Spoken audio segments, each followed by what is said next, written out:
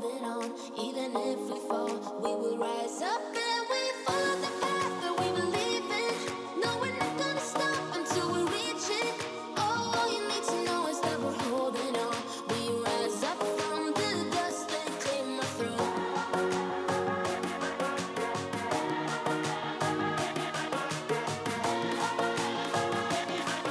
We rise up from the dust and claim our throne.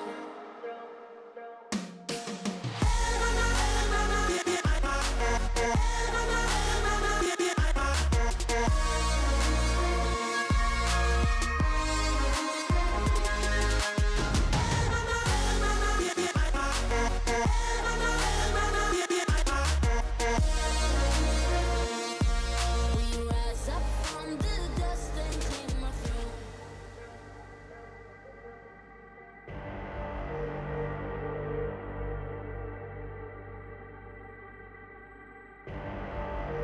Rising out the ashes, coming from the ether.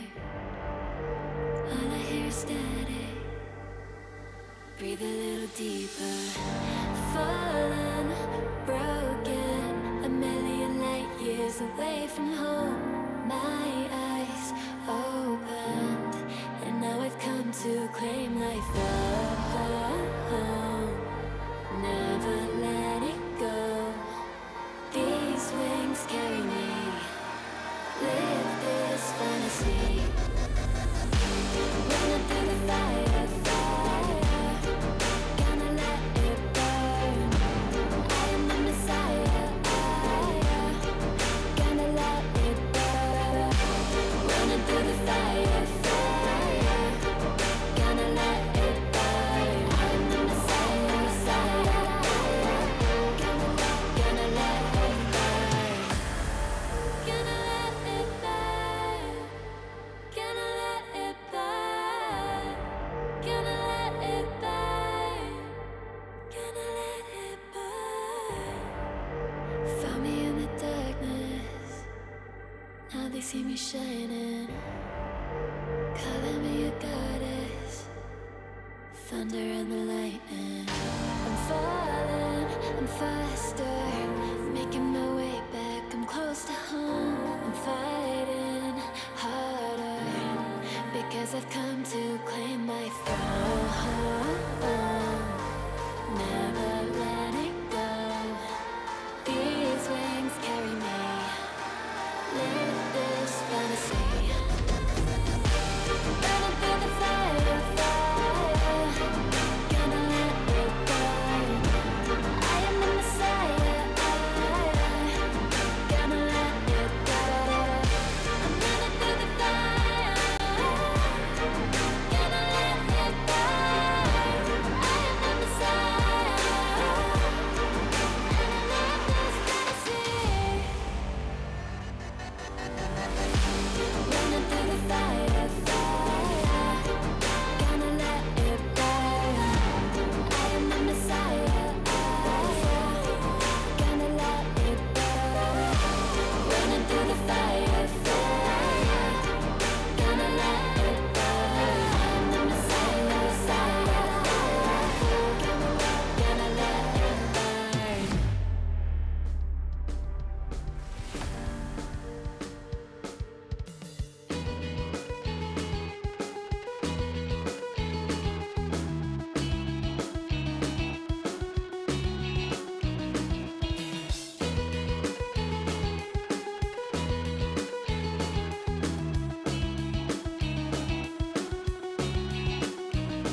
She doesn't have the time. Always talks about all the other guys. Will I ever understand? Without her, it's not fair. I need you back. No more crying at the end. I'll do it again.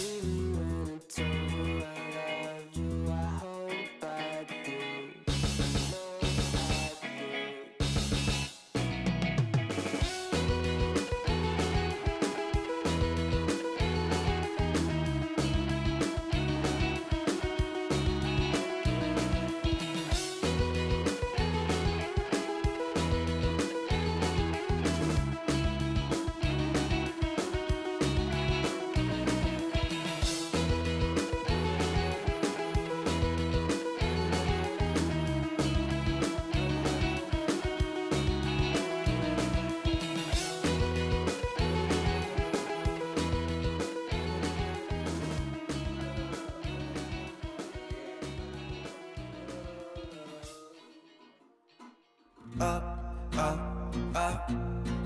1,000 miles of luck. Don't look down, we made it. Feet far off the pavement, and we go up, up, up. 1,000 miles of luck. We stay understated. Pressure feels amazing. Just the dust, just the sand, just the motion of your hands.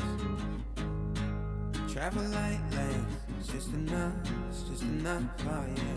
Just for you, I'm just a man. Just an ocean in the wind. We ain't gotta make plans. Fair enough, oh yeah. Always you and me, tryna be weightless. Like we're the two surviving pieces of something. Always you and me, tryna be weightless. And I know it feels like a light years in the making. Up, up, up. 1,000 miles of luck. Don't look down, we made it. Feet far off the pavement, and we go up, up, up. 1,000 miles of luck. Oh no, we stay understated. Pressure feels amazing. Just the dust, just the sand, just the motion of your hand. Travel like land, just your highway. Just the one, just a believer. I don't care, I see you loading up my mind. Place me on the sidewalk. Fair enough, oh yeah. Always you and me, tryna be weightless. Like we're the two surviving pieces of something. Always you and me, tryna be weightless. And I know it feels like light years in the making. Up, up, up. 1,000 miles of luck, yeah. Don't look down, we made it. Feet far off the pavement, but we go up, up, up. 1,000 miles of luck. Oh no, we stay understated. Pressure feels amazing. Just the dust, just the sand, just the motion of your hand. Just the dust, just the sand, yeah. Travel like traveling. Just the dust, yeah. Just the sand, yeah, yeah. Just the dust, just the sand, just the dust, just the sand. Always you and me, tryna be weightless. Like we're the two surviving pieces of something. Always you and me, tryna be weightless. And I know it feels like light years in the making. Oh, duh, 1,000 miles of luck. Don't look down, we made it. Feet far off the pavement, and we go up, up, up. 1,000 miles of luck, yeah, yeah. We stay understated. Pressure feels I'm a renegade. Every single night, I crave the taste. It's the adrenaline running through my gate. It gets me high, high, high. Got no time to waste. Ain't got time for small talk. I tell you the truth. I'm faster you. I'ma tell you the truth. Not in it to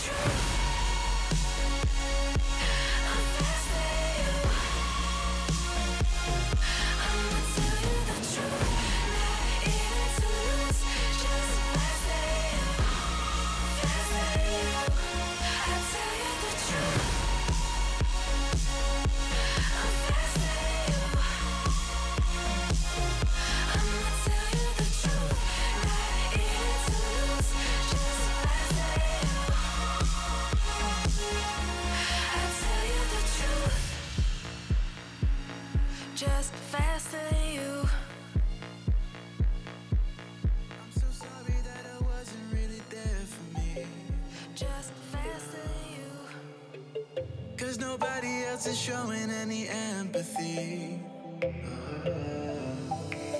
Rudely awakened, quiet undertaking. Did I do something wrong? Life isn't easy. Why did you leave me here with my thoughts alone? I don't wanna wake up messed up, 'cause I can't spend another day like this. Another type of caked up breakup, where I've been finding any way to my fix. But I need you now, 'cause I don't wanna be around. No, I don't wanna wake up messed up. There's gotta be another way past this. I'm so sorry that I didn't go to therapy. Thinking everybody, even you's an enemy. Rudely awakened, quiet undertaking. Did not do nothing wrong. Life isn't easy. Why did you leave me here to get drunk alone? And I don't wanna wake up messed up, 'cause I can't spend another day like this. Another type of caked up breakup, where I've been finding any way to my fix. But I need you now, 'cause I don't wanna be around. No, I don't wanna wake up messed up. There's gotta be another way past this. If I am so wrong and so gone, miserable, won't you stick around just for some be visible?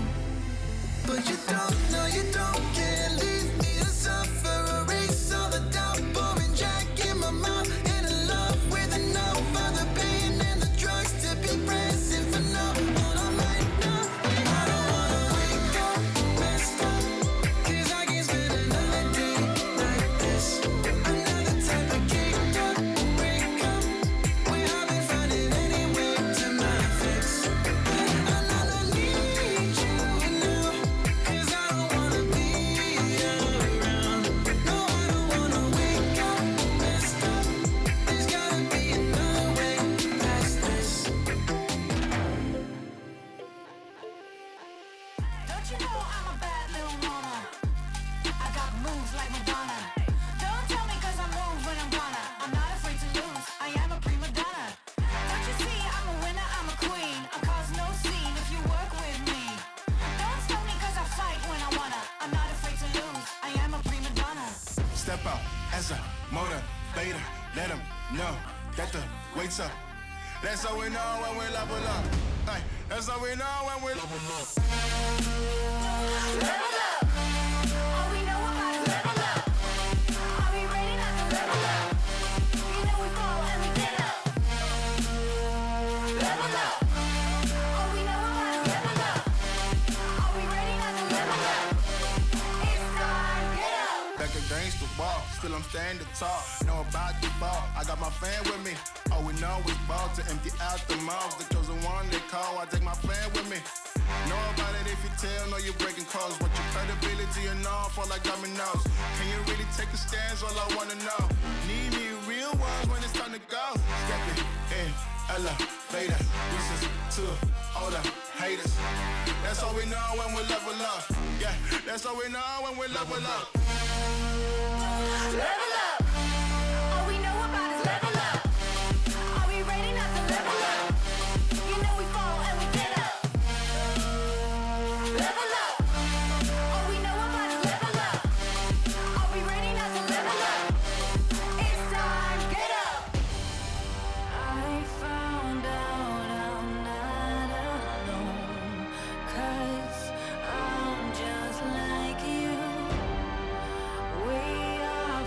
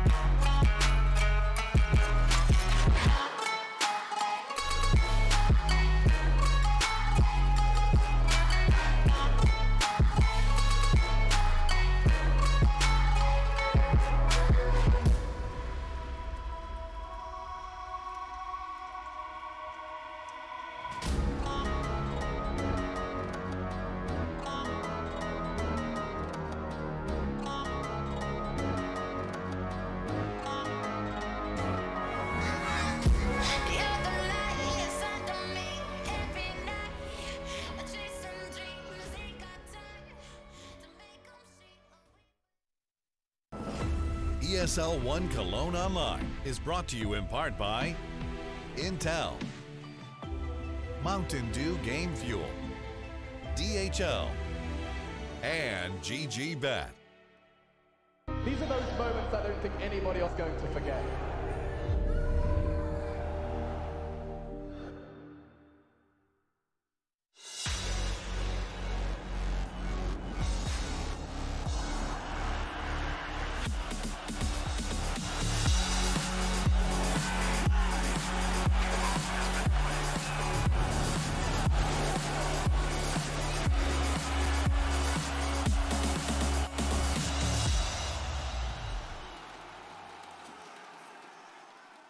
Hello and welcome to day 2 of ESL 1 Cologne. We had a fantastic day yesterday here on the B stream and kicking off another one. Couple of upsets yesterday and hoping maybe to get to see a little bit more of that. My name, of course, is Elfish Guy. We'll be taking you through all of the games today. Let's have a look at what is coming up today as well over here on the B stream. Complexity and Mad Lions to kick things off. Finishing the day there with EG up against Triumph. So following the same format as yesterday, 2 EU games, 1 NA game. Same for the A stream, G2 and MIBR. Smack bang in the middle, looking like a pretty interesting one for me. Of course, this is powered by Intel. It's ESL 1 Cologne, and I want to welcome my analysts to the desk, Mac and Pilski. It's great to have you guys back. Mac, you're looking fresh. You've got your pineapple shirt on, and I know when you bring the pineapple shirt out, it means you're ready to bring out the hype, the excitement. You're having a good time yesterday, and looking forward to today, I imagine, as well. Yeah, well, you know, last night it was a very long night, so I thought doing another all-nighter here, I thought I'd bring the party shirt out and just make sure we could keep that energy level up, or at least I could help you guys stay a bit more vibrant when you do look over in my direction, which isn't often because I know I'm a bit of an eyesore, especially with this on. It's very bright, but hopefully it will keep you going, especially you, Pilly. Oh, I definitely need it, but that is very, very loud, and I think it matches, you know, the tone and the volume of your voice as usual. All right, fellas, let's go and wind back the clock, have a look at what happened yesterday. Here's the bracket for Group A, and you can see some of the results populating now. And this was the big one that we casted yesterday to start the stream off. Sprout getting that 2-0 over Big. So, man, that was a crazy result, Pilski. The first of, you know, not the only upset yesterday, but definitely got Cologne off to a banger here. Yeah, and when you talk about upsets, a lot of the time you can think about ones that are predicated in which way that they're actually achieved, whether it's the individual performance, whether it's some sick counter-stratting, whether it's a bit of an overperformance. In all honesty, I think that was a very, very solid game from Sprout. They played some fundamentally sound CS. They took down Big on some of their best maps, and you really just have to give them a hell of a lot of props. And I have to say, looking at that Group A bracket, up against OG, maybe there's a chance they could actually make it pretty deep here in Cologne when they're not expected to. Well, if they keep up the form that we saw yesterday from Sprout, there's definitely a good opportunity. Obviously, as you see on the other side of the bracket, that game that we're going to be casting today, Complexity and Mad Lions, should also be a pretty good one. Obviously, I want to talk about Group B as well, so there's plenty more going on in EU for Cologne, and this is how Group B played out yesterday. We watched Vitality get the win over Heretics. Wasn't a huge surprise there, to be honest. The only matchup on our stream that wasn't actually an upset match. Yeah, look, that was, I guess, as expected result, although Heretics did keep Vitality guessing on that first map on Dust 2. Unfortunately, couldn't really get too much done on Overpass. Again, they did try to get a little comeback, but it was just that point of Vitality. They put their foot down. They said, we deserve to be going through, and they certainly looked like it. Yeah, and a good debut for the Astralis roster as well, with some of those new players playing quite well. Just edged it out in the second map over Fnatic. So that Group B upper bracket game on the top of your screen, that's going to be a banger. Indeed, indeed. Vitality versus Astralis is a couple of teams steeped in history and that namesake going up against each other. Looking forward to seeing how that one does pan out. Let's have a look at North America as well while we are at it. And we also caught a really, really sick matchup here. Furia and Chaos Esports Club went head-to-head, and it's the way of Chaos 2-0. No bias. Obviously, 100 Thieves do go through to that upper bracket as well. Yes. And I really sort of... Look, I enjoyed what I watched from Chaos, but I'm not going to lie. I hope their run ends here. I would agree with that, being an Australian fan. At the same time, I think he could also back that up with a little bit of logic. Chaos up against Furia, that's an opponent that they're actually a little bit familiar with. They played them a couple of times, whereas 100 Thieves, they're a little bit less familiar. I'm going to be keen to see if Chaos can bring the same level of form, because I think all 5 of them in that game were absolutely popping off. They all had a good level of individual performance. I'm keen to see if they can continue that, or whether they're going to fall down against 100 Thieves a bit. Yeah, and look, 100 Thieves, apparently they were looking really good last night as well. Unfortunately, we had to go to bed, so couldn't catch the end of that game, and I didn't get a chance to go back and watch it, but all things that I saw about it was that Gen G as well was looking very hot. Even the 100 Thieves players as well, I saw them tweeting that it was a very close game and they just barely scraped it through. So going up against Chaos, they are looking in good form as well. You know, Gen G coming into that matchup, they had a slightly higher, I guess, ranking going into it, and maybe could have been considered the favourites, but 100 Thieves put their foot down. They got it done, and now it should be an easier opponent to Chaos, but as you mentioned, you know, yesterday they just started to look really good. They showed that they deserve to be here in the tournament, but I don't know what they're going to be able to do against 100 Thieves. Yeah, look, I think that's actually going to be a matchup that's kind of similar to what we've got today on the B stream, where the rankings might not necessarily be hugely indicative of exactly where the teams do sit in relation to one another. You know, with particularly like FaZe Clan and Heroic, that's a matchup which I almost feel like could go really either way. Even Complexity and Mad Lions, I guess Complexity definitely coming in as the favorite there, but Mad Lions are not doing too badly for themselves on the world rankings, to be honest, at the moment as well. So who's to say we won't get an upset today on stream? It was really the day of upsets yesterday, and it was perfectly tied up in a bow by that overtime on Inferno from Chaos and Furia. I mean, if I could go back and cast that game again, Mac, I probably would do it. Yeah, look, we had a great time, and I hope we do get very close, very entertaining, exciting games again today. Although, Pilly, I feel like you don't think that's going to happen. Oh, today? Yeah. I think the middle series will be very, very, very good. I think Mad Lions definitely has their work cut out for them to start things off, though. Yeah, have to agree with you, Pilsky. There's going to be some good matches coming up here on the B stream. Any expectations from you, Mac? Are we expecting as big of a day as yesterday, or maybe just something a little bit more of a simmer than you know, over the pot? We did get just like 2 zeros across the board yesterday, so I feel like that there was a lot of OT. It could be a similar thing. Yeah, there was a little bit of OT in there, and that was entertaining. But look, we have Blame F coming up first, and I'm always a big fan of seeing those big guns. Indeed. All right. Well, I'm not going to make you wait too long, Mac. We do have to take a short break, but don't go too far away. Game 1 of ESL 1 Cologne. Day 2 kicks off right after this.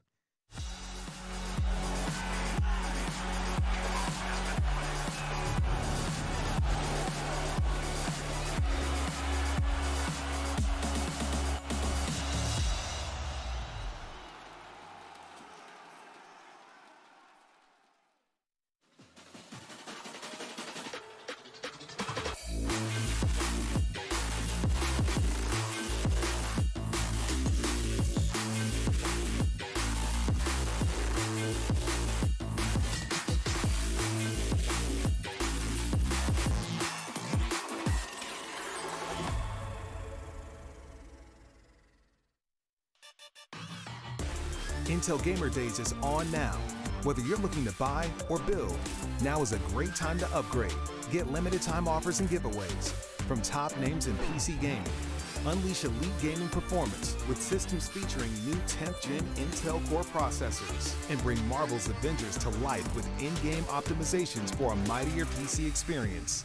Act now. Intel Gamer Days is only here for a limited time.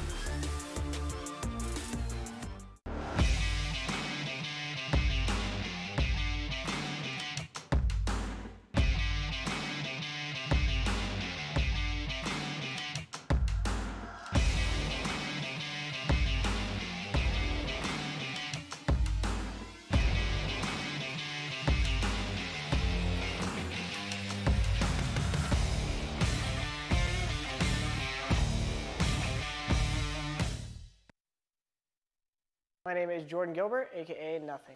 Hi, my name is Sue Lee. My handle is Smix. I think it's important for these initiatives to happen. Empathy really, really goes a long way, and it always means so much to us, and I think that's where initiatives like this really help. I encourage everyone in the community, anytime they see bullying, anytime they see someone getting called names, I encourage you to step up and say something. Good luck, have fun. Good luck, have fun.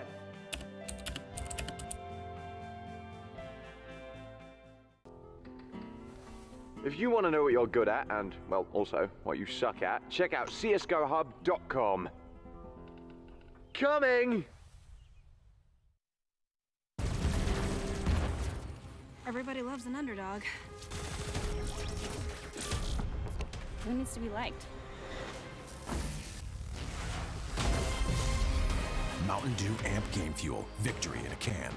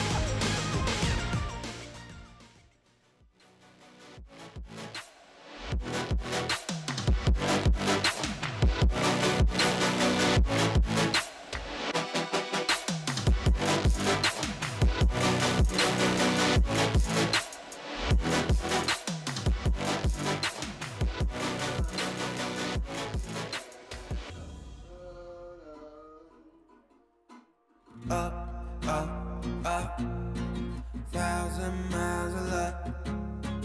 Don't look down, we made it. Feet far off the pavement, and we go up, up, up. 1,000 miles of luck. We stay understated. Pressure feels amazing. Just a dust, just a sand. Just the motion of your hands. Travel like lanes. It's just enough, oh yeah. Just for you, I'm just a man. Just an ocean in the wind.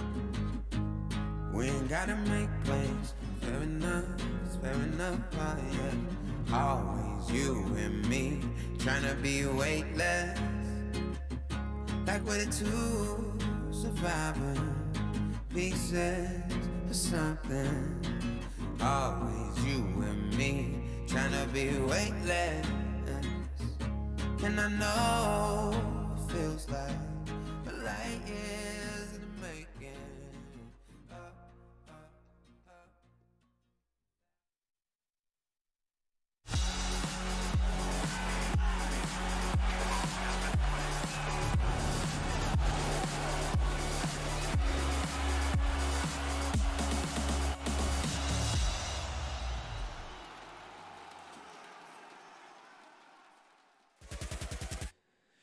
Diving into the first match of today, it's Complexity and Mad Lions. A matchup that looks pretty clean cut on paper. Complexity at the moment really on a bit of a rise, and Mad Lions, well, they're a solid team, but can they challenge the might of Complexity, the juggernaut perhaps of Complexity, Pilski, to put it one way? What's your thoughts on this matchup? I think it should be very, very one-sided, but at the same time, you have to have faith in Mad Lions to some extent. They've got a pretty decent roster, they've got some good coaching staff, and Complexity has shown a little bit of susceptibility here and there to drop games to teams that they shouldn't be. Okay, what about you, Mac? Are you sort of on the same train of thought? You think this should be a pretty clean-cut one for Complexity? Yeah, it should be. Last time they went head-to-head, they had Bubsky for Mad Lions, and they couldn't get over the line. So not having Bubsky, look, we can't really doubt Innocent. He's only been there for a short while. He's still trying to find his place in the lineup. And I feel like this is just one of those games where it's not going to happen. So it looks like we are going to see Mad Lions go into the lower bracket. But that's what I said about a few teams yesterday, and we got the upsets. So what do I know, really? Indeed. And maybe there's a few voices better than ours to answer that question, Mac. Let's have a look at what's been going on with Complexity of late. As Jason Lake took to Twitter last summer in the wake of his team's elimination from the Berlin Major, his words reverberated around the Counter-Strike world. The boss had called time on their failing roster. There was now only one goal: to build a juggernaut. The following months would leave Obo the only surviving member of the previous core. A Accompanying him would be fellow American and major winner Rush, alongside new in-game leader Blame F.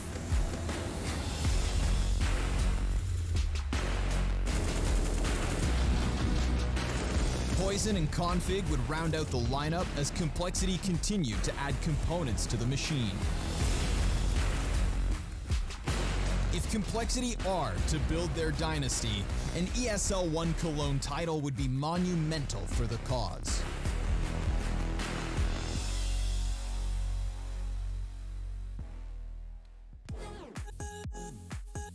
An ESL 1 Cologne title would be a big result. Complexity obviously gunning for it, but are they one of the favourites for ESL 1 Cologne, Pilski? What are we expecting from them, at least as far as the whole tournament is concerned? Yeah, I'm kind of keen to see what their expectations are going in. It's kind of a bit of a question mark because I feel like, yes, they are capable of winning the whole thing, but at the same time, they've shown some inconsistency in certain tournaments. You definitely can't go past the fact that they made it to that DreamHack Open Grand Final, and they also took out Blast, though. Yeah, they did a really good job there over in DreamHack Open as well. So they certainly, I wouldn't say they're the favourites coming into this, but they can really take on the Titans that they have to face on their journey, I guess, to the finals at least. And I feel like they should be one of the teams that are going to solidify their way out of the group stage. Yeah, definitely a lot of big roster changes, obviously, this year for Complexity. They seem to have sort of settled on this roster, and it seems like it's really performing quite well, Pilski. So for all intents and purposes, you can't complain about what's been occurring for Complexity so far in 2020, and we do have something else that we don't want to complain too much about, and that's an interview with Blame F. Looking forward to this one. So let's get him on the line. How you doing, Blame F?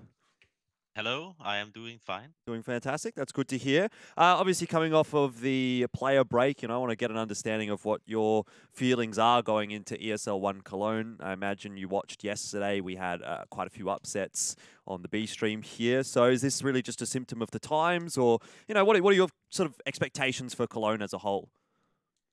I think it's always hard coming out of a player break because there's a lot of teams that hasn't played in over a month, maybe even 1.5 months.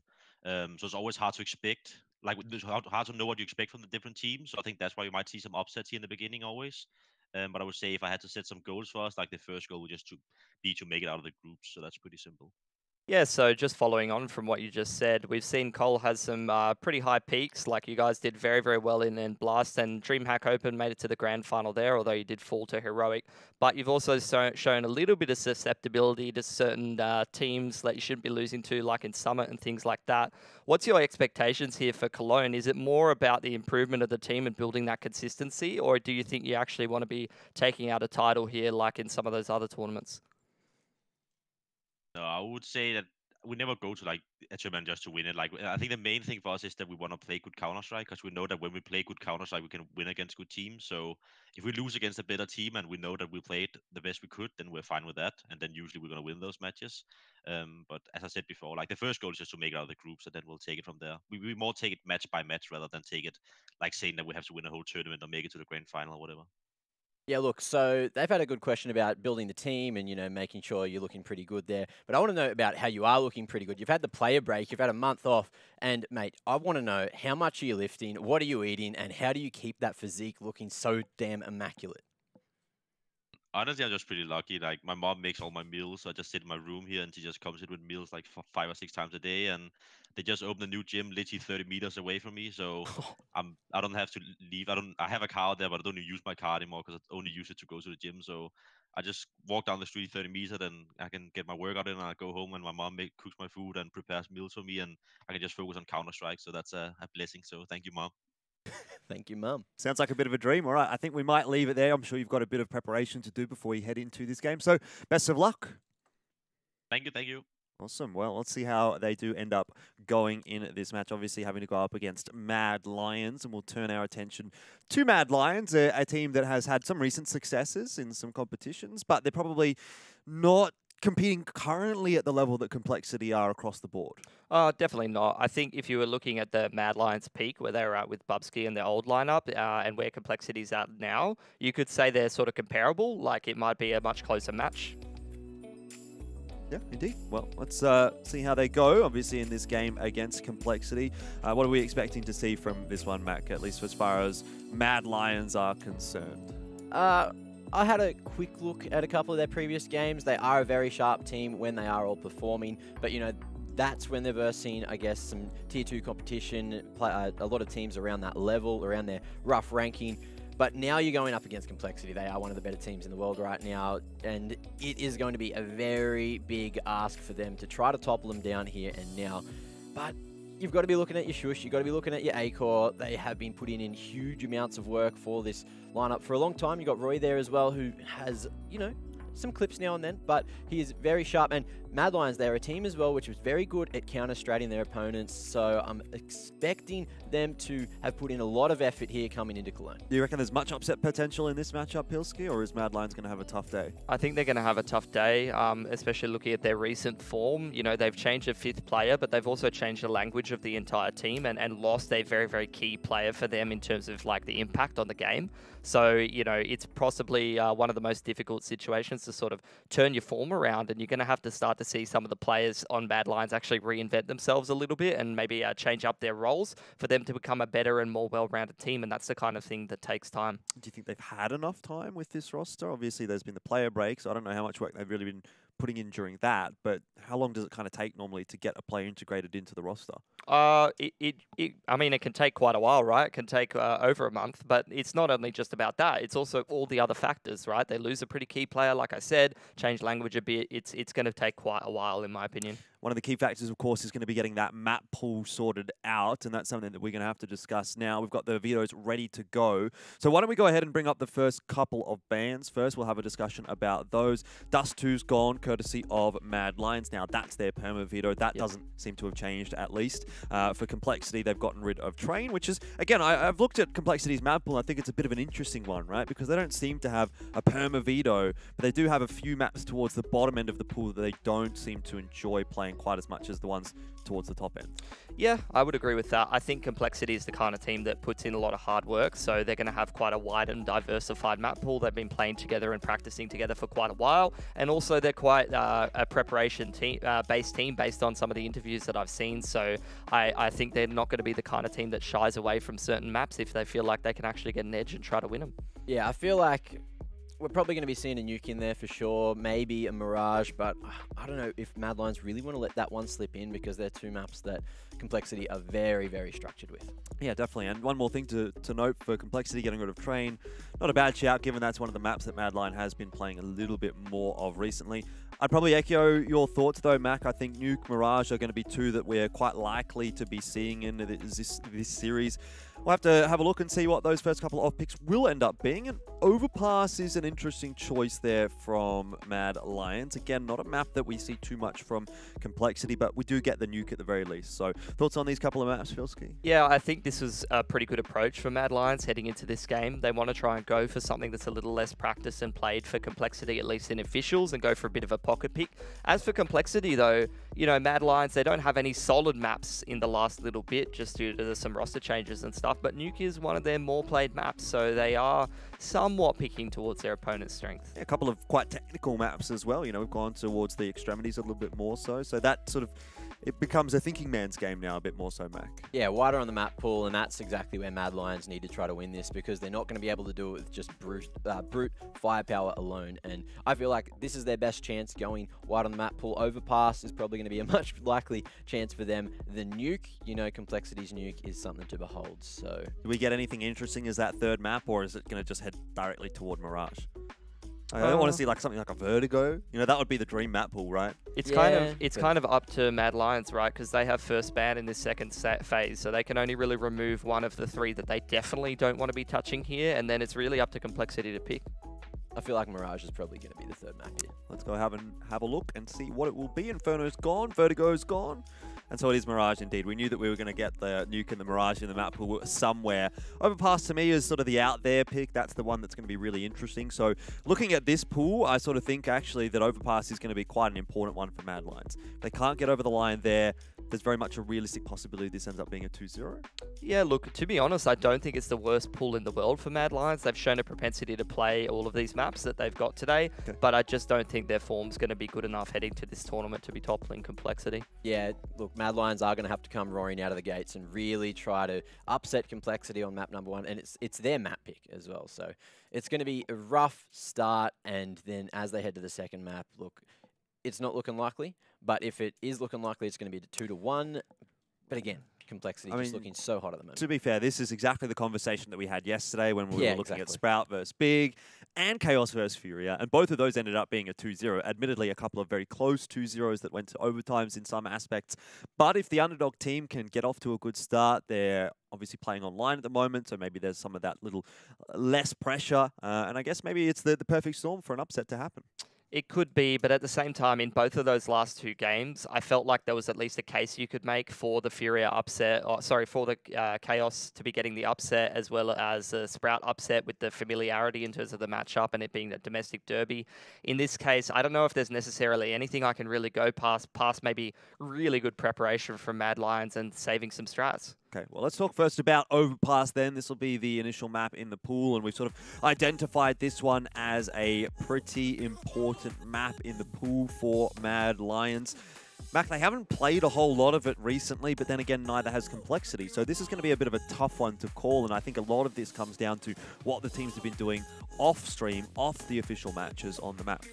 Yeah, well, Mad Lions, they have played a lot of Overpass in the last year or so. It's one of their stronger maps, and Complexity, they might have something up their sleeves as well, letting this one slide through. Obviously, look, the win percentage doesn't look great, but that's also in the last 3 months. So Mad Lions, rather, they do have a lot of reps on this map in the past, and I guess they could have been putting a bit more work in since Innocent has joined the roster, so that's really all that they need to rely on to have any chance here on the first map. Yeah, map stats aren't really going to be helping us too much with Mad Lions at the moment. They've had a bit of a shocking run of form after making this roster change. They're really trying to get this team to gel and actually get up past this initial sort of startup phase of making this roster change. So I'm not sure if they're going to be able to achieve that this time. Really, like I said before, it's going to come down to some solid form coming into this one, coming off their practice into Cologne, as well as some really good prep for Mad Lions. And I like that they're sort of sticking to their strengths by picking Overpass, but at the same time going back to an old favorite map of theirs that it's going to be a little harder for Complexity to read with how little maps they've played. Indeed. Well, hopefully a good performance today from Mad Lions. Let's see what the betting odds say. GGBet have got those prepared for us. It's $1.27 for Complexity. So, look, again, very much favouring Complexity. Pretty much in line with what we've been saying here on the analyst desk. Look, that's what they pay us for. You know, we know all the stuff about the Counter-Strike. So it's very rare that we're wrong, quite frankly. Although, admittedly, we did get most of our predictions wrong yesterday. So, hey, you guys did. Better vague on our faces. I didn't. All right. When it came down to the predictions, I was like, I'm going to pick the underdogs because I'm smart. You are. And then I looked pretty smart at the end of the day. All right, how smart are you then today, Mac? What's your prediction? Because we're going to go into game fairly shortly. What are you actually expecting? Put it on paper, put it out there for the people to see. Let's get that grin going. And what are you looking at? Complexity 2-0. Oh, well, you've just ruined it. Yeah, well, I'm not going to go for the underdogs when I don't feel like they have a great chance today. You can't Yesterday, there was, history. Sprout, they had the number of big so many times before, and it was like, this could be a situation where it could happen again, and it did. And look, I don't think that's going to happen today. All right, what about you, Pilsky, very quick? Complexity 2-0. Complexity 2-0. I might echo those thoughts, but there is a world here where Mad Lions gets the upset. Let's find out as we head into map number 1. It's going to be Overpass, it's Complexity and Mad Lions, and it's time to kick off day 2 of ESL 1 Cologne. This is a European matchup. Complexity definitely coming in as the favourites. They'll look to start off well here on Overpass. It is Mad Lions a map choice, and Complexity decide to start on the CT side. Let's get underway with the pistol Mac and see how this one pans out. Looks like we are going to see Blame just going for the jump peak here over towards the boost spot there. Mad Lions eventually just going to be going for a late B hit, but it's a matter of time. And Complexity seem to have their number. 4-man stack, just going for what would be seen as a very default strategy. Rush as well, just peeking Fountain early. But it's a matter of moments. Looks like Counterflash comes through. Innocent at the ready though with Poison, able to trade this one through. Yeah, looking for a little bit more work to get done. He actually works his way up onto short. That's a crisp shot. Whoa! Oh, he's just decimated them. Obo helps out, but geez, that was largely Poison. He actually was on for the ace, to be honest, if that wasn't taken away from Obo. And whew, if you weren't awake yet, look, it's 11 p.m. at night, fellas. We've woken up a couple of hours ago. It's a bit of a slow start to the day for us here in Australia, but that gets you warmed up a bit. Mate, right back into the action we go, and that is a great way to set the tone for day 2 of Cologne. Into round 2 we go as well, and we are going to see Poison just going for that M4 already. Mad Lions not going to be buying up anything, just have these Glocks, and it looks like they're going to go for a fast approach through Con. Yeah, didn't get the bomb plant down, so a bit tougher to get a good investment in this round for Mad Lions. If they save, they get the AKs and the armor anyways, all good. But if they can do damage in this round, that's the key thing. Obviously, they haven't put any money into it, as you say, Mac, so anything they can really get here is going to be a bonus, but that's probably about as bad as it can go for Mad Lions. Blame farming up with the MP9. He will fall, but the money that he's farmed up, I think, more than offsets the loss, to be honest, and Complexity. Quite happy to get through that one with 4 guns alive. Certainly does for the MP9 at least, maybe not the armor, but even so, he's probably looking to go for the upgrade into round 3 regardless, and that is exactly what we're going to see. Mad Lions finally on the rifles. A bit light on the utility, but I'm sure that they have a strat to bring to the table. Complexity as well. We are going to see that bonus round. Famous MP9 and UMP still in the mix, at least full utility. Head armor as well, just making sure they dot their T's and cross their I's. You've got that one wrong, Matt. Certainly do. It's all right. Still waking up. It's early, all right. The adrenaline's there. The brain cells certainly are not. Anyway, Innocent getting ready to be flashed out. Oh, no, he's just going for the full contact. Rush close range, can't get anything done. Resilient. Just to get some redemption, it's going to be A-Core to get it done. Oh! Blame F, massive hold. Man, that's just so many players on that B bomb site for Complexity, and I don't really think Mad Lions expected Blame. They thought they'd gotten 3, they've got the site, but then Blame peeks around the corner with an M4A1S, and he does the dirty work. A double kill, much required for Complexity, but still Mad Lions have the advantage. They've got 2 full HP players, they've got control of the bomb, they've got a lot of time. There's no util for Complexity. And it's a slow approach, just edging forward. Complexity. They gave away full control of the bomb, happy, just to make sure they weren't getting flanked from the A site. And Blame F on 8 HP is making an information play. Big rotation into bathrooms. And look at that, Mad Lions. They had the B site given to them on a silver platter. And they're going to be rotating straight back in with 30 seconds to where Complexity are currently holding. But to Complexity, stick to guns. Oh, Blame, he's going to hear this one. Just hiding in the corner, and Mad Lions have no idea he's here. It's gone all wrong, hasn't it? He's got one more. The flash. That's just to slow things down. Juice has to run into the A bomb site, but he's got no idea Poison's hanging around. Time too close for comfort, and he just has to try and get that bomb plant down. Excellent round from Blame. What a big step up. 3 kills, 3 impact kills in the round as well. It looked like it was going to go really poorly for Complexity, but an individual steps up and makes the difference. Getting that initial spray down was huge to find 2, and then on 8 HP to get another solid performance straight out of the gates. And Complexity send it to 3-0, looking for a 4th now, but Mad Lions at least have the Deagles in play. Couple of nades as well. Just looking for a bit of fast con action. Straight into short we go. Oh, double nade to Toxic Barrels, but there's no one from Complexity hanging around there, so they're not too concerned at all. Mad Lions just call a cancel. Slow things down for now. But this is the critical round, actually, that sort of can push this over the edge for Complexity. I know that's quite early to say. It's only 3-0, but this is the round where they can, if they take 5 guns through, really start to build that CT economy up and start to look to run away with the half. I really like the creativity of that strat, even though it didn't find a kill this time. Could have been a free one. Gave him that man advantage, essentially, over towards the B site. And they could have just accelerated off the pick. Didn't happen, though. And here we are. They've rotated back into bathrooms. No util to play with. Again, it's just going to be another dry situation, pushing into A, but Poison not going to be peaked straight away. Not just yet. Mad Lions are getting a lot of room, though, and they're getting up to the bomb site pretty quickly. A 1-for-1 so far as JL has got to down grab a couple. Poison, though, seems to be on at the moment, but Shoosh He's got the Deagle in hand, and maybe Complexity can still find a way to drop this round. Rush, he does win the one-on-one, but that's not good enough from Complexity. A costly, costly round for them when Mad Lions, well, they barely even invested anything. Only a couple of the players even had armor. And Poison is so sharp. Every shot he hits is just ridiculously tight, ridiculous precision from him. But Shush as well.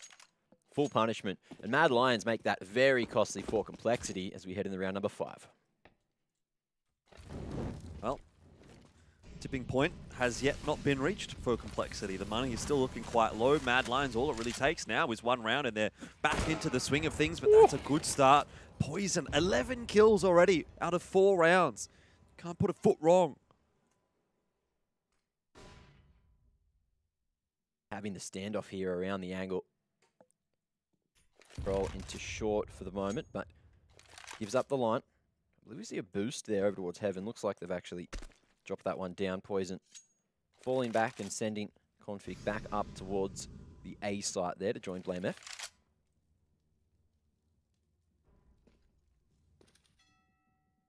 Late boost over at the sandbags. Rush just waiting for some util to come through. Head of Poison, he's just waiting for the perfect moment. Innocent doesn't spot him, and he doesn't see him either. Off the back of that, we see Poison for the rotation back to A, expecting it to be to that side of the map with no short control. But thing is, Mad Lions did have short control. Not too much time left here for Mad Lions, so they're going to have to make do with what they've got. A couple of smokes, a couple of flashes to get into the bomb site. Obo's forced off of his position, but he can play the off angle here in Monster. And he'll have the backup of Rush peeking from Pillar if necessary. Good flash, though. Does catch Obo. Rush, he's distracted by what's going on in short, and he can only grab himself once. So the onus falls onto Poison. 1-on-3 at the moment, waiting for those rotations, but he's just not missing at the moment. Backs away. A-Core will drop as well, and Poison is just stepping up at the moment for Complexity. I think you could put a highlight reel together just from these first 5 rounds. He is ridiculously sharp, and another one, another 3K, 13 kills on the board already. That is an immaculate performance for the first half, and we're only 5 rounds in. Let's see if he can continue this performance on forward. But for now, Mad Lions, they need to try and find anything here in the first half, because if you let Complexity get towards that 11, 12, 13 round mark, which at the moment looks like is where they're currently heading, Mad Lions are not going to have too much of a second half to play with. Yeah, certainly seems like it. The overpass pick kind of blowing up in their face. And speaking of blowing up in their face, I think Asilion's face is actually just blown up there as he cops a couple of binks through the wall. Config gets himself a freebie, almost gets 2. Shush not too keen on that. It seems like everything's going right for Complexity at the moment. Well, the thing is, it was a great read because Mad Lions sent, 4 through Con before on their eco. And he was expecting it, so again, just a great reaction. The Eagles have actually been pretty effective so far for Mad Lions, I guess, in the context of versing their guns. The Deagles have, I feel like, by and large, actually been more impressive than the AKs and the... Well, so Mad Lions are getting a little bit done with them, but need a little bit more, that's for sure. Config does deal with Shush. That was on long, and that's going to slow things down a little bit here for Mad Lions. It also makes it really just a one-pronged attack for Mad Lions, a brute force attempt to come out from the bathrooms. There's a pop flash coming through from Config. A-Core trying to lead the charge and back his way into the bomb side. A 1-for-1, that's still not too bad for Mad Lions, but Obo now doubles down, and it'll just be Innocent left. Time has ticked away too far. The bomb's still sitting out there, just outside of bathrooms. I don't think he's going to be able to get time to grab that and plant the bomb. Back away at the wrong moment. Minimal time remaining. Crosshair looked all right there, but Rush just had many more bullets in the mag. So gets that spray down. Config with a solid impact in the round, and we are going to see Complexity send it to 6. Here's that first blood, and then, well, a huge amount of damage off the back of it as well. Fights for his life at long. Mad Lions unable to cause the upset. But again, they are going to be back on the guns, back on the rifles. A-Core finally getting that AWP in play.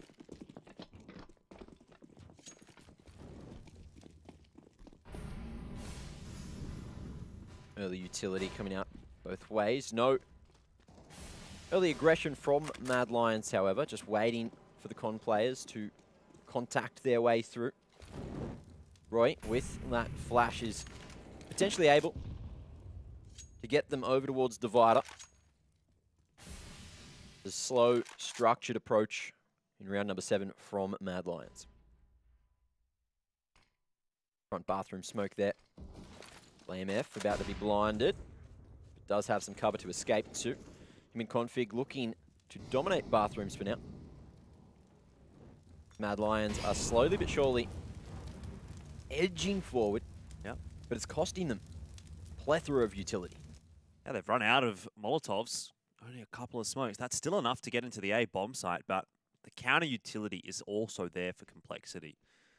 They've got plenty to play with. Maybe not on the A bomb side at the moment, with the exception of Config. He does have the incendiary still, but Rush, if he's quick on the rotate, could potentially deny a plant with his incendiary. Do a lot of damage with that HE nade.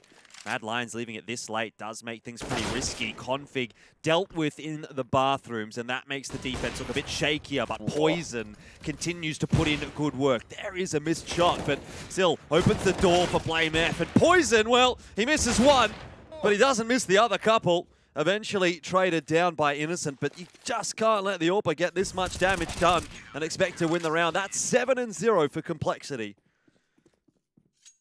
And that'll be that. The hard rotation coming up from Complexity. The early stack on site and Blame F as well. Even just getting one from that map position is just so strong, allowing Poison so much extra time to fight with here. And Innocent, unfortunately, just a little bit too disjointed with the rest of the team.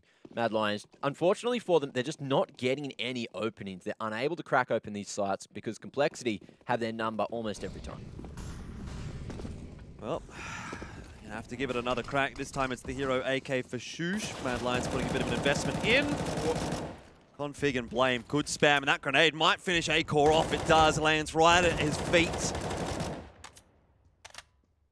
And you Mad can Lions, see, I mean, they can't even walk anywhere, man. well, they went for the exact same strat with the nades, with the mollies to try and airstrike on that B site, but Complexity now, they realize exactly what's happening. They've made the adaptations to deal with it, and it's working out wonderfully. Certainly is. Interesting to note that the money really still hasn't quite built up for Complexity, because a lot of these rounds have been going pretty close. You know, you're 7-0 on the CT side. You'd think you'd probably have more than $1,000 in the bank, but they don't.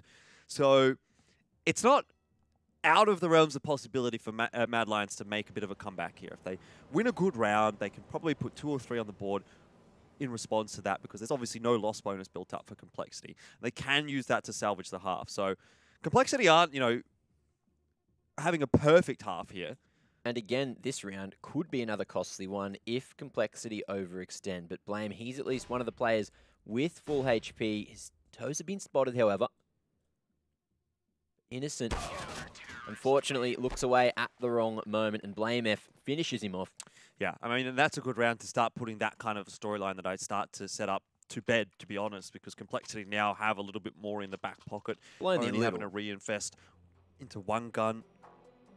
Yeah, but Poison, Blame, Rush, Oboe, they'll all be okay next round if they do lose here.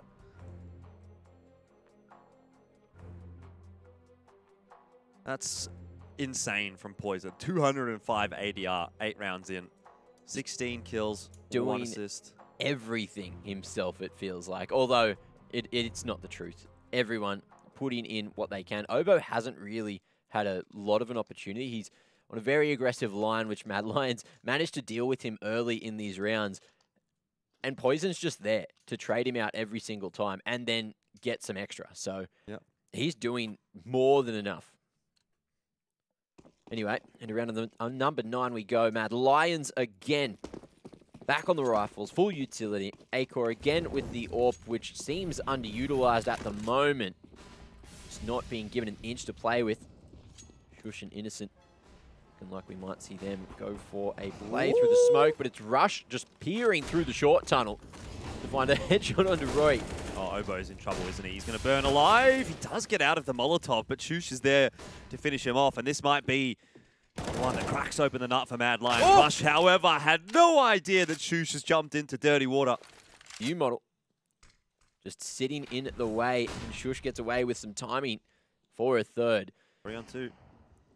Bomb plant yet to go down. Poison is out of the picture. So that, for me, is the tipping point in the round. If Poison is still alive, you get the feeling that Complexity can still win. Blame F here. Actually, probably not a bad shout to save this M4, to be honest. He can drop an extra gun over to Config, and the rest of Complexity will be able to buy behind it. So in the context of how things have been going for Complexity, the money isn't quite where they'd have wanted it to be, but it's still good enough right now to get another buy through and fight for a 9-1 kind of a scoreline instead of letting Mad Lions back into this game. And there you go. So, Orp having a huge impact. If that kill didn't go in Mad Lions' direction, could have seen that 2v2 scenario and Complexity a chance for a 9th, but Mad Lions finally cracking the egg, starting to cook up a brekkie, much like Blame F's mother, who we found out earlier in the interview. So, there you go. Oh, dude. Shout-outs to esports mums. How good are esports mums, I by miss the way? my mother's cooking, to be honest. Had to move to Sydney for the old esports dream, Mac, and so we only get to taste the flavours of wonderment and awe of home. Beautiful. Once a year when we go back for Christmas. I had to move to Sydney too, Jordan. How are you hanging up? How's things for you? Pretty all right. Missing mum's cooking or dad's cooking even? Missing dad's cooking. Dad's cooking. Mum's cooking, you know, not as much. Don't tell her I said that, but still all right. Flip it. Little roasts, not too terrible. Speaking of roasting, Poison 16-4, certainly cooking up Mad Lions, but Mad Lions are looking to put a bit of spice on themselves. What do you suppose lions taste like? Probably quite tough meat, I feel like. They're probably all muscle, you know? Yeah. Sinewy and muscly and tough. Stringy? Maybe. Maybe like, I don't know. What? I've never really eaten feline. No, neither have I.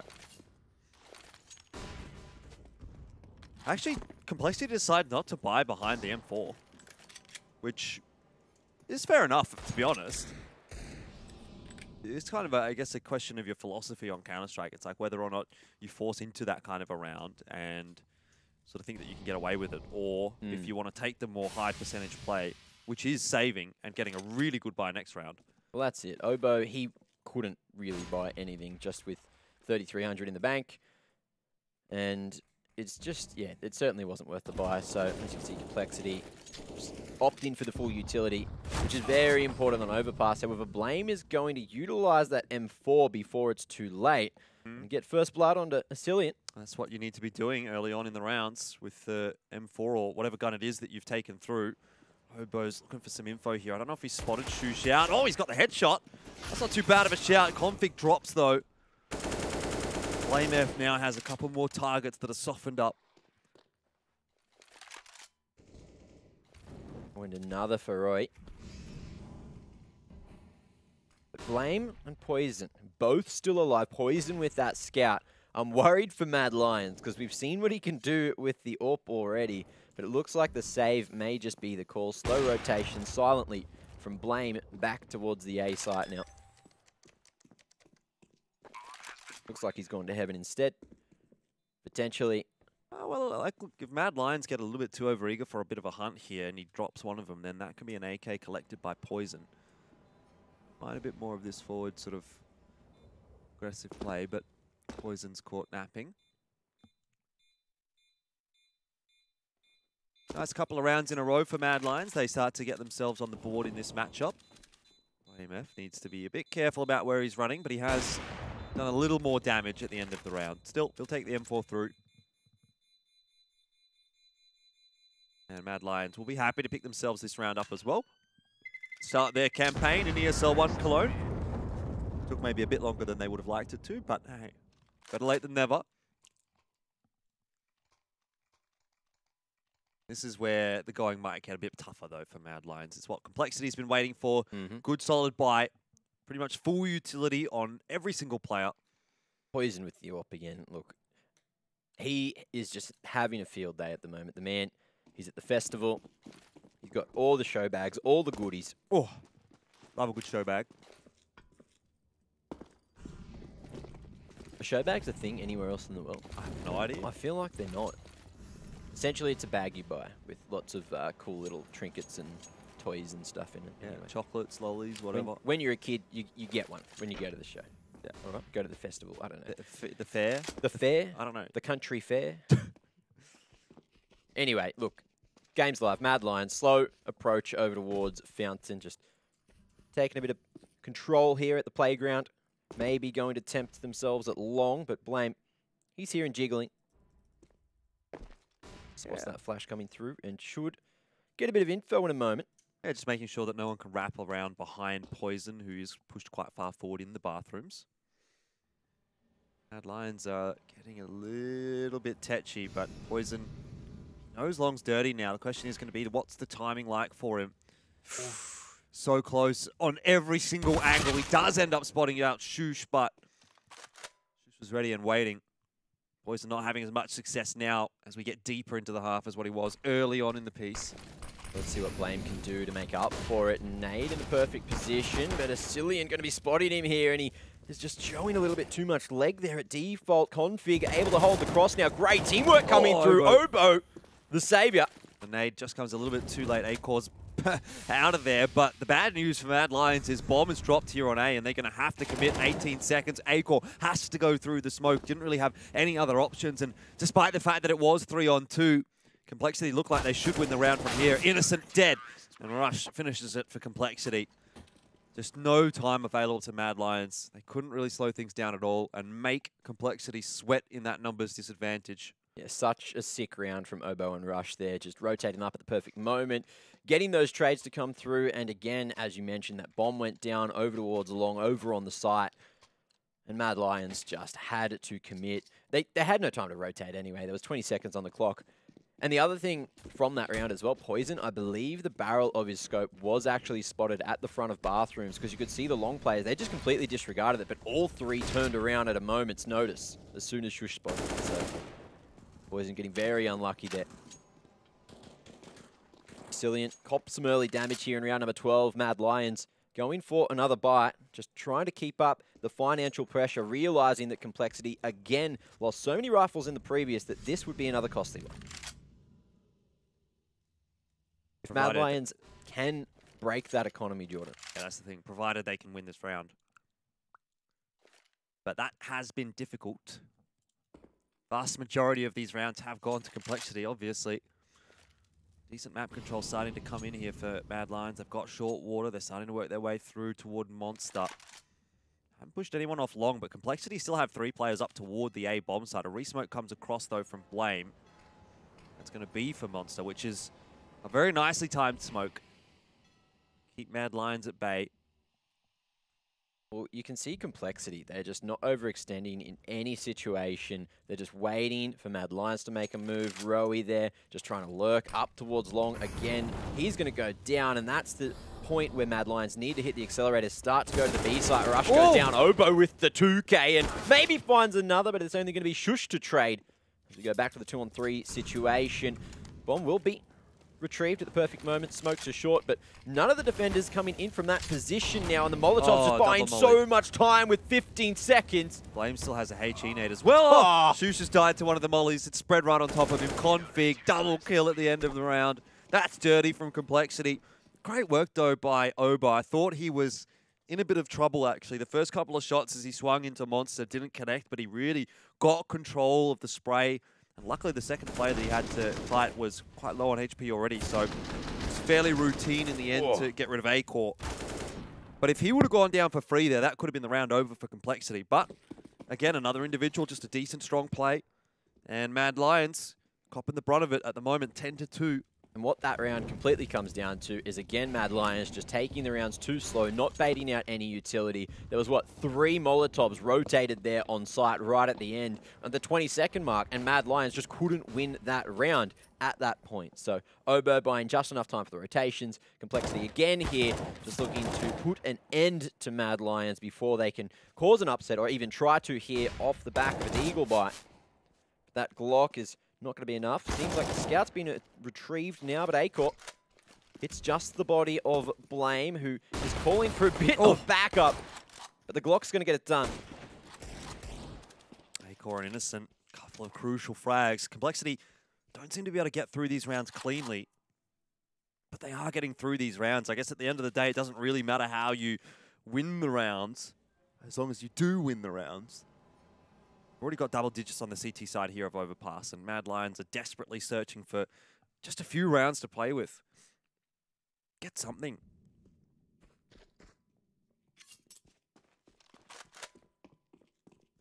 Well, with the M4, Mad Lions looking like they are going to go for the rotation back towards that B site.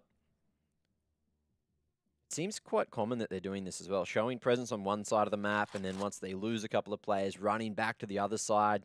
And Complexity seem to be able to read this one well. Rush now starting to push up bathrooms. That's going to be a huge amount of information as he makes his way into Connector. Oboe as well in a solid position at Sandbags just to hold the B site as long as he's not cleared. But he's heard everything. Happy just to hold the line. Innocent able to go for the trade, and the bomb will be planted open, but Poison trying to put a stop to it. Rush up short, denies the plant, and there's no extra money in the bank, extra money in the tank for Mad Lions as we head into round 14. Complexity now hunting for that 13-2 scoreline. Yeah, they're well on their way to doing it. It's not going to be, you know, an easy sort of a pushover. Mad Lions are still going to be able to buy pretty much, well, at least for this round. Next round, if they do fully invest here, they'll be running out of cash. They've only got the loss bonus of 3,400. But, you know, even that is enough to sort of get something scrounged together on the T side. So, it won't be super easy for Complexity. But, look, has, I got to say, been a pretty easy half for Complexity. They've been challenged in a few of the rounds, but when push comes to shove, when it's crunch time, an individual steps up, someone makes a play, someone makes a good rotation, finds themselves in the right position.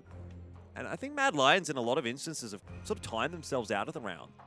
I can think of 2 or 3 rounds now where they would have had an extra 15 or 20 seconds on the clock. They could have, you know, slowed the play down, but they were sort of forced to jump through smokes, play very quickly.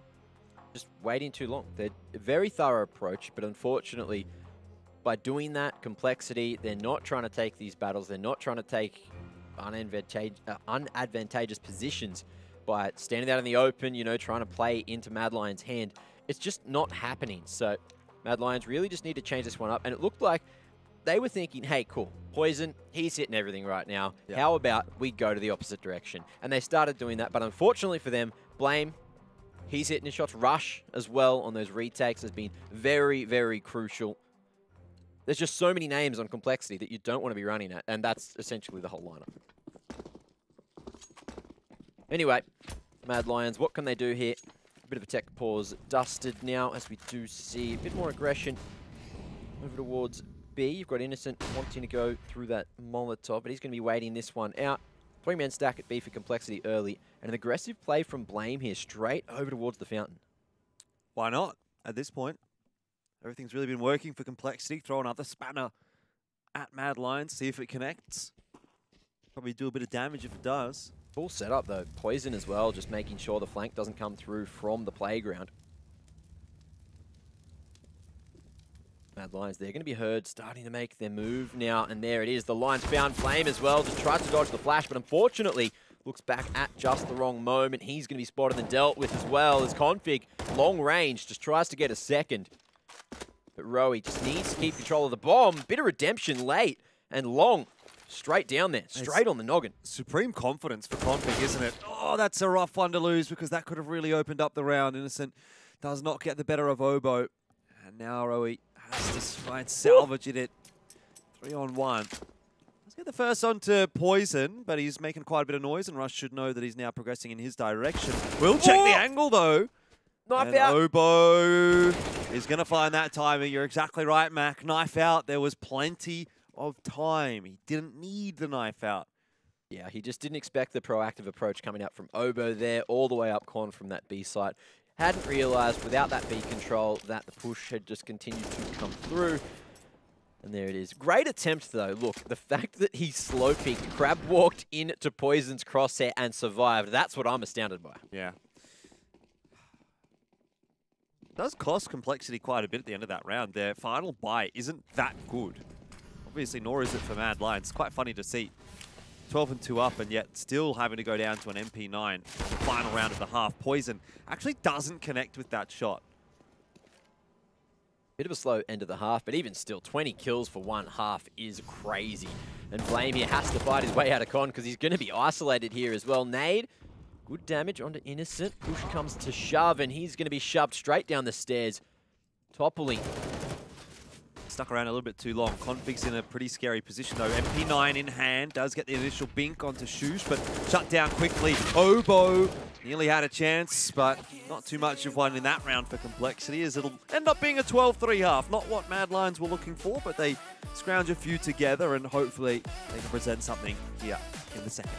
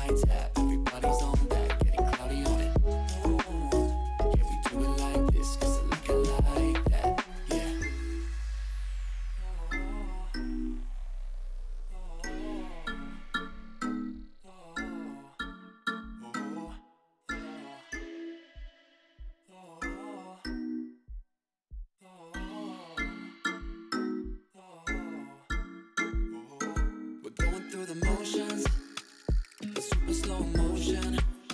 It's time to lose your inhibition, developing a blind ambition. Fire it up, ignite it. I don't wanna fight it no more.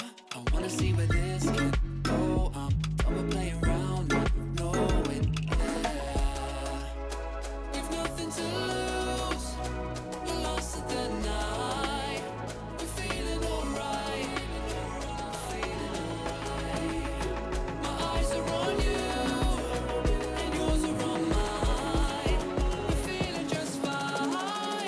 Just let it go. Gonna do it like this, gonna do it like that. Everybody's on that, gonna do it like this. Yeah, we never look back. Oh, got the bodies on tap, get it rowdy on it, get it cloudy on it. Got me on the right track, yeah, you got me on it. Gonna do it like this, cause that's the way we want it. Gonna do it like this, gonna do it like that. Gonna do it like this, yeah, we never look.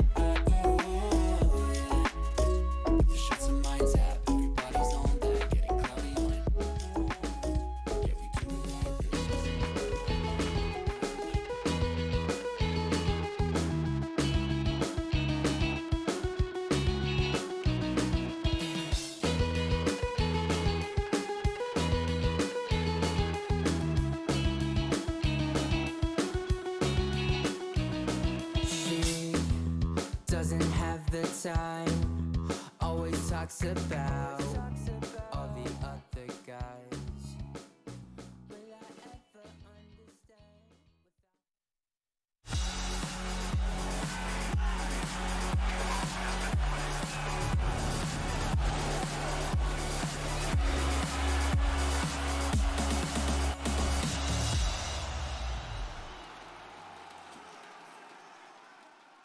Straight back into the second half. It's Complexity that are really just dominating Mad Lions at the moment. 12-3 the scoreline. CT side for Complexity.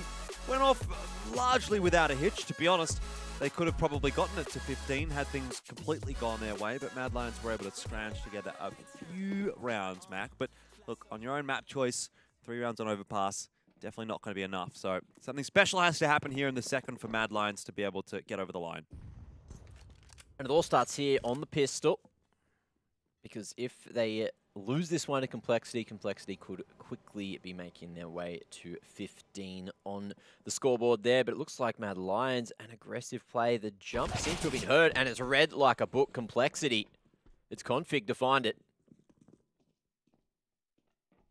And even though they've got that short control at a man down, Mad Lions now need to go for the rotation. It's just Shush to try and hold the A site here, but he falls deep to wait for the reinforcements, and that's not even going to keep him alive.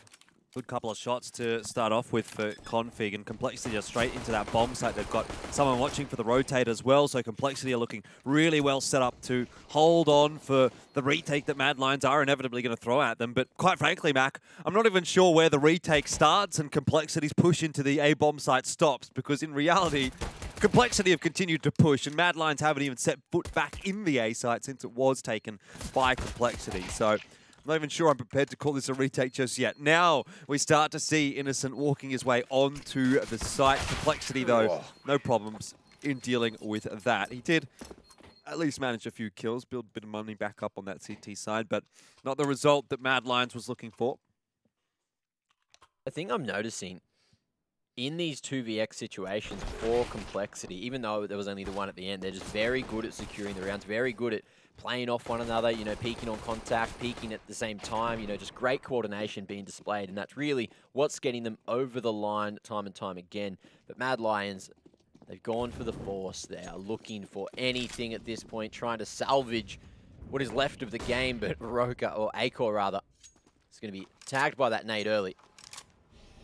I'm reading backwards here. Look, we are from Australia. We are down under. We are flipped upside down here, just in case you were wondering.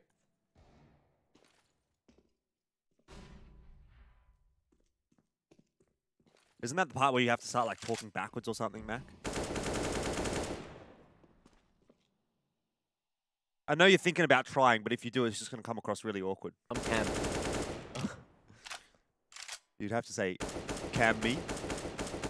Cam, no. Cam. I'm not gonna bother. Cam my. That's too much brain power for this time of the evening, Jordan. Got Counter-Strike to cast, to talk about, to witness. Flash for long, but Roy is not going to be able to get much off the back of it. 2 quickies for Config. And this half is looking like it might be quick smart as well. Innocent going to be left solo at A, but he's even potentially just trying to buff the defense on B, looking to go for the gamble.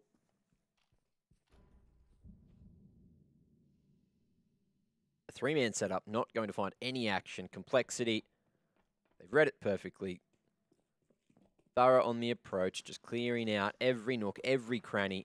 They should find the A site for free, but Innocent makes his way back through. But with no control on site there, you can see Mad Lions, they just keep the armor for the next and give themselves a fighting chance. But Complexity, with no casualties, have secured themselves a 14th round. And this is looking like it's getting very near to the end at the moment. I would agree with you, Mac. Has been fairly reserved start to day 2 of ESL 1 Cologne. Complexity, though, will be quite happy to see that kind of gameplay. Oh, yeah. Don't need to be digging too deep in this matchup. Don't need to be showing too much. Don't really just need to be putting a whole lot into it, you know? You need to wear yourself out early on in the tournament. Complexity have been tested in a lot of these rounds. As you mentioned earlier, there were so many points in the first half where if they lost one more in a row, Complexity's economy would have been straight in the bin, and the first half score could have been flipped on its head. But it just didn't happen. Mad Lions missed a few very small opportunities. And now here we are, 14-3. Mad Lions forcing up again. Scout, 3 Famises. A Deagle in the mix with some utility. We need to see something creative come out here to get them across the line, but Complexity might not even give them a chance. To be flashes there into short water. Nice. Well, he does manage to grab Blame F, and Schuster's also caught Rush. Obo under pressure now, but he deals with it well. Mac 10 in hand. And he's able to trade back down with the assistance of Config. Back into the 3-on-3. Config's just walked into the B-bomb site and done all the work himself. Obo does see Innocent, but fires his shots a little bit too early and gives away his position. Poison actually does not get across here. It could start to become a bit problematic for Config, but they're okay. Smoke down. Bomb is in hand. The bomb plant should be going through fairly shortly, but I think they don't know that there's 2 players in the connector there. They're expecting maybe someone on the site. That's been cleared out now. I think they heard the scout shot, so they seem to realize, although Config's taking it very slowly, expecting a passive rotation back through bathrooms. However, both of the Mad Lions players are trying to make their way back in from short and monster hit. Flash being lined up to get Acor straight out of connector. Poison in a solid position here at the barrels. Innocent has a molly, could flush something out here. Acor, similar situation. Molotov's going to be expand, and Poison, he still has yet to be seen. As Innocent goes down, he knows exactly where Acor should be. Spray transfer, looks too easy on the Galil, and Complexity get it done off the back of another big round coming out from Poison. But Jordan, that round had the creativity that we asked for, Mad Lions. Not only did they boost at Sandwags, they boosted in Con as well. So it was a 4-man investment just on the short tunnel. And it managed to find the 2 kills, but unfortunately it just trickled downhill from there. Yeah, Mad Lions, you know, they're definitely working hard in this series and they're trying to get anything over the line, but it just doesn't seem that there's a whole lot going their way today. On another day, maybe 2 or 3 of these rounds would have fallen over to the CT side or Mad Lions when they were on T, and we might have seen a bit of a different result. But at the moment, this is quite a comprehensive victory being put together by Complexity. And a great start to their campaign in ESL 1 Cologne. Acor, scout in hand, he's keeping an eye on things. Config, though, has... well, he no longer has a head. Not exactly what I was going to say, but that is the reality of this situation. Big shots coming out just at the right moment, but Mad Lions, they need 12 rounds in a row just to take us to overtime. And that seems like a very tall order at the moment. Well, I wouldn't disagree with you. Do you believe, Jordan? Acor's feet surely get spotted here. Yeah. Obo's got some pretty sharp eyes. Do I believe, Mac? What do I believe? What are you asking me if what I believe in? The comeback train. Absolutely not. Okay. I'm going to ask you that every round from now on. There might not be another It's probably going to be absolutely not until 15-15. Okay, all right. And then I might start to come around. Ooh, great utility. Get Obo down to 55, and now Mad Lions just trying to crack the site. Shush is trying to come in from short there. There's no idea. Poison's still at Monster, and he could be collapsed on in just a moment. Oh, that's a couple of quick ones, 2 for 2. Yeah, still bomb plant down, though, and Mad Lions have a lot of ground to cover, a lot of time that they need to catch up on. Rush and Poison. It's a very big crossfire and too much to deal with for Mad Lions, so that will be the end of the map. 16-3. A great start to Complexity's campaign here in ESL 1 Cologne.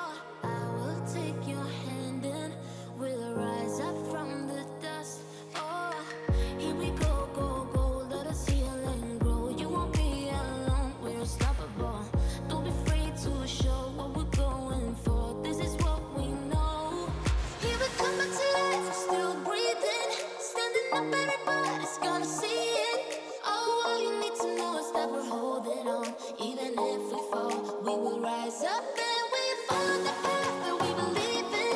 No, we're not gonna stop until we reach it. All you need to know is that we're holding on. We rise up from the dust and claim my throne.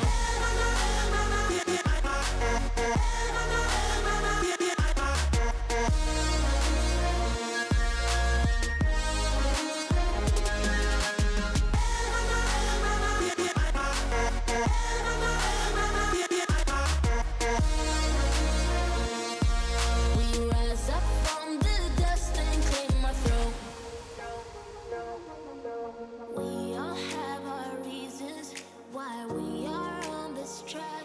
Oh, we all have our burdens, yeah, but we just keep on fighting and we never look back. Here we go, go, go, let us heal and grow. You won't be alone, we're unstoppable. Don't be afraid to show what we're going for. This is what we know. Here we come, my tears, we're still breathing. Standing up, everybody's gonna see it. Oh, all you need to know is that we're holding on. Even if we fall, we will rise up and we follow the path that we believe in. No, we're not gonna stop until we reach it. Oh, all you need to know is that we're holding on. We rise up from the dust and claim our throne.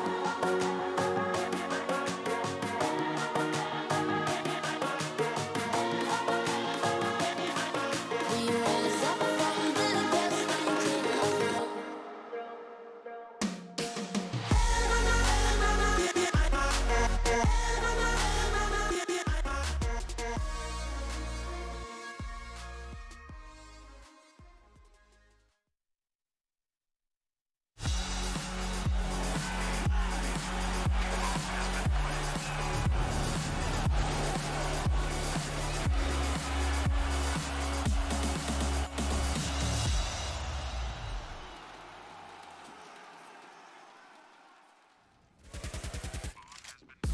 Comprehensive victory to start off ESL 1 Cologne Day 2 for Complexity. Mad Lions, well, they couldn't get rolling in the first half and they didn't get any rounds in the second. And unfortunately for them, their map pick does fall by the wayside. Overpass goes to Complexity, and Pilski, you know who I feel most sorry for? Who? You. It Why? was your break game and it really just went by in the blink of an eye, didn't it? That was over. I don't even know. What time did we start? At about 11 o'clock. It's about 30, 45 minutes, and it's done so. Oh, that's fine. That's a pretty decent break. I've had quicker breaks than that. I got a whole meal in, you know, had some lovely sliders, you know, a little salad. So I'm pretty happy. Okay, well, meal aside, what did you think of that game? Look, to be honest, it was a bit of a sad game. That was Mad Lions' map pick. I Yeah. think the state that their team is in at the moment isn't really fit for ESL 1 Cologne through no fault of their own. They've had to go through some changes and things like that. And also, it doesn't really help when some of the star players on the other team have a really, really big performance in the first couple of rounds. But at the same time, Mad Lions couldn't really play their game and start to recover from that. Yeah, look, I don't have too much to say about that one. Just that Complexity really put on a show of how structured you need to be here in ESL 1 Cologne, Yep. in a big competition like this. And Complexity, just they just look so good. All right, well, maybe someone that you do have a fair bit to say about Mac is Poison. If you remember, going back to the very start of Overpass, he went absolutely ballistic, not only in the pistol, 4K in the pistol, but followed that up for probably the first 5 or 6 rounds, and that sort of seemed to kind of set the tempo for Complexity for the map as a whole. Yeah, he just multi-fragged time and time again, just doing so much work there. His AWP shots were just so crisp. I think there was a couple of times where he actually got caught napping as well and missed a couple of opportunities, but then the rest of the team was there to completely pick up the scraps and make sure they weren't losing those rounds where they had the numbers disadvantages. They just kept on coming back in. Even, that 2v2 at the end, that was Mad Lions' best opportunity to get back into the game. Unfortunately, Complexity were already on 15 kills, and then Poison clutches it out with a little spray down, and there was nothing that Mad Lions could do about it. They just didn't clear out the barrels. It wasn't really thorough on the retake, which is interesting because the rest of their gameplay was so thorough, so thought out, and so comprehensive that, just one lapse in judgment. Maybe they were just a little bit, I guess, uninvested in the game at that point, but it seemed like their minds weren't there. And I'm worried heading forward into Nuke, which isn't even their map pick, as to how they're going to fare. Well, let's talk about Nuke, and while we talk about that, we're going to have a look at some of the history and the stats for both of these two teams. And I dare say, Pilski, you're probably echoing the thoughts of Mac when it comes to Nuke. It's hard to really make an argument that Mad Lions are going to be able to come into this one and have a really, really solid shot, but maybe they can dig deep and find a way. Look, it can't go much worse than the previous map. Let's hope that they can try to get themselves double digits and have a little bit better performance, because they really just didn't play their game at all in that last map. You were talking about Poison's individual performance. It's a bit sad, to be honest, to see Mad Lions, a team that's got very good structure, and actually Acor is a pretty decent player at shutting down some very, very top AWPers in the world and just punishing them when they try to go aggressive or look for some peaks and things like that. They weren't able to do any of that, really not playing up to their usual game, at least with their old roster.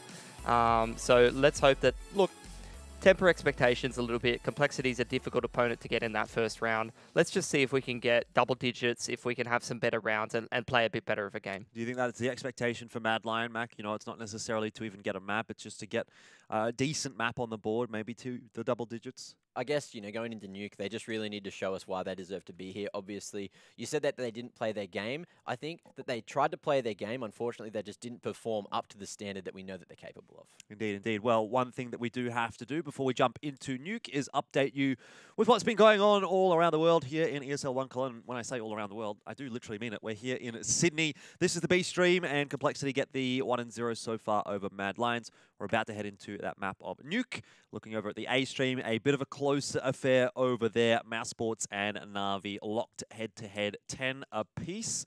And the expectation, I guess, is that that is going to be a pretty close matchup indeed. For now, we're going to have to love you and leave you, but not for too long. We'll be back very, very soon, and Nuke is coming up next.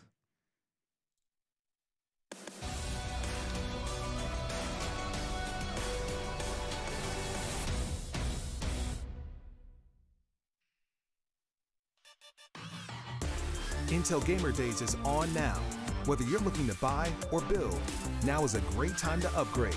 Get limited time offers and giveaways from top names in PC gaming. Unleash elite gaming performance with systems featuring new 10th gen Intel Core processors, and bring Marvel's Avengers to life with in-game optimizations for a mightier PC experience. Act now. Intel Gamer Days is only here for a limited time.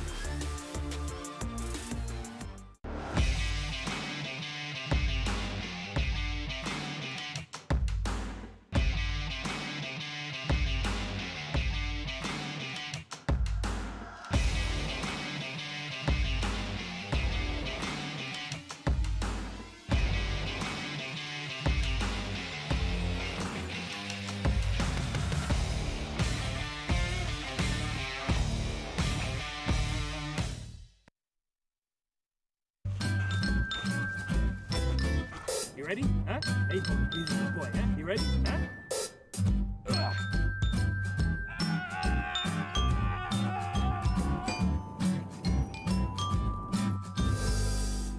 Start your esports career now at play.eslgaming.com.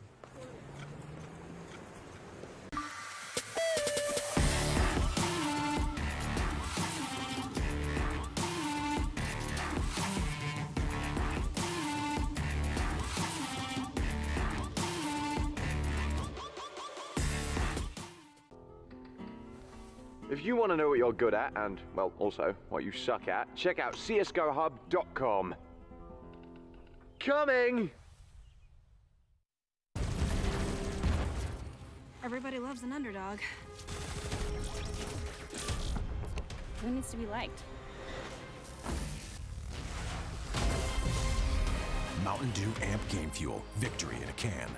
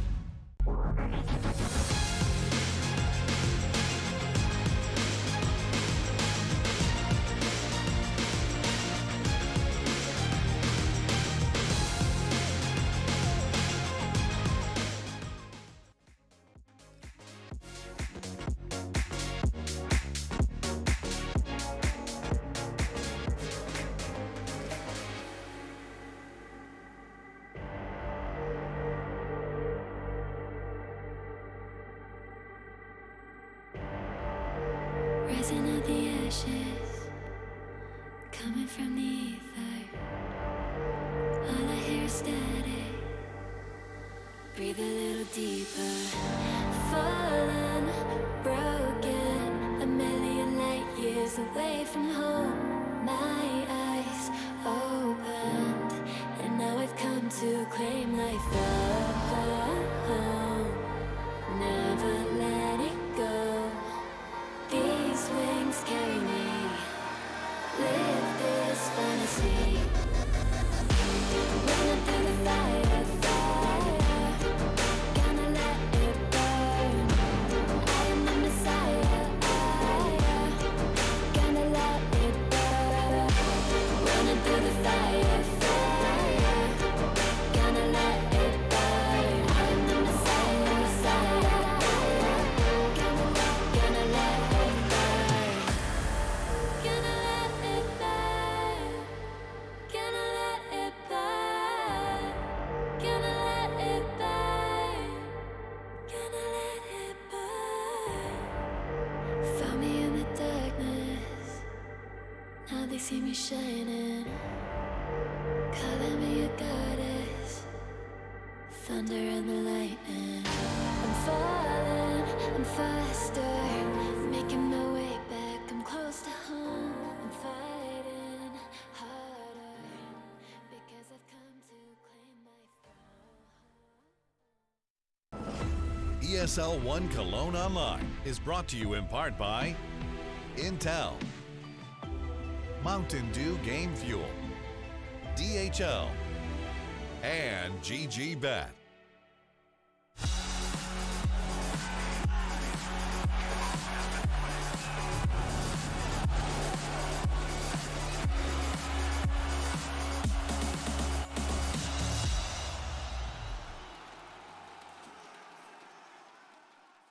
Welcome back to ESL 1 Cologne. It's Complexity and Mad Lions going head-to-head at the start of day 2. And right now it's Complexity that are dominating things. We're sort of expecting that to continue as we head into New, can't we? I think so. 16-3 on your opponent's map pick is a pretty good start to the series, especially when you don't have a whole lot of reps in on it.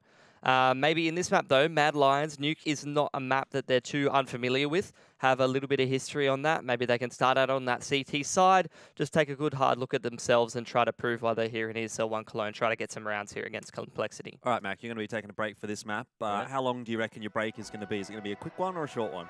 Oh, I'd like to see a pretty long, quick and short are the same thing, by the way. That's so a I'll joke. let you know that. But I think it's going to be a long one. All right, well, we'll hope to see that. It's going to be a good turnaround if it is from Mad Lions. We head into map number 2, and Mad Lions are fighting for survival in the series. They only managed 3 rounds on their map choice of Overpass, and Complexity did look dominant indeed. It'll be Complexity to start off on the T side. It is, of course, their map choice, so Mad Lions get to decide that they want to start on CT. GG Bet odds would indicate that Complexity are the heavy favourites in this matchup, and I would not disagree with that at all. Pilski pistol round has kicked off, and for now, it's a 1-for-1 trade. Poison continues to put in the good work with the pistols, and maybe even can find himself another 4K here, because it's probably going to be quite necessary. He's only got the backup of Rush left. Rush is working his way in through Connector. Asilian not prepared for Rush in hell. Poison's got himself a third. Complexity in the mid-round, slow things down and find a lot of success. Well, it's on Shush. The man's got a kit. Complexity just split up, putting their back to some corners. Rush in particular might have been close enough to hear that drop. And now a little bit of a shift over from Complexity, making their way through ramp room. Shush has definitely heard Poison sprinting along there, and he's going to drop down the vent actually, but Rush already in position. Actually forfeits that advanced ground. Now a timing for Shush. Poison fakes the plant, but Shush will not be baited in. He knows there's plenty of time for Poison to play with. And this comes down to who hits a better headshot, really. Shush is going to be the one to do it. And Mad Lions get themselves a pistol round. It was a bit of a touch-and-go thing for a moment, but hey, as long as you get over the line. Yeah, that's a little sloppy, unfortunately. Just giving him the opportunity to be able to get into a little bit of a better position. Once you're taking some fights out in that lower bomb site, if you can get into windows, that's one of those positions where you can sort of navigate your way around, take some different angles, take some angles, and with that USP, anything's possible, man, on that pistol. Either way, straight into a pause.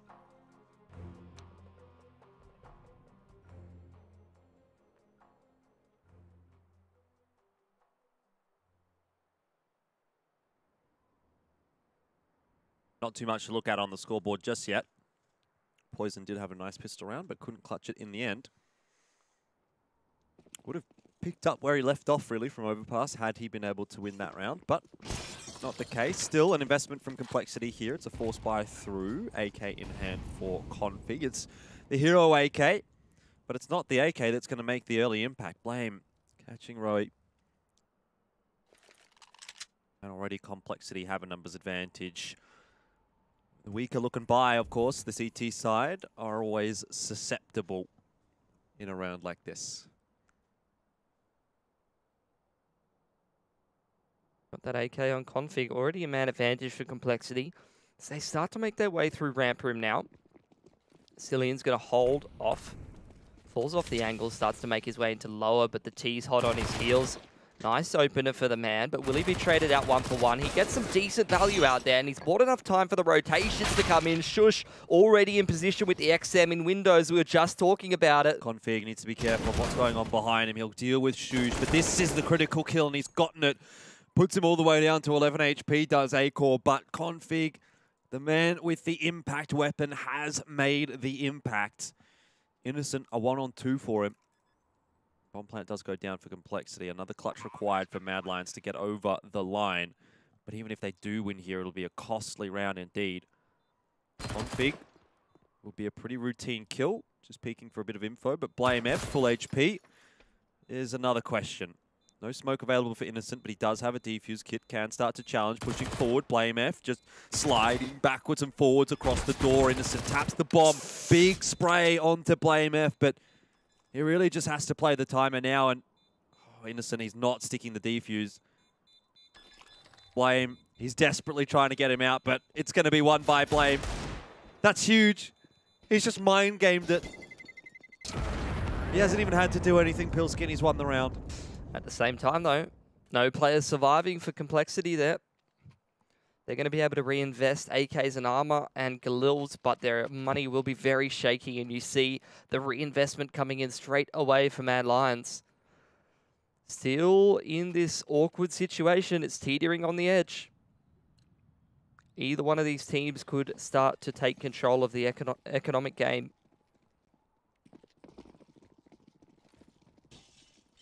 Wall of smokes out here for Complexity in this anti-eco round. Plenty of players in position to try to spam away. Only one making it down in towards Secret. Well, it is enough, though, sometimes. And particularly when it's Config. He's been a player that's able to do a lot of impact in the first map, and seems to have brought that across here into the second as well.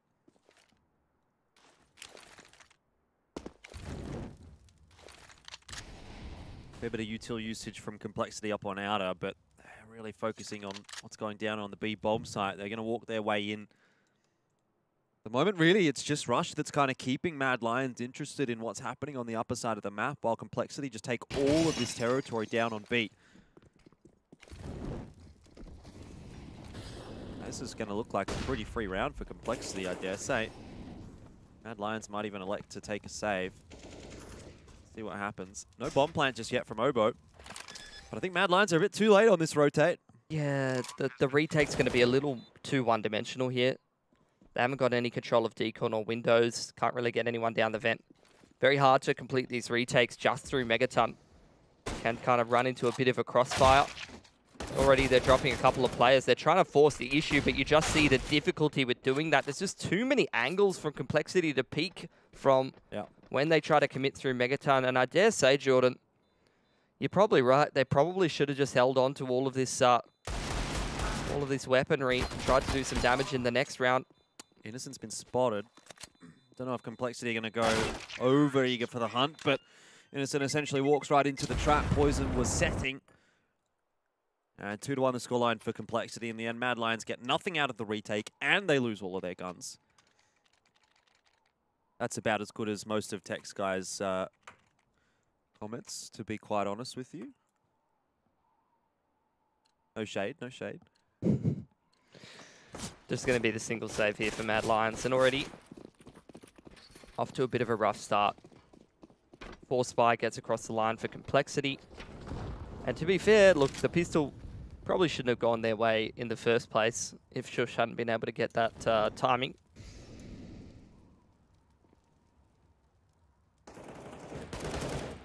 Really, it's up to this next gun round for Mad Lions. Complexity's money's not fantastic just yet. But this will be the round you'd expect them to hold on to 4 or 5 weapons. I think the only way that doesn't really happen is if they do go towards ramp room here. Yep. And even if they do, to be honest, Complexity have been pretty good at trading things down, so expect it to turn into anything too dangerous. Poison is exploring on his own, and that's dangerous with this many players hanging around. The USPs do find their mark. That's an AK for Mad Lions. That could do a little more damage. But Complexity making the right call. You do have Blame, who was poking around Outers earlier. Actually cleaning up the majority of these players. Not even sure if he's going to have to go down here. Yeah, that is 2 kills for Mad Lions. With a full save, I'd say that's a pretty decent outcome for them. Does force Complexity to reinvest a little bit of extra money into this round. Yeah, well, one thing that we did notice on Overpass was that Complexity wasn't able to get through rounds cleanly, but they seemed to win pretty much all of the rounds anyway. At the same time, though, it's not really a fair contrast because they were on CT when they were front running last time around. And CT side is definitely a little harder to keep that money really solid. Right, first buy for Mad Lions, very limited utility. Already at 140 on the clock, they have almost no grenades left. Complexity just taking things relatively slowly. Off angle for A-Core. Does work out for him, actually. That's going to be a key pick. And Complexity going to hunt for the trade here as well, which is going to give A-Core another chance. He's going to get away. Just dove straight down the ramp. A bit of a strange round for Complexity, really just filtering out across the map, looking for picks one by one. And, well, end of the day, Mad Lions are good enough to at least deal with that. It's a little better start for them on Nuke, Jordan. 5 alive in the CT side. And this is what I was talking about, you know, when I was saying in the death segment that Mad Lions couldn't really play their game. When you had such a massive individual performance from Poison and some of the other Complexity players in the previous map, it's very hard to get yourself rolling on that T side of Overpass. And the game was just over in the blink of an eye. Here on Nuke, 5 alive in that last round. Some of these individuals are starting to get warmed up on Mad Lions, and we know they do have a really good core of players that can compete at this level, but they just need that confidence and that comfortability. Yeah, Config close with the Deagle, does get a shot through the smoke, and that's going to be the end of Rowie. So Mad Lions, particularly with all the damage that's done now to Innocent as well, cannot rest on their laurels. Config desperately wanted that rifle, but he can't pick it up, and it's going to cost him his life in the end. And name of the game here for Complexity really is just damage. And I think the main man who's looking to inflict it is Rush. He's creeping around in lowers. If he is able to make something happen down there, he could potentially find a timing onto one of these CTs. I think Complexity is actually angling the right way here. They're going towards this ramp room. There's no one here. They can go safely into lower. I think the key player really is Rush. The man needs to control that vent rotation as well as Secret. If he can get some nice angles onto some of these CTs as they come down Secret and come down the vent and choose his timing wisely, this could actually be a Complexity round, but it's not going to be easy. Well, Rush takes a peek back into the bomb site. Now he walks right into the sight line of 2 Mad Lions players. Yeah, I think I don't know if it's necessarily his job to clean out the site there. No, he's trying to help out the team, but he needs to hold on to that key position over towards the vent. obviously at that point in the round, it's Mad Lions, fair play to them. They're getting quite active. They're double walking down Secret. That's not really something that you can anticipate. End of the day, though, it is just a round with a couple of pistols. They did get a little damage. So Complexity, not going to be too bothered by that. Now going to be moving into their gun round. But they're going to need a couple gun rounds back-to-back here, Jordan, on this T side to try and break down the CT money that Mad Lions have built up, because they've had some very clean rounds in the last few. Let's see if they can continue on this good streak and actually make a great game out of this. Last map left us wanting a little bit, and already Acor in the previous gun round was having some good impact. And again here, he's found the opening pick for Mad Lions, and that's dangerous for Complexity. Once he starts getting comfortable, it's a lot more difficult of a team to beat. Config down in lower. Gets that key pick, is actually going to cause some rotations here. A lot of players in towards the ramp room, and Roy, that's a good rotation timing. Bombs been found now as well from Mad Lions. Complexity seem all over the place at the moment on the T side. Config, well, he got a bit of work done early in the round, but how much more can he do? So he's just watching the smoke, waiting for that push, and it's going to be too easy. It's quite routine in the end for Mad Lions. I wonder if Complexity are going to change things up off the back of those couple of rounds. Again, 4 alive for Mad Lions. Now heading into an anti-eco. Their money is very healthy on this CT side. They want to keep it that way. Can't afford to be dropping an extra couple of guns to the Deagles. Really cruising along quite nicely here. Acor in particular, these last couple of gun rounds, has been finding some of those openers. And those AWP picks with on the CT side really take the edge off a little bit, let off on some of the pressure. You're playing from an advantageous position right off the bat.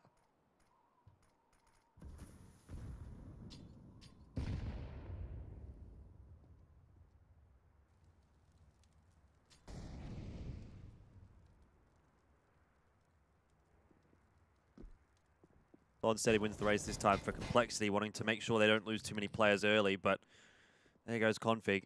It is just a pistol buy for Complexity, but I think in the context of where the CT economy is right now, it's still pretty important for Complexity to be getting some work done in a round like this. Playing with the Deagle might have been the one to do it. Vasilian does get away though. He'll scurry back into B. Play from the ramp. Rush actually trying to chase him down, but he's making too much noise. Poison trades well. There's actually an opportunity now for a bomb plant here. Again, it's another one of these rounds. Oh my god! Where's that come from? Bombs dropped on lower though, and Mad Lions, they have some critical positions towards Decon at back of sight. What a peek from Shush. Hobo's got himself an AWP, but that off angle's a little too good. Mad Lions, they do recover, but got dicey there for a second, and definitely much more expensive than the last couple of rounds. A couple of guns taken out of the hands of Mad Lions. Yeah, Complexity just got to keep chipping away like that. Really crisp stuff from Obo. Stop shooting. Well, name of the game here for Complexity at this point in time really is just keep putting in damage and then try to have those 2 gun rounds back-to-back where you can break that CT economy, and all of a sudden, these last couple of rounds, it feels like Mad Lions is really in control of this game, and don't get me wrong, they are.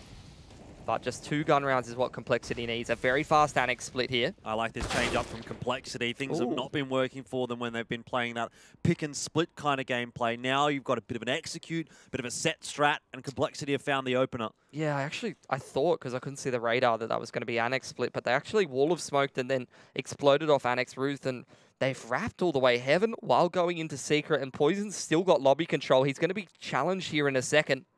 Well, they might well end up going pretty nicely for Poison. No AWP in hand, but the AK is more than enough. Headshot gets rid of Shush, and he's going to put the molly down here, which is going to prompt Acor to push forward. It's a horrible situation for Mad Lions, and Complexity have full control of the entire map, apart from lobby. One plan will go down on beat. I really like that from Complexity, because it was quite evident that what they were running and trying to do was having no real effect. So they needed to adapt here on the T side, and they did. Yeah, it's one of those 6 set pieces on the T side where, you know, you go for those wall of smokes, but it's a different variation. And I think that is the sign of a team that's well drilled and well practiced, because, you know, usually you'll see that conditioning initially of just the build-up of certain strats, and then you run different variations. But that, to me, feels like a call that's predicated on how Mad Lions is playing. You run a specific variation of a strat that you feel like has a good likelihood of success, and they call it, and it works perfectly. Quick tack timeout from Mad Lions. Bit of chit-chat about. Wondering what just hit them.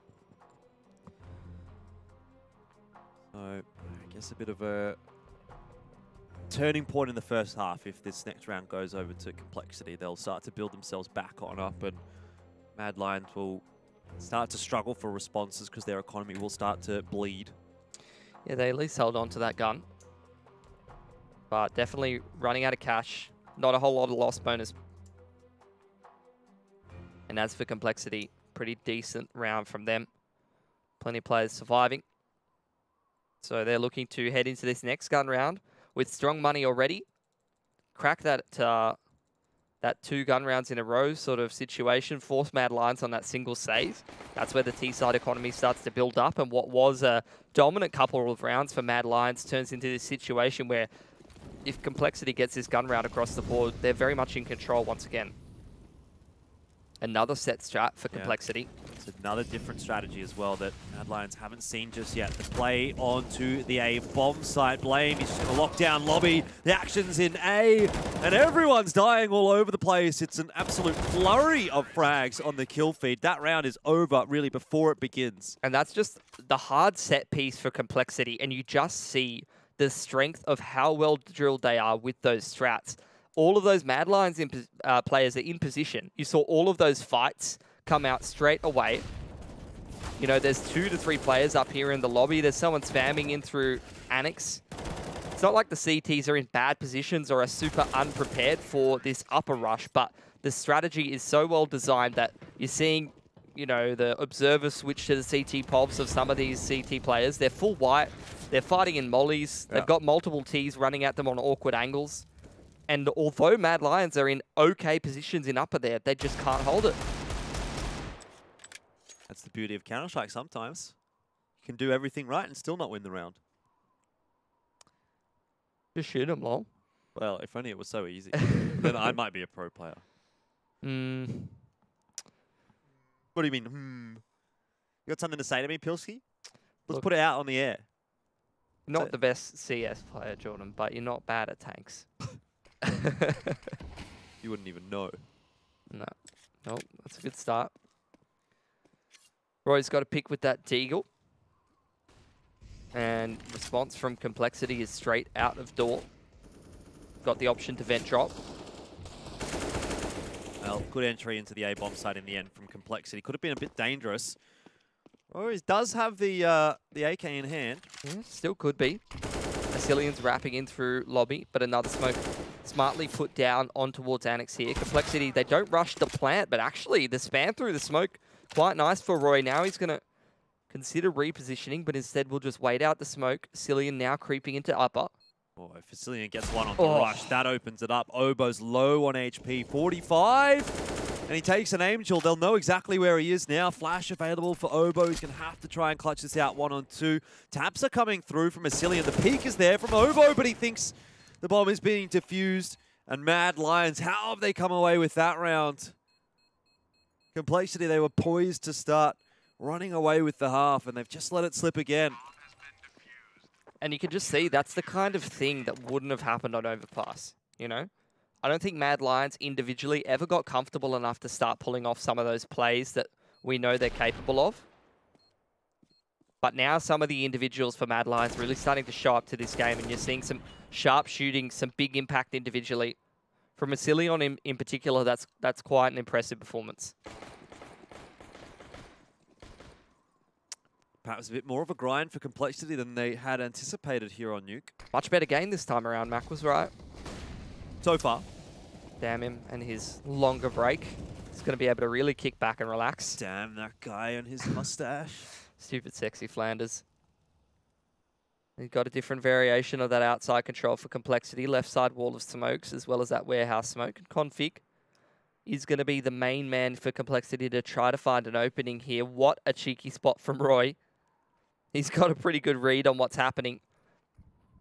Knows Complexity wants to try to either wrap Or it's a lurk. He's cleaned out that lurk player. Rest of Complexity in towards upper now.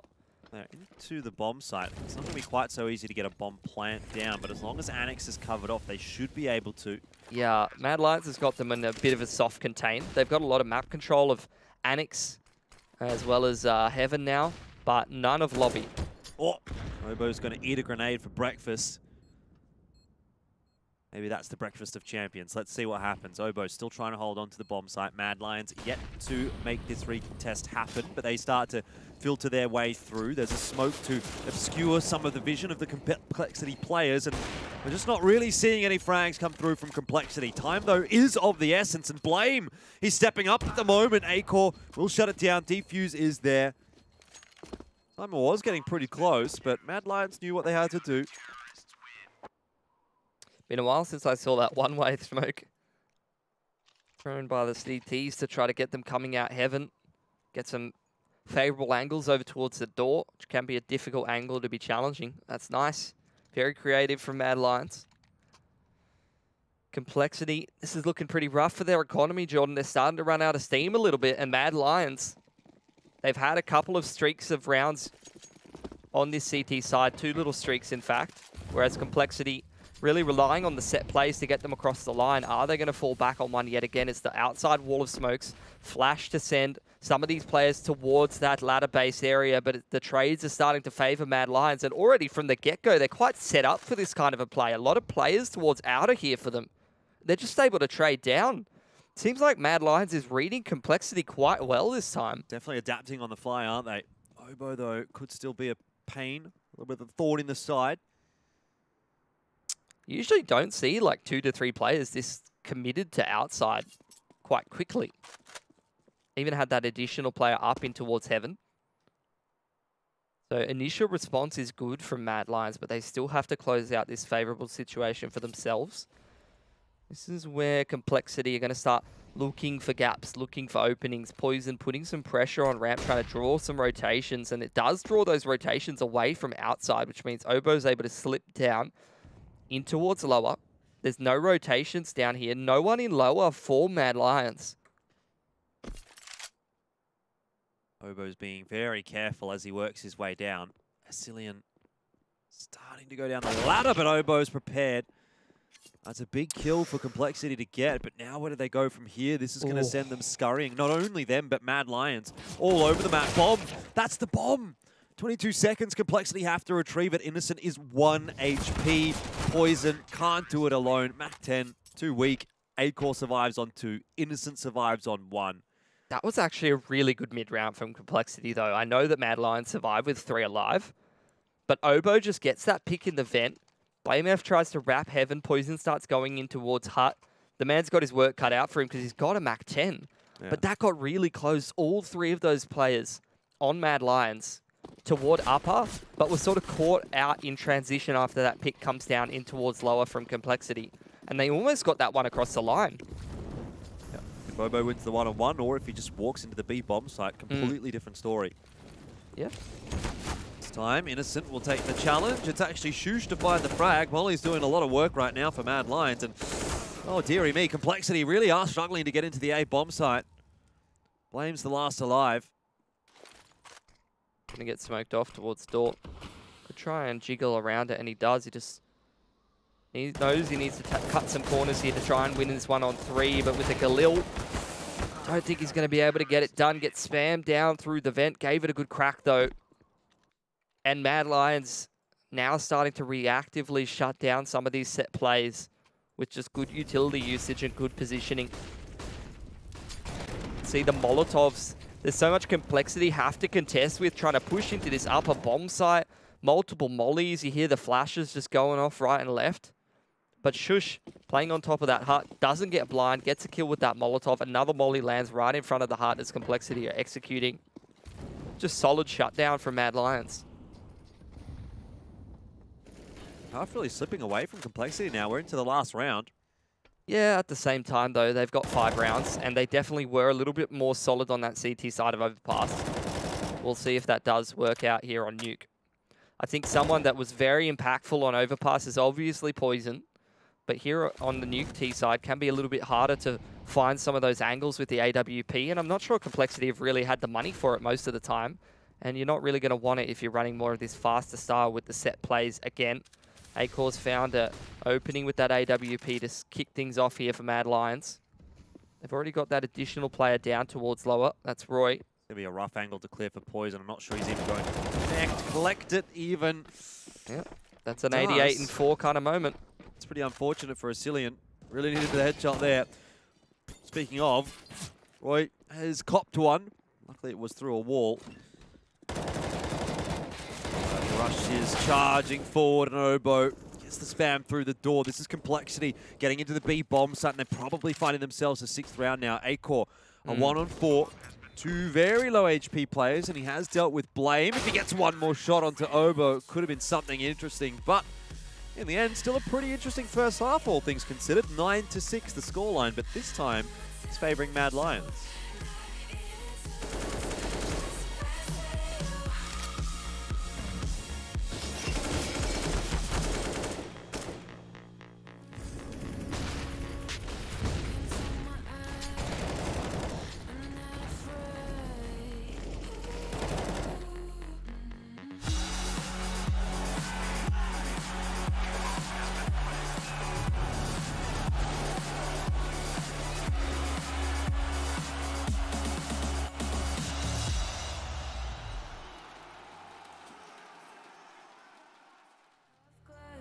Filled with desire, head down, but no, I can't deny it. Life is fun when you're a liar.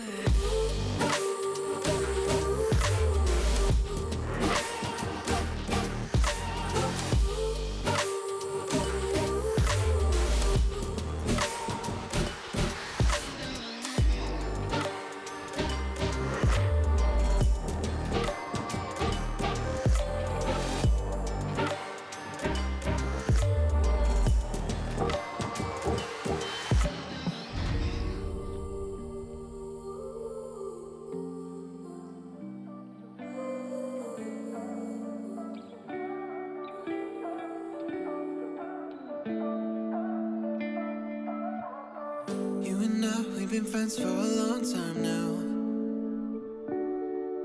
Always have a good time whenever we go out. But you've been calling me up all the time and sending me signs and giving me them eyes. And you've been saying that you found the one, texting me junk and you wanna talk, but you can't say why. I can't get there and you know I've tried. You know I don't wanna waste your time. City lights, I'm looking in your eyes, but I can't say why. Doesn't feel right to call you mine. You know I don't wanna waste your time. I can't get there and you know I've tried, but I can't say why.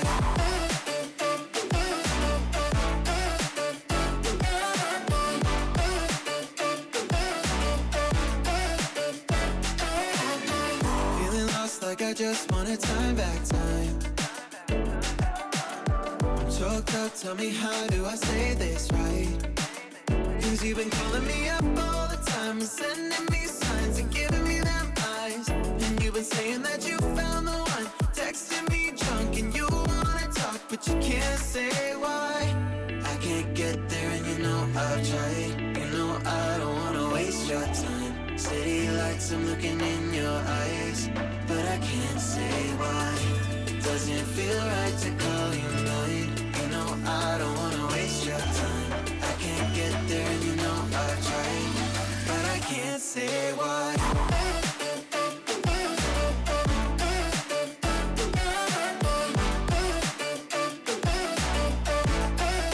I can't say why.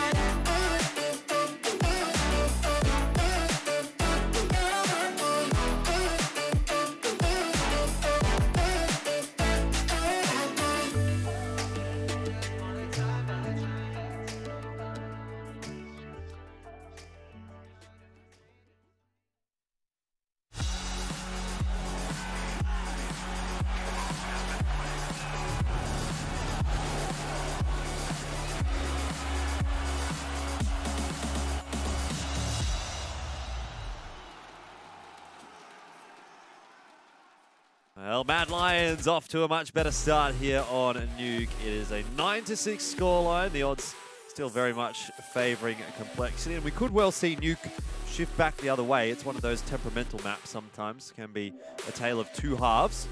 But Complexity with a bit of work to do. Yeah, at the same time, though, you look reflectively back on Overpass and sort of remember that Complexity much stronger on that CT side when the individuals got rolling, whereas Mad Lions did sort of fall flat a little on their T side. Let's see if they've got themselves warmed up enough after that strong CT side. Very quick in towards this outside area, towards CT Red, but a lot of Complexity players actually here and doing some damage, Jordan. Oh, indeed. Blame, he'll drop. Doesn't quite connect onto the head the second time. Rowie doing some good work at the moment, but he'll eventually be forced away by Obo. 3-on-2 though. Complexity do want to slow things down a little bit here. Down into the B bomb site goes A-Core, but Asilian definitely pressuring at the moment. Trying to pincer Config, who's dropped down. And they do kind of manage to do that. A-Core gets behind him, but in the meanwhile, Obo does catch Asilian. So while Mad Lions will get a bomb plant, it will end up being a 2-on-1. Obo is just flying around looking for the T. Does find him, and Rush now trying to join up. Trade potential is decent here for Complexity, but they need to make sure they pick their gut fight at the right time. Well, they haven't done that. Now it's on to Obo, but hey, who needs to trade when you can hit headshots like that? That's like definition of Zuma, the way he played that round. He was just flying around everywhere, air strafing like crazy, instantly peeking the Ts and taking them down one at a time. Beautiful to watch. So full of energy, this man. I wish I could go back in time. Oh, dude. Nowadays, you know, it's just a struggle to get out of bed. Yep. Remember the days when you ate something and, like, it would just agree with you? And you didn't feel sick afterwards? Yeah, I remember those. You got to buy for both sides this time around. Mad Lions doesn't want to let go of this one. Absolute boomer casters. It's true. And this is quite a good buy for Mad Lions. Roy's already off to a good start. This man's popping off today. Having some pretty big impact kills. Mad Lions, they're just pumping the brakes after finding that initial kill over there towards credit card. I love this. They're going towards ramp room after getting that pick towards outside.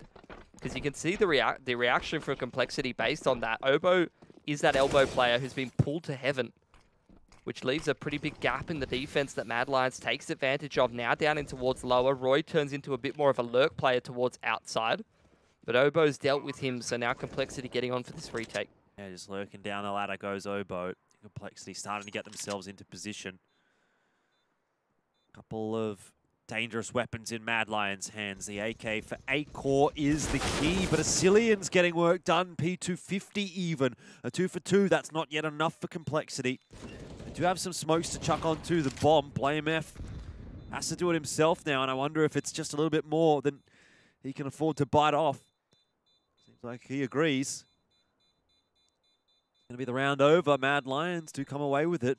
Blame definitely does not want to be dropping this AK. That's what I'm talking about, man. Roy just found that one pick on outside with the AK and armor. He takes the duel towards credit card, pulls the rotation off of ramp room, and Mad Lions takes full advantage. Get that bomb down in lower, and even, like, that could have gone even better for them. A lot of nuke, man. Yeah, it is, but I'm sure some of the numbers are much more inflated on other maps. Yeah. Got that map, Mirage. That's been played a few times, here and there. Bit too many. Well, Complexity doesn't want to let go just yet. Still trying to claw by their fingernails, hold on to this earlier stage of the half. Very clear that Mad Lions is in control, but the money's not quite there for them yet.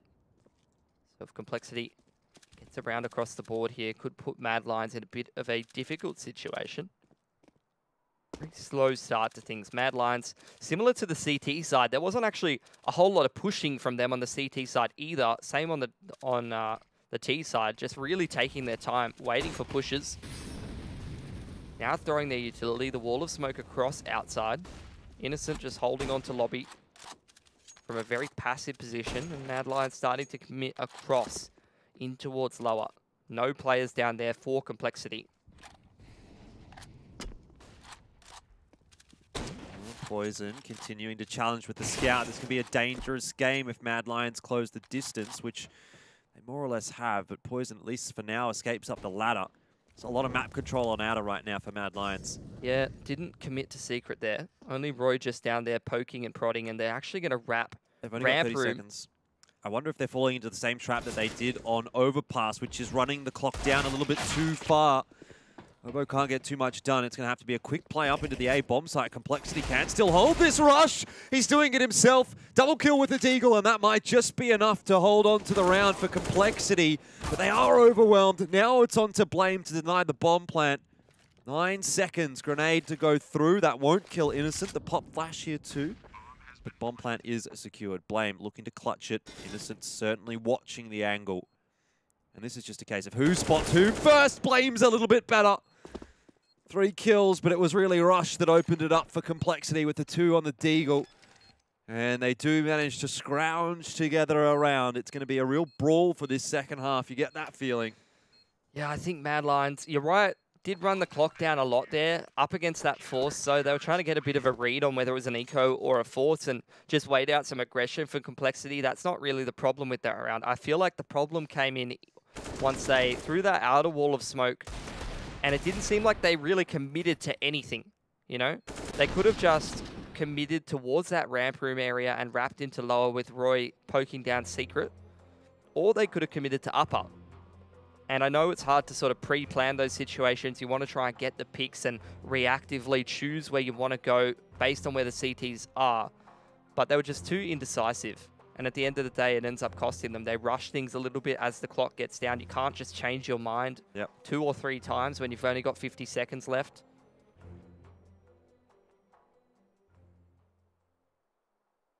At the same time, though, you know, Rush doesn't get a 2K with the Deagle or a few more duels go the way of Mad Lions. They probably still could have scraped that one together, but definitely could have just been cleaner for Mad Lions if they were a little bit more decisive in the mid-round there. Either way.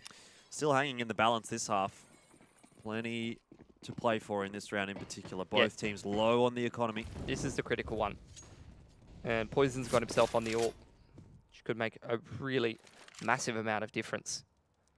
Mad Lions only with the 2 AKs. Rest of the weaponry a little bit lackluster for them. And Mad Lions again going back towards outside. They've still got these smokes. Can throw the wall of smoke on the fly if they wish.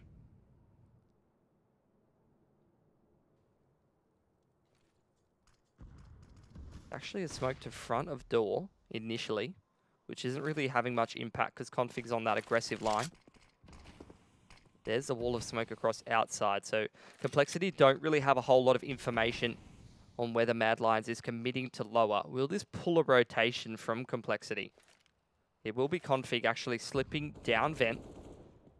So Mad Lions, they've got the desired reaction. Now what do they do to try to close this round out? So smoke onto Annex, flashes into upper, but they're going to commit ramp room.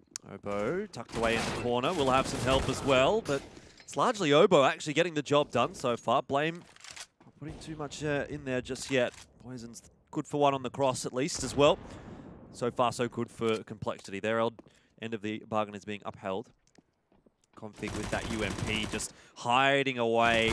And Mad Lions not checking that off angle, not expecting it. Roy, 1 on 3 has a fair chunk of work to do here, but with only 20 seconds again, it's Mad Lions that are going to suffer from the time ticking away. Have to push aggressively to try and make something happen. Blame will finish it off, and that's a much better round for the CT side, building the money up just a bit. So there you go, Complexity, they get in the driver's seat here. But I'm liking how Mad Lions are playing at the moment. They're using the utility to sort of push and pull the rotations.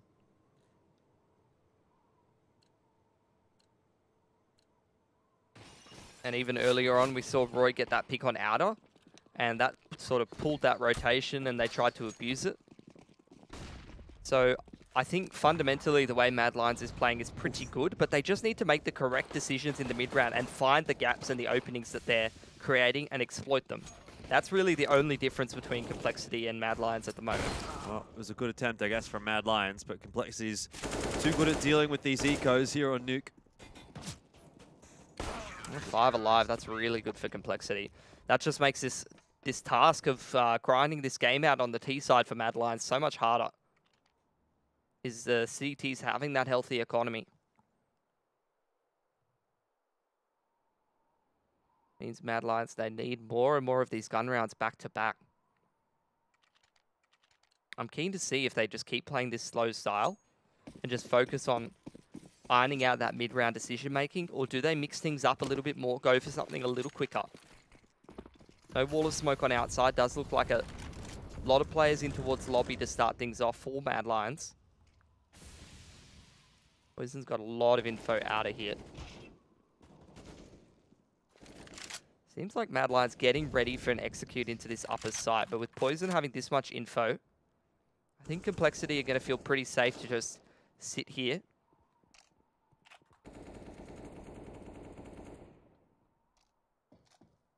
Still a fair bit of utility to play with for Complexity as well. As Incendiaries get thrown down at the right time, it could be the end of the push for Mad Lions, but good entry onto Config does really open the site up. Roy gets another one onto Rush, and that's it. That's the A bomb site open. It's a good set play from Mad Lions. Just finding their timing. Haven't really gone quickly into the upper bomb site before, so the read wasn't really there for Complexity. They're playing a pretty normal two-man setup in that upper site, but a little bit segmented off from each other, so when Mad Lions win both of those entry duels, it just looks very, very easy for them. Indeed. Smart decision to save for Complexity as well. This will enable them to have a really good buy next round as well. I'm really digging how Mad Lions is playing this T side though, Jordan. Yeah. This kind of thing we don't get to watch too much in Asia.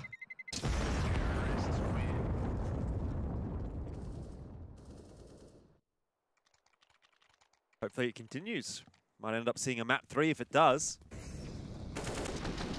What's your sentiment at the moment? Which way are you leaning? I think it's just, I don't know actually. I think it could still go either way. Yeah. I feel like Mad Lions, it's really, they're the ones that are kind of setting the pace in this game. And it's a very slow pace. So it's up to Complexity to either try to respond to whatever they're doing a little bit more correctly, or just try to get a little bit more aggressive and actually make some things happen, be assertive rather than just reacting to what Mad Lions is doing.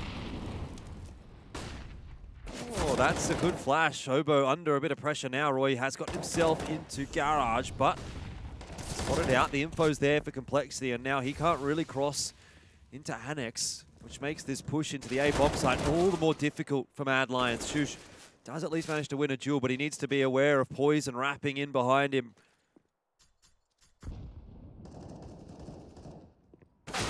Oh, that's a key kill. Yeah, Poison throwing that grenade gave away his own position. Asilian does actually catch Rush on top of the hut. Now Config, if he pushes out and loses this duel, it's potentially all over for Complexity. But if he wins it, he finds the bomb. And so now Shush has tenfold more work to do. Trying to 1v2 with 4 HP. Definitely got his work cut out for him. Especially with the Config sitting on this angle. Have to see like a vertical diagonal flick, to be honest, from Shush. Be taking him out on this line. Yeah, no way you can deal with that. Nice round from Complexity. Mad Lions, they try to flash Roy through the smoke on outer there to try to get him that duel with the player on Annex. But once he doesn't actually convert that kill, that's where that round starts to go south, because even though you did see Complexity pulled from Annex, as well as a secret player trying to focus on Roy, who was on that Outers warehouse area, Mad Lions don't quite hit that 5 to 7 second window where they need to come out hard and try to exploit that. And especially when he doesn't get that kill, that window gets smaller and smaller and smaller. And it's much easier for Complexity to just shut that one down. Faster looking round this time from Mad Lions. It's not worked out well at all. Poison and Blame set up to deal with the push on outer. And Complexity, this might be actually the round that they really needed to regain some very good, solid control of that money. Yeah, and actually, similar to the last half, Mad Lions got a bit of a read on that outer play that Complexity was trying to throw on their T side and set up in a similar way and shut it down very similarly to what Complexity's doing right now. Complexity very much ready for that wrap toward Warehouse, anticipating it with some good positioning, and they've shut down this round for the most part. Mad Lions seeing if they, with some individual timings, can dig themselves out of a ditch, but with Innocent going down there in the vent and A-Core being so low on HP, it's going to be quite hard. And I think you're right, Jordan. This is where the tides start to turn. Complexity, they break Mad Lions' money. They get ahead in terms of the round count, and they cement themselves a very strong economy on this CT side. I mean, a good economy is one thing, but they haven't really built much of a round gap, so there isn't that much of a buffer at the moment still for Complexity. Well, they're about to get it, but at the same time, like when they're ahead right now, and when they have this strong CT money, basically what it means is just that Mad Lions, the way that they're playing, very slow and very like with purpose, it basically just means that Mad Lions just have to make more correct decisions, and they have to take advantage of these opportunities that they're trying to create and actually hit the mark a little bit more consistently than they have been, because it's been very back and forth, you know. It's felt like it's Mad Lions for 1 or 2 rounds, then Complexity back in it. That's a very nice grenade. Oboe, it's a free farm almost for him, looking for the ace. He wants to charge it down. He's got the bomb, lockout in hand, and he's managed it. That's an ace for Oboe against the eco round of Mad Lions. Did all 500 of the damage there as well. That's a great stat pad. Did it all himself. Indeed. Imagine getting manhandled by that man.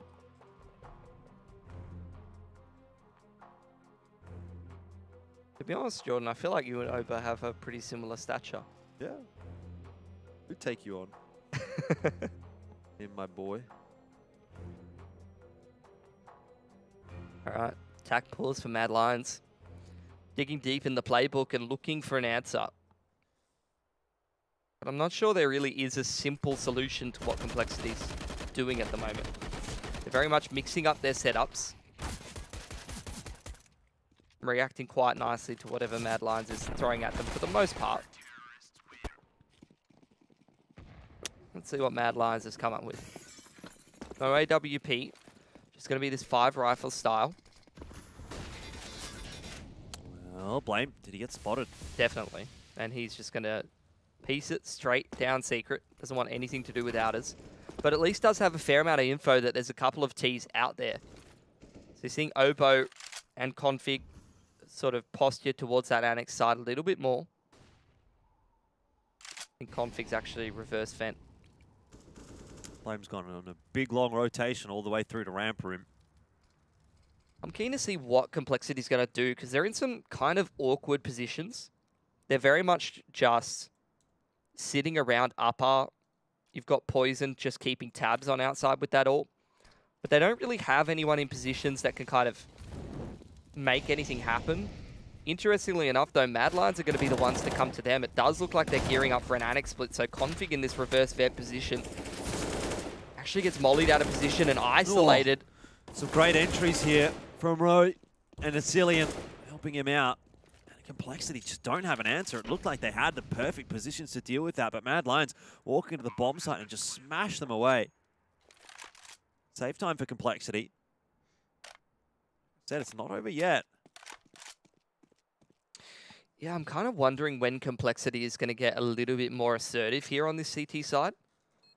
Because that's another round where they, like Blame F, yeah, he's across secret and he's trying to gather some info or try to take a duel if they try to go for that outside wall of smoke and push secret a little bit. But for the most part, Complexity very much just sitting back quite passively, resting on their laurels and letting Mad Lions come to them. And that's an example of when it doesn't really work out. Yes, they had a decent setup, but again, just a great execute, a great set piece makes those couple of key players for Complexity very uncomfortable. Player on outside's trying to duel with a couple of people. Config's out in the open, mollied out and flashed. And the player who's in Rafter, he's trying to deal with players coming out, Hut, Squeaky, and Annex at the same time. Wonder how many he's got in the backyard, Pilski. I don't know. How many do you keep? Look, I'm not sure. I know you do get those traps where you get like a couple of sticks and you prop a rock up, do a little bit of bait. Yep. So you have to go check the traps outside, see if he's caught any. Hopefully we've caught some. Yep. Bit hungry, so it's nearly dinner time here in Australia. Yep. Maybe a kangaroo or two might have wandered into the bigger traps as well. Yeah, look, we'll take a little bit of a stroll alongside the highway, see if anyone's run any over. We could pick some up. Yeah, that'd be good. Just free dinner, really. Just the way it is, really. Sounds like Max got our dinner sorted, Pilsky. He's found one. Glad to hear it, because he's a mean lad on the barbie, that Mac. Once he gets the undoubtedly groove, or filled it up. He does get a little shiny though, especially in front of the barbie. But that's just some extra seasoning, you know. Right. Put a bit of that smoky flavoring on, you know. God. How's your kangaroo doing? My kangaroo? Yeah. My kangaroo's pretty entertained by this game. It really it appeals to my nerd sense of Counter-Strike brain, you know? Kindred spirits. Just the way that this game's going back and forth, just some really nice T-side plays from both sides. A very close game. Really just feels like the battle of two, you know, IGLs and two coaches trying to just stay one step ahead and come up with different set plays. Both of them seem pretty familiar with how to play Nuke to a pretty high level. So this is just it's a fantastic game. Look, it's not terribly exciting in some regards from a viewing perspective. You know, Poison's not running around just shotgun AWPing everyone like Overpass. But it's a solid game of Counter-Strike. Getting back underway with it fairly shortly, I'm told. Look at that. I mean, it's still a really good second half so far from Complexity. While it looks like Mad Lions are pretty competitive at the moment, if you take into context just the second half, it does look exceedingly one-sided so far. Yeah. To some extent, I would agree with you. At the same time, though, Mad Lions, they have decent money, I'm pretty sure. And they've got, you know, it's pretty neck and neck in terms of the rounds. So they've still got opportunities to try to win a couple of gun rounds in a row, keep these rounds close. That's where they can try and break that money right towards the end of the half.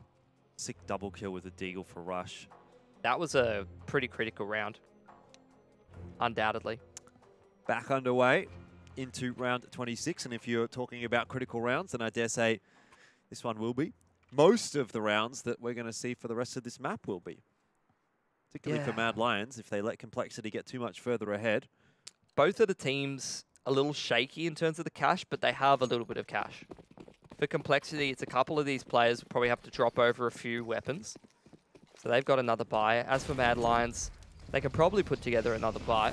Because they've got a little bit of loss bonus. This is where Blame F gets a little bit more active, moving up around the smoke. That's a fantastic performance from the man. Doesn't quite manage to hang on for the triple, but he was very close. Ascillion up on a spray as well. Poison will trade him down. That's great work. I was waiting for this, Jordan. I was waiting for Complexity to get a little bit more active, get in Mad Lions' face, rather than just let them set up these slow set plays and try and push and pull those rotations and control the game. And now they've been put into a very uncomfortable position, and it's not going well for them. Certainly not. Complexity have decided to flex their muscles. Obviously a fair bit of time during that pause to have a think about what they want to be doing. And this time it's caught Mad Lions off guard. Bit of a spanner in the works. Adaptation on the CT side will be enough to get them up to 14. Shush is going to continue to try and put more damage onto the CT economy, at least for the rest of this round. That's all that he can kind of hope for at this moment. Waiting for a push from Complexity, but I dare say he won't be getting it. Living up to his name. Just chilling behind Annex, man. Yeah.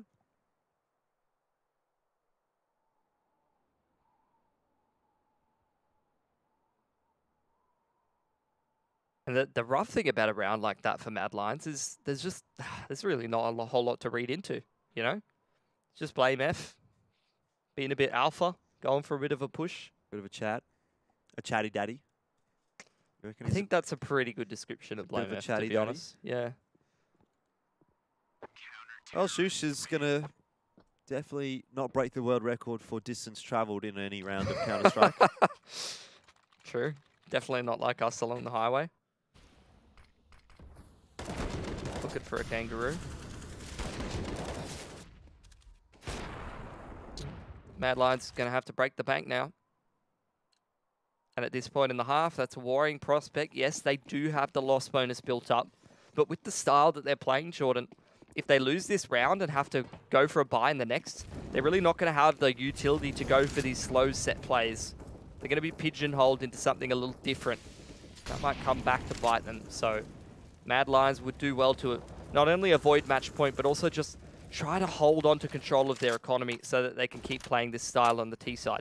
Not quite as aggressive of a round on the CT from Complexity this time. A bit more of a standard reserved setup. Yeah. And I like down to B. Yeah, that's true. That's true. Floating back up toward the ramp room, though, so I must have expected maybe something happening on outer. I think Mad Lions is just trying to hit this sharp timing into upper again, it seems. Just waiting around for pushes in the lobby, waiting for that utility to dissipate. I think Complexity's got a better read this time around. Blame F, he's going to chuck a smoke on towards Squeaky Door.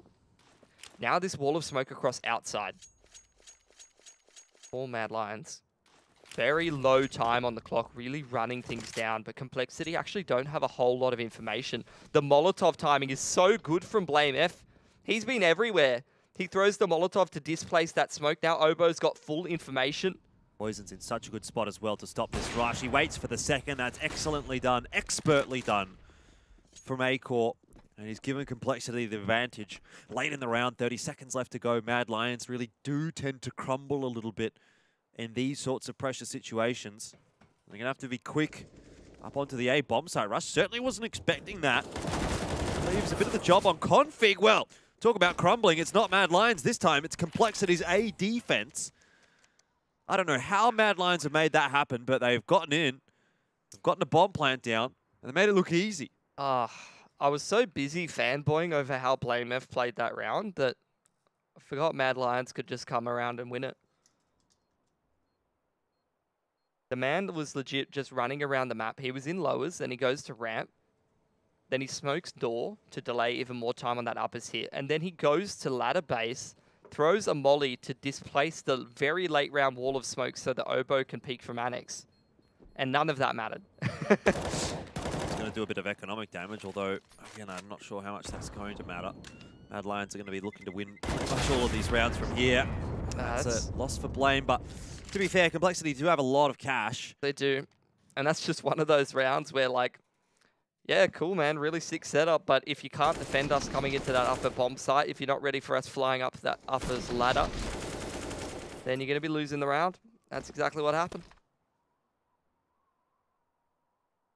Nice work from Mad Lions to be able to turn around that 4-on-5, but at the same time, you could see a couple of those CT players on Complexity a little bit out of position. Yeah. Rush definitely caught with his pants down. It's definitely not ideal in that 5-on-4 when you should be pretty well aware of what's clean and what's dirty. You know about clean and dirty? Are we still talking about pants? No. So that's like it's like a concept in Counter-Strike where you get into those mid rounds and I am aware. Okay. Just checking, Jordan. I thought we were still talking about the pants though. Nah, my pants are clean for the time being. I definitely had a pants change after that overpass game, man.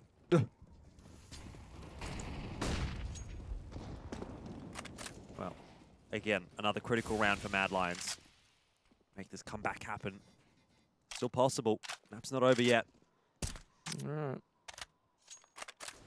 Wall of smoke for outside. Again, offset by Blame a little bit. He's thrown a molly there. I'm not sure. Can Poison see toes right now? He can. Not toes, but instead foes crossing through the small gap in the smoke. He's seen all of them running down, and now you see the rotation out. The double rotate. Config straight down the vent. He's got the Molotov to delay. And Obo's also poking around that Megaton position. Opting not to utilize the molly, rather just to take the aim duel. And in fact, Mad Lions decide to cancel. They're working their way back up. This is very one-dimensional now, and Poison's going to punish them for it. They're trying to rush through Annex right now, but rush in the reverse vent position. Yeah, well, one rush is going to be better than the other. I'll let you figure out which one it was. Blame, still on the bomb site right now, is holding strong. 40 seconds for Mad Lions, so they do have time, but Innocent, well, if he didn't die to Config, he would have died to the molly. It's a 2-on-1, though, as Acor trades down, and the grenade should catch Poison. So for some reason, against all the odds, we're back to a 1-on-1. Obo hanging around up on rafters. He knows the bomb is in his control, but he's not really watching the correct angle at the moment. Acor might be able to get this with a quick headshot, or perhaps Obo will. And 15's up for Complexity. It's match point now for them, and Money is in a terrible spot for Mad Lions. And again, man, Blame just picking the perfect time to chuck the Molotov down, offset that smoke, which allows Poison to count the numbers down into lower. That gets Complexity in a good position in terms of the rotates, in terms of reacting to what Mad Lions is throwing at them. But at the end of the day, it feels like Mad Lions... okay. A little bit of friendly fire right off the start of the round. That's not ideal. Love tap. Not ideal at 15-13 when you're facing elimination, or at least being sent into the lower bracket, rather. Either way, though, Mad Lions, they throw that wall of smoke. Roy straight down into lower, but the rest of them grouping up towards upper. Rush has got his work cut out for him here at this reverse vent position, but an additional smoke being thrown in there by Poison from Heaven, just to keep him safe for a little bit longer. It'll be a nice round to actually play on top of the hut from, because there isn't really any util for Mad Lions to get him out of position. Innocent's been pretty good at cracking open this squeaky area. Not this time, though. Well, Vasilian trades him down. And Poison missing a shot with the AWP. He's got to have a bit more luck on the second, but all of a sudden, again, a one-on-one. Blame has been really good in these clutches, particularly from the rafters position. And he'll be patient.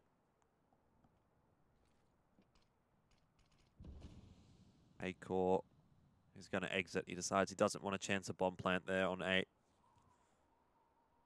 Definitely has the time to work the map now. Pretty nice that Roy actually got that kill in toward lower with a Mac 10.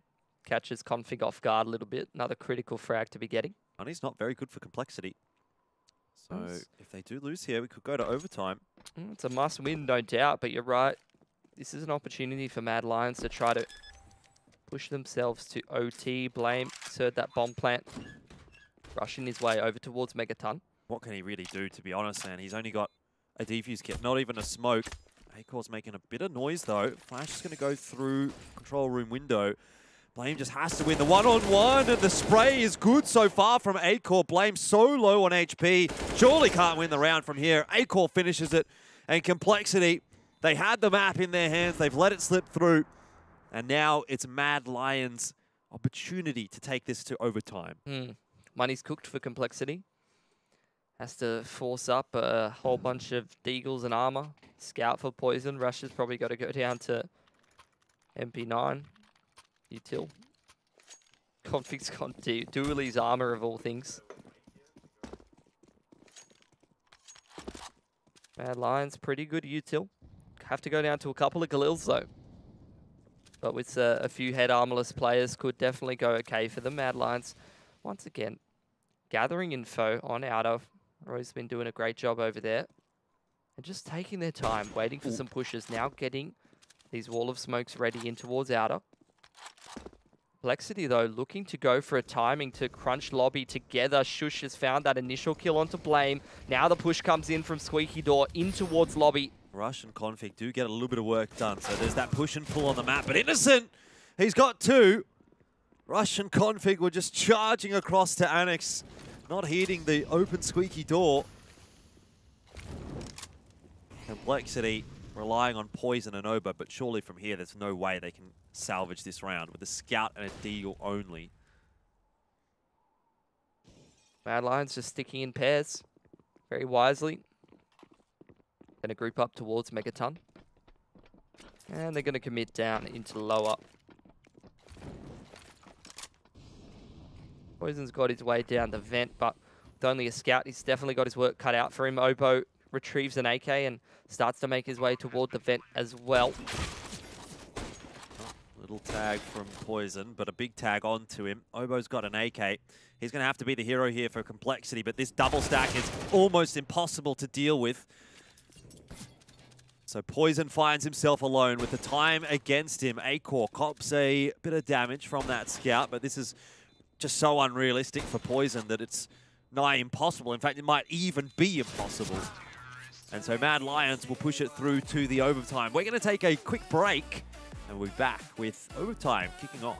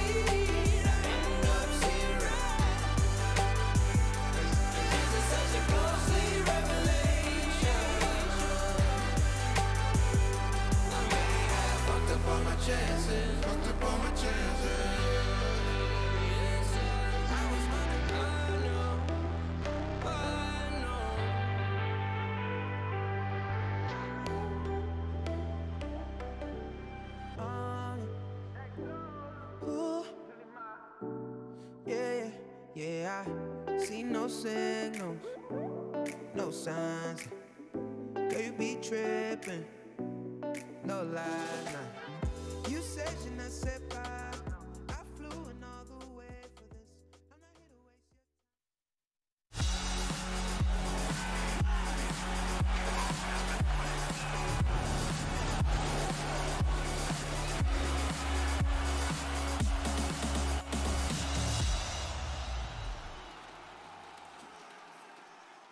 Back into the game. It's Mad Lions in Complexity, and Mad Lions, they have more or less achieved what I would consider a comeback, being able to get all the way back to 15-15. It was pretty much there for Complexity, but they weren't able to kick it over the line. Now they have more work to do. Starting on the CT side.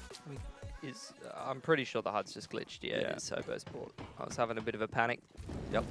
For no reason, of course.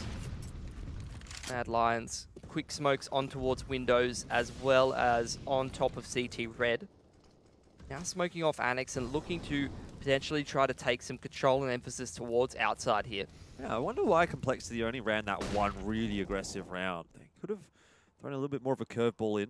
It's, again, just going to be a bit more of a passive play, but Blame has a lot of work to do. A lot on his plate right now, but he's got the timing perfect. Almost. He really deserved to kill onto Asilian, but Shush does shut him down and keeps his teammate alive. Not even a lick of damage connecting onto Asilian. He had the right idea and the timing there, but just can't get it done. Now Mad Lions waiting for a mistake from Complexity. Bomb dropped in the open, but Poison slips up secret and finds a pick. Acor punishing Oboe from peeking windows there. Mad Lions, they still need to recover the bomb here, Jordan. They do, but that's not going to be the most difficult of tasks. What Poison does right now is going to be quite an important decision. He's watching the B-bomb site, but he's actually allowed them to get into control room, and I'm not even sure that he's aware of it. 30 seconds on the clock, and it looks like Mad Lions are going to bust straight back into upper. Acor's found that pick in towards lower, and that's the tipping point. They decide to actually commit to lower rather than ring around the Mosey back to upper. Config trying to get in position from secret, but Mad Lions, you can see they're holding all the right angles. Innocent still in the back of lobby. Picks Rush trying to cross to vent. And that's just the strength of this style for Mad Lions. Every single T round, so much purpose. They set the tempo by throwing the utility, choosing where they want to go, and then they read the responses from the CTs correctly. And that's how you end up with a round that doesn't even look close like that, where the Ts are always in the right positions, holding all the right angles. Indeed. It's really, really good to watch. Oh, that's a nice grenade. Maybe does a lot of damage to Acor. Blame is, again, just playing around that crate. Nothing too aggressive or over-eager from Complexity just yet. Poison watching the line this time to help Blame out. It's pretty insane, the consistency of good decision-making from Blame F on this outside area, considering how many different variations Mad Lions have thrown at him. He seems to always be pretty aware of what's going on and trying to make the high percentage. Didn't work out for him last round. He's going to need to do it once again, but will be forced away by Amoli first. A lot of onus on Blame in this round. Probably good news, to be honest, for Complexity, because he's been so solid today. Well, another very, very slow round. Complexity not really doing much. They can't really cross now either. They don't have smokes, and Poison's still watching it with the AWP, but does the timing favor Mad Lions? Poison still posted on the line, looking to get some work done. Oboe finds Shush, and exactly crossing like that. Poison gets the freest kill of his life onto Roy. Innocent's having a duel at the moment with Oboe, and this round seems to be going exactly the way of the last, but flipped on its head. Complexity may now be the team that's not going to lose a player. Asilian 1 on 5. What a huge clutch it would be if he gets this one done, and he started really well. I thought he was actually going to get that spray onto Blame. But Complexity will garner their 16th. See if they can double it up. I think Mad Lions looking a touch better on their T side, to be honest. And there's plenty more strats in the back pocket for Complexity. This is their map pick. So once they move on to their T side, I think Mad Lions are going to have their work cut out for them. But it's still very much anyone's game. This is so neck and neck. Both teams have some great T sides with a lot of different variations and set plays. This is one of them. Very quick one straight out the door from Mad Lions. Haven't seen this yet. Complexity have struggled to hold the A-bomb site against plays like this, but maybe not in OT. Maybe they're feeling confident now. Rush does see a couple of his teammates fall, and a lot of pressure actually comes back onto his shoulders as a result. Still has Config above Hut, who, as of yet, hasn't been cleared out. Bomb is stuck on the site. That's the danger for Mad Lions. Acor in Annex could catch Poison if the timing is right. Poison on a bit of an expedition. But now so is Acor. And I think, I think Poison might get the better of it. He rolls around the corner and he does. 26 HP. Routine shot with the Deagle to the body of Acor. Roy's on a lurk through hell as well. But Complexity well and truly in control of this round. We'll see what Roy can do. He could change the game up. And that's exactly what I'm talking about. Good trade, though, from Rush. Keeps it well in the balance, and Complexity looking confident to finish this off 17-16. Innocent, slow to creep in from Hut. Has a bit of time to work with. Can keep Complexity sweating. Rush is fully flashed, but he'll just bounce away from the aim. Poison finishes it. Complexity, a very good final round, 17-16. Yeah, look, you said they were struggling to hold upper. It was actually more so when Mad Lions was going and waiting around for a little while and then just hitting that timing in the mid-round where Complexity was having problems. I think it's a little easier for some of those Complexity players to just, hey, I run to this default position, I throw this utility against a Rush to hold it down, I have this reaction. That's a little more straightforward than what Mad Lions has been throwing, going for these mid-rounds in towards upper. And you can see it was a little easier for Complexity to deal with. A lot of people a little bit more comfortable against those rushes. Either way, now it's on Complexity to try to close on their T side. That was a very, very long last half. Very, very slow rounds. So it's been a while since Complexity's been on their T side. Let's see what they've got for us. Indeed, but they've started off pretty decently. Some damage onto Asilian early on in the piece. Robo looks like he might want to get a bit cheeky through Hut here. It's a wall of smoke. Roy's over there towards Secret, being mollied off, but Complexity walk back towards lobby side. Looking to hit a timing into ramp or just come out upper. Shoes tucks himself behind the vent. Surely not in overtime. You don't push this smoke. Oh, he's just waiting for it to fade. He's a bit closer to the smoke than the tease, but he's punished for it by Poison. Now Innocent sweating bullets at reverse vent. He's full white as well, just cowering in the corner. They haven't checked him. How have they not checked him, Pilski? How has he gotten away with this? I don't believe it. He's turned into a ghost. He's spooked Complexity. That's why you can't see him. But not enough. He doesn't even have a torso, Jordan. He's just two arms holding an M4. How do you even react to that? And now it's Acor. Luckily, he's not armless. He's managed to get himself a kill. Acor needs the 2-on-1, but he won't get it. Complexity on map point again. What a spooky round.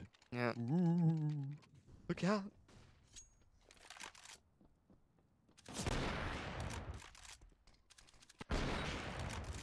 It's a pretty dicey round for Complexity.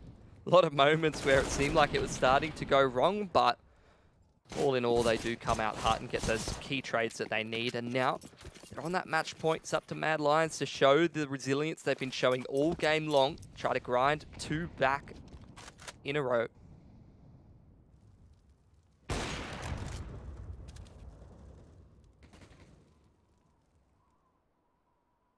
This is not an angle that you want to be peeking, I don't think. Not against Poison right now. 30 frags in the map already. Acor usually good in these AWP duels, but you're right. That's just not the kind of peek you want to be taking. No, not He's at all. peeking from the wrong side. Oh, and Poison, he gets a second as well. Mad Lions, they're just capitulating at the 11th hour. Complexity now have it on a silver platter. They cannot lose it from here. One of those situations where it's like the left eye, right eye peak dynamic. And Acor, unfortunately, maybe sort of gambling that there would be a rifler there instead of Poison holding that angle, perhaps. Doesn't work out for him, and now Complexity just needs to close the 5-on-3, but Innocent trying to dig deep, trying to do some good work here for Mad Lions. Well, he might be able to do it.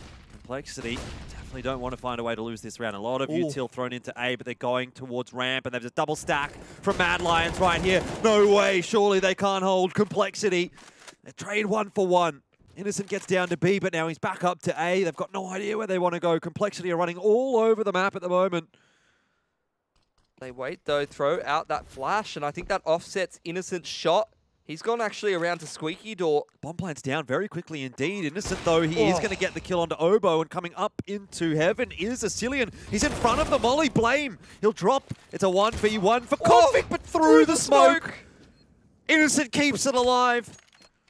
Complexity have found a way to lose that round with a 2-player advantage. It's not Complexity have found a way to lose the round. That's Innocent, man. As well as a good call from Mad Lions, just trying to stay one step ahead there and just gamble a little bit. That really is just a great shot. 3-on-5 from Mad Lions, and Innocent in particular going, trying to find that pick. He picks up the AWP and he pushes Squeaky Door, and just a couple of really nice frags for the man. Look, it wasn't, you know, the best 5-on-3 I've ever seen from Complexity, but at the same time, they didn't do anything glaringly wrong there.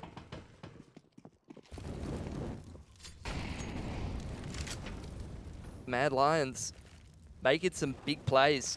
Innocent. And now Acor off angle on top of the warehouse. Picks off Config. The push from Roy. They're looking to send it into the second OT here, Jordan. I think they might be on the precipice of doing that. 3-on-5. Someone's going to have to dig deep now for Complexity. Very similar to what we saw for Mad Lions last round. But Roy's got the read. Poison is going to find a player at his back.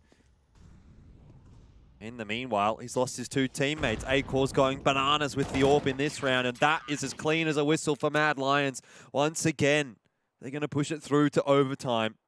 Complexity 2 match points in the OT, 2 in regulation time as well.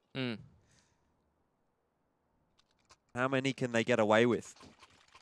You know, it's a question for both sides. How many times can Mad Lions bring it back? And for Complexity, how many times can they let Mad Lions back into this game before Mad Lions actually come out ahead? This is such a sick game of Nuke, man. I'm loving this. Well, this time it's a wall of smoke across outside for Complexity. The push closed from Roy. He's hearing the footsteps and he's found the gap in the smoke. Spams Config straight through it, and now Complexity, you can hear them rushing down warehouse if you're Acor in. Oh, that's not an easy aim duel to win if you blame him, especially not against the scoped rifle. Shoes posted on the exact line that he needs to be. Hobo's pegged one back, and Poison definitely waiting for someone to make a mistake by dropping down the ladder, but he's not going to get it. Rush trying to open things up towards outside. He's actually caught a decent timing on Acor now. But Acor, I would love to see a replay of that shot. Good reaction from the man, and now Innocent with the cover from heaven. He's really warming up here for Mad Lions, the new pickup.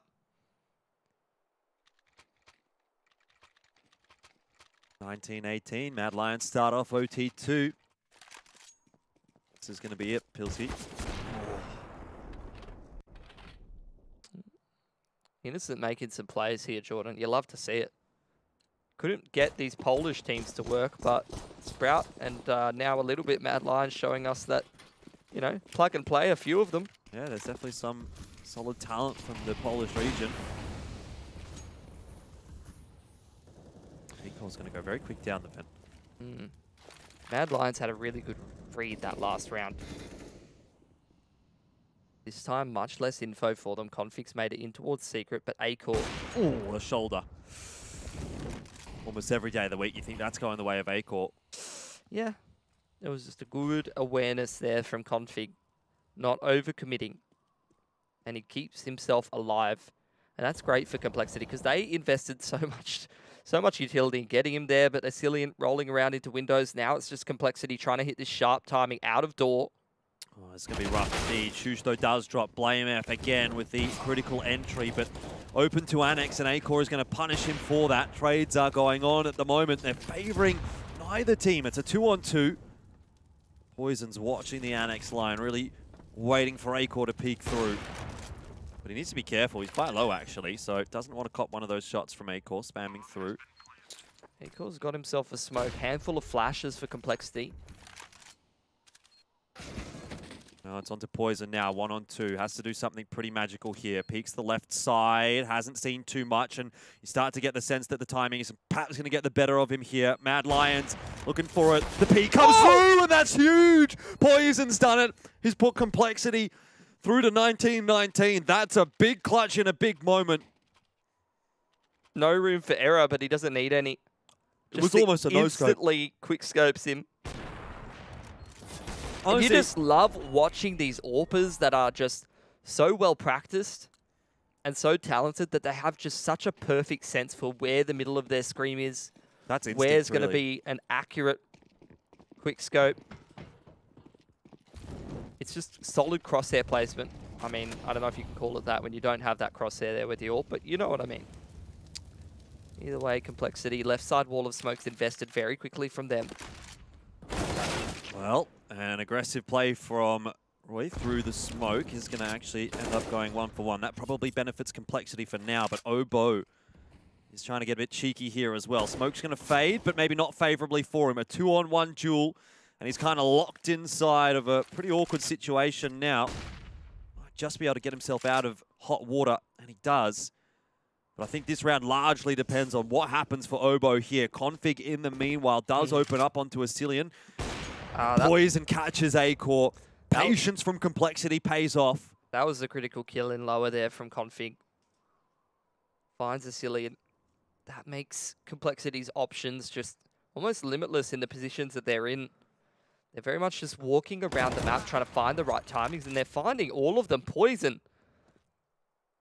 It's 2 for him in this round. He's on for the 40. 4-on-1 for Shush. This will be a toughie to win, but Poison almost lines up for him. And he's given the frag over. It's 2-on-2 at the moment. Bombs in Annex. 2-on-1 even. Complexity have a lot of ground to cover. Surely not. No, you can't throw this round away. It was a 1-on-4 Pilski. And he's got to get the bomb down now, Rush. Where does he go? Down to B. It's a wise choice. But this is way too close. This should never have happened. It should never have gotten to this point. Well, it has. Shush coming down the vent very quickly. Rush going to try and use that off angle. This can go so wrong. Shush isn't quite going to win it. Oh my word. Should never have gotten to that point whatsoever. Rush. I was praising Complexity earlier for not really making too many mistakes and still losing a 3-on-5. That was the complete, or 5-on-3 rather. That was the complete opposite. Yeah. They put themselves in an excellent position, like 4-on-1, and then just peeking Shush individually. I think Shush, Rush is going to have some choice words for a few of his teammates there. But he gets it over the line in the end, and Complexity are now off of that danger side. I almost feel like the T side has been a bit of a struggle for them in the overtime so far. So they're back to maybe the comfort of the CT side. A-Core almost burns to death there. Needs to be careful. He doesn't lose his life. He's been a very key player for Mad Lions. Also on the CT side, but also a couple key players on that T side. It's more so Roy that I've got my eye on for Mad Lions. He's been the main man making plays in these slower rounds. A lot of damage already done in this round, and Blame again steps up early on in the piece. One player down, it's Shush. Obo playing the crossfire angle, and that's perfection from Complexity. He couldn't have asked for a better round to start the CT side off, and once again, Pilski. 2 match points. Well, hang on, let's hold the horses, because that 1-on-4 was too close. Not prepared to call the 1-on-5 till it's over, but you're right, that's what I was going for. 2 match points for Complexity. Just get it done. Just get it in there. Easier said than done, though, This Mad is now Lions. 6 match points that they will have had. 63 frags in 2 maps. As we say here in Australia, not bad. Good size. Not bad. Not bad. Good amount of frags. All right, Mad Lions. Once again, got to dig into the playbook. Come up with something that's going to work. That's a good start. A-Core. Like I said, you know, Poison's having a fantastic mat, but you can't count out A-Core in that AWP v AWP duel. Yeah, 32 and 30. He could take it against some of the best in the world. Obo's in a nice spot, avoiding the flash, but he doesn't actually connect the shot, so it's all for naught, really.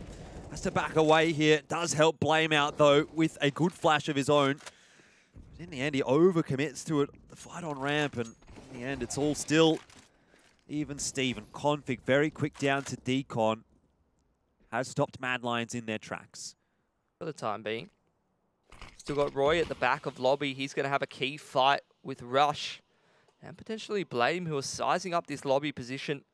Config being left alone to listen out on that outers, or on the unders bomb site, rather. And now you're seeing Complexity get a little bit more active, try to take some control of ramp. But Roy, very quickly in response, follows Rush in towards radio, finds a nice timing. But Mad Lions, I think they're going to commit to lower. Roy's just here making noise, and he's solved the rotation. Both of these Complexity players convinced it's upper. But are Mad Lions rotating off lower? Config, they are. He might get the timing here. Has been spotted by Roy, just decides to back off. And again, that's going to change the direction that they're going to go. Mad Oh. Config doesn't even know what's happening. He's just running up and down this ladder this entire round. 18 seconds. Bomb plant should go down on B. Should be all good for Mad Lions. Oh, you say that.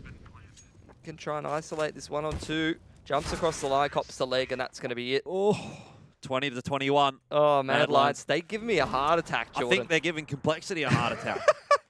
They can't decide where they want to go in this mid to late round. It's like Mad Lions. They kind of get hung up on like, what's the highest percentage play? They've got like a 60 to 70% play that's going to work. And then they're like, oh, but that 75% play. Nah, let's turn around. Let's run. Yeah. Let's go back to that other one. And then they just keep changing their mind. They're like, oh, not sure this is the 100% play. Just make a decision, boys. Just choose something. Well, still one more map point to play with for Complexity. So they've had 5. Will it be the 6th that gets them over the line here to find a 2-0 against Mad Lions today? They're going to go for this Outers control. Mad Lions. Poison shut this down before. Nicely timed flash puts him off the line, but he's found another angle. Really sets himself for that shot as well. You could see how much that meant to him to find that initial pick. Also sending the rest of Complexity down into the B bomb side, or at least Obo's gotten there quickly, which catches Shush off guard. That might just be it, ladies and gentlemen. A double kill for Obo. Poison 2 in the round as well, and it's just innocent. He's stepped up in the overtime, but can't manage it now. And that is going to be that. Complexity 22-20 on Nuke. A very hard-fought victory, which gives them the 2-0 and progresses them on in the upper bracket.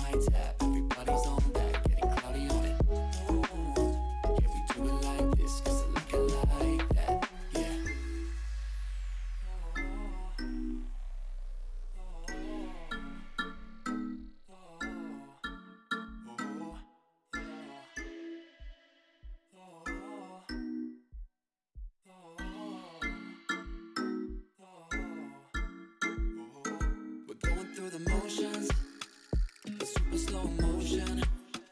It's time to lose your inhibition, developing a blind ambition. Fire it up, ignite it. I don't wanna fight it no more. I wanna see where this can go. I'm done with playing around, not knowing. Yeah, we've nothing to lose.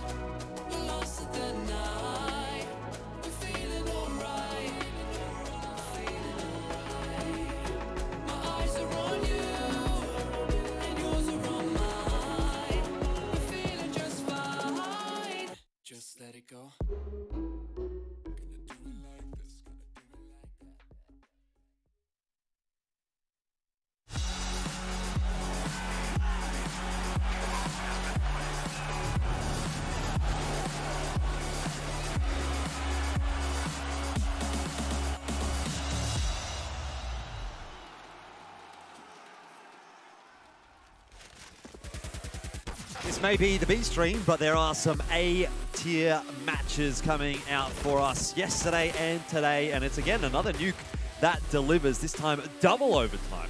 And Complexity get it over the line. It took them 6 match points.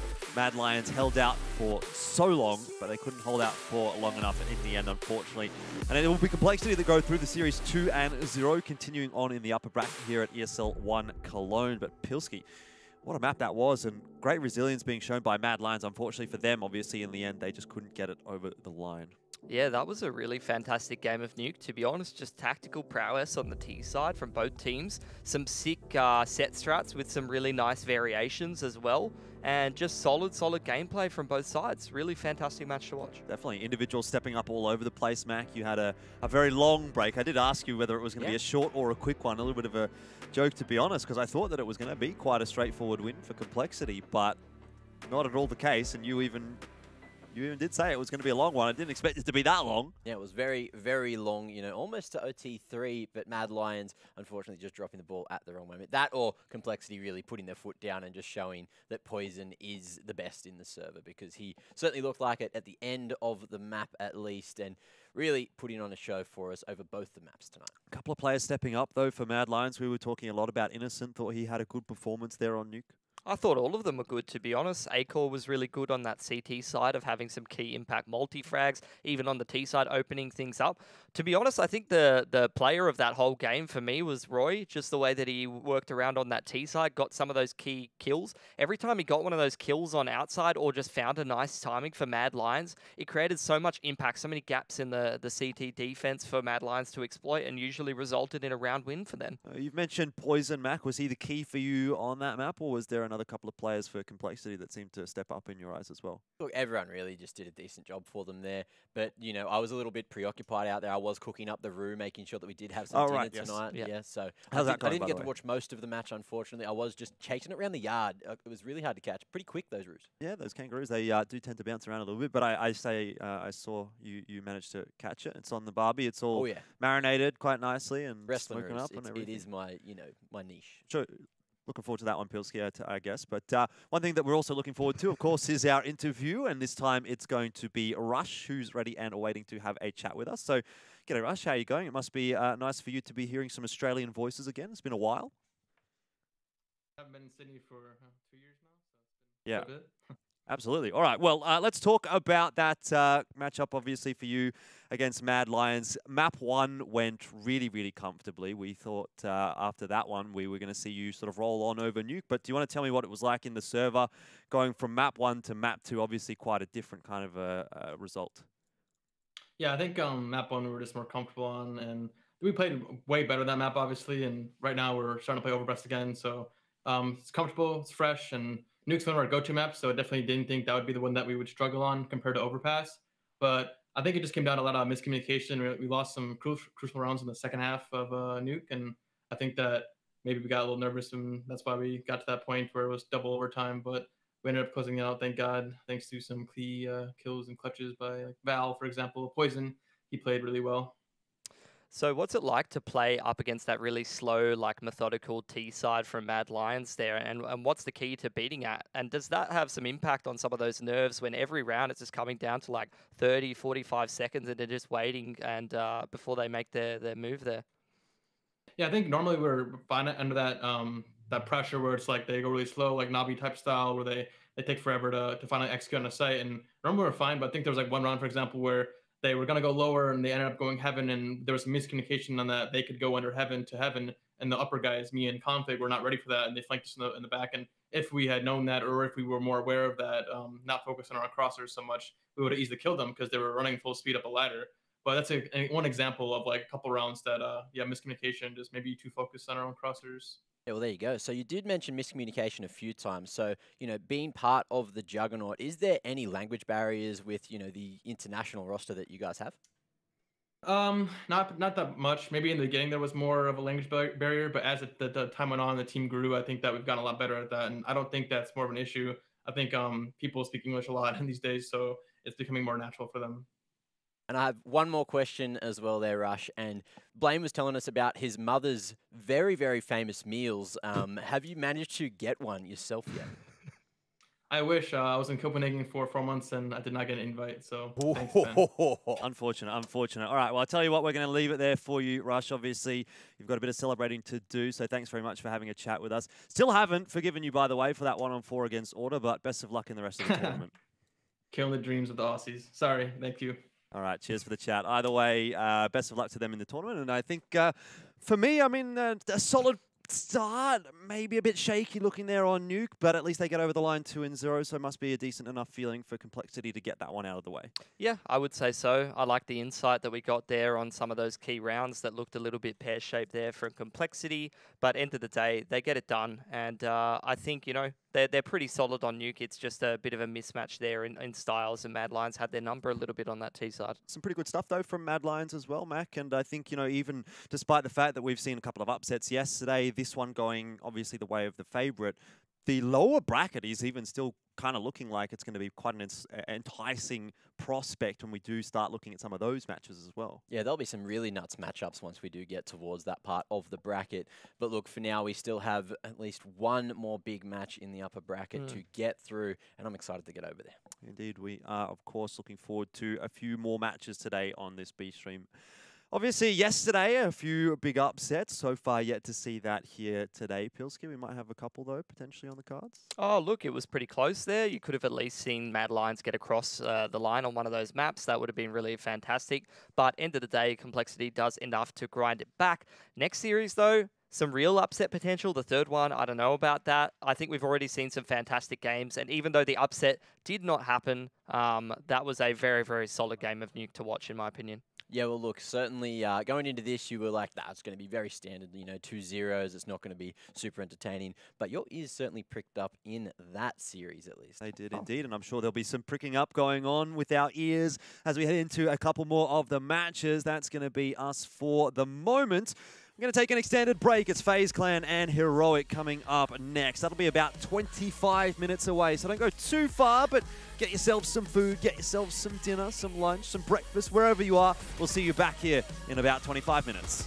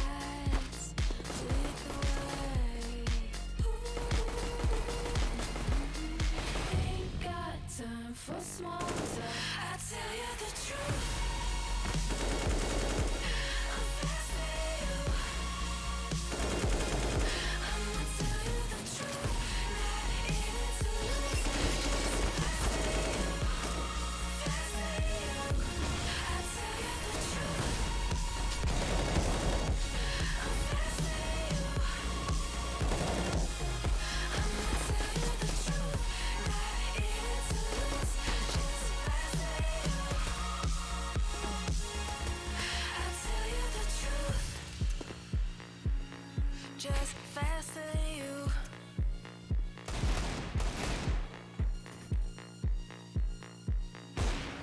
Just faster than you.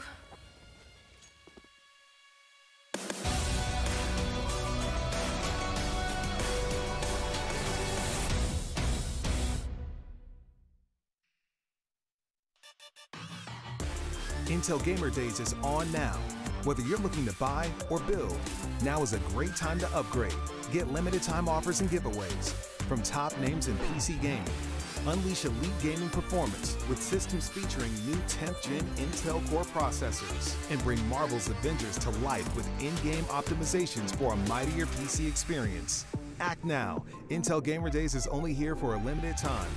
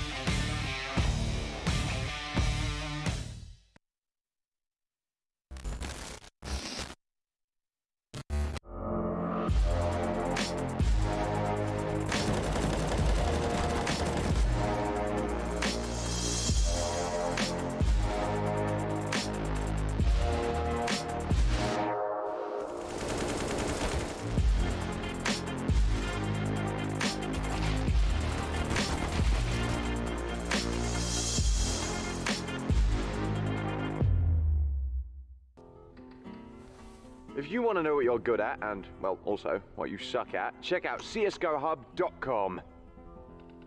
Coming!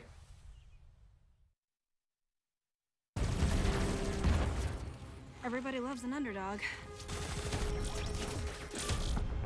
Who needs to be liked? Mountain Dew Amp Game Fuel. Victory in a can.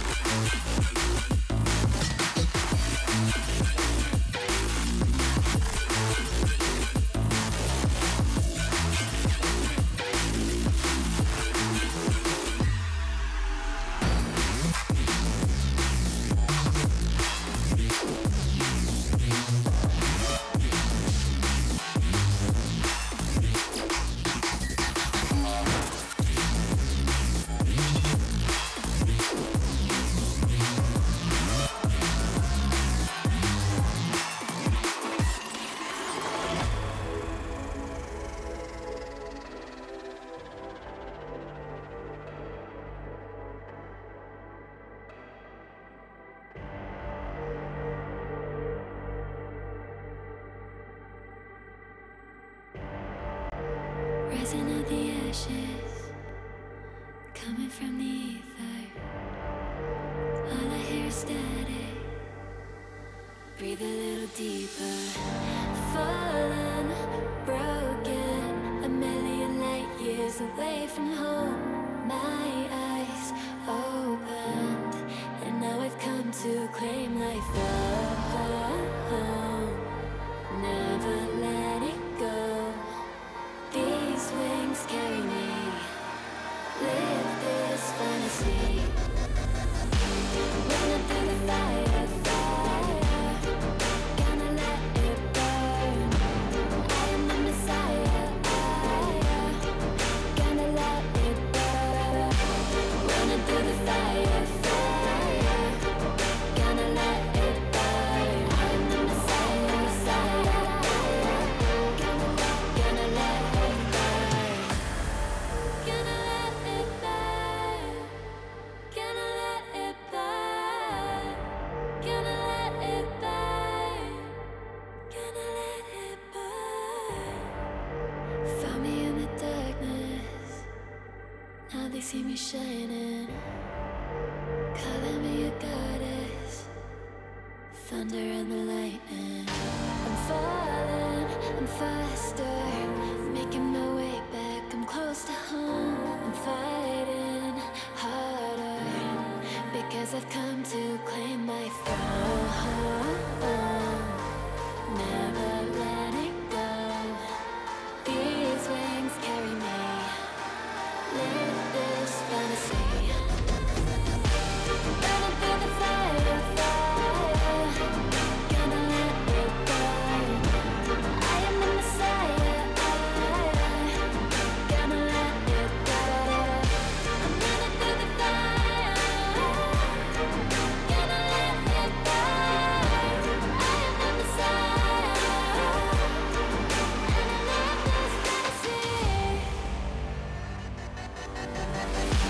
Running through the fire, fire.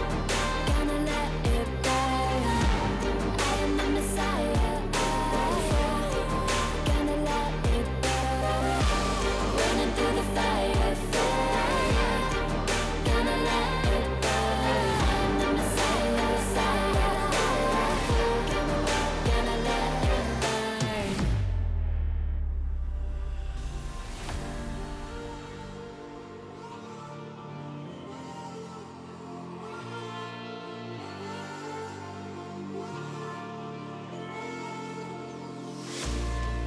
Will you follow me under when I'm crumbling? Every night I wonder, will it ever end? Sometimes I can barely breathe, dear. Sometimes I don't wanna be here. Sometimes I don't wanna be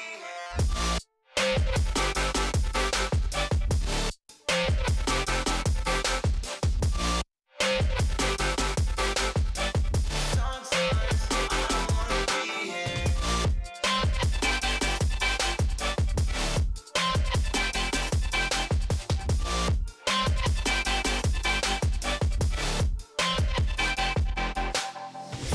Demons always bother me. I'm leaving, but they follow me.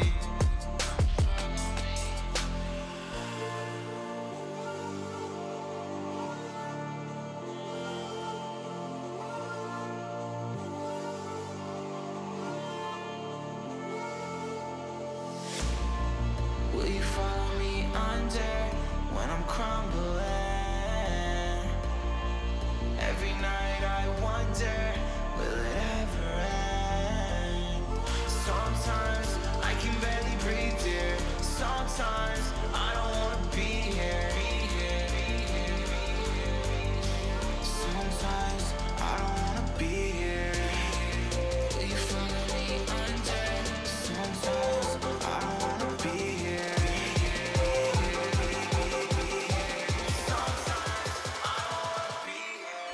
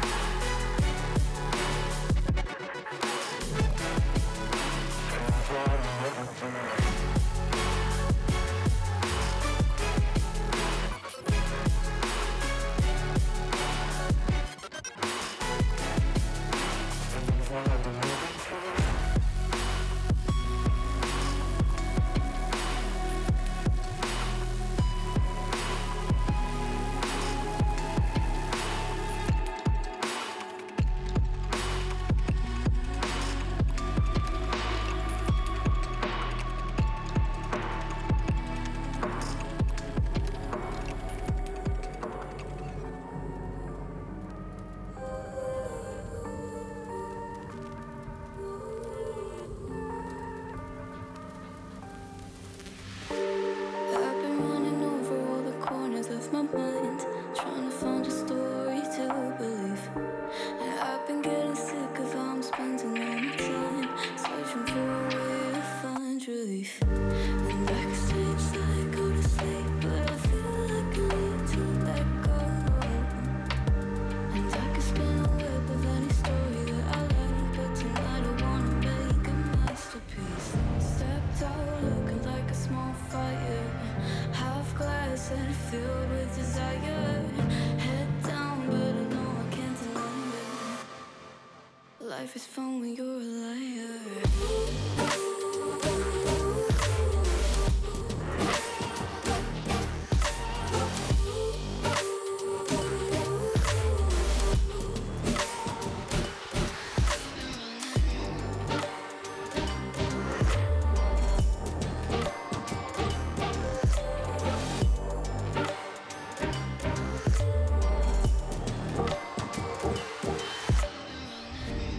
I'm just trying to learn from all the things that I've been told. I'm gonna paint a new reality. It doesn't take a lot to turn a person into gold. Yeah, I've been getting good at alchemy. And you can stay inside in the dark, but without it you'll never let go. And when you're done with hiding and you wanna have control, you and I can find a perfect fantasy. Stepped out looking like a small fire, half glass that filled with desire. Head down, but I know I can't deny it. Life is fun when you're a liar.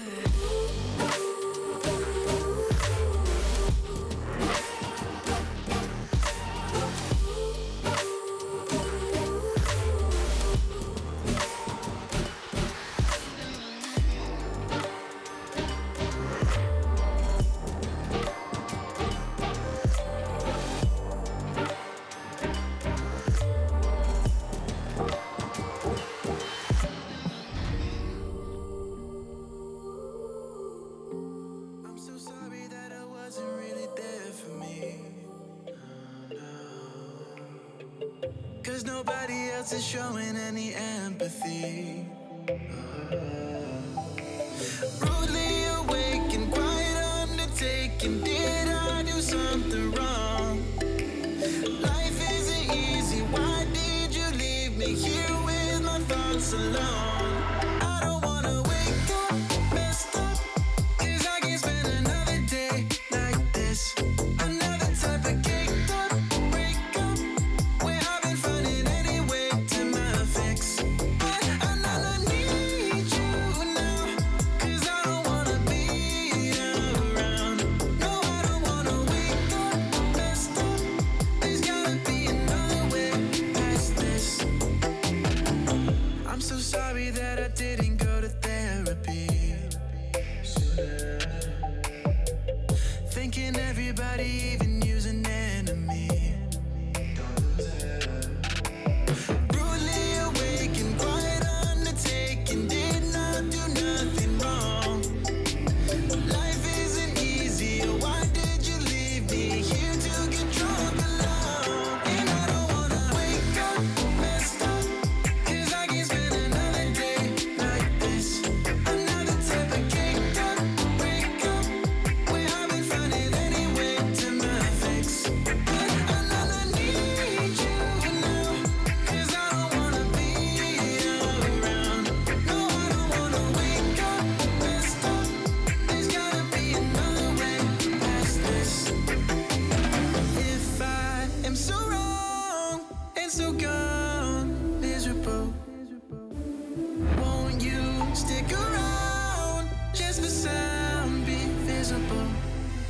but you don't, no you don't. Can't leave me to suffer, erase all the doubt. Pouring Jack in my mouth, and in love with a no for the pain and the drugs to be present for now.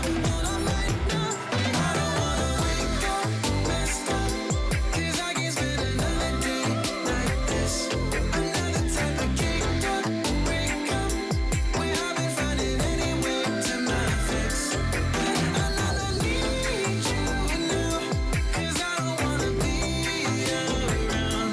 No, I don't wanna wake up messed up. There's gotta be another way past this.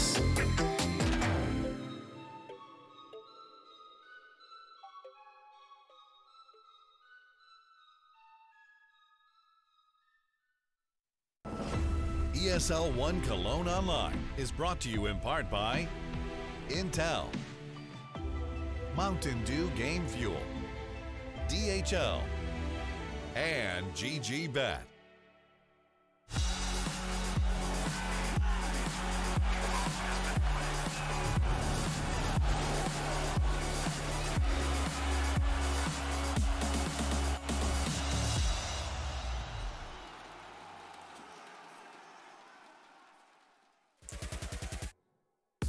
Welcome back to ESL 1 Cologne. It's FaZe Clan up against Heroic now. And a matchup that's going to be quite an interesting one. Very, very close affair. At least that's what it looks like on paper. We've seen some fairly hefty one-sided matches so far on the B stream. So we're looking forward to something a little bit different. And Mac, I know you're a big fan of Nico, but which Nico are you the bigger fan of? Well, that's it. It's going to be Nico versus Nico, and the winner will take my pick. So there you go. All right.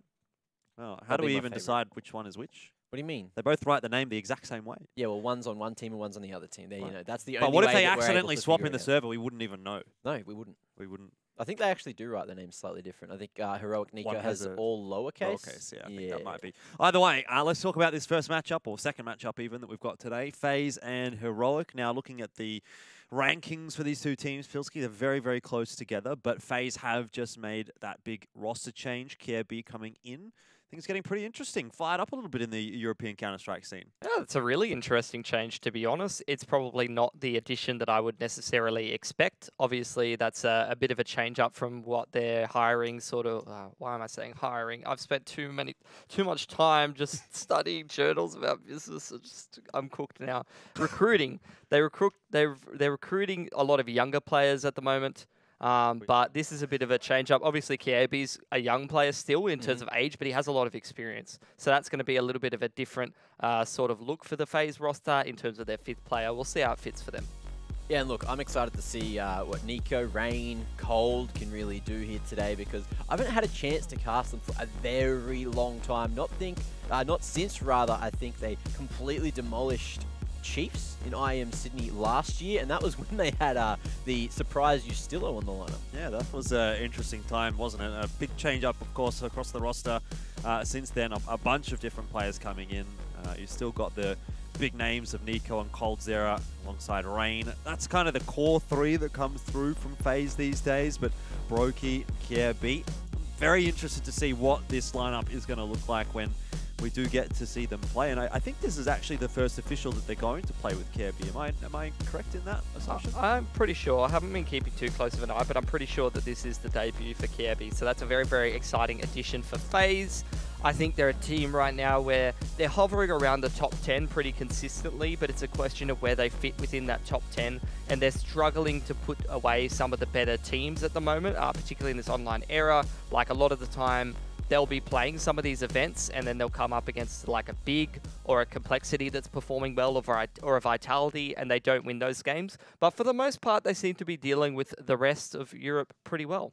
Yeah, I just had a quick look as well, and it is going to be the first official that they have played with Kiebi. So we get to see what they bring to the table, and at Cologne, of all places, as well. So going up against Heroic, though, it's going to be a tall order, because Heroic have had some solid form recently. Does that concern you a little bit, that this is their first official? I mean, it's not been too long since we heard that announcement coming out. So I wonder how much time they're going to have sort of preparing with KRB to come into this roster and play against Heroic.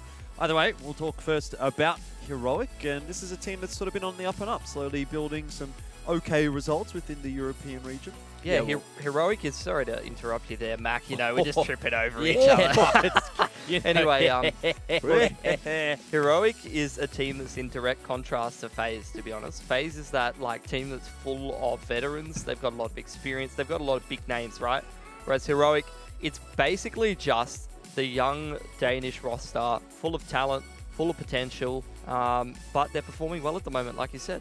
Yeah, look, and Stown, that's a name I haven't been able to cast for a while, but he's been performing pretty good recently. Lowercase Nico here as well, which is what we're going to dub him for, I guess, the game, or it could get a bit confusing once we get to the matchup. And Borup as well, he's been playing really good recently too. So plenty of names here that you all have seen before and love, and they are, I'm saying they're going to be the favorites going into the matchup. Do you agree, Polsky? I don't know. I think so. Like, they just finished in the final of DreamHack Open against Big, so they're having pretty good performances at the moment. They might even be the favourite, to be honest, with FaZe just making a change. Yeah, it's pretty hard to make that call, isn't it? I suppose this is probably the closest matchup, on paper at least, that we've had so far on the B stream. So if, for the moment, we've actually had 2-0s across the board. Yeah. This should theoretically be the one that goes to 3 maps, right? It should be, yeah. This is it should be just a really, really tight game. But at the same time, you know that FaZe has that potential. Like, if they hit that honeymoon period where Kiebi, the addition, is really, really good for them, all of a sudden they power up and they absolutely wipe the floor with a team like Heroic. I suppose, indeed, that is going to be a question that we're going to have to answer. One of the other ones we'll start to think about now, the veto. Obviously, maps are going to be a discussion in every single Counter-Strike series. But what's interesting about this one is the map pools are not so aligned as some of the previous series that we've taken a look at.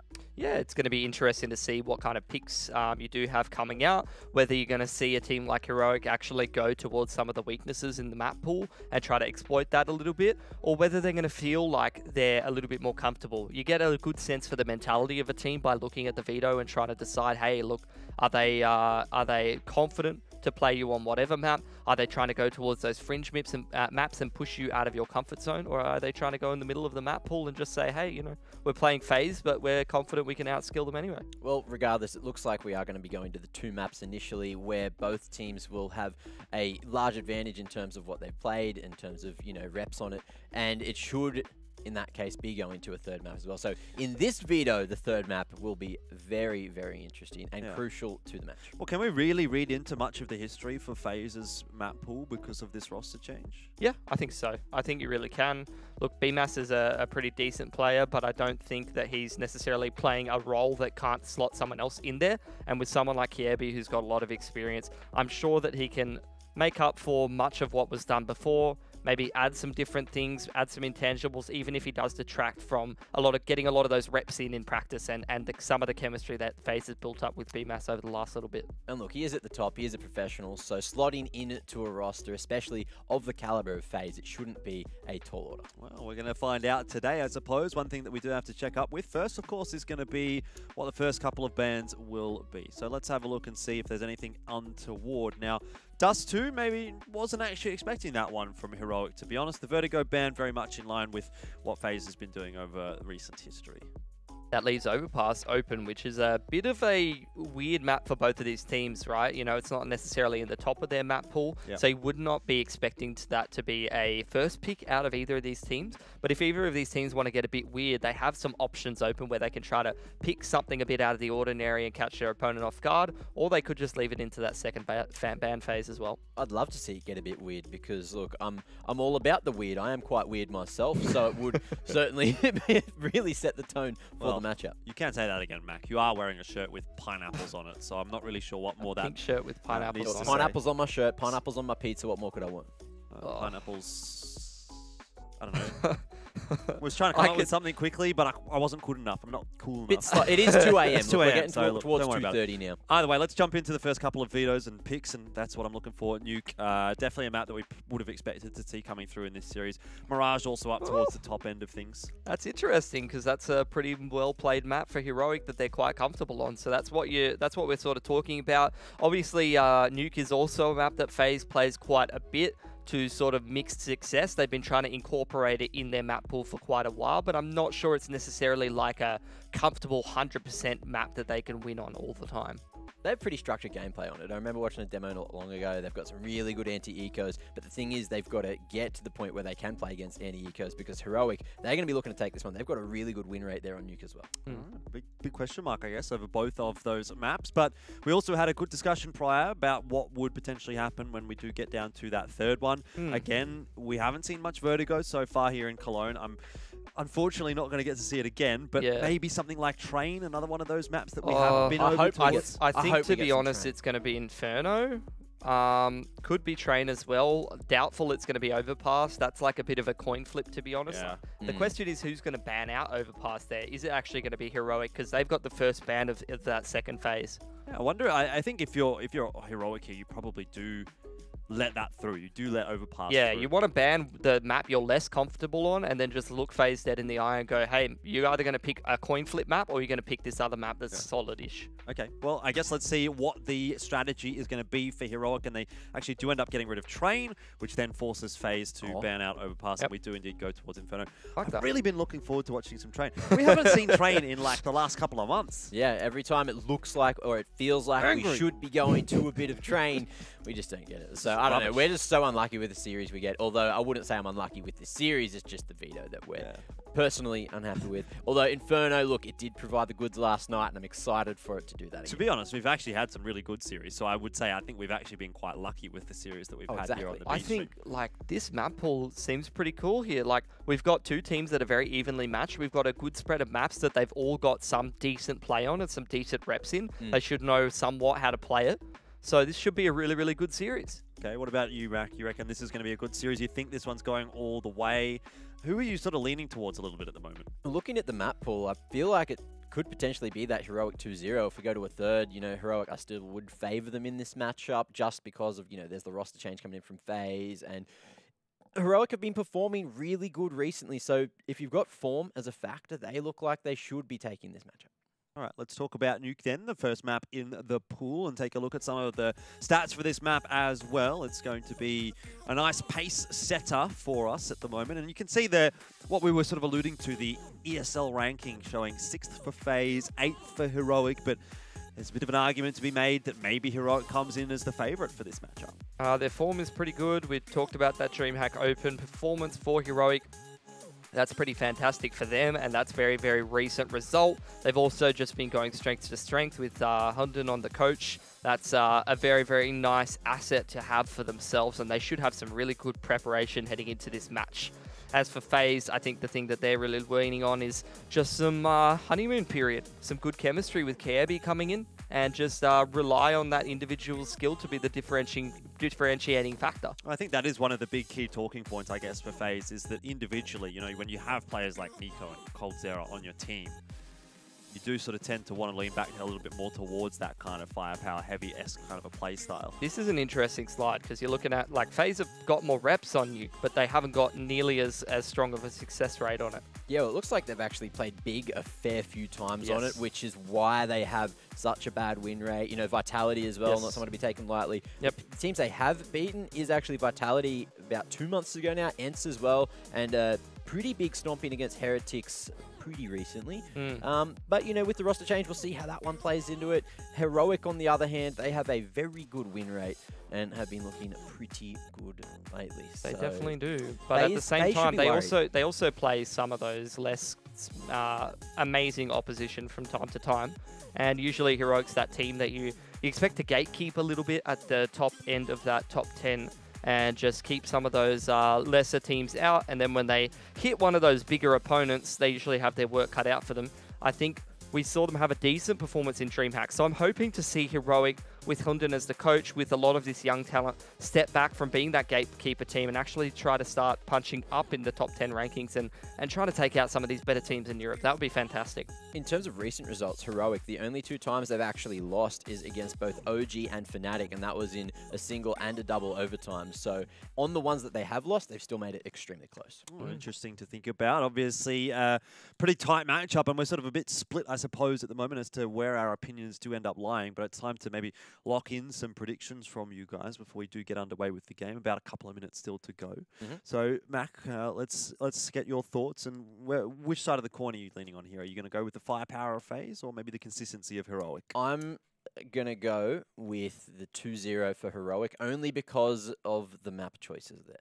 I'm going to go for both, but I'm going to say 2-1 for Heroic, and I reckon FaZe probably wins a map that's really one-sided. Like, I reckon they blow Heroic out of the water on one of these maps, but they actually get ground out in the longer game. What map would that be? I feel like Nuke isn't going to be a Probably blowout. Mirage. Nuke's going to be quite a close one. I think every single time we've actually watched Nuke on this stream so far, it's gone to overtime and maybe even double overtime. Yeah, it's been a bit of a banger. It's got potential to be so again. Really, really close performances from everyone. And it is one of those maps, though, because usually it's pretty heavily CT-sided, but at the moment it's kind of like in this sort of balance where if you have one really strong T-sided team that just seems to lose a bit of structure on the CT side, then you see both teams managing to get more rounds on the T side, and you sort of just go, what's going on over here? One more thing to check in and give us a bit of an indication maybe as what to expect in this matchup is the GGBet odds, and let's have a look and see who they favour. Still going with FaZe, so you guys seem to be at least against the grain, or maybe it's the odds that are against the grain. It depends on who's got a bigger brain, I suppose. Is it GGBet or is it you guys? Definitely not me. I only have a big forehead, I don't have a big brain. There's a lot of room in there, but it's kind of just bouncing around, you know? Like, I think I heard an echo. Anyway, that's a little bit surprising for me, to be honest. Obviously, after hearing what you guys have said, to see FaZe being favoured. It's not a huge favour, to be honest. Like, again, the odds are sort of indicative of a fairly close matchup here. So I'm hoping that we do get a good one. Hoping that we're going to go to the 3 maps here. And really looking forward to kicking things off between FaZe and Heroic. We have only a few seconds before we do dive into that matchup. So, fellas, I guess any final thoughts before we jump into the first map? Well, who is going to be the better Nico? That is the question that we really need answered here. Who is it?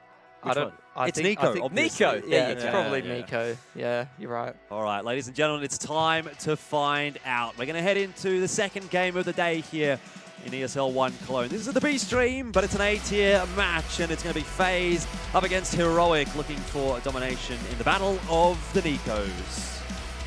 Well, here we go, and Nuke, a great map to set the tone for the series. Who's it going to be? So you said you prefer both the teams to win. I don't know if that's a possibility here, Mitch. No, I said, Jordan asked, do you think the consistency of Heroic or the firepower of FaZe? And I say, ¿Por qué no las dos? There you go. As Sound throwing a bit of utility out of door, and Heroic just chilling in lobby for the time being, looking to potentially try to hit this timing out hut. And they've done so nicely, caught Rain in the open that they can't finish him off, finally getting those kills. Bit of an awkward situation, but Bora coming in to clean up on Brokey there, as now we have the 4v2 for the retake. Nico and Kiebi need to work together here to try to get back in. Nico just going for a solo pick, trying to gain some information as Kiebi makes his way slowly into heaven.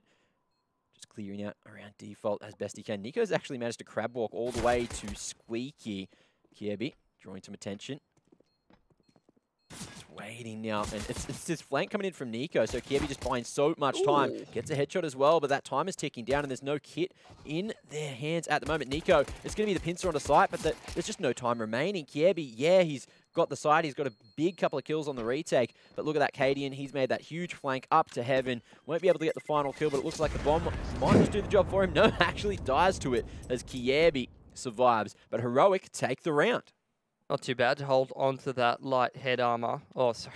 Light head armor. What am I talking about? It's just Kevlar. Why can't I just say Kevlar, Mac? What's wrong with me?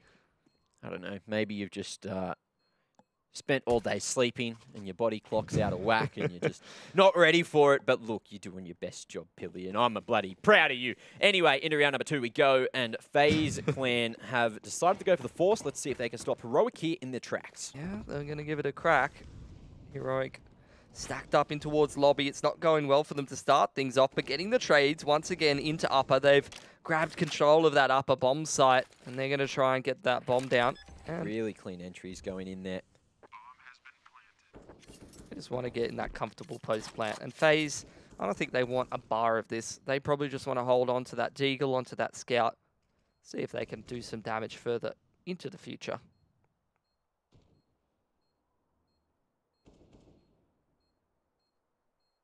Patience from Brokey and Kiebi. Controlling ramp.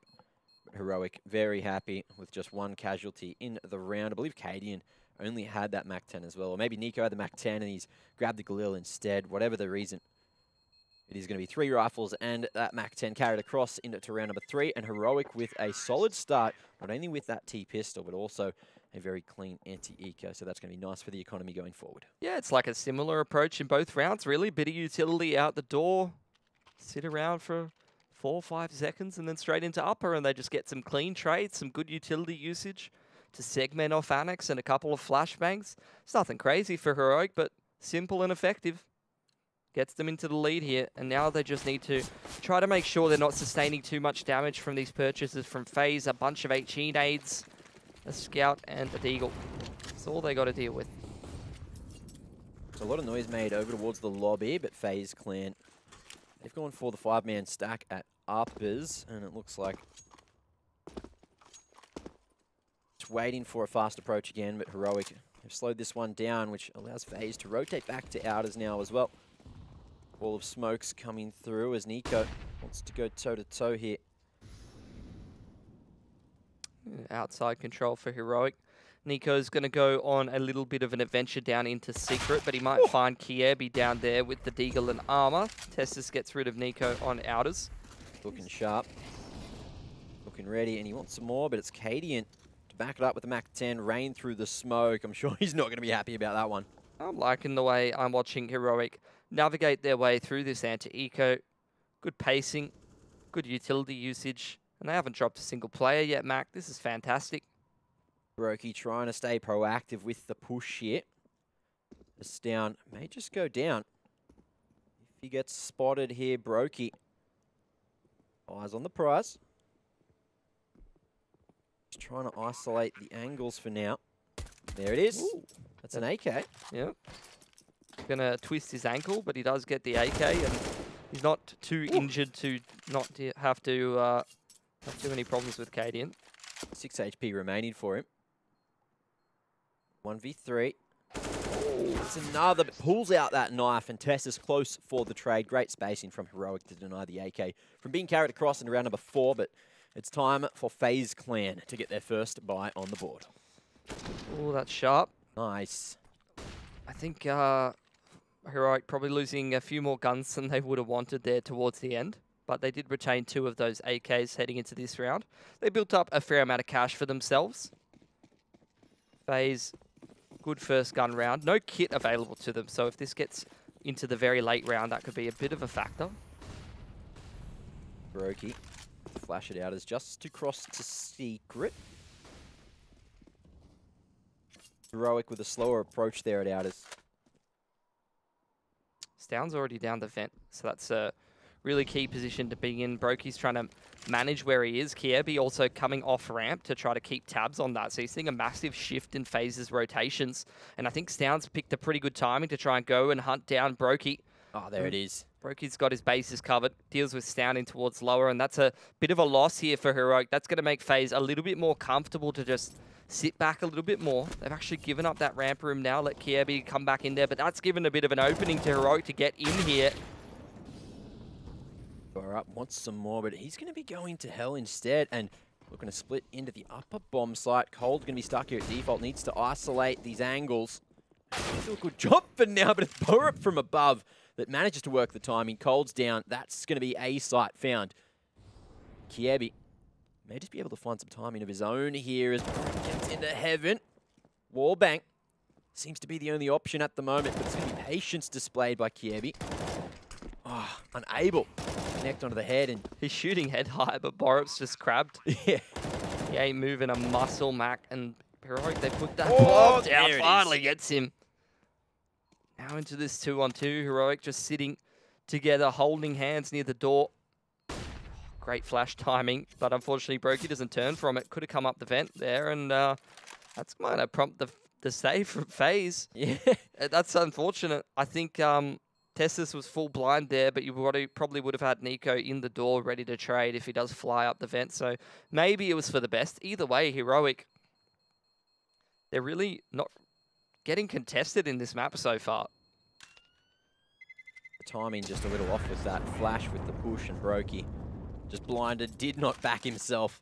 up on the A side at all, so I'm happy just to save the valuable AWP over into round number 5 instead. And Heroic with a clean beginning here on Nuke. 4-0. Just starting to assert some dominance early. Work up that economy as well. Stound's even committed to keeping that Mac 10 in play. So let's see what they could do up against FaZe Clan here, who don't actually have the helmets, really. Well, they've got double AWPs and deagles and armor. So this is definitely not a round you can take for granted, especially with how strong some of these FaZe players are with that deag. Well, with the AWPs as well. Oh, wall of smoke across outside, and Stound's going to try and sneak his way down the vent, and he's made it down there successfully. So this is actually a pretty high percentage play from Heroic up against those AWPs. Very hard to retake that lower site with the AWPs if the utility usage is on point from Heroic, and that's a good example of it. Megaton already being segmented off with one of the smokes. And the molly, like how you can't fight through that. You just got to save the AWPs. And that's yet another sort of technical victory from Heroic where they just kind of out-rotate their opponent. And that's the thing that I'm liking about how Heroic's playing so far on Nuke.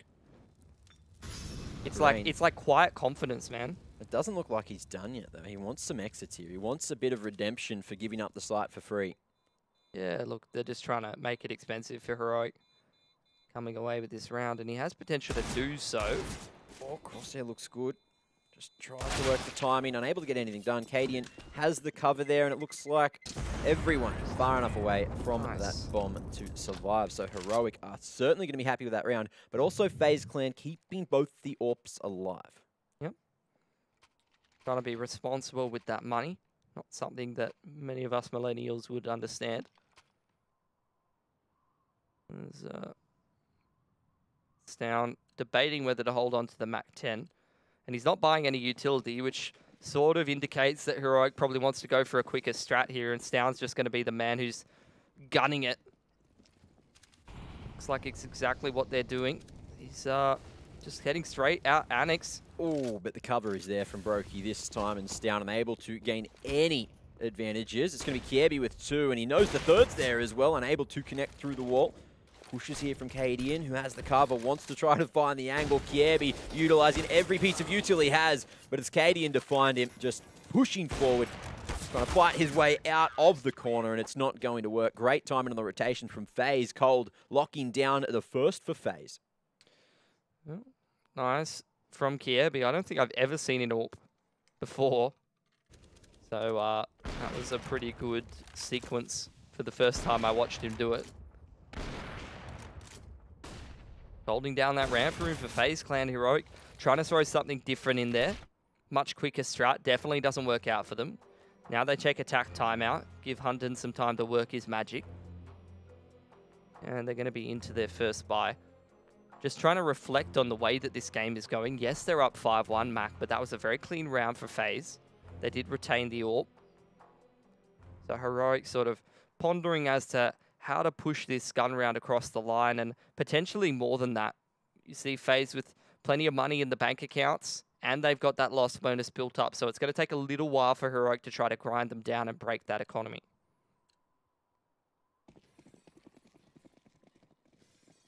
Let's see where Heroic decide to go here. To try to put a stop to FaZe Clan before they get going, before they get the motor running. Only on top of Heart, but Heroic not going through to the upper side rather just yet. Yeah, just pressuring with some utility, trying to force the utility out of FaZe early on. And they've done that pretty nicely. Rain's dropped all of his util. Cold's only got the smoke left on upper. Heroic now throwing out that wall of smoke on outside. Nico's going to try and... I thought he was going to try and displace that smoke with one of his mollies, but instead just chucking it behind the wall of smoke, trying to slow down the progression through it. And Heroic, what do they choose to do here? They've still got the one player in lobby, or at least holding the top of lobby. Now they're committing down into lower, the drop on top of Annex for Tessus. And FaZe starting to rotate now that they've got that info. Brokey joins Kiebi down in that lower bomb site. Nico's just keeping tabs on outer. So FaZe pretty well aware of what's going on. Decent rotations from them. Looks like it's going to be the wrap all the way to hell here. Not committing to the push down through the halls just yet. It is a flash in to Warehouse. No one here, though. And it's Nico that will be the first line of defense over in CT. Seconds, though, they've really got their work cut out for them because they're running the clock down, checking the angle perfectly. That's fantastic from Nico. Nico on Nico action, just what you're here for as Tessus starts to open up the upper side. Cold, he's not able to get a thing done, and Tessus just crumbles there. They're so controlled, Heroic. They're running the clock down so much. That was like 35 seconds on the clock. All of these players looking in the perfect directions at the perfect time and just hitting all of the frags that they needed. And it just looks so easy. And FaZe had a decent idea what was going on. They were in some decent positions. Nico's in a bit of an unorthodox spot over there towards CT. They had 2 in lower, which are the 2 that end up saving. But Heroic putting on a masterclass of this T side of Nuke. Mad Lions were showing some decent performances earlier. These Danish teams, man, so good on that T side of Nuke. And Heroic just with an immaculate beginning, just making all the right moves at the right moment for the 5-round lead already. And look, 6 rounds on the T side. Usually you'd say that's a pretty good half already, but if Heroic can continue to stack on the numbers early, FaZe Clan might not have a chance in the second half. Even from that replay, you can see they're just hard clearing angles. Got a good sense for exactly where FaZe will be playing. Well, the money's starting to look okay from FaZe, as we do see some early outer smokes, but it looks like Heroic, they're going to reroute straight into the A site, looking just to draw that attention towards outers for the moment. Yeah, Cold's got a smoke he can drop on that hut entrance. Brokey's actually on this side as well, I think. A couple of players here for FaZe. Rain, he's going to go down quickly. Tessus, he did such a good job at opening up the A site before as Down tries to go forward. Just everybody blind for now as Brokey rotates in. It's another pick. Nico's Molly gets the job done. Cold is just making such easy work of it.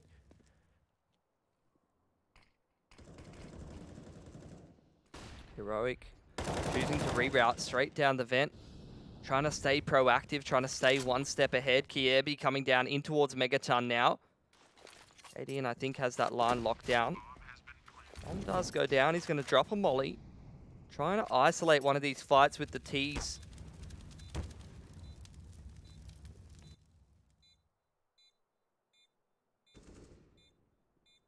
Orbs up there in lobby actually killing Cold. Heroic's so confident, man. Most of the players not even on that lower site. Or at least one of them isn't.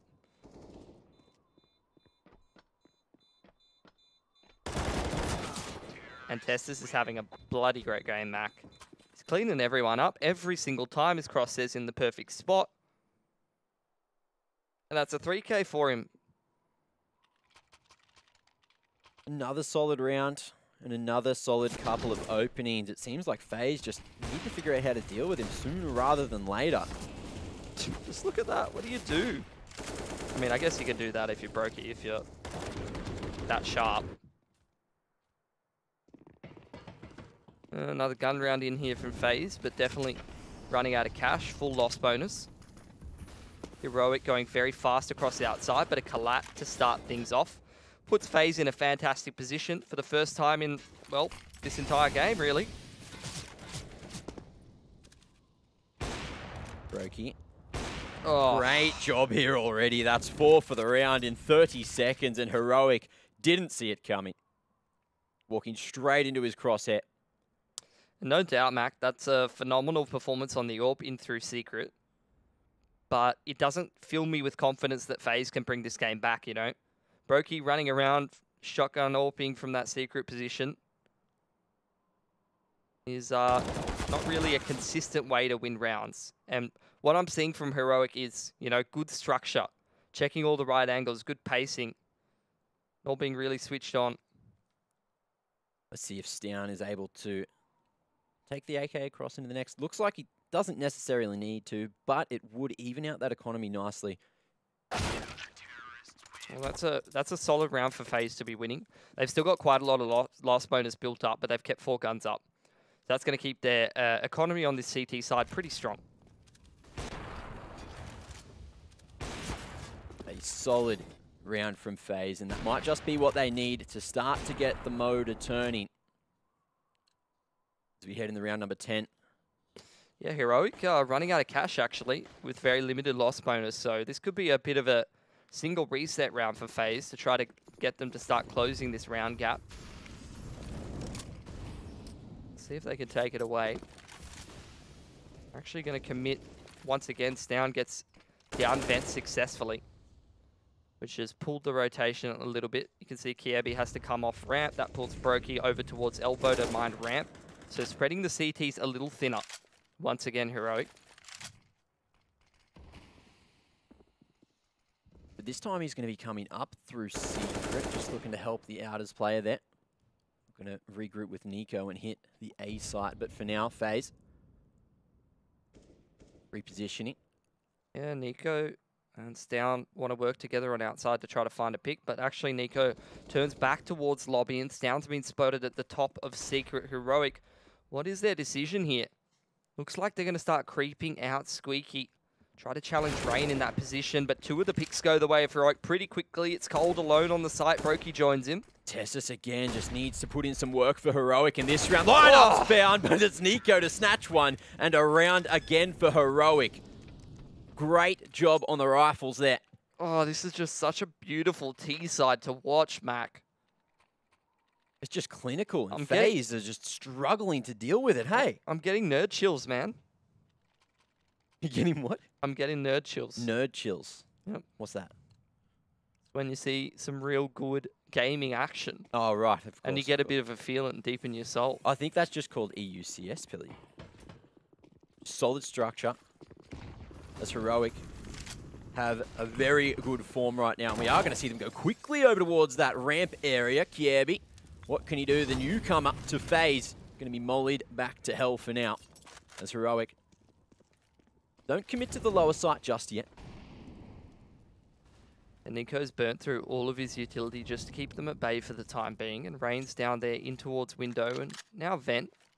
But Heroic slowing things down. And in the meanwhile, you've seen Kiebi push through Outers, try to take some control, get some info over there. That's the main thing that FaZe have going for them because they're quite split up at the moment. Kiebi actually just 1-for-1s over there. Heroic just dotting all their I's, crossing all their T's, accounting for all the possibilities and all the pushes of the CTs. But what do they do to convert this 4-on-4 now? They've given up a little bit of that map control just to clear out that flanker. Nico's sitting around next to elbow in ramp room. Could go for a bit of a late flank, and it looks like Heroic just looking to keep things simple. Smoke off that NX, try to find some of those trades in upper and get the bomb down and give Nico some room to work with. Oh, but through the smoke, dry, that was a risky one, and Rain gets punished. Cold, unable to get more than the single as Burup hits him back, but Brokey joins him swinging as well. 1v2 now, needs to try to clutch it.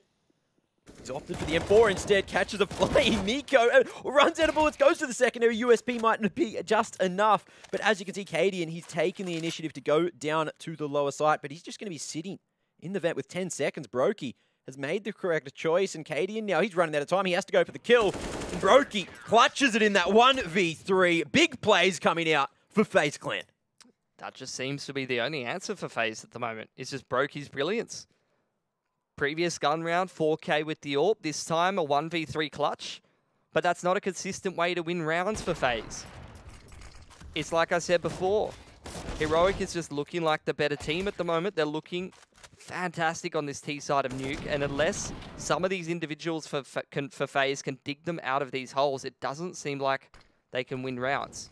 This could be a bit of a difference maker here. Both teams starting to run out of money here. Aggression on outside. Nico just sends it straight at Katie and finds that man advantage. W key champion, and both Nikos doing some work now. Tessus will find FaZe Nico. As lowercase Nikos tries to make his way in from Annex. Just say the name, man. Just say the name. Look where Tessus is at, though. He's rapping heaven right now. He could actually get Rain for free if he finds the right timing. And there it is again, just doing so much work. And 1v2, Kiebi, what can he do? He's got control of the bomb now, control of lobby. He's got 14 bullets. He needs a bit of a reload, Mac. Nah, he'll be right, mate. Oh, it's a FAMAS. I've seen it. I've seen it, you know, 88 and 4 people before. I've seen a couple of those bullets go a little sloppy. The thing is, look, he's got a minute to play with. Heroic, they have been very thorough. What's the chance Tessus just walks over here and drops a smoke right in front of him? He's that switched on at the moment. Could happen, but now Kirby picks the wrong timing just to clear the flank out. Let's see if Heroic make their way through as he does come back in from T-side. Once the T split up, and that's going to be the first. Isolates the fight, but he doesn't know that Stoun's around the corner. Stoun's just holding the angle, but has to fall off.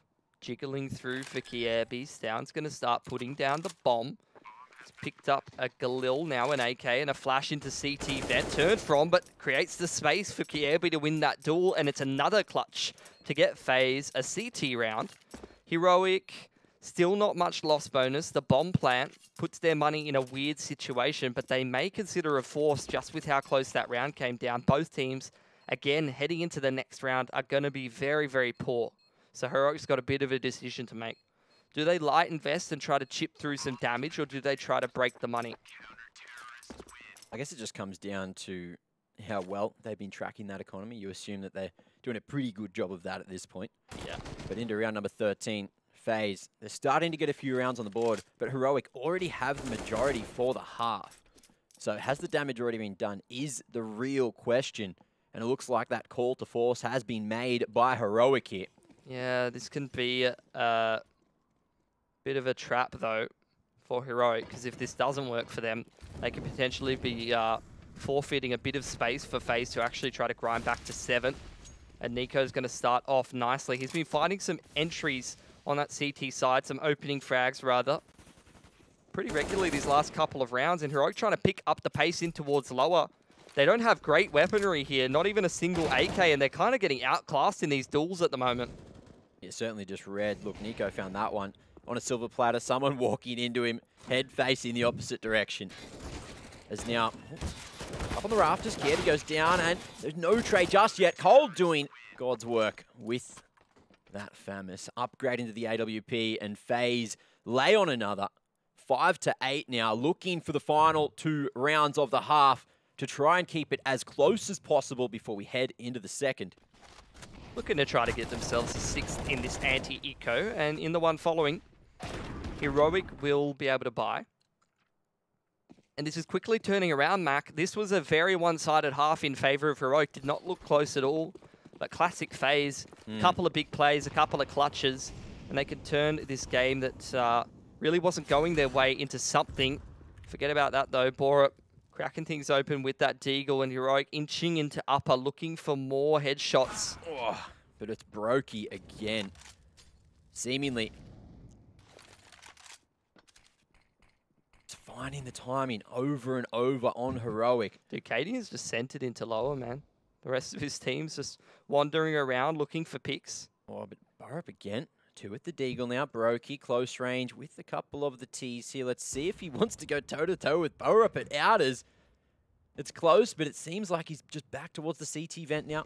Looking to create some distance. 1 onto Nico. Cold onto Stout. And Borup really seems to be the only hope in the round now, but Cadian edges his way up the vent. Brokey won't be able to spot this line now. Borup goes down to the Outers. Cadian, the last hope. But Brokey, 3 onto the AWP to make sure they secure that anti-eco and that no more financial damage was done by Borup there with the Deagle. Solid approach with just the pistols. But FaZe now, as we head into round 15, are looking likely to take a 7th. That's crisp. Some crisp dealing. Great crosshair placement from Borup. How quickly this game's turned around, Mac. Heroic looking to try to secure themselves this 9-6. So, pretty slow start out of the player break, all things considered, but you've got to take the time to warm up, and that's just what's happening. But Heroic, a faster approach to the A site. Rain almost with the quad, but it doesn't quite line up. It's going to be Cold, 2 from above. Kirby with a single, and there it is. It couldn't be closer at the half. Ladies and gentlemen, we have a second to get to, but before there, we need to take a break, so we'll see you in a second.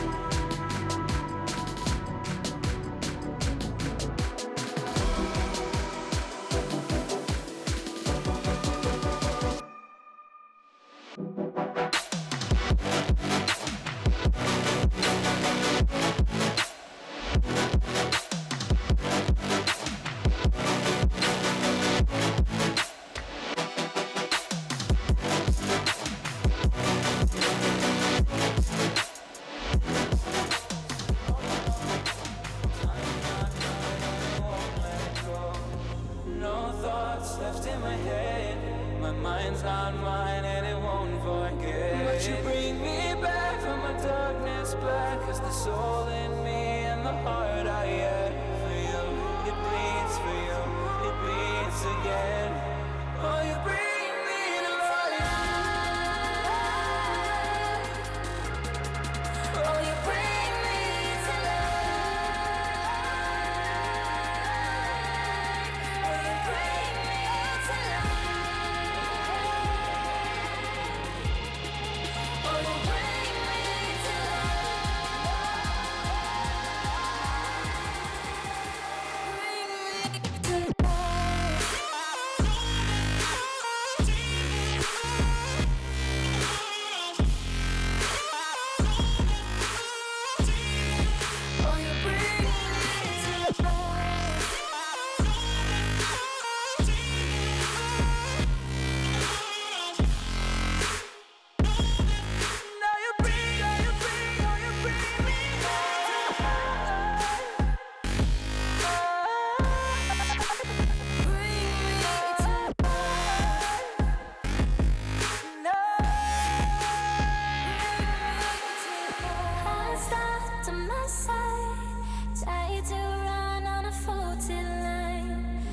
safe only, even though we burn from the light I bleed. But she bring me back, not a heart attack could take away all the love I had for you. It bleeds for you, it bleeds again. Oh, you bring me to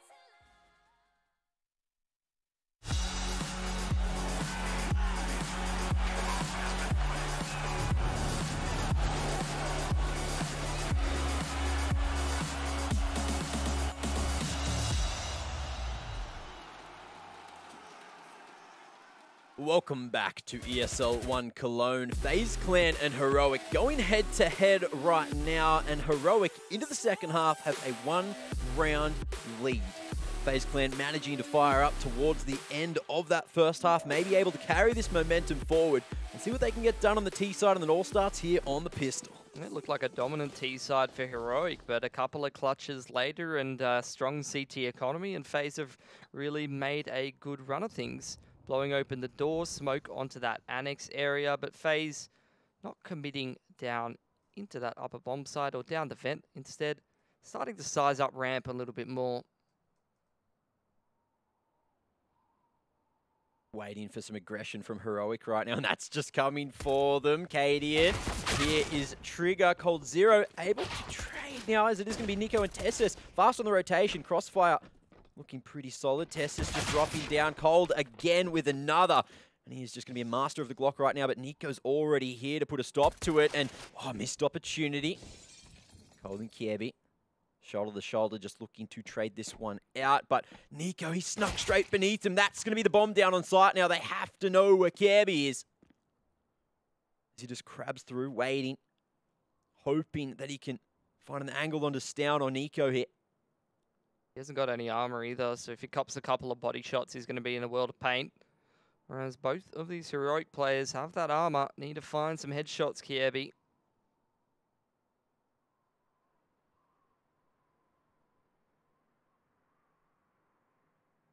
Slowly making his way back towards the site. Now it looks like Stown may just spot him, but he goes straight under, and even with the bomb control, just giving it up. So Kiebi gets back. Oh, nasty shots, and finds the double off the back of nothing. Kiebi single-handedly brings that back for FaZe.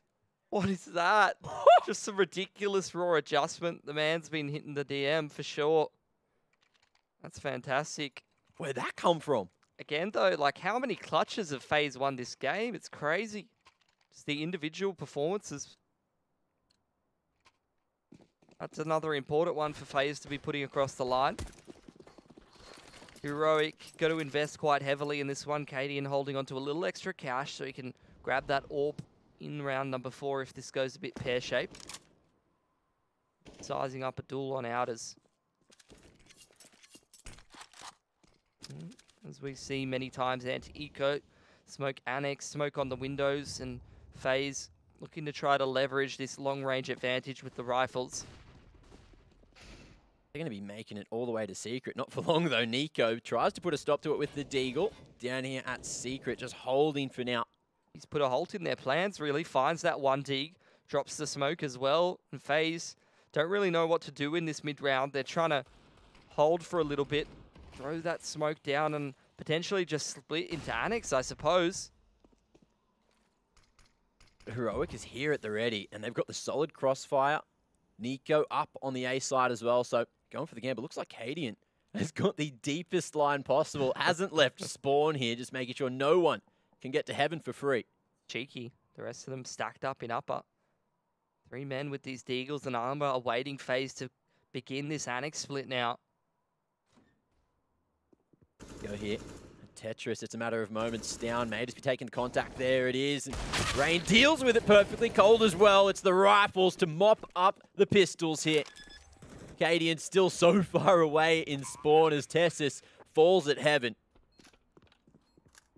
But a clean approach from FaZe to the upper bomb site. Everyone here completely mopped up. Yeah, things were getting a little worrisome there for FaZe. But they hold their nerve. They just stay patient, wait for those pushes on outer, wait out that smoke on Annex thrown out by Heroic. And even though there's a bit of a stack in that upper bomb site, 3 players with pistol armor, FaZe just make sure they have everything covered. They close that round out relatively cleanly. 4 players surviving. Hold on to those Galils and AKs. And Heroic's going to have to take a save around this scout and probably look towards the next round to try to get those guns up. FaZe taking the lead now. First time in this game.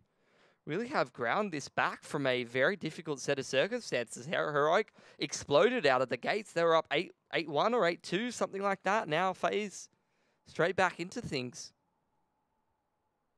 Well, in this battle of the Nikos, it is going to be Heroic's Nico, who currently has the lead in terms of kills, but FaZe Clan now in the lead in the server, and that is where it counts. 1 round in the lead as Heroic are just on a couple of Zeusy boys. Scout in the mix, P250 for Stown, and just that USP for Nico. So let's see how FaZe approach this one.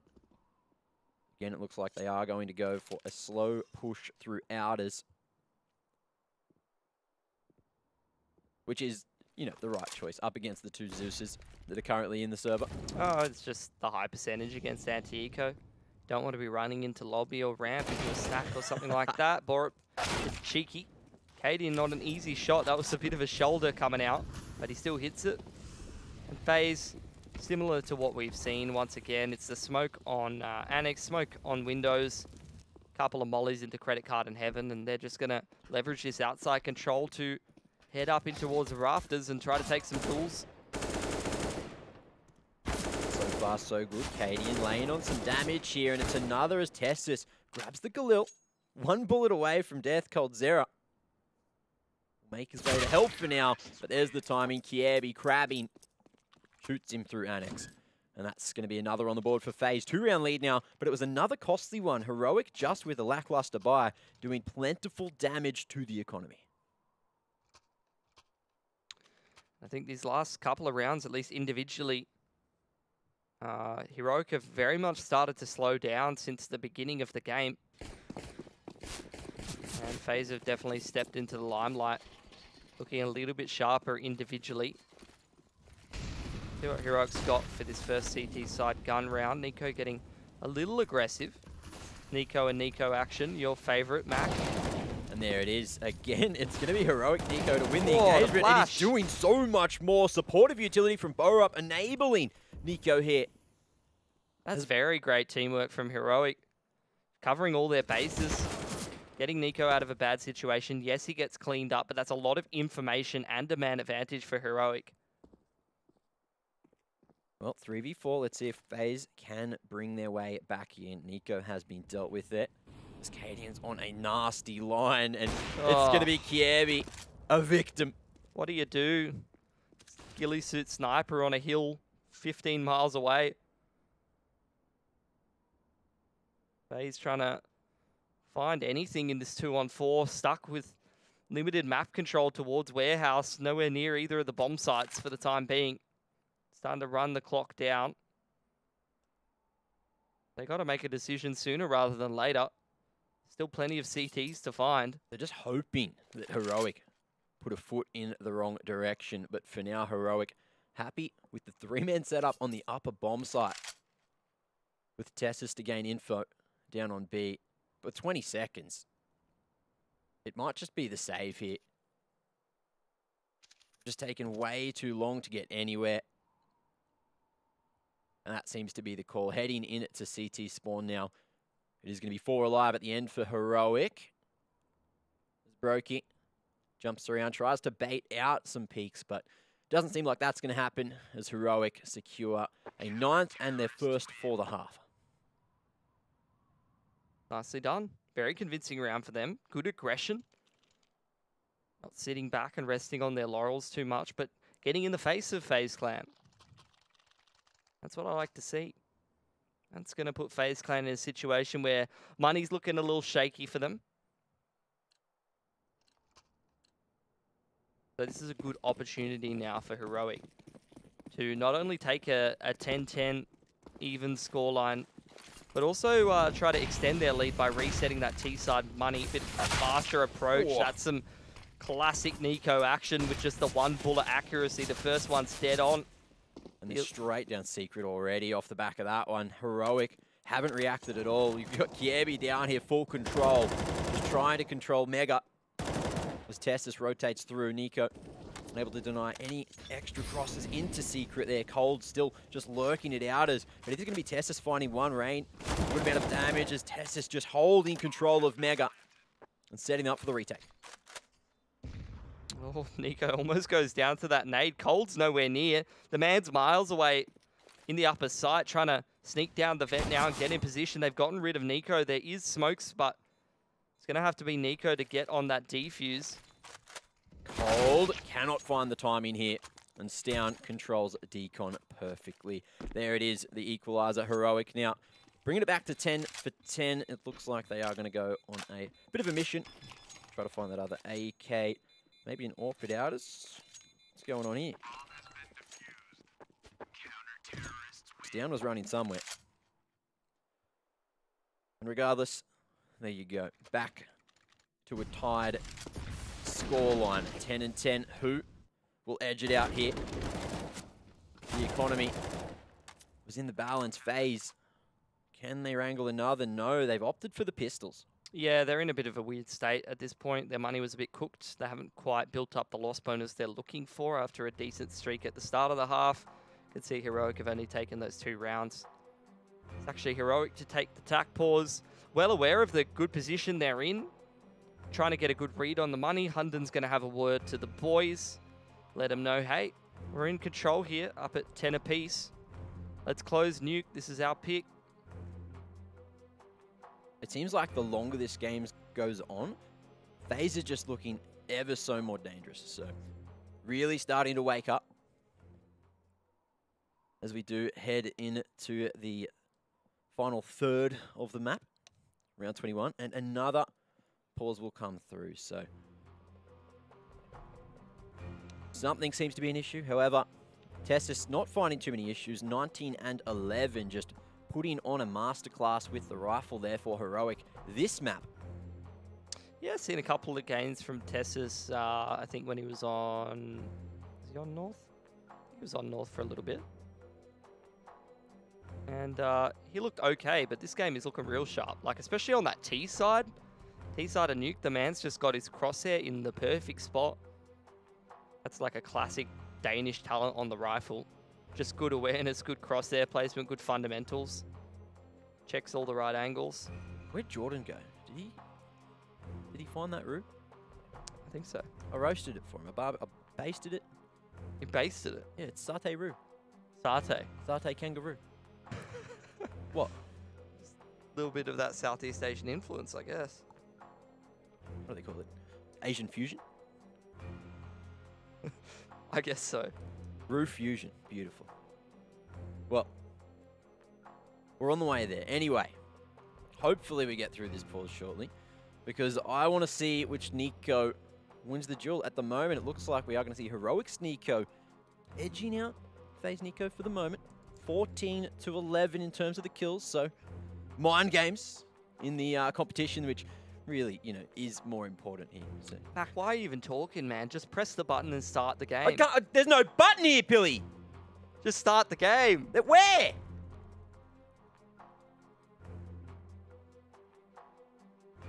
I'll find it. Jordan! Jordan! Get me the button! What? Get me the button! What button? To start the game! Alright, be right back! Thank you. What a gem. He's just a really nice guy. Yeah, Very approachable. He's pretty quick in here too. Quick on his feet. Very nimble. Coming in at a grand total of 45 kilos. 6'1". Yes, Jordan, he is a fully grown man. The stick. Elfish guy maze. Literally a stick insect.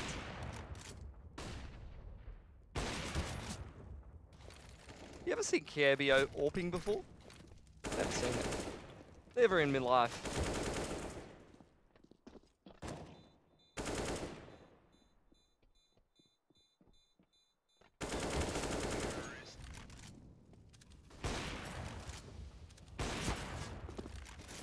Also, apologies to anyone that had to listen to that peaky microphone. I feel like I've heard a few ears out there. You know, send your invoices to me. Good news for you guys. I'll sort you all out. Here in Australia, we do have a couple of those institutes that do the hearing aids and whatnot. I can't remember what it was, whether it was like the hearing aid or the something that goes with the hearing aid, but we invented something to do with hearing. Isn't that great? We invented something to do with hearing. And when I say we, it's me taking credit partially for people that are a lot more smarter and talented than myself. Which is what national pride's all about, really. Of course. At least we don't sniff tinnies like Jordan Mays.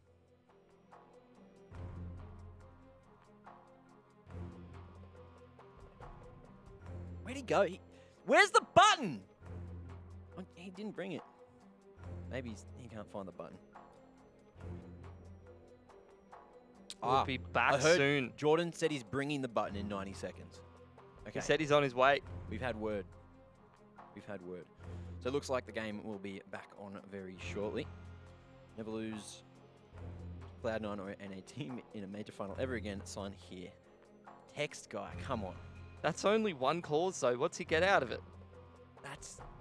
How many shekels does he get for being in FaZe Clan? I reckon you get a few shekels. Or ruples? What do they pay him in? I have no idea what those are. Are they currencies? I'll have you know, Pilly. Yes. I'm true blue. Never left the country. No, I have one time. Twice, actually. I remember. Been to the North Americas. So you would know about that. Well, looks like we are going to be getting underway in just a moment. So, we can finally find out which Nico's harder than the other Nico. From this point, Pilly, who do you think is going to take it? Forget about momentum. Forget about everything that's happened. From what you've seen from the form from both the teams at the moment, who do you think is looking like they should take map number 1 at least? Oh, man. You can't do that to me. I want to say Heroic. He's got the button! Press it! It's here! Hang on! Okay, go! Go? We good? Oh! There we are. He found the button. Thank you so much, Jordan. Getting back into the action here. He looks ESL really 1 worn Cologne. out. He looks really dehydrated. Wonder how long he has to travel for that. Certainly might be. We do get back into the action, except FaZe Clan. Yeah, after they got all that, after all that, they're taking a save. Yeah, look, here's the thing, Mac. I think Heroic's playing it. We'll just hold that thought for a sec. They are just running straight through these smokes into the upper bomb site. Faster approach now as Stoudis going to be trying to deal with this from the top part. Now another found as he dances through the smoke. They're bow up with 2. And Heroic just managed to edge out into the lead 11-10. But FaZe should be able to buy up here. That's a good cleanup. I was saying, you know, I think Heroic's playing a better game of Nuke, but I think FaZe might be a little bit more on point individually. than some of these heroic players that I have a fear are slowing down a little bit as this game goes a little longer.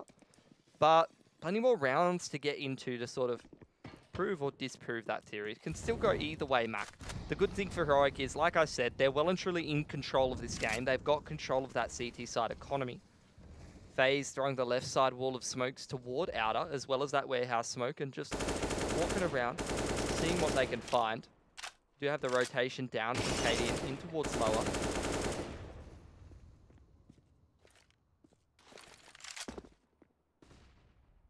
Nico's just hunting for anything now, but FaZe, they've just hit the brakes at Outers.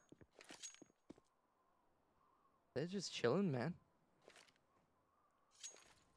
Waiting for a push.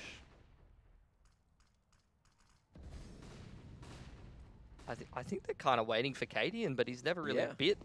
And now they just hit the gas. I thought they were going to commit down secret, but it's the walk into warehouse. FaZe in some very sneaky positions. I think Heroic should be well aware of what's clean and what's dirty for the time being, so they need to make sure they have their bases covered and aren't caught off guard by this first and foremost Nico. Oh, gets 1 for 1. They're just crab walking here as well to stay invisible to any lines there at CT as well. So FaZe with 30 seconds on the clock. Bomb starts to head back toward Annex. Nico's leaving secret. It's going to be an Annex split to finish it off. The spray brought back by Cold at the perfect time. That's going to be the man advantage, but Cold and Nico both so low, it could just be turned around at the moment. Stown here from default finds the double, and that's going to be the round. Bow up there from Mustang. That's just a great crossfire. Stown's got everything on that right side. Borup's got his close left. Just trusting each other to hold strong. And that's fantastic from Heroic. So whatever the issue seems to hopefully be sorted. We're on a big third, but I can hear the timer ticking down. I got triggered for a second. Different. Not I better didn't or want to have worse. to call for the button again, Pilly. I didn't want Jordan to have to come near me. He stinks. No, he stinks good. He stinks good. Anyway, tell you what doesn't stink good. Getting hit by a bunch of HE nades on your way to secret. That one smells pretty bad. Nico catches a whiff, though, as he tries to hold and stop the push through the halls, and spots so many men crossing, but Tans just over to the stairs, mops it up with a 4K. Very quick up against the Deagles, and FaZe just don't react in time. The man again, just pumping the numbers there. What's he up to now? 23 for 12. Doing work on the rifle again for Heroic. Yeah, but I think, you know, you have to hand it to some of the others on Heroic as well. Nico, Borup, and Stown these last couple of rounds all looking pretty solid as well. At least for the time being, doesn't really seem to be a weak link for Heroic on this CT side. But it's up to FaZe on this gun round. They're running out of time. Need to find some crack in the defense. See if they can find it this round. Because Heroic quickly have stacked on 3. If they get 3 more, then that will be map number 1 done and dusted. But for now, FaZe going for a late approach to Outers. Just lining up the wall of smokes here. No counting utility. Molly goes deep. And Testis is here and waiting. He wants another quad. A little bit of a triangle here from Heroic between Nico, Tessus, and who is it in that Annex area? Stown. He gets smoked off, so they're starting to isolate some of these angles. FaZe. Bit of a one-way from Tessus.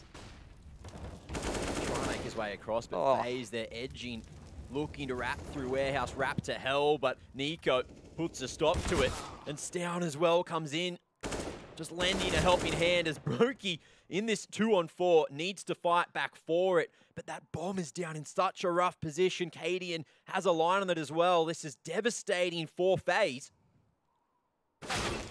Oh, Brokey's basically just got an ace. He's making his way over to it. He's already found himself 3, now rounding the corner, but Stown's dealt with him. That's a great round from Stown. He gets himself smoked off at Annex, but it's cheeky from the man. Pushes through the smoke on the right timing on Nico's contact towards the back of warehouse, and that's what I was talking about. FaZe, they're going for that outside control, but there's a little bit of a triangle setup. Nico's down as well as Tessa's over there towards Secret, and any time that FaZe tries to get some ground, you just see CTs picking out from different angles on annoying timings. It's just about playing the hand you're given, and Stown's done that perfectly. But it's a faster approach now. FaZe just straight towards the upper side. They've hit the brakes, though. Yeah. Interesting to see them investing in this round. Guess they don't want Heroic to secure that match point. Now going for this execute. Just trying to bust their way out. That molly nearing the top of Hart, but Borup and Nico reroute the whole of FaZe Clan here. Dude, Nico, he is just on one right now. Bottom of ramp, but it's Tessus to finish. Heroic are just like 3-4 steps ahead, man. They shut down that uppers exi with just one player sent out Hut. Pretty much dies instantly to Borup. And they don't budge an inch at ramp. Well, they still had the two-man setup in towards ramp. Since that tech pause, FaZe Clan just lost all momentum, it seems. So you have to feel for them. Yeah. You have to feel for them. I would agree with you to some extent. At the same time, though, I feel like Heroic has been the much more solid team in this game. And FaZe, a lot of their rounds have been, not all of them, but a fair few of them have been predicated off some big individual performances and some clutches from Kiebi and Brokey. Let's see if the individuals can fire up before the match is done. This is their last chance on Nuke. And they need to string 5 together, but Kiebi already falling Cadian with an aggressive peek through Squeaky. Look at his picture. That just sums it up. He's a cheeky boy. Finds that opener for Heroic. Puts even more pressure on FaZe as they face match point. 1 minute and 10 on the clock. Not a single lick of map control for FaZe Clan. They're going to start investing some smokes in ours. It's the left side wall of smoke once again. See how this one's dealt with. Cadian got so much damage from the molly, but after using the smoke, he'll fall back. And FaZe looks like they are just positioned straight to either double back to ramp or go to the upper side here. Looks like Tessus is still at the ready, playing the pixel line, ready to drop this molly, and it's the perfect time as well. It's actually a smoke. The lineup's there, but he's only good for one as Cold trades it. Nico comes into elbow, and there's 20 seconds to get to the site and plant. Now Nico just doing so much right now for Heroic. 4v1 as Brokey needs to try to save it. It's a very unlikely occurrence if he can get this done as Cadian misses a shot. That's another opening. 10 seconds, Brokey taps it, expects the swing, and there it is. Down with the finisher, 16-10 in map number 1. FaZe Clan dropped the ball, but Heroic are looking very, very polished.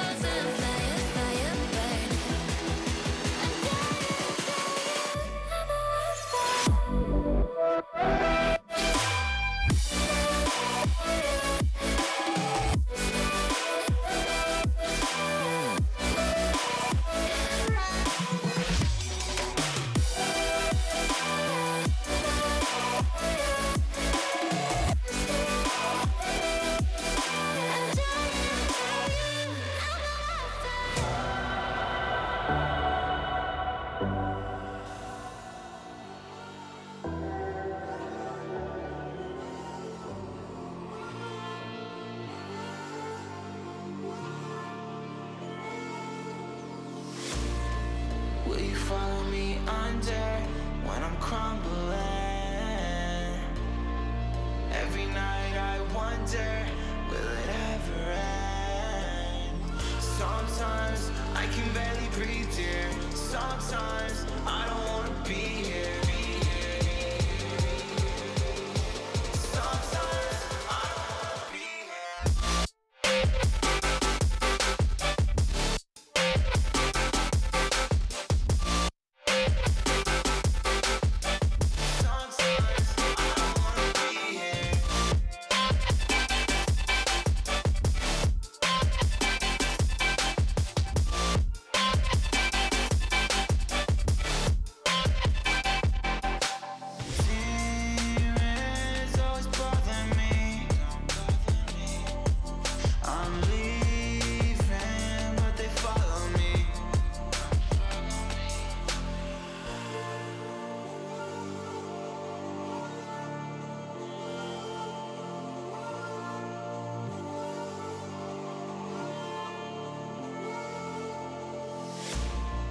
Will you follow me under when I'm crumbling?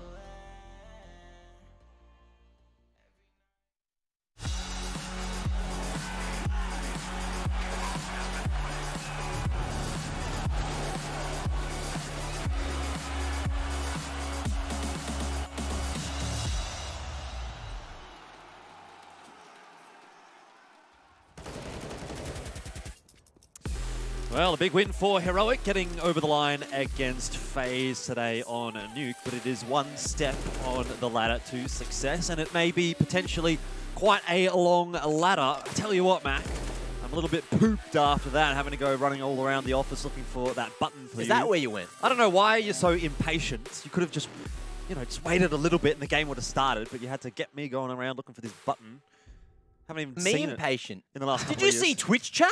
They wouldn't shut up. All I could see was, get the bloody button! And you just wouldn't come back. Luckily. You left us out high and dry. Luckily, I was able to find the button eventually. You Anyway, did. we got it over the line. So did Heroic, to be honest. And it looked like for a little while that they might not actually be able to do that. They started really well, Pilski, and then slowed things down a little bit. FaZe really looked like they were coming back into the swing of things. But Heroic, as they have in the past, have been quite stoic on Nuke. Yeah, their Nuke is fantastic. Both the T and the CT side, it was just like a masterclass from Heroic, really. Very, very few mistakes. A lot of the rounds that they did lose up against FaZe were individuals on FaZe clutching things out and having some massive impact, which I guess you could say is maybe Heroic making some mistakes from time to time, but that's not necessarily to do with the map. Like, if I'm going to learn Nuke, if I'm one of those lower tier teams and I'm trying to compete, I'm watching Heroic. I might even watch a Mad Lions T side as well. So there was some pretty decent set pieces from them on that earlier. I'm getting some fantastic Nuke games tonight. Yeah, well, the thing is, like, you can't expect Brokey to just stand there with an AWP, absolutely smash out of 4K out of nowhere at outers. Like, things like that are really hard to trade out, especially when he's just so nimble and has all the support from the rest of the team as well, just lobbing the flashes there at outers, just allowing him to survive. And situations like that are just so hard to deal with. Well, let's talk about someone who went above and beyond. Obviously, Tess is someone that we want to highlight. I think you could have chosen a few players on that Heroic roster. But for me at the moment, I mean, it's really looking like Heroic are doing a pretty good, solid job of getting this ball rolling against FaZe today. I would totally agree. At the same time, though, Nuke seems to be a absolute bastion for Heroic. They seem very, very hard to put away on that. You were saying before, Mac, that only times they've really dropped maps here or there are in very, very close fashion. And again, that was another solid game of Nuke. Is the rest of the map pool that solid? I'm not necessarily convinced, but I still am confident that they're going to put up a good performance on Mirage. It seems like a map they're reasonably familiar with still. Yeah, well, look, I thought that Heroic would have looked even better than what they did going into this matchup, but obviously the player break phase, they're looking a bit slow to get out of the gates. I'm hoping as we do go into Mirage that it's their map pick and it's there for a reason. You know, they've probably got a huge amount of reps on this one, and Heroic really, if they don't bring their A game, they're going to be in trouble. I mean, you say that, but this isn't necessarily even that bad of a map for Heroic. It's definitely up there for them. They play a lot of Mirage, and they have a really good record on it as well.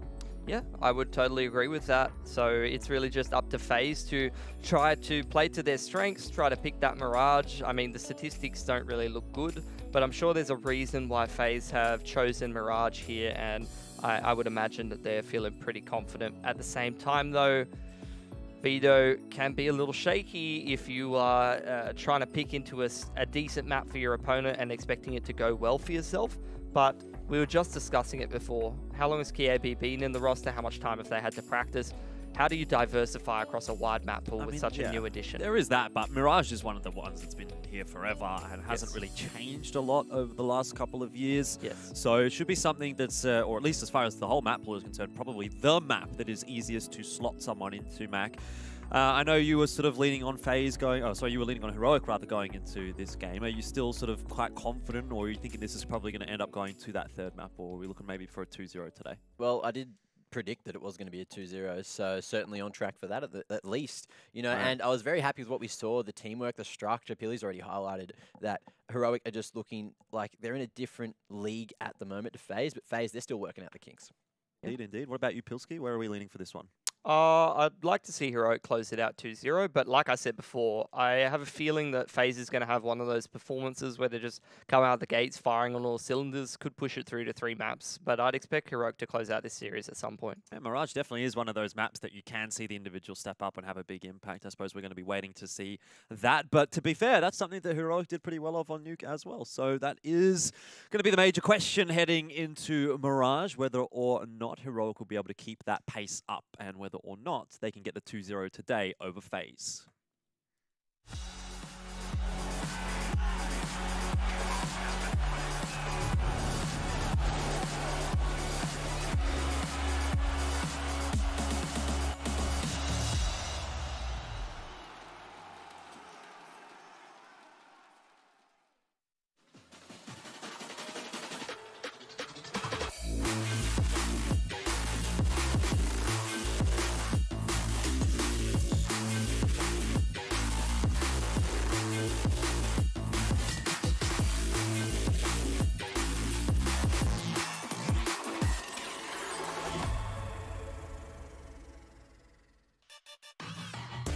Intel Gamer Days is on now.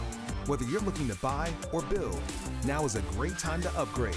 Get limited time offers and giveaways from top names in PC gaming. Unleash elite gaming performance with systems featuring new 10th gen Intel Core processors, and bring Marvel's Avengers to life with in-game optimizations for a mightier PC experience. Act now. Intel Gamer Days is only here for a limited time.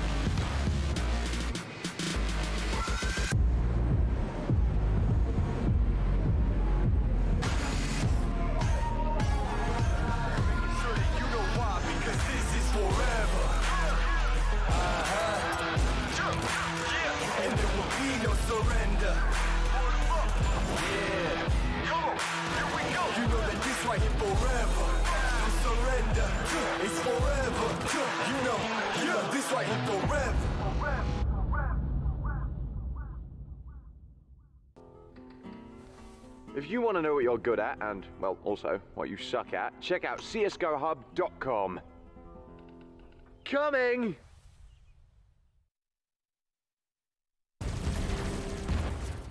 Everybody loves an underdog. Who needs to be liked? Mountain Dew Amp Game Fuel. Victory in a can.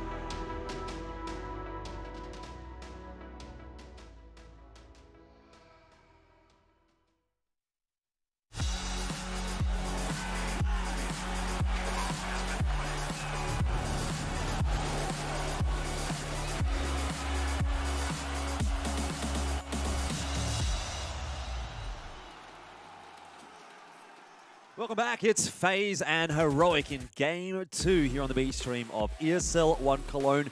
Day 2, it is the stream of upsets, and so far, I mean, at least as far as the bettors are concerned, that was an upset. Both of you predicted, though, that we were going to be seeing Heroic come away with the victory in this series. So at the moment, things are looking pretty good as far as your analysis is concerned, Pilsky. Yeah, I don't know if that those were odds for the whole series or odds for Nuke, but I'm not surprised to see Heroic taking away Nuke.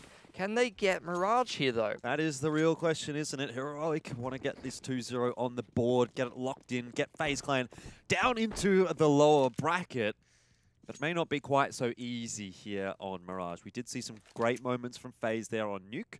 They can certainly turn things around. Having a look at the GG bet odds, though, and it seems they have shifted very drastically in the favor of Heroic now. So, people are starting to come around, Mac. Yeah, they certainly seem to be favouring Heroic now, as Heroic pretty passively set up here, expecting the push into jungle. Let's see if Tessus is able to stop this. No, Ranger's going to be dancing around there, jumping across. It's Cadian to find first blood, though, as we are going to see Nico just try to edge his way up short now. But again, Heroic in such good position to deal with the retake. Tessus seems to be spotted. We need to do a bit of work because Cadian's gone down. Tessus 19 HP. Nico's going to push forward. That's a double entry from the man. Steven up there in the apartments is not going to last too much longer either. That's a masterclass of a pistol round from Nico. The Glock just raining down terror onto Heroic. And I don't think that other Nico is going to be having too good of a time about it either. He's on 10 HP, copped a headshot already. It was a great start to the round for Heroic, but then Nico activated for FaZe, and that's that. Just started to hit everything. Brokey chimes in as well, and FaZe quickly off to a much better start than what we saw over on Nuke. On the board nice and early, and as we head into the anti-eco, I'm sure that they will be able to stop Heroic, but it'll depend on if Heroic decide to go for the buy or not, but for now, that remains unanswered. Oh, and there it is. Yeah, a little bit of an investment. Scout comes out for Nico. Tessus and the rest of the crew have got the Deagle and armor, so it's definitely an investment that can make something happen. Not any control at all over toward the B bomb site. Heroic have essentially just given that part of the map up in favor of overweighting their defense in mid and towards the A bomb site early in the round. FaZe are very restrained this time.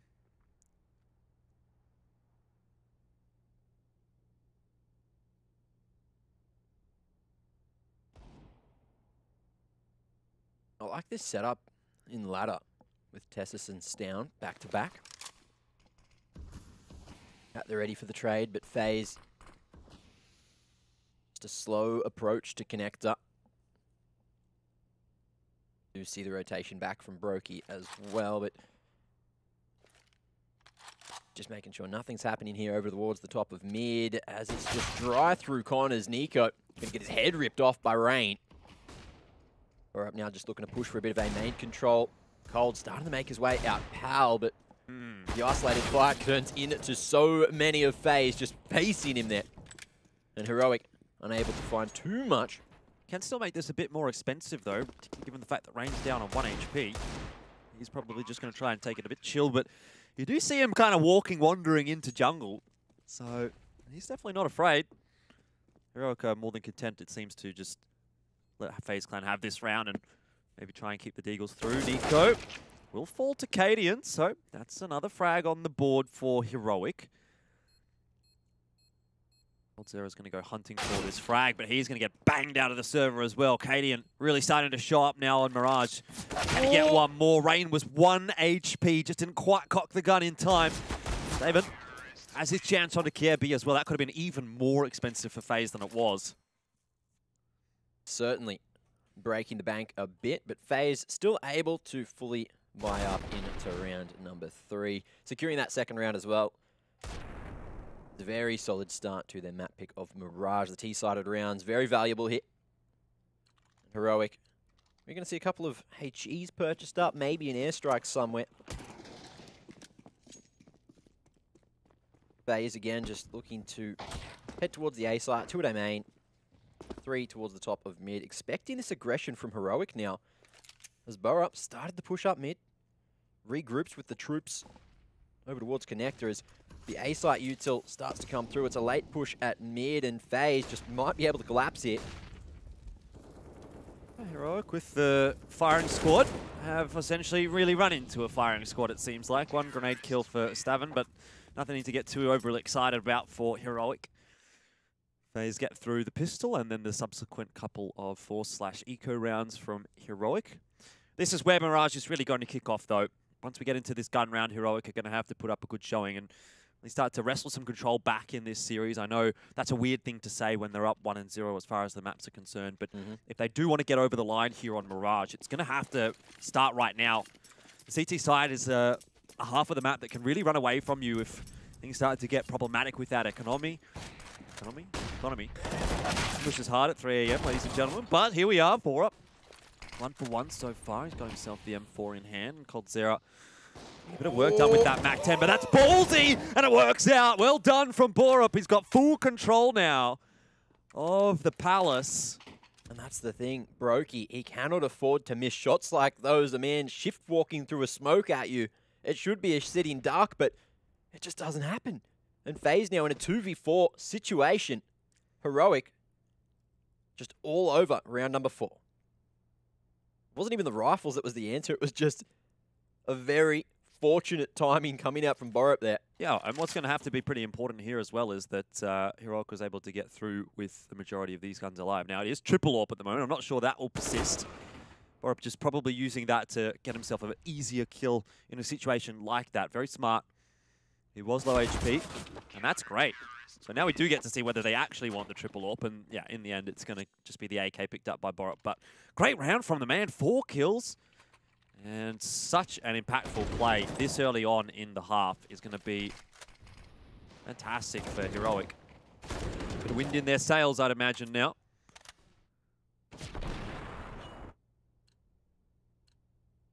Let's see if they can close the distance here. FaZe economy about to be broken if they cannot convert here in round number 5.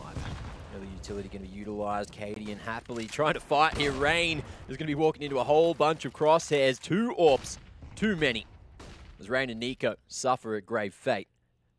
And that's going to be a 2-man advantage already for Heroic. What can FaZe do to make this one expensive, or even just get back into the round? Kiebi with the dry push out a main. Just not the answer this time. Molotov as well. Enough to flush out the CTs, but Cadian, oh, he's looking sharp. Yeah, just sits on the line and waits, not baited out by the peak of coldzera. Really sets himself. Makes sure that he hits that shot and puts Heroic into another really good position here. FaZe are liable to not get too much damage done in this round, and Heroic can really start to look to build up that CT economy, which, to be honest, has already started to happen. But if they can get through this round with 4 or 5 guns alive, FaZe are going to actually be playing from behind for quite a while in this half. Heroic really seem to have gotten rolling quite early on in the piece, keeping that momentum coming through from Nuke. Cadian finishes another one. That's another 4K from an individual on Heroic. So Borup and Cadian having no problems at all moving into the CT side of Mirage. It was the perfect round as well. No casualties suffered, and that is going to be huge moving forward for Heroic here. Plenty of money in the bank if FaZe do manage to pile on a round or 2, but I don't think that's going to be one of those, as, again, the banks are looking cooked right now. Some below 2K, but a 3-round loss bonus might not be too bad for them, as they should have a very healthy buy into round number 7. But for now, what can they get done just on the Glocks? Oh, Heroic will be hoping not very much. To be honest, this is the perfect start to the half for Heroic. I guess, I mean, perfect half would have been getting the pistol round, but it's about as good as you can really expect. 2 rounds in a row where 4 or 5 members are alive. And Heroic are putting FaZe under the pump really early on their own map choice. A little bit of sneak through the connector right now for FaZe, and see if they can manage to catch Nico or Cadian off guard. It's a big spray from Nico. He does manage to get a couple, but that's more than acceptable for Heroic, keeping all 4 of those guns alive. Really solid cleanup. And again, Heroic just happy to play the patience game, happy to stay passive and allow FaZe to make the first move. However, I'm really liking the proactivity of their mid control, just trying to fight together, going for the 3-man investment in that section of the map. But let's see what FaZe can do now. They're back on the rifles. Brokey down to a Galil, though, just to get an extra utility on the belt. Is this the tipping point, or can Heroic put 4 on back-to-back against FaZe Clan here? Will be...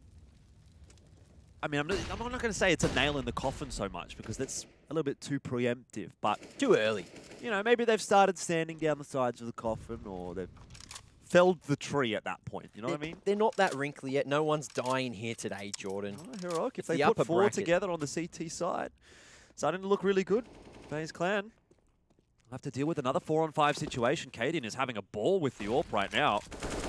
Doing God's work. Doesn't matter where he is. He's getting picks, he's getting impact. Cadian's going to be flashed into mid, but punished this time. I don't even know if Rain could see him. But he's killed him. So that's a nice bit of brilliance from Rain. An advantage again for Heroic, though, and FaZe have really struggled from this position in the last couple of rounds. Let's see if Tessus can maybe get on a line here. Strong position to at least hold some connector control. Dropping onto the cinder blocks, I think that, as we do see FaZe, they've gone for this rotation all back towards a main. Looking to go with the strength in numbers approach. However, double setup at CT is going to be very hard to get past, very hard to secure a bomb plan, especially with only 20 seconds on the clock. Indeed. Well, Cold is doing a good job of clearing out most of the site. But oh, that's a shot. That's the one that'll get FaZe actually into the bomb site. Tessus and Nico starting to rotate across, and maybe it's not as easy as it's made it out to be, but a chance here for FaZe. They needed just one more frag, and they haven't quite gotten it. Time's ticked away a little bit too much, and Nico holds strong. Cold, he did all that hard work getting the pick onto Borup, but it didn't matter. And Heroic get through with 3, and that, again, is a really, really good round in the context of FaZe having guns this time. And another really solid one for Heroic. It doesn't seem like they're putting a foot wrong right now on the CT side of Mirage. But that's the lead gained by Heroic. And FaZe, unfortunately, just hitting the brakes just at the worst possible moment. Unable to get over the line there in round 7. But as we head to round 8, FaZe are going to be taking a tactical just to discuss on where they are going to go. And a few times I've noticed at the start of the round, Kiebi has been looking slightly lost. So maybe just trying to find his feet in where he's supposed to be playing, where he's supposed to be heading. Yep. So keep an eye on that one, as it can just, you know, waste a second or two, and those seconds can matter, especially off the bat. If Heroic want to go for an aggressive play, they can get onto some early lines there at mid. This time FaZe looking very sorted indeed, and it's going to be that mid presence again, displayed by 4 of the FaZe Clan members. Yeah, Heroic don't seem to be too concerned by that at all. They've got Nico just keeping an eye on connector. It's a fast play from FaZe. The flash is good onto Nico, and the shots are good from the Tech-9 as well, but the cleanup is even better. Heroic, Tessus and Cadian, they can pat themselves on the back for that one, because it was on the teetering point of maybe getting out of hand once Nico got overwhelmed at connector. But Heroic have just been so fast with their rotations and their trades. It's been really good to watch. It's like they're always set up just to be fighting on these crossfires. You know, the deep set up there, fighting from triple, fighting from short. Huge crossfire onto Con, and that one's devastating for FaZe Clan. They could have got pretty much, you know, way more than the single. Rain certainly doing a great job to at least get that entry, but unfortunately FaZe just get completely collapsed on. And Heroic's positioning seems to be the key here on their CT side. Again, FaZe going to be going back towards the guns now, AWP in the hands of Brokey, and we saw what this could do on Nuke. So let's see if this is the answer that FaZe have been looking for, if that can open a side or not. It's like Heroic boys do have a bit of an idea of where FaZe is at the moment. That grenade indicates their thoughts, and the entry into the site hasn't been too good from FaZe just yet. Stamin's going bananas with the AWP at the moment. Brokey can't even trade down for Cold, and that's going to be that. Another really clean round. Heroic, I don't even know what to say about this, Mac. They've barely lost a player in this half. Every single round, it's like maybe one person dies, but who really cares? It's too easy at the moment for Heroic. FaZe kind of have to do something. They have to pressure them a little bit. They certainly are looking a little lost at the moment. Heroic, you know, you've got Stown and Cadian both on that double AWP, and it just seems to be working an absolute treat. But FaZe, it seems like they're just forcing their hand with these faster approaches, thinking they might have the timing. But Heroic, just the quick rotations, realizing that FaZe Clan are just playing this together.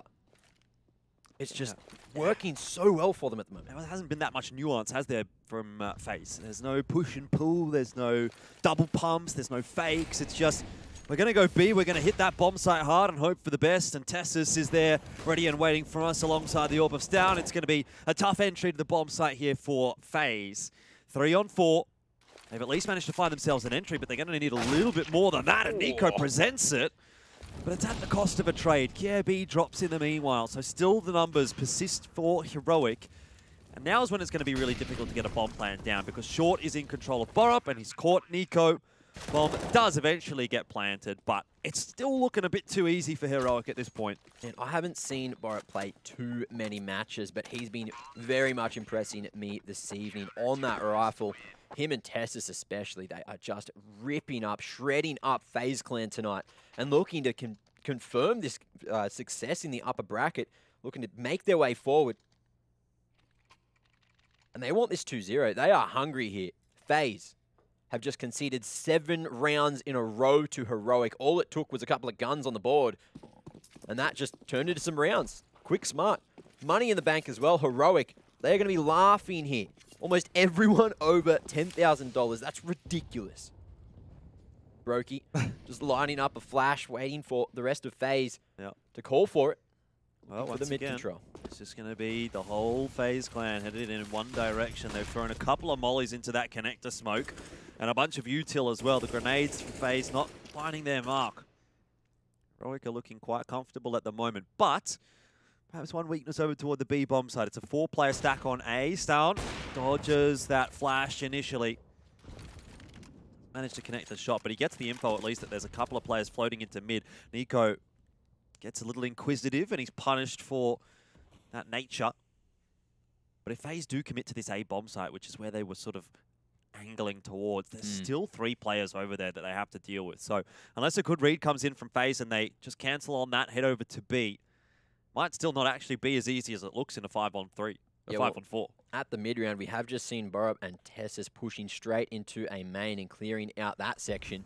So that's not only a whole amount of information, but a perfect setup as well to play for the retake here for Heroic if the A site is hit. However, FaZe, they have started to shift the focus over towards the B site now. Util coming through, and Stown's got a huge job ahead of him, as well as 4 of the FaZe Clan members starting to make their way through. You've even got the flank here from Nico, which hasn't been spotted either. He's done.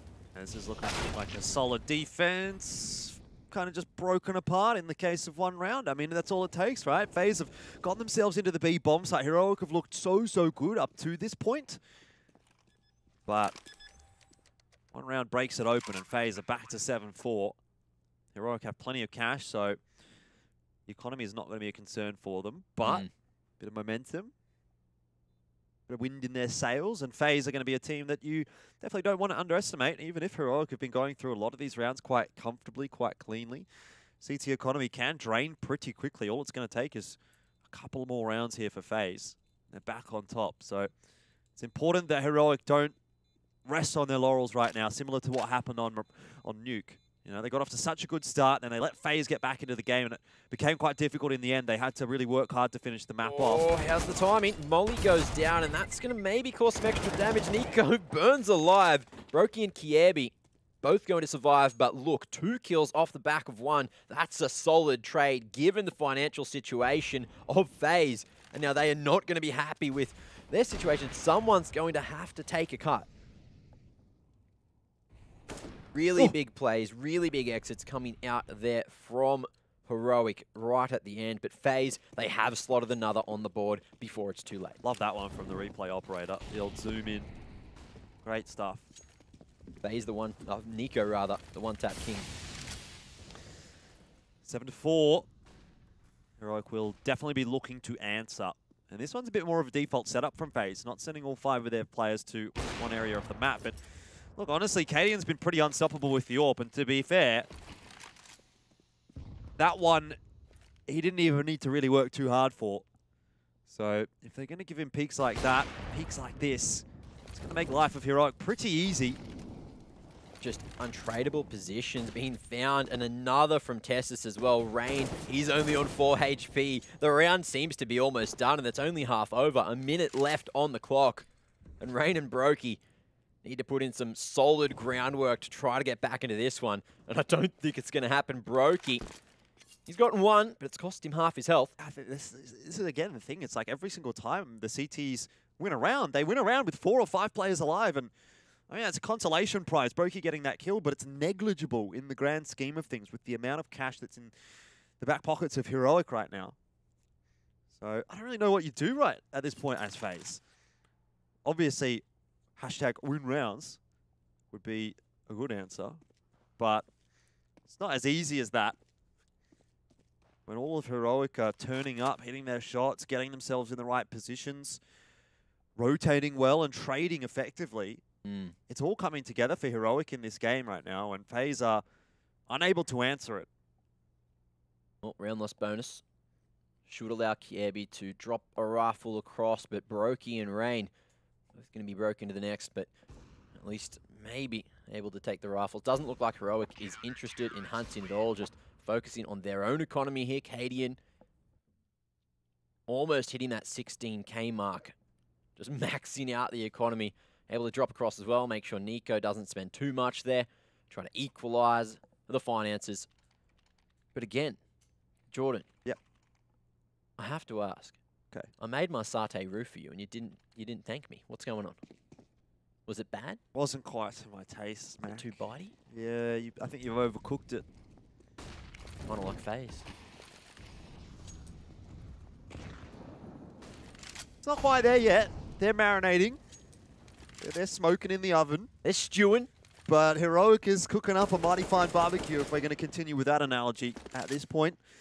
I certainly would like to be invited to their backyard party. Couple of snags on the barbie. You know how it is. Fair income. Yeah, too right, Sheila. Too right, too right. Yeah, Koba. Yeah. Do you reckon that's what they do to get hyped? I reckon it is. Anyway, this is a pretty crucial round for FaZe. So nothing's happened for a minute. They've just used this patience, waiting for some very slow and structured mid control. Heroic, they've gone for a push into A main. Again, with this setup, they've found a huge amount of success. And with these smokes, you might actually see a B site hit, but with Cold still lurking there in Palace, and if he hasn't heard a thing, then FaZe could just be walking straight into this trap at A main. They're not going to be walking into it with a lot of time left either, so clearing the angles is going to be a little bit rough for them. And if they fail to clear an angle, they essentially just lose the round. Mistakes not acceptable anymore. Borup gets the smoke down, which makes life even a bit easier. But Nico, he's finished off by Nico through the smoke. And FaZe are going to be able to walk into the A bomb site, but they do only have 18 seconds to get this bomb plant down, so Disaster can still strike. Looks like they'll be okay. The bomb plant is safe. Yeah, solid approach there through A main, just able to crack open the round. And now Heroic, look, they don't need to save here. They've got money for days. Just waiting out that utility test, just finds the re-entry, finds the equalizer. Cadian edges forward. We've only got 20 seconds to get to site and defuse now. Well, as much as the money that they have, they may be better off saving. FaZe do still have 2 players alive, but there's a smoke. Tess's and Cadian, they felt like they wanted to go for it. They won't get it over the line this time. I guess there's not that many rounds left in the half, so they may as well try and make that happen. They're going to buy the half out anyway, which is fair enough. So, good attempt from Heroic at least. FaZe are back up to 5, and what's pretty critical here for Heroic is that they don't just let the pressure off in these last couple of rounds. You know, this half can still go to 8-7. When in reality, it's kind of looked like a 10-5 half from this point, but it's still requiring a little bit to get to that point from Heroic.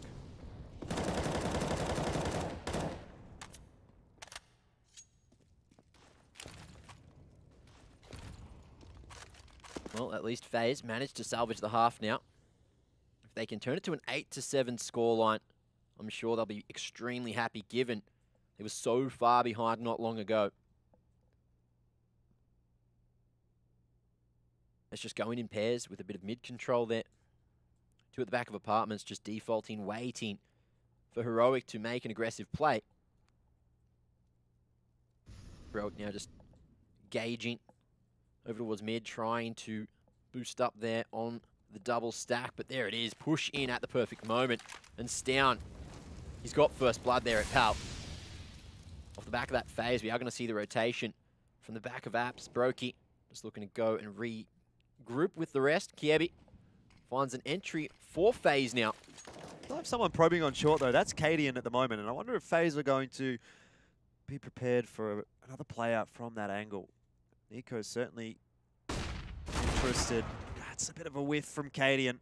Could have been a number advantage for Heroic, but now it's really on to Nico, and he's got himself a freebie onto Rain, who was quite low on HP. Still 26 seconds to try and survive. Rotations are coming in. That's a huge duel to win for Borup. Kirby goes down trying to hold off the flank, but 18 seconds and the bomb's still not down. FaZe have really been letting these rounds tick away. Stown cops a couple of bullets, some damage in the end. Nico dueling, Borup up on short, but that's a shot, headshot indeed. And Stown, he knows exactly where Brokey is, shouldering the angle, giving time for Borup to just walk up short. They're going to try and get this 2-on-1. Don't give him the 1v1s, but they have. And Borup goes down. Now Stown has to do it himself. Coming out from market with an AWP as well, Mac, not going to be easy. I don't know if it can happen, but Brokey's worked the timing. There's still 10 seconds to defuse here. Stown needs to get on it. Taps it, looks for Brokey. How's the time? He needs to hit a shot, but it's Brokey in the 1-on-2, 3K for the round. And there it is, 6 on the board for FaZe Clan. Brokey again, just coming through for FaZe. Yeah, I mean, Heroic just fumbling it a little bit at the end of the half here, giving FaZe that inroad back into the map that they maybe didn't look like they were going to get earlier on in the piece. There'll still be enough money for Heroic to get a really good buy done here for round 15. FaZe are starting to ramp up a bit. And Heroic are slowing down. Heroic are definitely going to want to get to that 9. 3 round counts in this kind of a matchup, and Borup's given them a good chance of doing that. Early pick. Conversion rate on that should be about 75 to 80%, turning your first pick into a round win. How's that for timing? Cadian off the line as Nico would have gone down completely for free.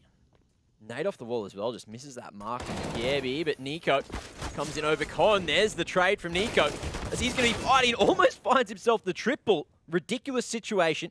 But has he really done enough there? Unfortunately, it's still not going to give the numbers over to FaZe. Creeping their way over towards the A bomb site. Brokey's just watching out of Palace with the AWP.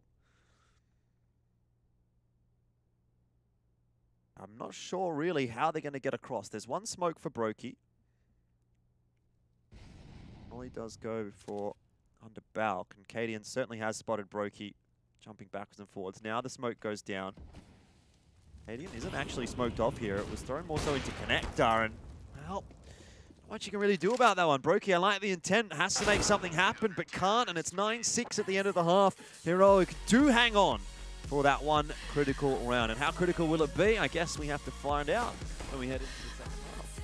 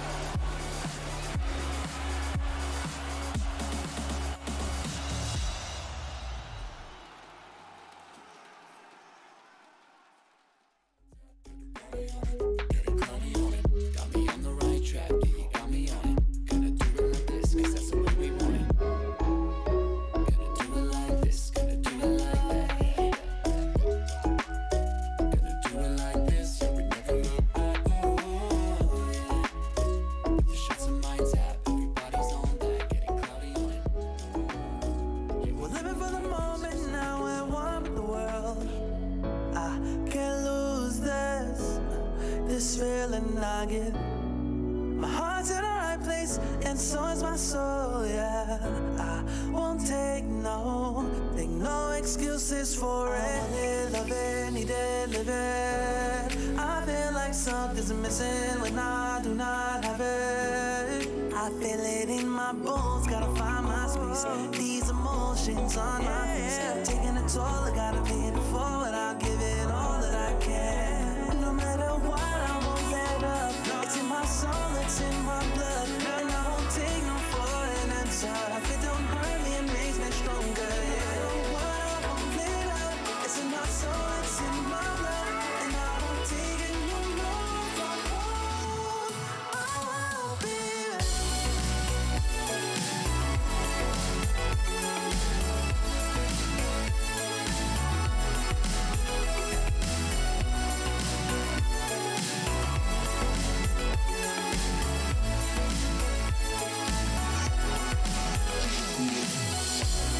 Just leave it to me. I know what I need. You'll find if you see. And if you believe, you live and you breathe, you'll find the key. Lifting me, lifting you. Can't go alone, let's do by two. Doing this together, it's me by you. All through the night, all through the night. This is me, this is you. When we get together, we can all pull through. I don't ever wanna stop this groove. Let's get it right. Take it to the Lord, then take it to the grave. Listen to the wise man, tell me what to say. Listen to your heartbeat like it still bleed. A little bit of hope, yeah, it's what we still need. Say a little prayer for the moment. Give what you got, just go and can't hold you back if you own it. Live your life like a chosen, no matter what, I won't let up. It's in my soul, it's in my blood, and I won't take no for an answer. If it don't hurt me, it makes me stronger. Yeah, no what, I won't let up. It's in my soul, it's in my blood, and I won't take it no more. I won't be. Just leave it to me.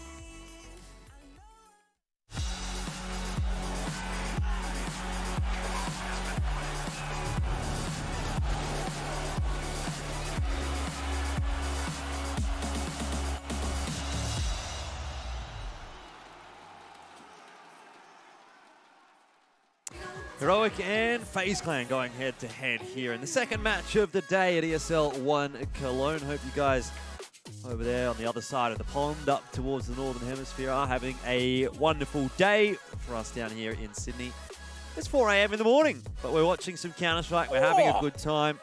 And Heroic certainly having a good time as well, up 9-6 at the end of the first half. One might argue it could have been a better half from them, but it certainly wasn't a bad one either.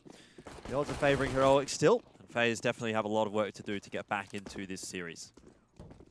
Heroic certainly off to a cracker as Stown is going to be destroyed here. Rain from Ticket just looking for more, but Borup shuts him down. Before he can get anything going, B on B, it's going to be Brokey falling. Borup's been really impressive on this map. 18 and 17 seems to always come in with impact frags. That's a bit of a mistake, but it's actually not going to be punished for it there, Nico. Borup is going to need some help challenging into CT spawn, and now that the bomb site is safe, they can get the bomb plant down. That could have gone from bad to worse, to be honest, if Nico would have actually managed to hit those shots onto Nico and deny the bomb plant. But now, 1 on 3, it starts well for Nico. Got a couple more to find. Borup taking a bit of a peek. That's dangerous. You don't want to give these kinds of opportunities to Nico, but here come the peaks, 1-on-1. Borup gets it done, and he continues to be impressive, doesn't he? I had flashbacks to what Kiebi did earlier. I thought it might have just been in the FaZe Clan's game to get another again, but unfortunately Nico just couldn't get it done this time. 3 was just too many. And FaZe, they allow Heroic to stretch out that lead. 4 rounds now. As we head into the second phase, want to make up for it, so they've gone for the Force, and the Deagles in the hands of these men is just such a dangerous prospect. Indeed it is, but to be honest, Heroic haven't really had too many problems dealing with the Force bias so far on Mirage. Admittedly, that was all on the CT side, so maybe it's a different task for them this time. Grenade's going to go flying on in from KRB. Doesn't do too much damage, but Tessus might have overcommitted. Oh dear. I've cast a curse, haven't I? It was just a little bit discombobulated, uncoordinated from Heroic. They went 1 by 1, and that made it a bit too easy for FaZe. Need some flashes to assist that. I don't know what you reckon, Mac, but I always feel like one of the B-bomb site on an anti-eco is a very risky business. I don't know how you think about things sometimes, because since you told me that you sniff tinnies, I just can't take anything you say seriously. I'm a fan of tinnies. Love them. Big fan. Big fan. Big fan of the tinnies. Anyway, yeah, boys. Stown has found a completely empty A site. Unfortunately, exactly, the bomb is down at B. So big flank could come through here. One-on-one with Rain, a possibility. But with 30 seconds, they've got to get a wriggle on. I think Heroic are just going to save their guns, to be honest. They got the AK, they got the Galil. They've given one AK over to FaZe, but still be able to scrounge something together here, Heroic, for the next round. Pretty important that they don't let FaZe get onto the right foot here on the CT side, because I think FaZe with the full utility, all the guns that they want, can kind of become a little bit oppressive to play against when they're on the CT side of Mirage. Well, at this point as well, just keeping the weapons out of the hands of FaZe Clan is going to be, I guess, a detriment mostly to FaZe's economy, as well as another chance for Heroic here in round number 18. But the Deagle's just doing God's work. Scout as well from Brokey. Man is on this evening. This morning, however you really want to look at it. This morning, this evening. 4:20. We're here from the morning. future. Blaze it. Counter-Strike. Do you want to know? I know a lot of things. I know what happens in this match because, as I've already said, it's 4 AM on the 20th of August. So it's 4:20 on the 20th of August. Wow. I'm sure everyone in Europe and North America would love to know what happens in the future, but we do have a pact as Australians not to let the rabble in on the secrets. So greetings from tomorrow. Quite good in tomorrow. The world's still spinning, still going. Life's okay. Did you bring that button? Because I've actually lost the button, I think. You lost the button. I know. How the hell, Jordan, have you gone and lost the button? I really thought we would only need it one time. What? Why would you ever think that? I thought that once we pressed it once, it would fix everything. Jordan, we cast Asian Counter-Strike. We need the button at the ready every single game. Well, Why would you forget the button on the day of Cologne? I don't really know what to say. Maybe someone could find it again. Billy! Bilski!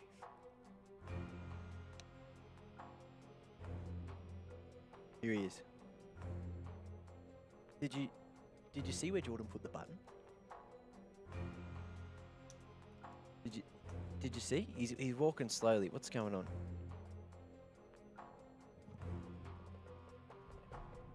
We're back on this again. What do you mean back? I'm asked you a simple question. Why didn't you bring the button in? We don't need the button. Yes, we do. It's waiting for a slight technical issue, Mac. Don't panic, mate. I'm It's impatient. Okay. It's okay. How are you feeling about this game, guys? Pretty good, honestly. Hanging in the balance, I reckon. Pretty similar to that last game. Like 9-6 half for Heroic. FaZe pegs back a couple of rounds. Yep. Whoa.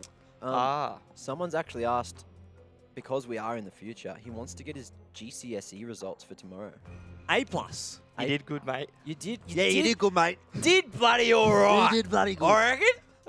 That gets 2 snags on the Barbie out of 2. Struth, we're back into the game. Don't even worry about it, ladies and gentlemen. Thank you very much to Pilski for bringing us the button. Well, I hope your GCSE results are... What even is the immaculate. GCSE? Just say they're good, Jordan. Just don't ask questions, all right? That's not what we're here to do. We're here to answer them. Good Counter-Strike education? Is that what it is? GCSE? That makes sense. A+ in your good Counter-Strike education, I think. Yeah. Beautiful. Well, game's back on. 20 seconds in. And we already have 2 big picks. Borup and Stown doing God's work here. Just cracking open the A site. And FaZe need to find an answer shortly. Yeah, well, this is a great answer from Heroic. coldzera has a few answers of his own, maybe. But with the bomb plant down now, this is going to get a little bit tougher for FaZe, trying to make this retake happen. They do have 3 smokes to work with. Oh, and that bomb is actually going to be planted there for CT, so these players over at jungle won't get too much done. Nico over triple, finds a 1 dig, but does he expect the second man? Cold so far away, just looking to save that M4. At this point, Brokey, hands on the AK, and he's going to be backing out slowly as well. Yeah, it's not good news at all for FaZe, is it? That's one of the rounds that they really needed to sort of string together. CT side, if things start to slip away from them, they'll be in trouble, that's for sure.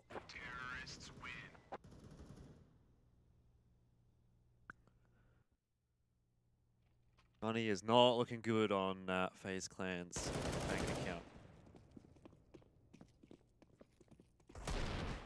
Whoa, we missed that one. Borup, what an entry. The Deagles just demolishing FaZe right now. But as we head into round 19, Heroic again. Just looking to get a bit of redemption. However, FaZe, they've bought up or gone for a weird half investment. Just grabbing some smokes, AK M4 retrieved, some Deagles to bolster the firepower. Early stack to B, expecting a faster approach. But Heroic just hitting the brakes after taking some control at mid.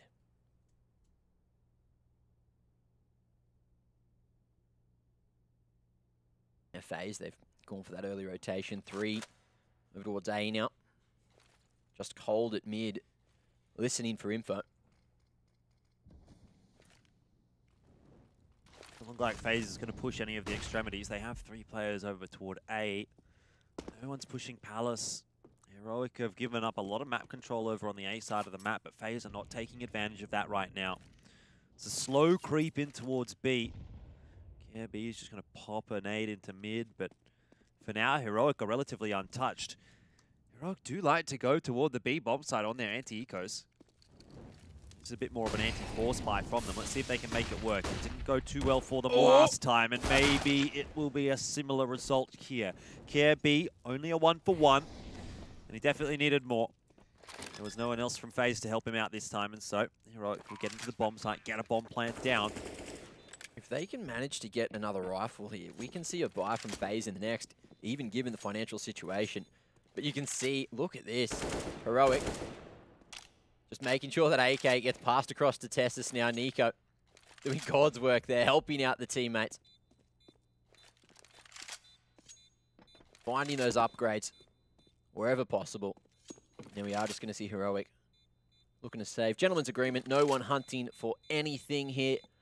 Only 2 casualties in the round, and that's all it took for Heroic to find themselves a 12th now. That's going to be the 5-round lead, and just 4 rounds away from taking the series to 0. It's kind of crept up on us, hasn't it? Slowly but surely, Heroic have really just been putting one foot in front of the other. RKO out of nowhere. Billy, we don't need it, but he's found the button. See, now you, do I even give it back to you? I can't trust you, Jordan. I just want to press it. Thought it might have stopped the game. I'm just going to put that there. Put anyway, it over there. Yep. Just put it in a safe spot. Make sure we have the button. So we do have the button, ladies and gentlemen, just in case you were wondering. Anyway, it's a 2-man push through underpass. Brokey and Rain, will they be at the ready? Still certainly seems to be, but the Deagle transferred to the AK. Rain finds the double, and it is going to be FaZe now with a man advantage. 4-on-3 though, and the buy is still looking a bit lackluster for FaZe, and this is still salvageable for Heroic. They've got a lot of util. They can still get themselves into that A bomb site. There's only 2 CTs here, so this is still numbers advantage for Heroic on the entry to the bomb site. They're going to need to hit clean entries though if they want to keep it that way. And that's certainly not it. Oh, Nico. He's doing Nico things once again, tapping away. coldzera will help him out, and that's just about it, isn't it? Heroic are going to have to deal with it, but not a fun way to lose a round where FaZe didn't really invest too much.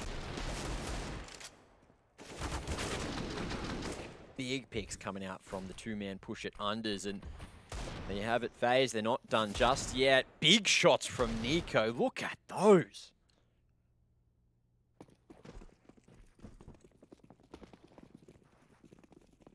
4-round lead now for Heroic as Tessis wants some early aggression. Brokey takes one with him though, so even trades.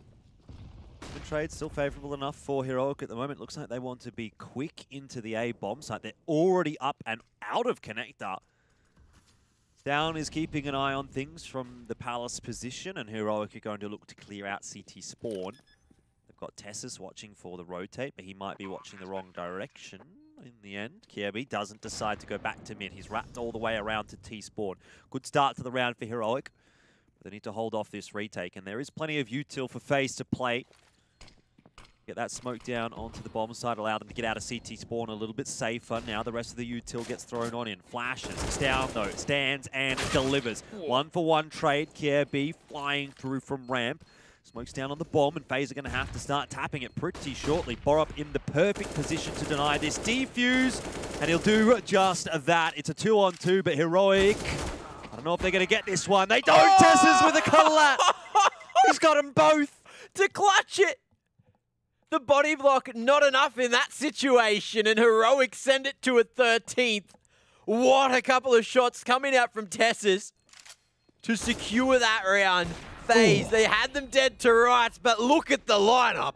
That's excellent work. And Heroic, just when FaZe are starting to get the ball rolling a little bit, send an uppercut back in their direction, and now we're back to square one for the CT side. Look at this buy, it's terrible.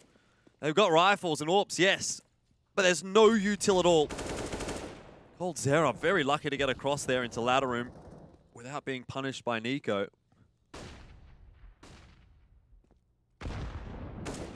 Beautiful nade onto Nico there. Been dumped at the perfect moment, but it's the push out on B, and Kiebi can't hold as well. Cold, he's gone. Cadian doing the honours as Nico sits at top mid. Yep. Look, he's having a good time. No one's harassing him. That's going to be a save from FaZe. That's how quickly you can win a round. Have we reached that tipping point, Mac? Do you reckon, you know, does FaZe have much of a chance of coming back from this, or is it too far gone?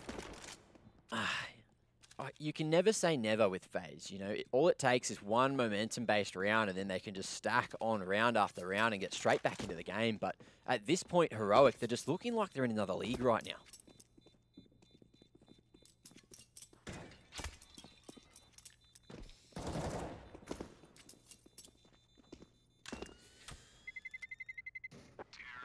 That's 14-8.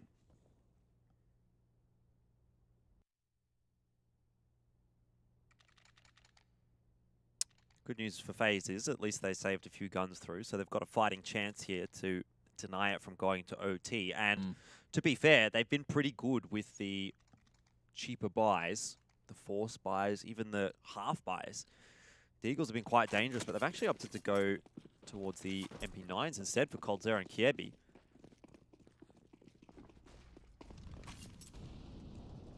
Round by round, FaZe just knocked out time and time again. Heroic just so good at entering into these sites, just finding the timing and winning the head-to-head engagements. And this is ballsy from FaZe as well, to leave Kiebi on his own with an MP9 only to defend the B bomb site. Now, he has pushed up quite a long way, all the way into kitchen almost. It's down. Bombs early on in the piece. Kiebi unlucky maybe not to get two, but Heroic, they want to speed things up by the looks of things, although they just throw a bit of a fake, bit of a utility into the B bomb site, draw the rotation back across, and then cancel. They got plenty of util to play with here, Heroic. But to be honest, this is not fooling anyone. FaZe know exactly what's going on. It's not a push into the B bomb site. There's not enough players there to really sell that.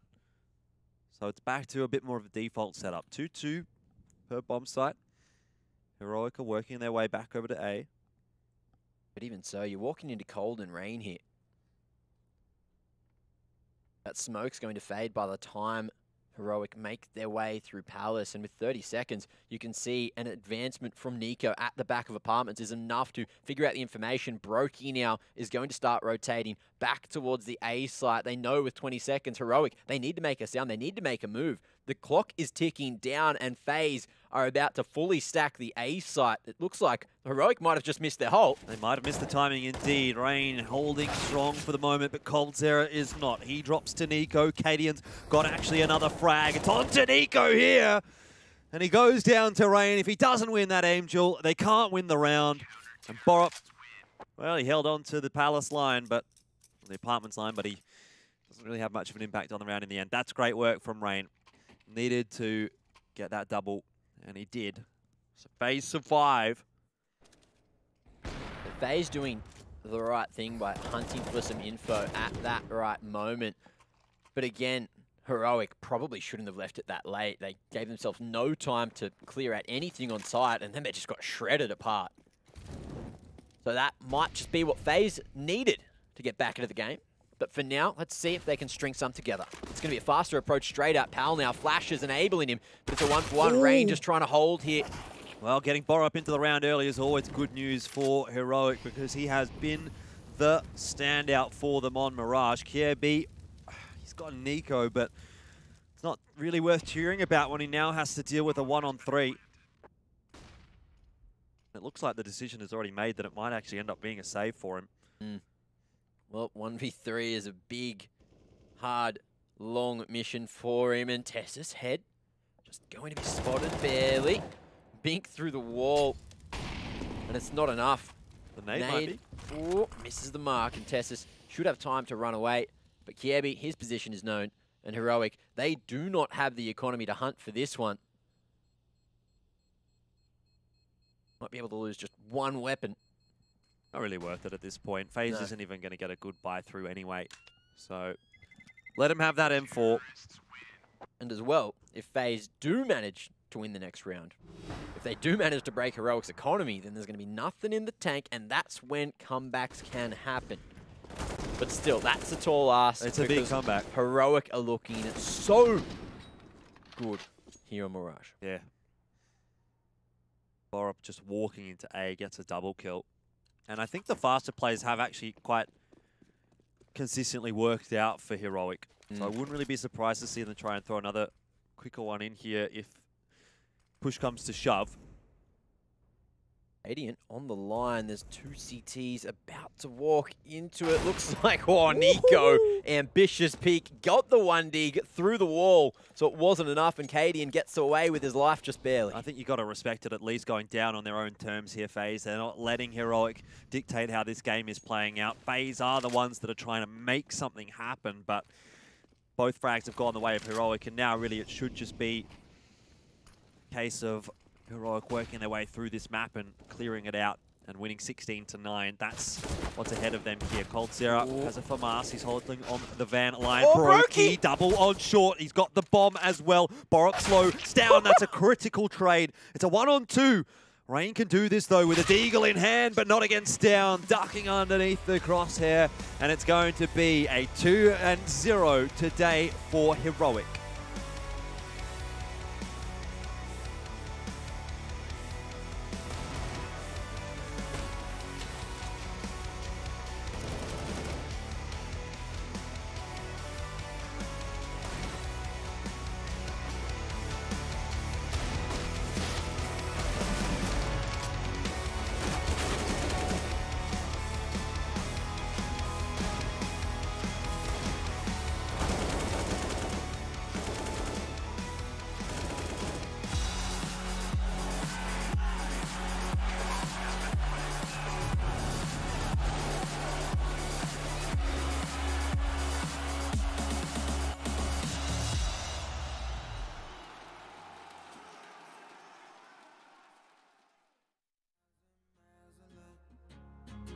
We stay understated.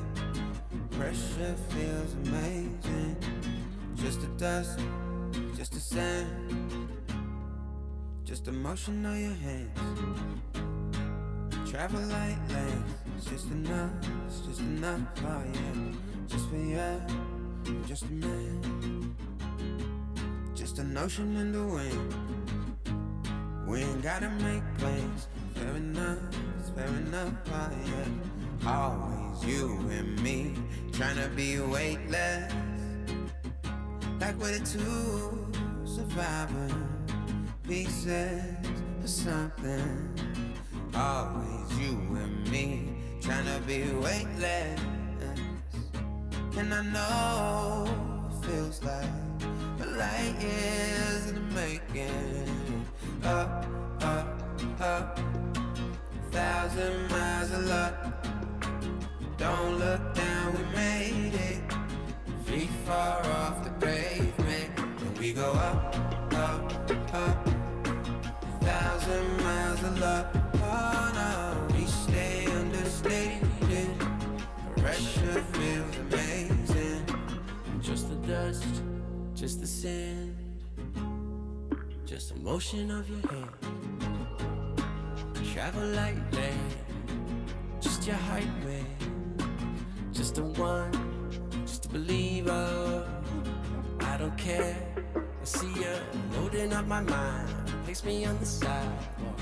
Fair enough, oh yeah. Always you and me, trying to be weightless. Like we're the two surviving pieces of something. Always you and me, trying to be weightless. And I know it feels like light years in the making. Up, up, up, 1,000 miles of luck. Yeah. Don't look down, we made it. Feet far off the pavement. And we go up, up, up, 1,000 miles of luck. Oh no, we stay understated. Pressure feels amazing. Just the dust, just the sand, just the motion of your hand. Just the dust, just the sand, yeah, yeah. Travel like traveling. Just the dust, yeah, just the sand. Yeah, yeah, just the dust, just the sand.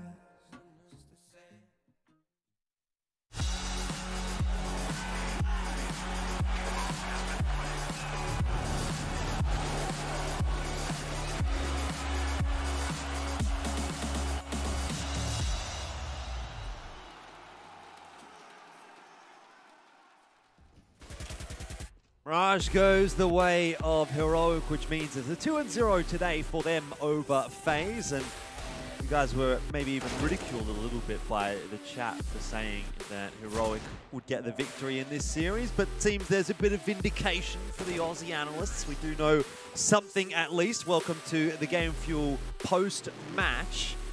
And things are looking pretty good for Heroic. They definitely just got through that one, no problems at all. I think it's undeniable. They were the better team today. They played much better CS on both maps than FaZe did. I think FaZe, the main thing they had going for them was Brokey had a lot of high impact rounds where he was getting some good multis and potentially putting themselves in a good position. And I think FaZe were playing okay, but they're not quite up to scratch with this new addition. They're going to need a lot more time to sort of iron out some of the kinks. Definitely, and Matt casting that game, you know, it really felt like, at least to me, watching Mirage, that there was never a situation where Heroic looked like they were going to lose that map. It was always a case of FaZe sort of trying to play catch-up. Well, it could have happened. It's like there's a swing rounds where FaZe, if they did manage to get across the line, then they could have easily made their way back into the game. And especially when Brokey's alive, you know that he has the potential just to turn the map on its head. He was having such a stellar performance tonight, but just unfortunately at the end couldn't get it over the line. So it was pretty close in FaZe. They did a great job, but Heroic are just in form right now, and that's something that I feel like FaZe might not have brought into the match. They might not have realized that Heroic's, I guess, potential was just so high coming into Cologne. There's some really solid individuals showing up on this Heroic roster. I thought Cadian to start the map off with the AWP was pretty impressive. He, I think, was the one that drove that to begin with. And then going into the later stages of the map, Borup was the one that really sort of turned things back on its head when FaZe maybe looked like they could come back into the swing of things. I feel like maybe Nuke and Mirage followed the same flow, if that made sense. You know, Heroic starts well and then dips a little bit, where FaZe actually picks up in the mid stages, and then again it goes back the way of Heroic as we return to the later stages of the map. So I think maybe there's just that good start and that good finish, And if Heroic can get a good sort of bit of form going on in the middle stages of any given game, they're going to be a solid team to kind of keep an eye on here in Cologne. I mean, they already are, let's be real. Yeah. I think outside of some of the better teams in the competition in this European portion, maybe like a Big or a Vitality or something like that, I'd probably chip them to beat quite a few of them. Yeah, well, look, you had to also shout out to Testis. He was so impactful in so many rounds. Single-handedly, you know, with the support of utilities, cracking open the A side, especially there over on Nuke. And then that round where he got the collateral, the clutch hit, that was just a miracle as well. Just so many crucial moments won by that man. Yeah, definitely. And speaking of crucial moments, it was, I think, Borup, the one that was probably the most impactful on Mirage. And we do incidentally have an interview ready with Borup. So, g'day, mate. How you going? Hey, I'm doing great. I'm sure you're doing pretty good after that one. As we've already mentioned, you had a really good individual performance there on Mirage, but obviously starting off things pretty well. Did it always feel like on Mirage that FaZe was kind of playing catch-up? Because that's what it seemed like for us. It really just seemed like, you know, you guys were quite comfortable going through that, and it was always a case of when rather than if. Yeah, we ourselves feel like we're pretty confident on Mirage, so we were surprised by that pick, but it's probably because of the lack of practice, so they could like probably put Kiabu easier into the roles in Mirage. But yeah, we were very, very confident on Mirage in general, so. Awesome. Well, that was a pretty good win for you guys to get, but I actually wanted to touch on the DreamHack final that you guys had against Big. Pretty nice match. What happened there? Oh, the big game, actually, we feel like we're through the big game in general. We lost so many clutches, as you saw in this game as well. We lose some ridiculous 3v2s, 2v3s, 2v2s. We don't capitalize on their mistakes and the timings we get. So like we lose a lot of those situations. But if we just play our game as a team, we tend to like get it rolling, as you saw in like the early part of both maps here. But yeah, we felt like we threw a lot of rounds against Big as well as against FaZe now. You guys had a pretty stellar performance today, but there's one thing that I want to know, and how much does it mean to Nico to beat Nico? Is there some kind of like little head-to-head rivalry going on there? I actually don't think so. Not that I know of, at least. Well, that's disappointing. Surely it must Thought be it'd be a bit something. more. Disappointing indeed. All right, tell us a little bit about what it's like playing Counter-Strike in the current time. Obviously, you know, playing ESL 1 Cologne online. Does that sort of change your mentality going into this kind of a tournament, or is it more or less business as usual? It's I don't know. It's like it's getting more a LAN like environment, as we like on the A stream we have to use webcams, not on the B stream, unfortunately. But after a few months, we like all the tournament organizers started to amplify that people had to use webcams, as Blast as well, and ESL are doing now. So they're definitely taking the LAN atmosphere onto the online games. But it's super sad not being able to travel the world and playing these big events, because this is one of the biggest events each year, and would be amazing to play on LAN.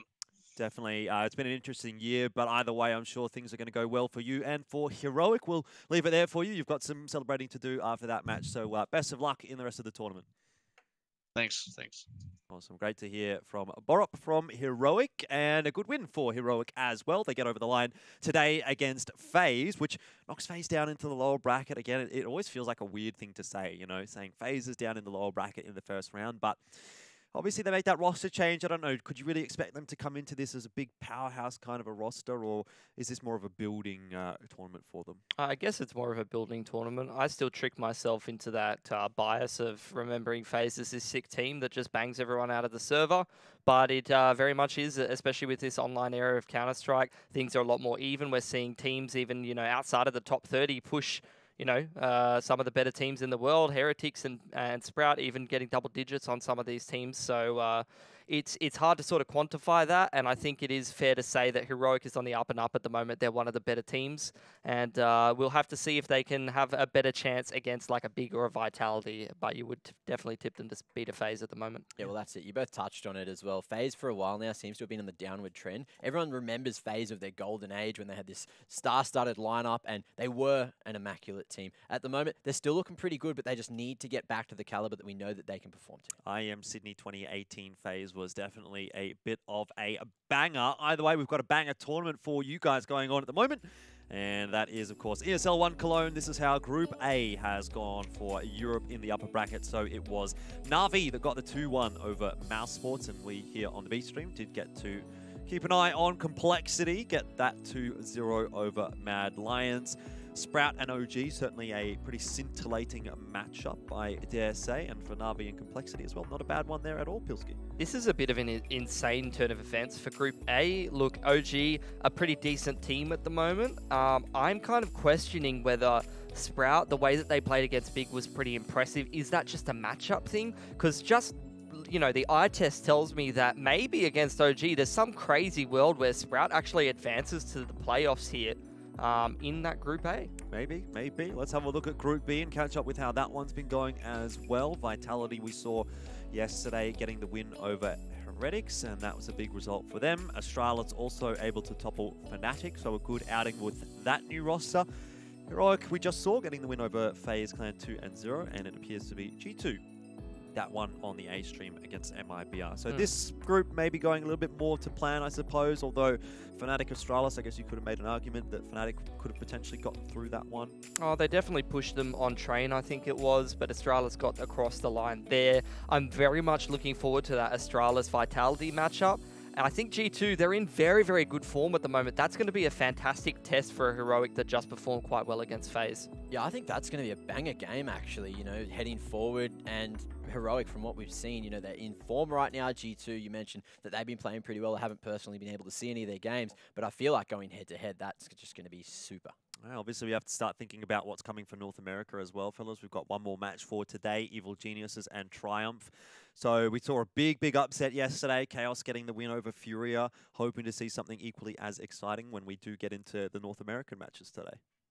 Yeah, well, look, Triumph, I haven't really seen them for a while, not since I used to cast MDL. So I'm excited to see what they can bring to the table. You know, Sheikh Zula at the helm, surely able to at least maybe put a bit of pressure on, but I'm not sure if they have too much of a chance. All right, well, we'll break that one down a little bit more when we do come back from the break, Mac. It is going to be an extended break, though, ladies and gentlemen. Have to wait for all the North Americans to wake up from their slumber, but it will be Evil Geniuses and Triumph. Come back in about an hour, and we'll see you there.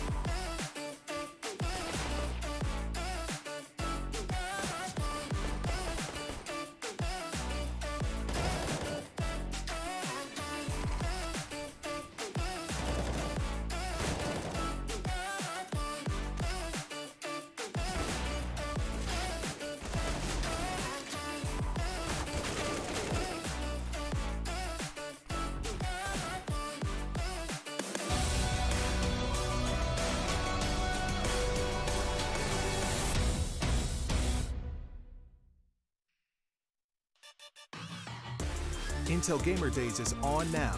Whether you're looking to buy or build, now is a great time to upgrade.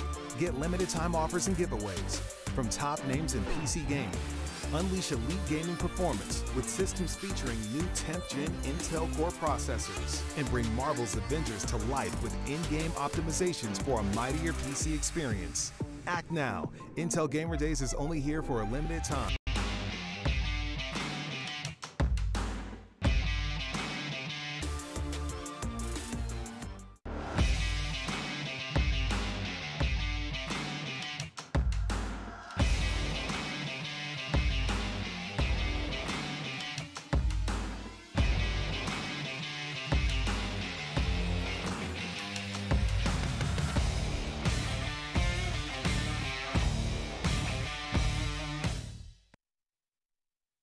My name is Jordan Gilbert, aka Nothing. Hi, my name is Sue Lee. My handle is Smix. I think it's important for these initiatives to happen. Empathy really, really goes a long way, and it always means so much to us, and I think that's where initiatives like this really help. I encourage everyone in the community, anytime they see bullying, anytime they see someone getting called names, I encourage you to step up and say something. Good luck, have fun. Good luck, have fun.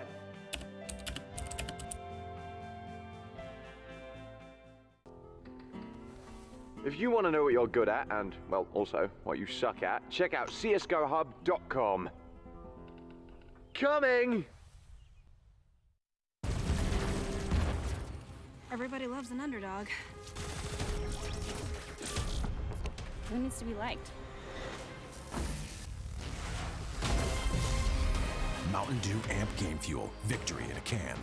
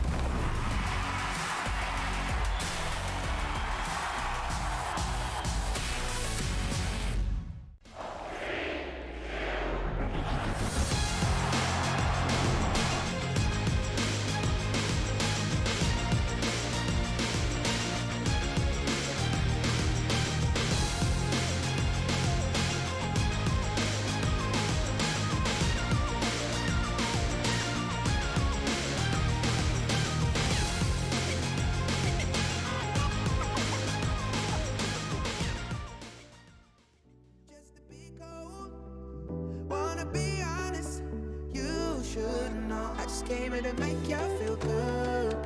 You know what the message is. Suddenly you with me now. You know what the message is. I be running wild for you, babe. You know what the message is. I don't have no patience. Ain't no conversation.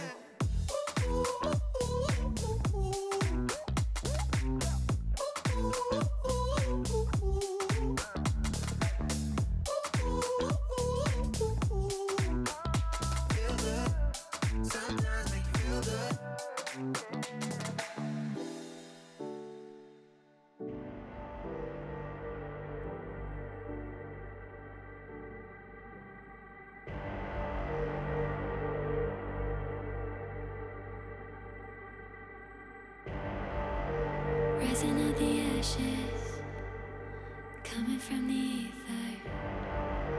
All I hear is static. Breathe a little deeper. Fallen, broken, a million light years away from home. My eyes opened, and now I've come to claim life. Never letting go. These wings carry me. Live this fantasy. Running through the fire, fire. Gonna let it burn. I am the Messiah. Gonna let it burn. Running through the fire, fire. Gonna let it burn. I am the Messiah, Messiah. Gonna let it burn. Gonna let it burn. Gonna let it burn. Gonna let it burn. Gonna let it burn. Found me in the darkness. Now they see me shining. Calling me a goddess. Thunder and the lightning. I'm falling, I'm faster. Making my way back, I'm close to home. I'm fighting harder because I've come to claim my throne. Never letting go. These wings carry me. Live this fantasy. Running through the fire, fire. Gonna let it burn. I am the Messiah. Gonna let it burn. I'm running through the fire.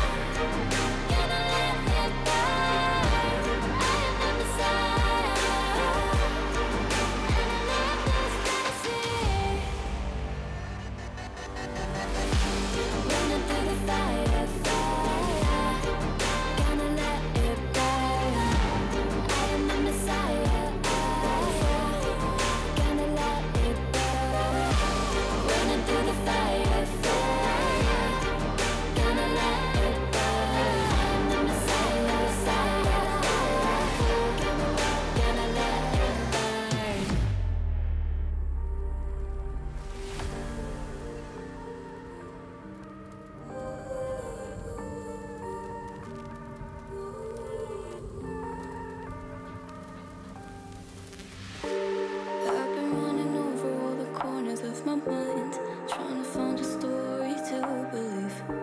And I've been getting sick of how I'm spending all my time, searching for a way to find relief. And I can stay inside, go to sleep, but I feel like I need to let go. And I can spin a web of any story that I like, but tonight I wanna make a masterpiece.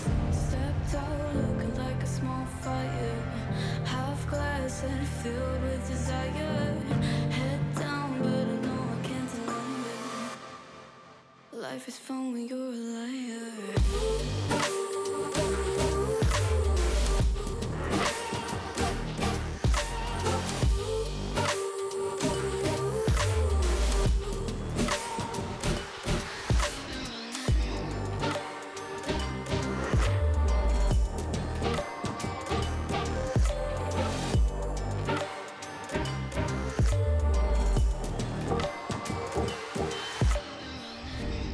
I'm just trying to learn from all the things that I've been told. I'm gonna paint a new reality.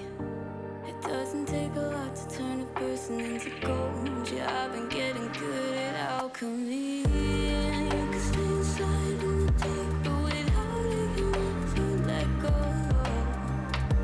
And when you're done with hiding and you wanna have control, you and I can find a perfect fantasy. Stepped out looking like a small fire, half glass that filled with desire. Head down, but I know I can't deny it. Life is fun when you're a liar.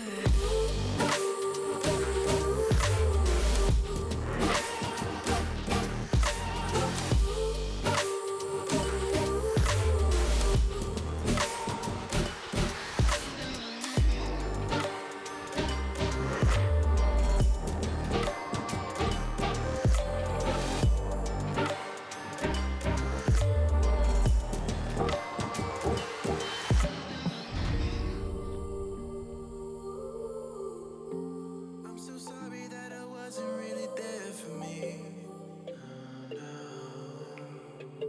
Cause nobody else is showing any empathy. Rudely awakened, quite undertaken. Did I do something wrong? Life isn't easy. Why did you leave me here with my thoughts alone? I don't wanna wake up messed up, 'cause I can't spend another day like this. Another type of caked up breakup, where I've been finding any way to my fix. But I need you now, 'cause I don't wanna be around. No, I don't wanna wake up messed up. There's gotta be another way past this. I'm so sorry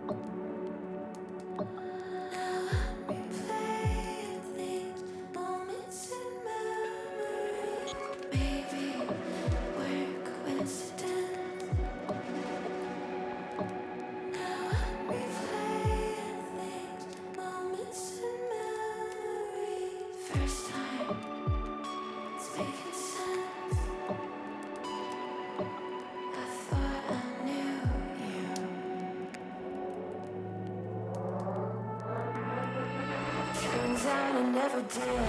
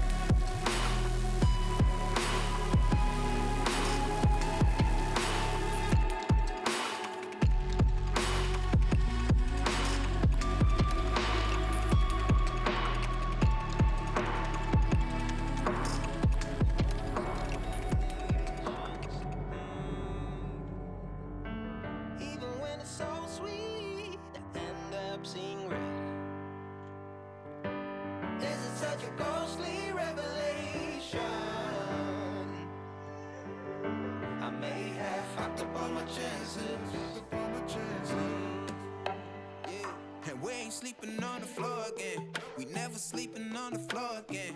For the ones who didn't make it out, for the ones that didn't see the light, for the ones that never cared, never gave a thought, found no happiness in that brand new car or the house you bought. I see you talking about the love you lost, and it was gone like way before you ever thought it was. Yeah, I took my time, no quick ones, quick run, quick guys to get back there. Hot roads, I didn't think I'd come back fast, cause I was running roads so many nations. Even when it's so sweet, I end up seeing red. This is such a ghostly revelation. I may have fucked up all my chances. Fucked up all my chances. I was running.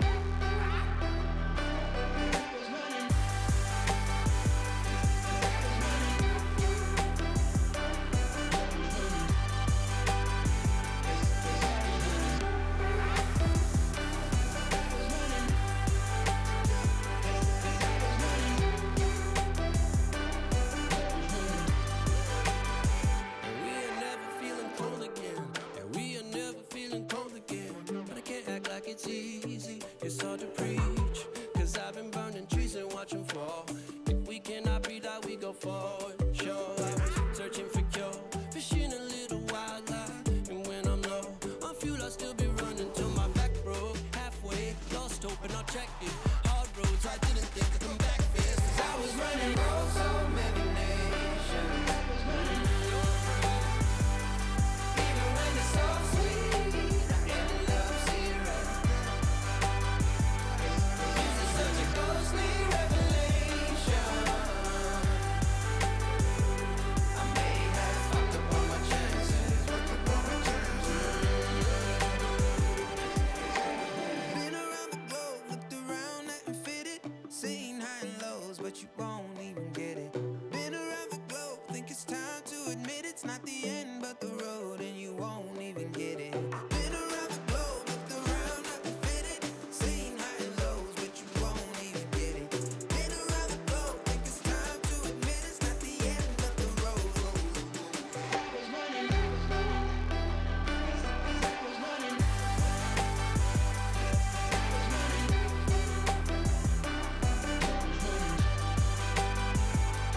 I was running roads so many nations.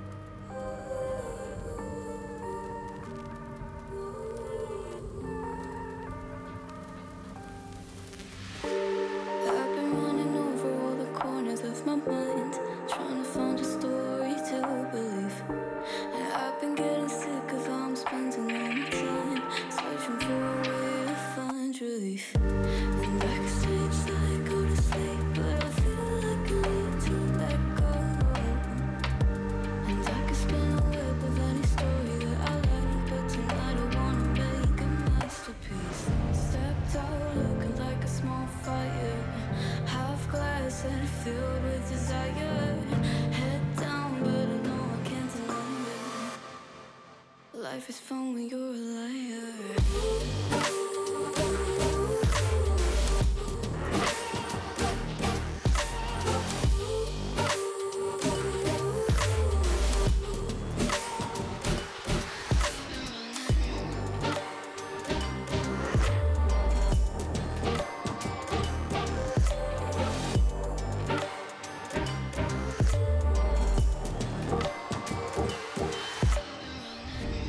I'm just trying to learn from all the things that I've been told. I'm gonna paint a new reality. It doesn't take a lot to turn a person into gold. Yeah, I've been getting good at alchemy. And you can stay inside in the dark, but without it, you never let go. And when you're done with hiding and you wanna have control, you and I can find a perfect fantasy. Stepped out looking like a small fire, half glass that filled with desire. Head down, but no, I can't deny it. Life is fun when you're a liar.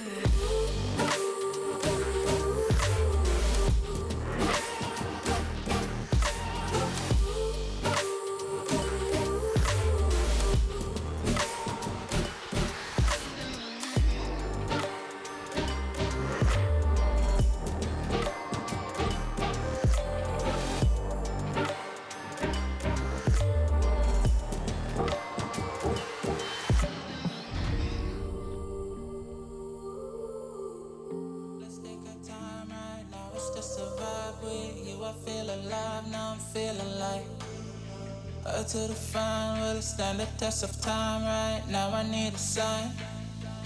Tell me if it's over. Come a little closer. We should take our time to think this damn thing over. Should we grow closer? Should this be over? My heart for your mind. Probably we should start over.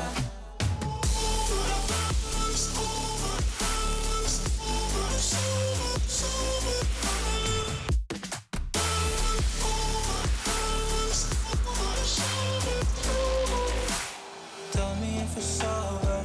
Am I your lover? Are we going solo? Or is it polo? Her face is saying don't go. I'm acting like I don't know. Whisper my name. Say what you want, show me your thoughts. I do the same. My breath on your neck while I slowly caress. Feelings in gray. It's still the same. Tell me if it's over. Come a little closer. We should take our time to think this damn thing over. Should we grow closer? Should this be over? My heart for your mind. Probably we should start over.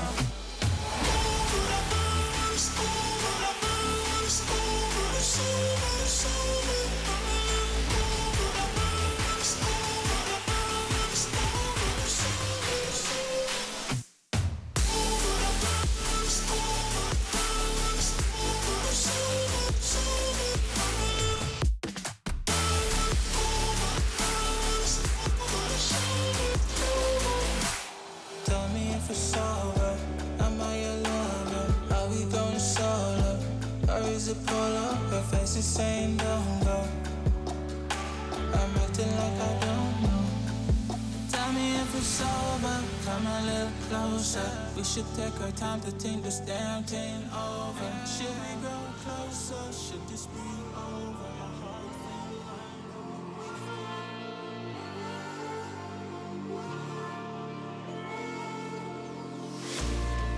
Will you follow me under when I'm crumbling?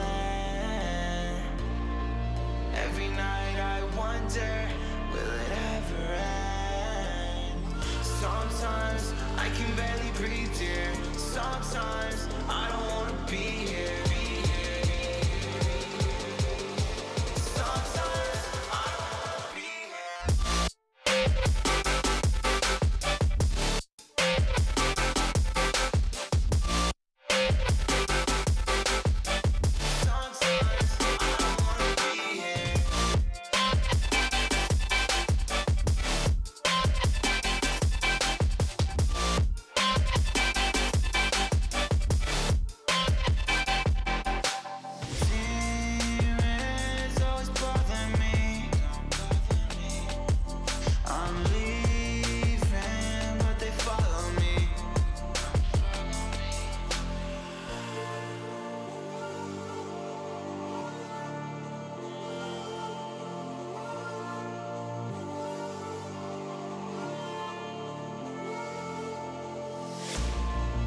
Will you follow me under when I'm crumbling?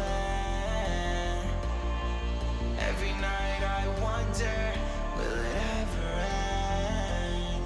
Sometimes I can barely breathe, dear. Sometimes I don't wanna be here. Sometimes I don't wanna be here. Will you follow me under? Sometimes I don't wanna be here.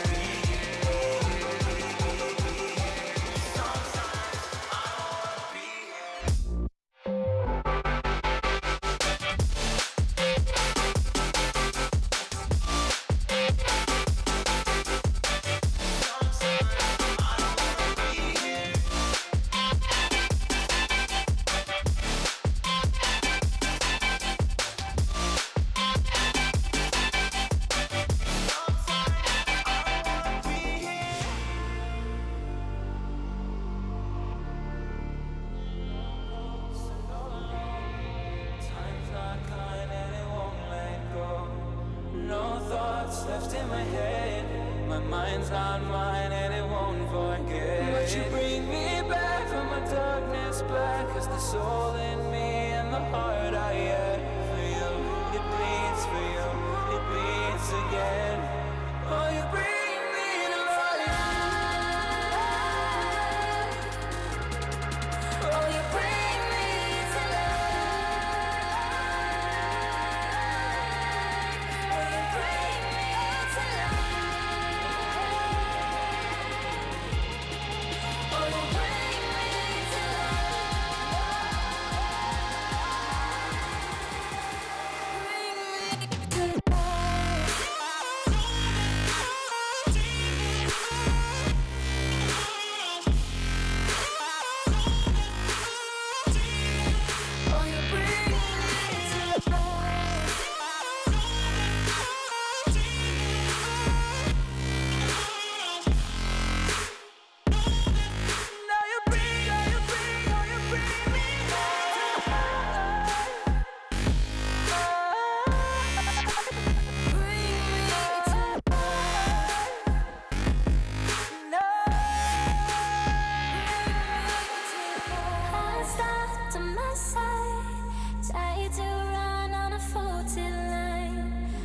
safe only, even though we burn from the light I bleed. But you bring me back, not a heart attack could take away all the love I had for you. It bleeds for you, it beats again. Oh, you bring me to life. Oh, you bring me to life. Oh, you bring me to life. Oh, you bring me to life. Oh, you bring me to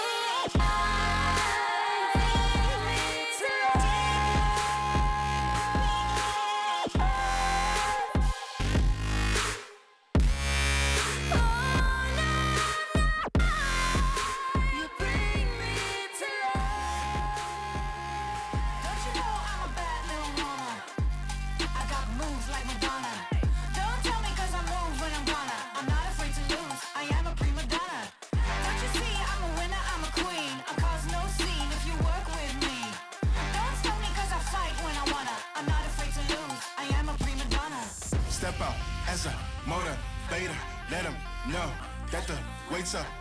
That's how we know when we level up. Hey, that's how we know when we level up. Level up. All we know about is level up. Are we ready not to level up? You know we fall and we get up. Level up. All we know about is level up. Are we ready not to level up? It's time, get up. Back against the wall, still I'm standing tall. Know about the ball, I got my fan with me. All we know is ball to empty out the mouth. The chosen one they call, I take my plan with me. Know about it if you tell, know you're breaking codes. But your credibility and all fall like dominoes. Can you really take a stance? All I wanna know. Need me real ones when it's time to go. Stepping in, elevator. This is to all the haters. That's all we know when we level up. Yeah, that's all we know when we level up. Level up. All we know about is level up. Are we ready not to level up? You know we fall and we get up. Level up. All we know about is level up. Are we ready not to level up? It's time, get up. I found out I'm not alone, 'cause I'm just like you. We are fearless when we fight and not afraid to. Level up. All we know about is level up. Are we ready not to level up? You know we fall and we get up. Level up. All we know about is level up. Are we ready not to level up? Cause nobody else is showing any empathy. Rudely awake and quite undertaken. Did I do something wrong? Life isn't easy. Why did you leave me here with my thoughts alone? I don't wanna wake up messed up, 'cause I can't spend another day like this. Another type of caked up breakup, where I've been finding any way to my fix. But I need you now, 'cause I don't wanna be around. No, I don't wanna wake up messed up. There's gotta be another way past this. I'm so sorry that I didn't go to therapy. Thinking everybody, even you's an enemy. Rudely awake and quite undertaken. Did not do nothing wrong. Life isn't easy. Why did you leave me here to get drunk alone? And I don't wanna wake up messed up, 'cause I can't spend another day like this. Another type of caked up breakup, where I've been finding any way to my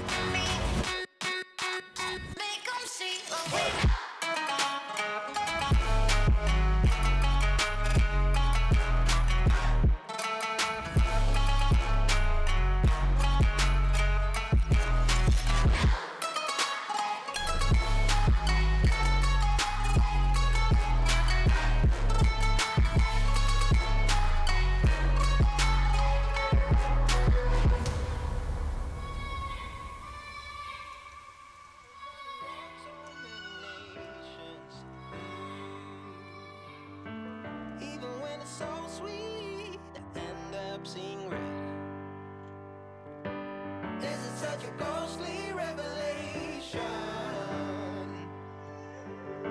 I may have fucked up all my chances. Yeah. And we ain't sleeping on the floor again. We never sleeping on the floor again. For the ones who didn't make it out, for the ones that didn't see the light, for the ones that never cared, never gave a thought, found no happiness in that brand new car, or the house you bought. I see you talking about the love you lost, and it was gone like way before you ever thought it was. Yeah, I took my time, no quick ones, quick run, quick guys to get back there. Hot roads, I didn't think I'd come back fast, cause I was running road so many nations. Even when it's so sweet, I end up seeing red. Is it such a ghostly revelation?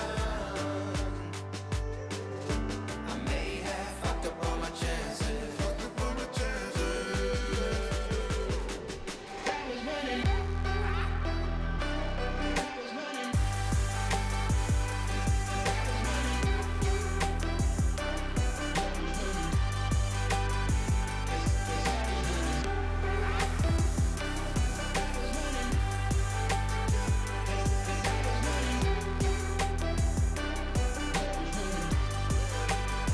And we are never feeling cold again. And we are never feeling cold again. But I can't act like it's easy. It's hard to preach. Cause I've been burning trees and watching fall. If we cannot breathe out, we go forward. Sure, I was searching for cure. Fishing a little wildlife. And when I'm low on fuel, I'll still be running till my back broke. Halfway, lost hope and I checked it. Hard roads, I didn't think I'd come back fast. Cause I was running roads so many nations. Even when it's so sweet, I end up seeing red. Is it such a ghostly revelation? I may have fucked up all my chances. Been around the globe, looked around, nothing fitted. Seen high and lows, but you won't even get it. Been around the globe, think it's time to admit it's not the end, but the road, and you won't even get it. Been around the globe, looked around, nothing fitted. Seen high and lows, but you won't even get it. Been around the globe, think it's time to admit it's not the end, but the road.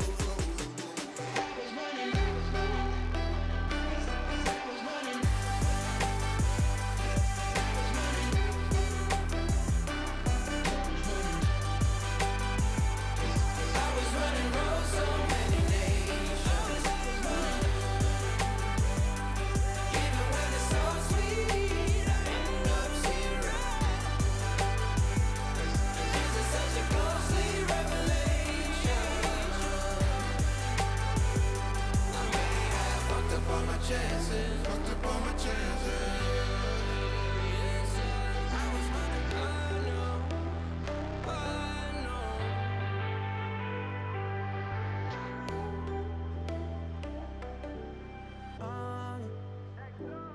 Ooh. Yeah, yeah, I see no signals, no signs. Girl, you be tripping, no lies, nah. You said you're not set by. I flew in all the way for this. I'm not here to waste your time. I just can't give you vibes, you changed a bit. Girl, you mad teasy. I don't mind leaving, just let me know. She told me take it easy. Hey, yeah. I just came here to make y'all feel good.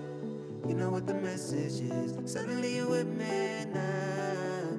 You know what the message is. I be running wild for you, babe. You know what the message is. I don't have no patience. Ain't no conversation.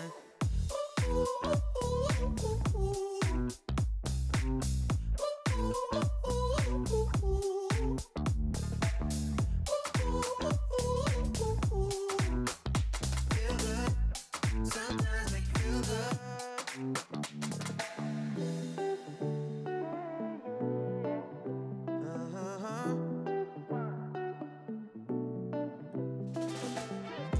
You're my mission, my grand prize.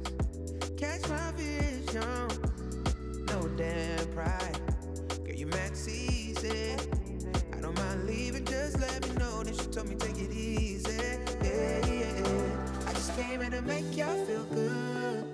You know what the message is. Suddenly you with me now. You know what the message is. I be running wild for you, babe. You know what the message is. I don't have no patience. Ain't no conversation.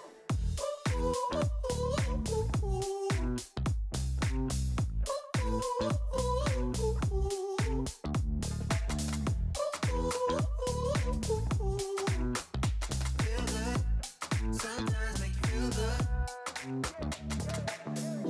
I just wanna talk, but you don't wanna listen.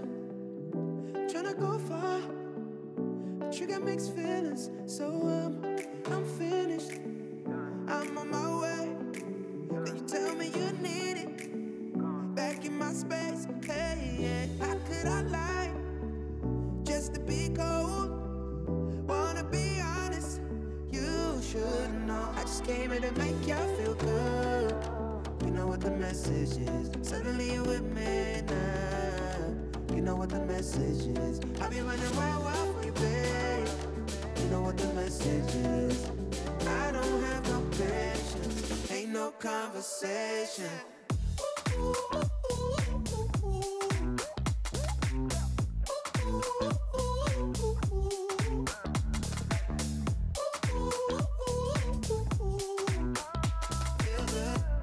Sometimes make you feel good.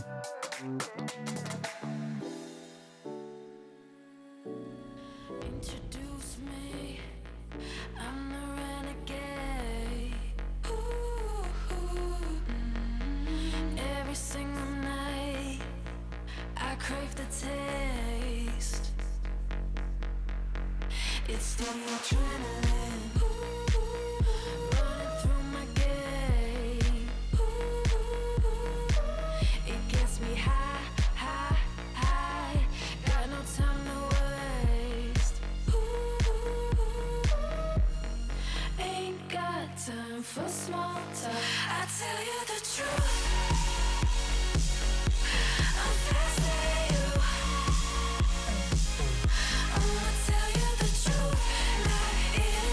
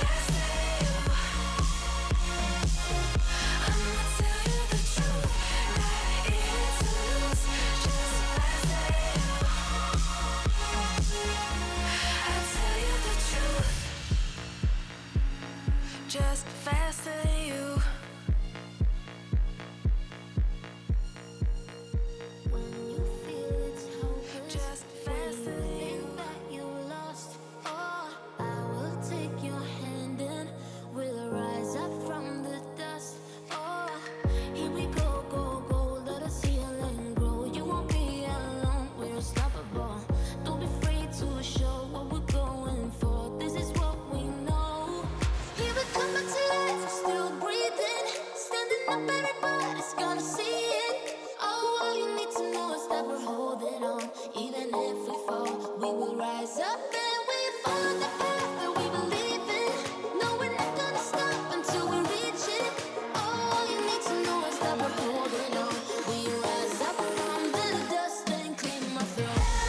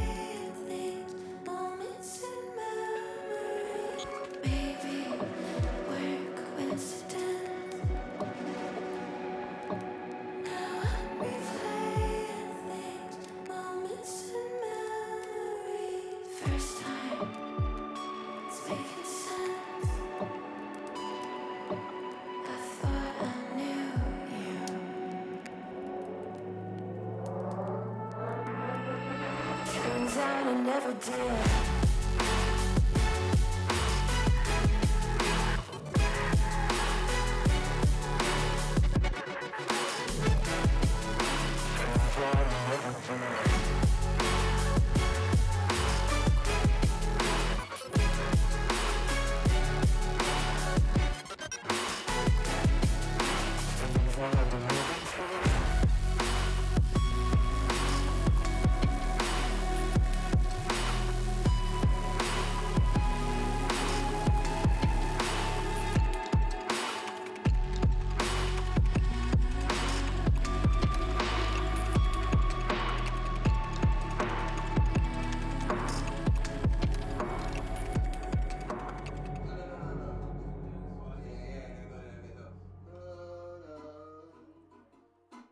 Up, up, up, 1,000 miles of luck. Don't look down, we made it. Feet far off the pavement, and we go up, up, up. 1,000 miles of luck. We stay understated. Pressure feels amazing. Just the dust, just the sand. Just the motion of your hands. Travel like lanes. It's just enough, oh yeah. Just for you, just a man. Just an ocean in the wind. We ain't gotta make plans. ESL 1 Cologne Online is brought to you in part by Intel, Mountain Dew Game Fuel, DHL, and GG Bet.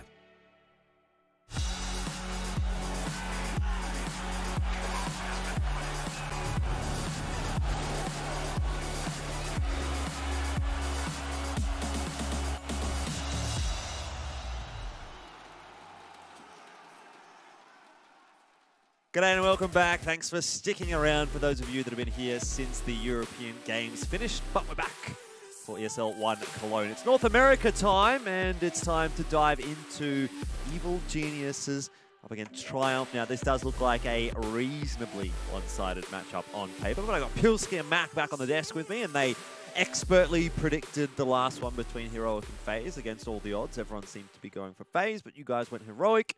Once again, the AU analysts reign supreme. So is that going to be the case here in this one? What are we expecting to see out of this first match, Pilsky? I'm expecting to see a pretty one-sided one, to be honest. I think Triumph were in a similar position a little while ago as Chaos, as like those were the two teams that could sort of punch above their weight, try to go for some upsets up against some of the better competition in North America. I think since they lost Grim, they've got their work cut out for them. That's a pretty key player. Kind of reminds me of that Mad Lions roster losing Bubsky, except obviously Triumph's not quite on that same level. It's a very, very important player for them, and I think some of the other players on that roster are going to have to reinvent their game a little bit, and they're going to have to, you know, have a little bit of development, even though it is only one player changed out. Yeah, look, we'll also rely on, you know, Sheikh Zula leading from the front, who we did find out, according to Jordan, it's called Shaka Zula. His name's Shaka Zula. Honestly, I just think that's a better name. This team has a guy on it called Shaka Zula, and we're like, you mean Sheikh Zula? Yeah, right. Oh, God. Well, I don't know. That sounds like a cool name to me. It was pretty sick, man, you know. Yeah, let's get those Shakas out of here. Shaka Zula, let's go. Yeah, anyway, look, let's talk a little bit about Evil Geniuses then first. This is definitely the favourite coming in, and a lot of people are sort of discussing where they sit at the moment in the North American scene. There's obviously a bit of an argument made that they were or are one of the top teams at the moment. Where do you reckon they're sitting, Pilsky, at least in the grand scheme of ESL 1 Cologne? Are they a title contender? Number one. You Should be the number one. Mm-hmm. Yeah, in my opinion. I think Liquid, they just made the change. If that goes well for them, they can try to contest. EG, they won Summit. They've definitely been up there in the grand final of pretty much every event. They also beat MLBR in a grand final recently. So they're winning a whole lot of stuff, and I think that they're probably pretty good and on track to win NA Cologne as well. Yeah, look, I have to really, I guess, reflect the same sentiment. You know, EG, they are the champions of NA at the moment, and I feel like they're going to be coming out, or at least looking like they should be in the favourite position to take Cologne for the NA region. I know that there are a few other people that could probably take it to them, but here today up against Triumph, I think it's just too much of a tall order for Triumph to really have a chance today. What do you reckon it is that makes this Evil Geniuses roster so good then? I know there's been a lot of talk about Stanislaw, obviously, IGLing a bit of a masterclass from him, but is there anything else going on in the roster that piques your interest? They just got a solid roster of players, and they recently added Zeus as a coach. So I think that they not only have just good talent across the board, but they also have good support staff and good coaching, which is just a really, really good mix. You also got that org support as well. So it's basically a perfect storm. EG, you know, there's been times where they've turned it down in performance a little bit, but right now they're at a decent level. They're not untouchable. Like Max said, there's been a couple of teams, even MIBR, who had a bit of a shocker in EU Cologne just then against G2, have pushed them a little bit recently. So there's definitely teams that can take it to them, but you'd probably tip them to beat everyone in NA at the moment. What about you, Mac? Where do you reckon they're sitting here? Exactly as I said, just straight at the top, and I feel like that's where they're going to be at the end of the tournament. Yeah, definitely. All right, well, looking forward to seeing that for Evil Geniuses. I suppose they're going to have to get on the ball pretty well today to start off with against Triumph. Now, again, this is a matchup that we probably expect them to get over the line relatively easily, but that's not something that we necessarily can answer for you, though we do have a man on the line that can perhaps answer that question for us. Tarek, ready to have a chat. It's been a little while since we saw you down under here in Australia, so it's great to catch up. Hey, what's up, guys? How's it going?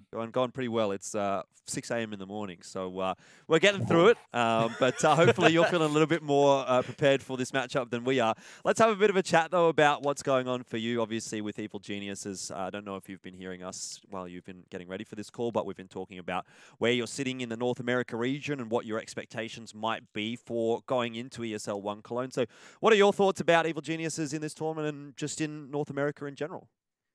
Yeah, I mean, leading up to the player break, we had a really strong finish ending the season, and we just got back into practice a couple of weeks ago, so things are starting to get back into form. I don't think we're 100% yet, but I would say that we are looking good, and it will be the first match for us post-break, so we definitely want to start off strong, and we're just going to try to do our best to get that dub.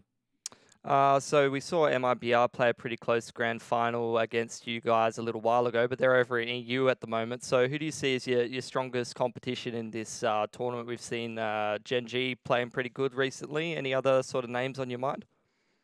Yeah, I think Liquid is always a name that you're going to be worried about in the NA scene. I think that Cloud9 is also another team to look out for. Genji, like you said, and maybe 100 Thieves. There are some names here that you definitely have to watch out for, but I think that it's very doable for us, so it should be okay.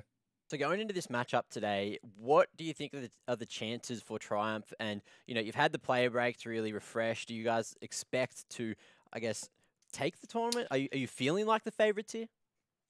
Yeah, I mean, we got to take it match by match, but today is should be a win for us. I mean, I don't want to, you know, mark it off as one yet, but if things go correctly, unless things really go wrong, then I think this should be a pretty clean sweep from us. All right, I can see you wearing your jersey at the moment. Is this a bit of a ritual? Have you been told that you have to wear the jersey, or is it something you like to do to sort of just get pumped up for the game, get yourself in the mindset?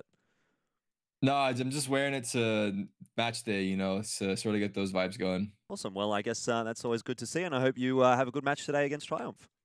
Thank you, guys. I appreciate it. Awesome. Great to chat with Tarek, obviously from Evil Geniuses, and seems like he's feeling confident going into this matchup, which shouldn't be all that much of a surprise for anyone that's been keeping an eye on the North American region. Evil Genius is one of the teams that's sitting up towards the top. Do need to talk a little bit about Triumph, though, and look, they are, I think it's fair to say, quite severe underdogs coming into this game. Yeah, I think so. I think, look, to be honest, they have a decent core of players, and they should still sit around the same sort of position in NA that they were at before, but I don't think that they can really find a like-for-like replacement for Grim at the moment. So that's going to be a little difficult just to get their level back up there.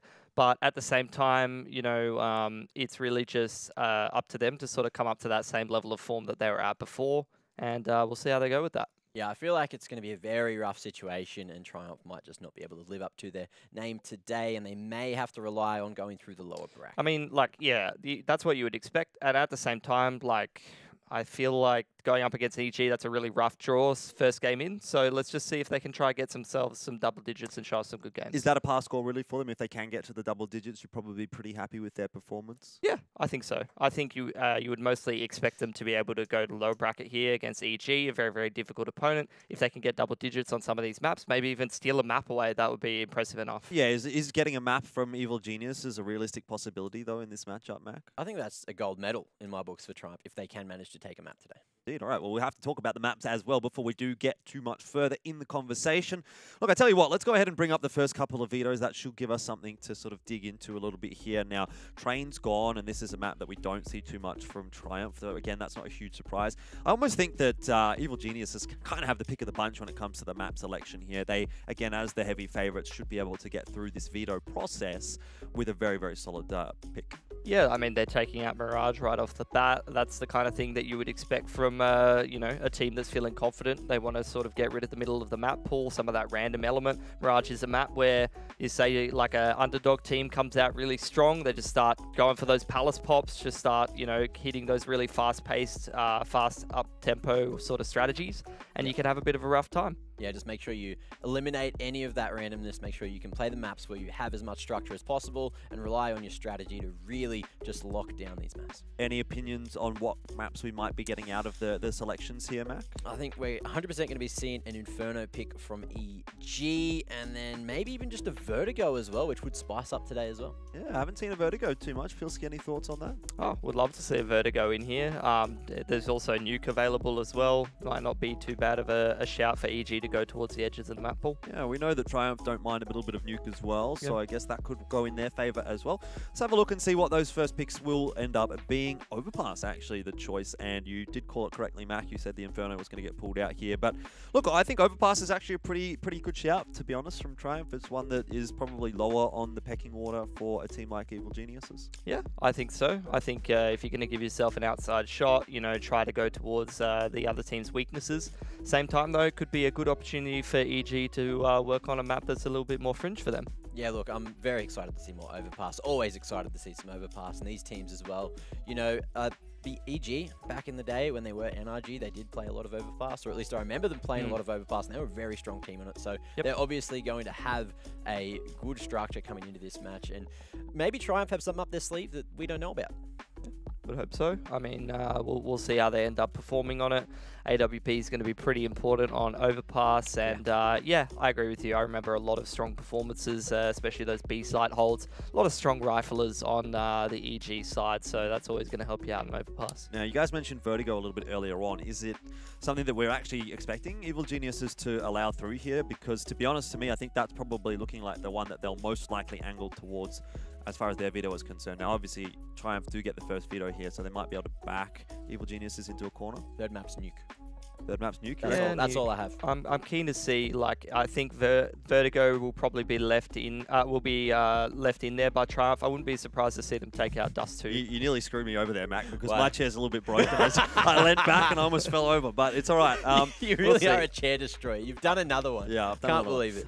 We'll see if they take out Dust 2 on Nuke. I'm keen. Okay, Dust 2 on Nuke, you reckon, for Pilsky? Max locking in at Nuke here, so no chance of a Vertigo. I guess let's go ahead and bring it up and see whether or not we're correct. Nuke's gone, or Vertigo is gone. We go to Dust 2, wow. So we do get the Dust 2 coming out here, and it was the choice of Evil Geniuses, though. Not too surprising to see them angle away from Vertigo.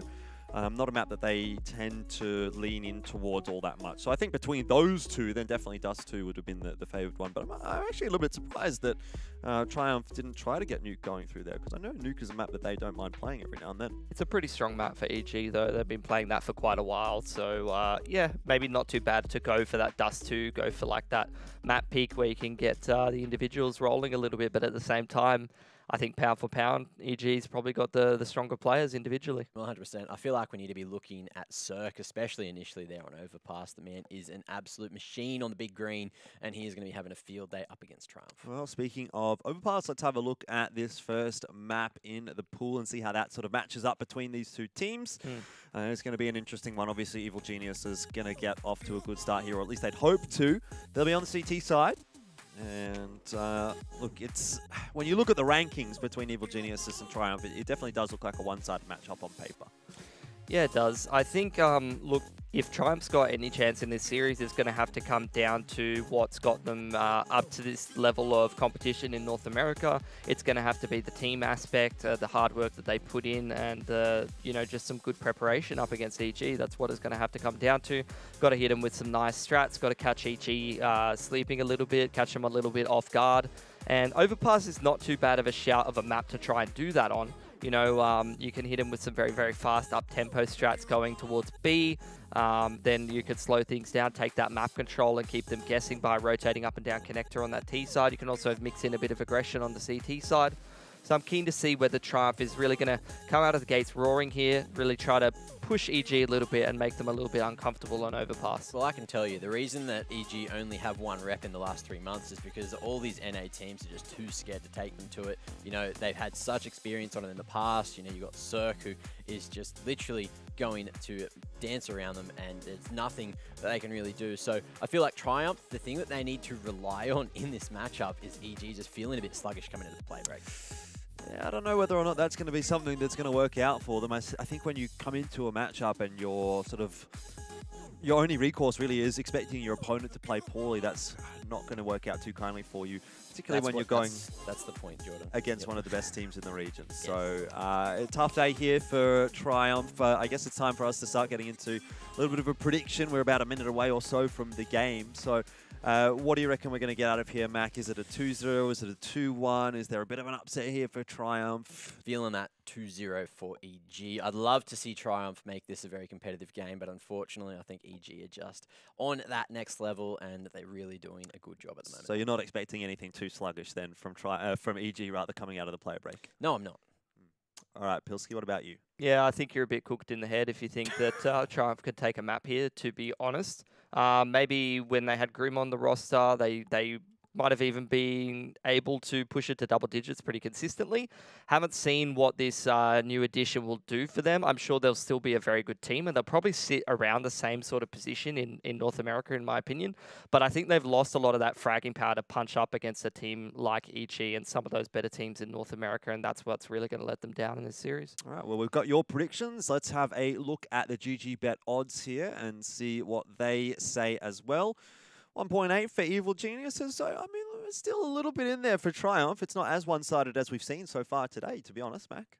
Yeah, but I guess, you know, everyone that has been the favourites today, at least, oh, no, I was going to say everyone that has been the favourites have won, but, you know, Heroic did take the win over FaZe. Depends who you ask. Had the better odds, or I guess Heroic had the better odds, however you look at it. But, you know, I feel like all these matches we've had so far, there has been an element of an upset there. But for this one, it just doesn't seem like it's there. All right, you reckon there might have been an argument for some of the other series, but not an argument for this one. It's Evil Geniuses and Triumph, though, as we head into the North America stage of ESL 1 Cologne. It's day 2. We're kicking off game number 1 from North America here on Overpass. Evil Geniuses will try to hold on, or rather hold off Triumph, who are perhaps the ones looking for the upset in this series. A tough ask for them. But let's find out if they can put anything on the board here, Pilsky, as we head into Overpass. All right, here we go. It's going to be the debut here for Moose, who, you know, in the past, going into different rosters like E United, has had some pretty good performances. And we know that he can sort of step up to a good level of fragging if he's inclined to. Going to be leading the charge into short B for Triumph, so they've secured some control over there. Now the smoke flying in towards Heaven, as well as onto the wards, the middle of the site, molding onto the barrel. It's a complete retake for EG. Just looking for some picks as Triumph try to get into the site. Bomb will be planted. Now EG contesting connector here, Jordan. Yeah, it's really a full retake setup from Evil Geniuses, isn't it? So Triumph are going to have to hold on. Slowly but surely, Evil Geniuses do end up clearing out connector. Breezy catching Penny. Now Spongy tries to trade on down, and he does a good job of that, but Cirque looks a little bit too good. A double kill, and Ethan and Stanislaw just walk into the bomb site. That is the pistol picked up for Evil Geniuses. Triumph, they got the bomb down, but didn't have much of a chance of holding on, and Evil Geniuses are looking sharp already. Yep. Very nice job from them to just dot their I's and cross their T's on that CT side pistol. Full retake setup for them, but they just make sure that they clear the back of connector, that they have these extra couple of angles covered as they're heading into the site. have the player swinging wide as well as the additional player covering. It's exactly what you wanted to be seeing. And now Triumph, they're going to try to go for a bit of a force buy. It's a decent one, to be honest. 2 AKs with sets of util. We got that Galil on Spongy, and then 2 Deagle armorless players. Could have an outside shot of working here. The EG going for the boost over towards Party. Try and find themselves a pick. You see Cirque with the silenced M4. Looking for an angle over onto some of these Triumph players, but he is pushed off the boost. He doesn't want to stick around for too long. Got to be careful you don't get caught off here. A little bit of damage exchanged on both sides. In the end, I guess Triumph does come out the better for it. Cirque's the player with the M4A1S, and as well, being down to 52 HP. Might see his impact dwindle a little bit in this round. Triumph are going to start pushing their way forward, though, into bathrooms. And it's, to be honest, taken them actually a fair bit of time to even get to this point. So by the time they do get actually up to the A-bomb site, there's not going to be a whole lot of time left to execute onto it. There's a smoke keeping them at bay right now in Suicide Alley. They have 3 smokes here, Triumph, so they can full exit this site. They have a couple of mollies as well if they place those on towards the back site box, maybe towards truck or something like that. Just the initial molly clearing out some of those difficult bathroom angles, and now the exit flying in. 3 players here for EG.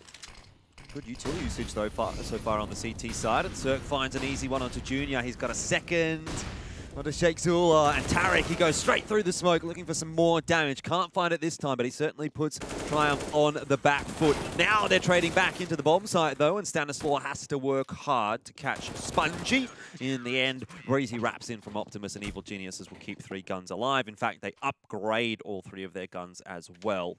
2 AKs and a Galil coming through. And a nice round from Cirque. He was the one with the M4A1S, the player that really was designated to do the damage, and he certainly did. Nicely done. Good cleanup of that force buy there, even though Triumph do get a few picks. Now they're going to have to head into this eco round. Try to continue the good work that they did in the last round by inflicting a bit of damage on EG, keeping their money nice and low, which is why they've gone and invested in some of these Deagles. P250 as well, double push down long. Getting in the face of Sheikh Zula, or Shaka Zula as you call him, Jordan. Shaka Zula. Oh, Moose has done good work in short B though, and actually Triumph are going to be allowed to walk onto this B site. Ethan playing retake from heaven.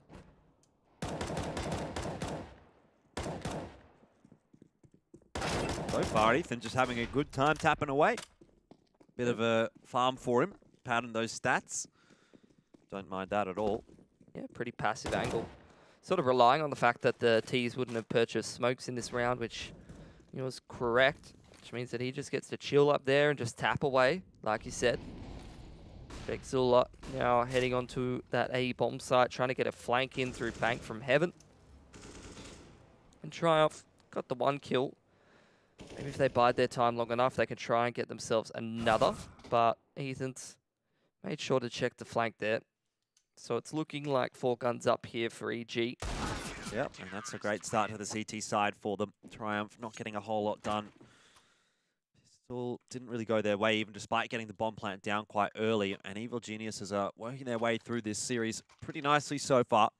Obviously, it's early days, and we might still yet see something from Triumph, but it's quite evident at the moment that one team is out to play, and that's Evil Geniuses.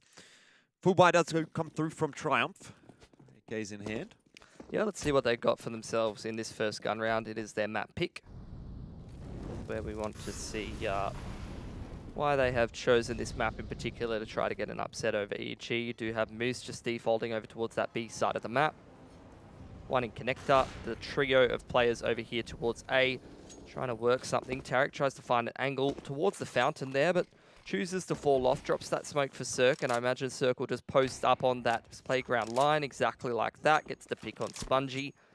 Triumph, fortunately, lose a player there, and are running a little light on utility here.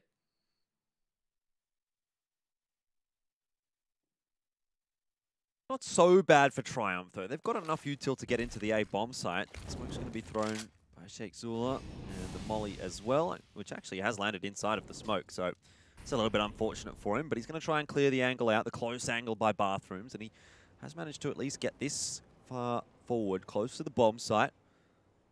Having a bit of a peek over the smoke, does need to be careful, but so far no rotations coming in really from Evil Geniuses. Slowly but surely, Stanislaw starts to make his way up. Tarek is smoked off, but Sheikh Zula falls to Cirque. Penny does manage to trade one down. Triumph still looking for a little bit more work. Cirque, right now with the AWP, is putting on a bit of a masterclass, and that's too easy for Evil Geniuses. Yep, very nice first gun round for them.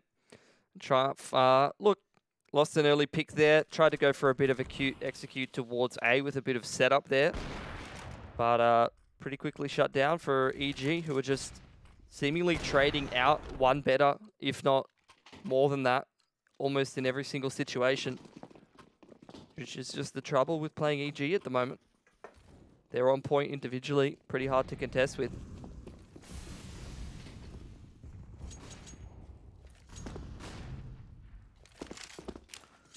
Another kill for Cirque. Early on in the round, getting a lot of work done with this AWP. We're already seeing him really start to farm Triumph.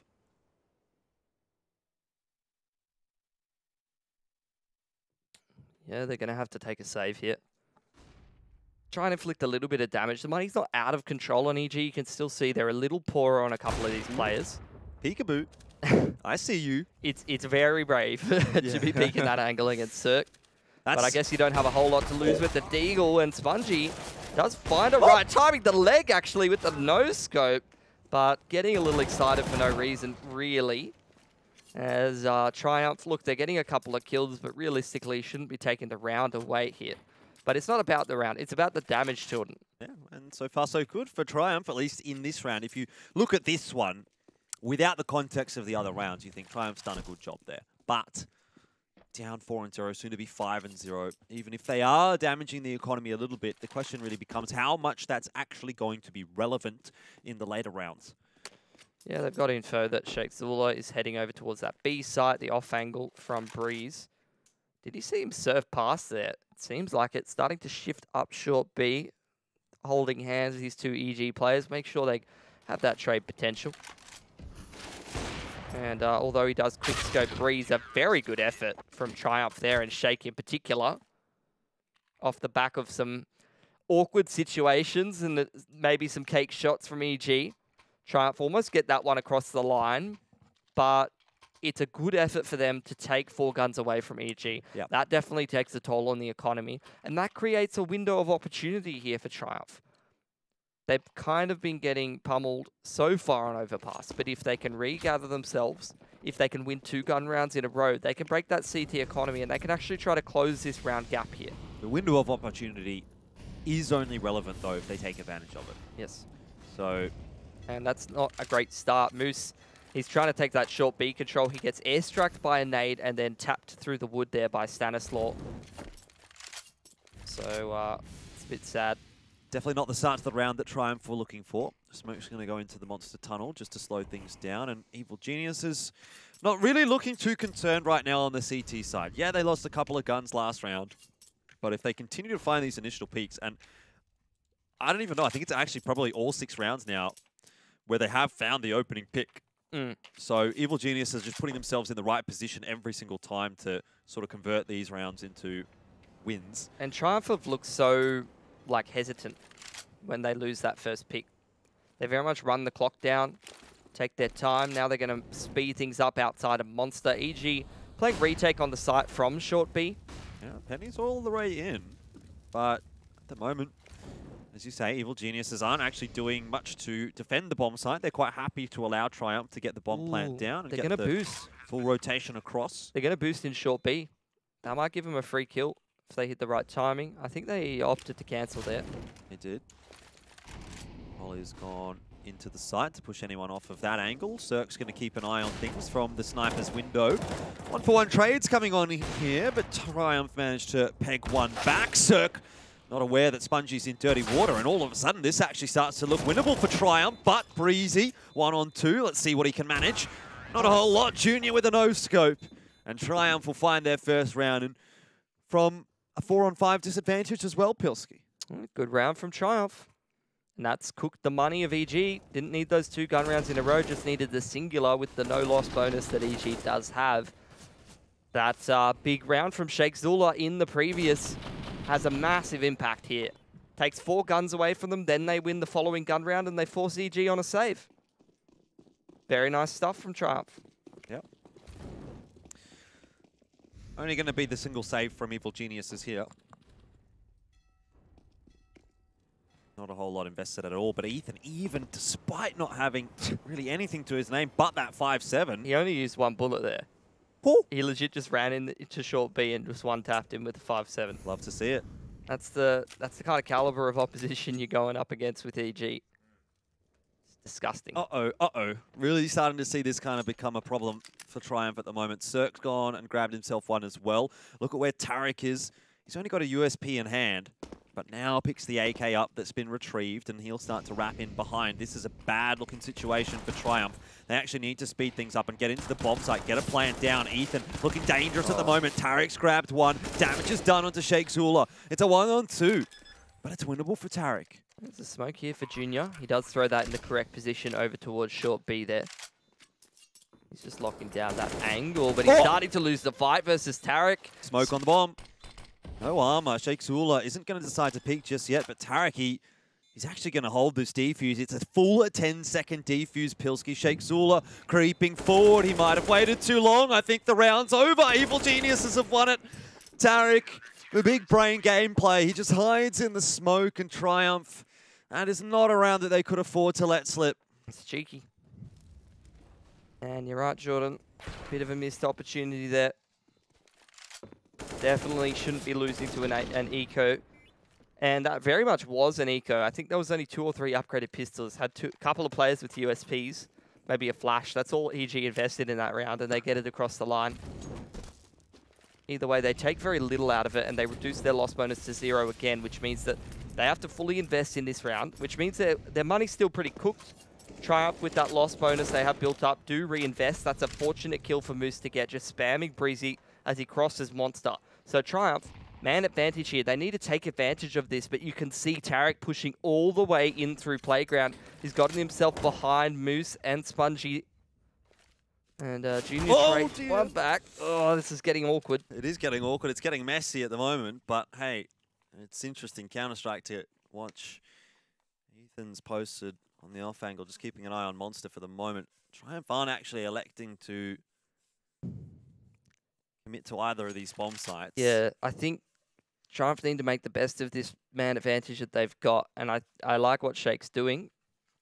He's going to throw that progression smoke up long A, make a little bit of noise. Cirque has gambled all the way down to the B bomb site, though, so this actually might work out for Evil Geniuses. Ethan's starting to float back towards the rotate, but I think Sheikh Zula is so far away that I'm not sure they can even hear these grenades. They hear the Molotov now, but they're not rotating off. They're just sticking on this site. Yeah, they're going to gamble it, and it might be a gamble that pays off. Ethan, if he finishes Penny off, he spots the shadow, pre-fires the angle. Junior waits patiently with the AWP, but someone's going to have to go and scramble for that bomb, Pilski. There's only 20 seconds left. Sheikh Zula's coming through from the A bomb site. He has managed to get that frag onto Ethan, which has given away his position. Cirque, though, definitely, again, a doable round for him. Sheikh Zula shuts it down. Triumph respond back well. Nicely done. Breeze on a double eco now. And that resets EG yet again. Funnily enough, worst thing they could have done for their money was to win a full eco, where they don't survive with any guns. Because they're in very much the same position as before. That was a big flank from Sheikh Zula. Yeah, I think I didn't mind what he was doing there. Trying to just throw some utility draw rotation. But EG, the situation they knew that they were in, they kind of just were like, well, if they go A, they go A. We're just going to sit here till the end of time. It doesn't matter how much utility we hear on the other side. If they go A, we just save. Triumph are about to walk into a stack here, Jordan. It's full USPs though, Pilski. So this one should be pretty routine, although Cirque's already done a number onto Junior, and Spongy gets dropped low as well. Headshots are getting put in here by Evil Geniuses, but in the end, Triumph do get away with 4 guns alive. So starting to build a little bit into this T side. I was a bit worried, you know. It was 5-0. Seemed like Evil Geniuses were having no problems at all, and I thought we might get a bit of a blowout. Now at least Triumph are showing us something. Yeah. EG heavily going back to those Famises. Really relying on the U-tilt first and foremost. Tarek's that player over towards the A side of the map, so he doesn't value the utility.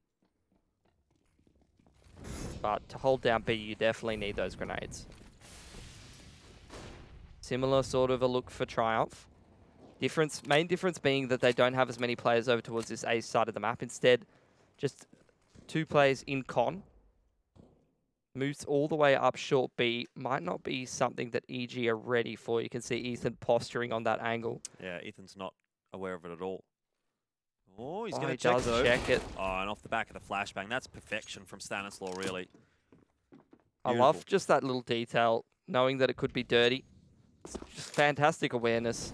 See so many people take angles like that for granted. Now I think EG going for the boost. Spongie's gotten rid of Tarek, who's flashed into long there. But Triumph very much starting to exert some control and influence over bathrooms and over long A, which prompts some of these rotations up from EG. Heading in the direction, though, of Cirque, who is looking pretty warmed up at the moment. And the push from Stanislaw straight up long A. That's what you want to be seeing. EG looking for information, looking to make moves so that they can try to rotate effectively. Ethan down in water already. They've got a couple players in forward positions, and that's why you're seeing this rotation being able to come out from Breeze, from Cirque. They're well aware that it's the B bomb site because Stanislaw's made the mid-round push and gathered full information, and that's what Overpass CT side is all about. Yeah, this is great work from Evil Geniuses. Tarek has been doing a lot of that. He did get picked off this round, but has been having a lot of effectiveness previous to this point. And Cirque down early on the B bomb side is already a problem for Triumph. They recognize the round is over. They're going to try and save, but they won't be able to. Evil Geniuses will run them down. 7-3 the scoreline. That's just one of those things where, like, for Triumph, they're thinking, let's just try to walk into this B bomb site. Worst case scenario, where, like, I think they had 3 alive towards the end of that round. They were down a man. They're thinking, oh, worst case scenario, we got a 3v2 on this B bomb site, maybe like a 3v3 if they have an extra rotator and they're playing retake A or something. Yep. It's actually even worse than that. Just off the back of EG, grabbing that info, have a 3v3 on the site in positions where EG's 100% ready and 100% sure they're committing to that site, and you got a fast flank on Stanislaw. That's like, you can't 100% the round more. You're again going to start seeing that push come in from Evil Geniuses on long. Tarek all the way up towards where Bicycle used to be. Mm. He's going to start getting a bit of info in toward Playground, in toward Party and Fountain if he does continue this push. Well, yeah, this is a bit of a different thing because it's more just like a setup as opposed to like a mid-round push for info. But if Tarek waits till like 50 seconds and then makes a move out towards that part of the map, well, he's actually going a little earlier. I'm keen to see if Cirque's going to help him with a flash here or whether he's just going to go dry. Cirque does have a couple of flashes in the back pocket, but Tarek has timing. got the timing right. He's going to walk in right behind 3 Triumph players. Sheikh Zula, he was watching behind, but I don't think he spotted Tarek. And that's a beautiful spray down. Sheikh Zula and Spongy have no idea what's just hit them. Bomb's been spotted now. Evil Genius is once again in control of the round. I don't think I've ever seen someone be so confident with the spray on that Galil. It's Exactly. like every bullet connected, man. That was unbelievable. Not an easy thing It's to small do. things like that. Ah, Cirque. And that's the difference between pro players, people like us. Yep. I'd struggle to get the 1 kill with the Galil Jordan, that's for sure. Either way, this is actually going a little pear-shaped for EG, but I think they're starting to recover themselves. And Triumph, they're really running the clock down in these rounds. I was hoping for a Triumph on this T side that was up-tempo. Yeah. That was trying to catch the... Just look at that, man. You love to see it. Trying to catch the better team sleeping a little bit, trying to get in their face. Yep. But it's been anything but for Triumph. They're very slow paced. They're very much relying on trying to get these trades out and trying to just break down the man advantage situations. And I mean, it's not working for them. And maybe if they were playing a little better, it might be. But I just don't like that approach because you're playing a much better team individually and also just in terms of when you break it down into the mid-round. I think EG is just going to make better decisions more consistently.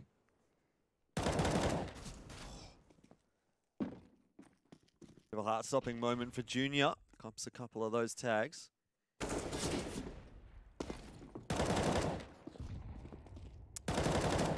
and again. One thing goes right for Evil Geniuses, and it seems nothing goes right for Triumph. Although Penny has got that pick onto Breezy.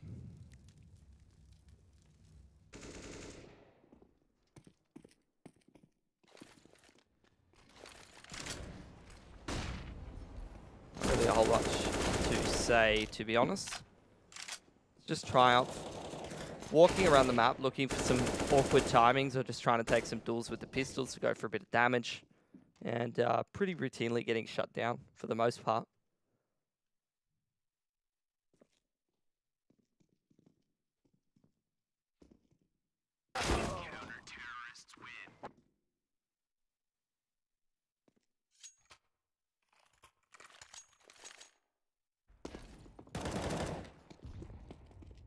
Every time I see someone getting some successful spams through these wood on B site, all I think of is of Zipnix, and the man's just not playing at the moment. Yeah. Big F in the chat for Zipnix taking a break. F's indeed. But hey, Astralis did pretty well yesterday against Fnatic, so maybe it's not F's after all. New era. Who knows? Cirque gets aggressive with the AWP this time, and he'll continue to walk forwards. Doesn't matter whether there's a smoke there or not. He was going to take that challenge every day of the week. He's gotten away with it. It's ridiculous. Just another man advantage for EG, and now the boost in the mid-round. Trying to look for another pick. Doesn't connect, but Triumph now looking to run into a brick wall, essentially, as there's still a lot of players here for EG on this site, and they're playing aggressively. Jordan. Stanislaw on a bit of an off angle, does have to take a challenge. It's Penny that'll go down first, then Spongy. Stanislaw checks out short, but there's action over on Monster. And in the end, it's Breezer that'll finish it off. 10-3, Evil Geniuses are not missing a beat at the moment. Yeah, not really.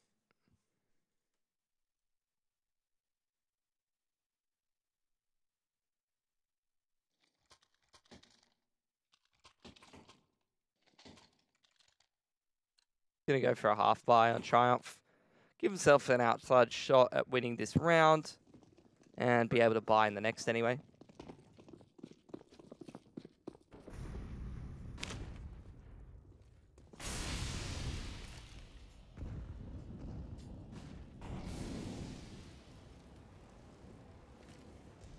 Rough way to end the half, isn't it, Pilski? Yeah, that's very reminiscent of what Cirque just did, but this time it's Ethan with a rifle. Evil Geniuses are really dictating how this game plays out. Triumph is sort of trying to throw something in there every now and then, but Evil Genius always have the answer. Yeah, I feel like Triumph playing a little too individualistic for the most part. Like, it's fine when they're looking for picks and they're trying to break things down in the mid to late round, and that's where they start to go together a little bit more, but like, at some point you really just have to try to, I feel like, pick up the pace a little bit or try to create some like favorable duels for yourself. And they're not really finding them by just sort of walking around the map and looking for gaps in the defense that aren't really there for the most part. They need to create those opportunities for themselves with some good utility usage to get that map control, and then play with the rotations a little bit, or go for a pick that's a little bit more set up than just walking through a smoke into short B or something like that. Well, it's an opportunity for Triumph to get to 4. But Cirque, I don't even know how many opening duels that is for him now. He was at 4-0, I think, going into a couple of rounds ago. So that's probably 5-0 now, or 6-0 even for him. He's been consistently putting Evil Geniuses in such a good spot. Breezy locking it down from Toxic Barrels, and that's impressive. What a way to end the half for Evil Geniuses. 12-3. They're making it look easy right now on Overpass.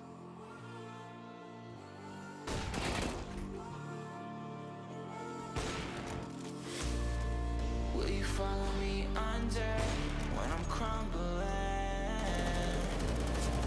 Every night I wonder, will it ever end? Sometimes I can barely breathe here. Sometimes I don't want to be here.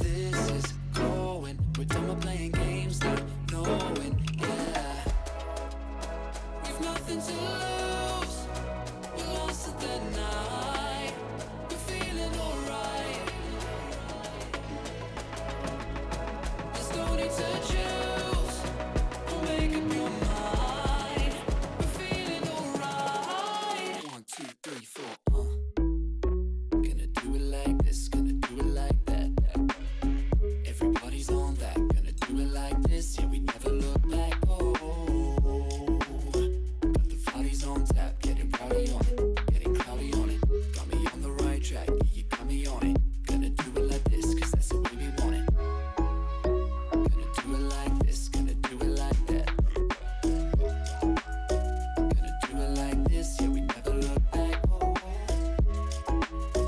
The shots on my tab, everybody's on that, getting cloudy on it. Yeah, we do it like this, cause I like it like that, yeah.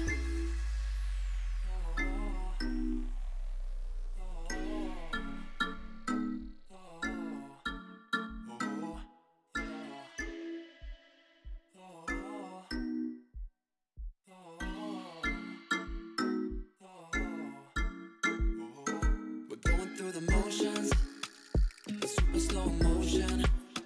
It's time to lose your inhibition, developing a blind ambition. Fire it up, ignite it. I don't wanna fight it no more. I wanna see where this can go. I'm done with playing around, I know it, yeah. We've nothing to lose, we're lost at the night. We're feeling alright, feeling alright. My eyes are on you, and yours are on mine. We're feeling just fine. Just let it go. Gonna do it like this, gonna do it like that. Everybody's on that, gonna do it like this. Yeah, we never look back. Got the bodies on tap, put the body on it, getting cloudy on it. Got me on the right track, yeah, you got me on it. Gonna do it like this, cause that's the way we want it. Gonna do it like this, gonna do it like that.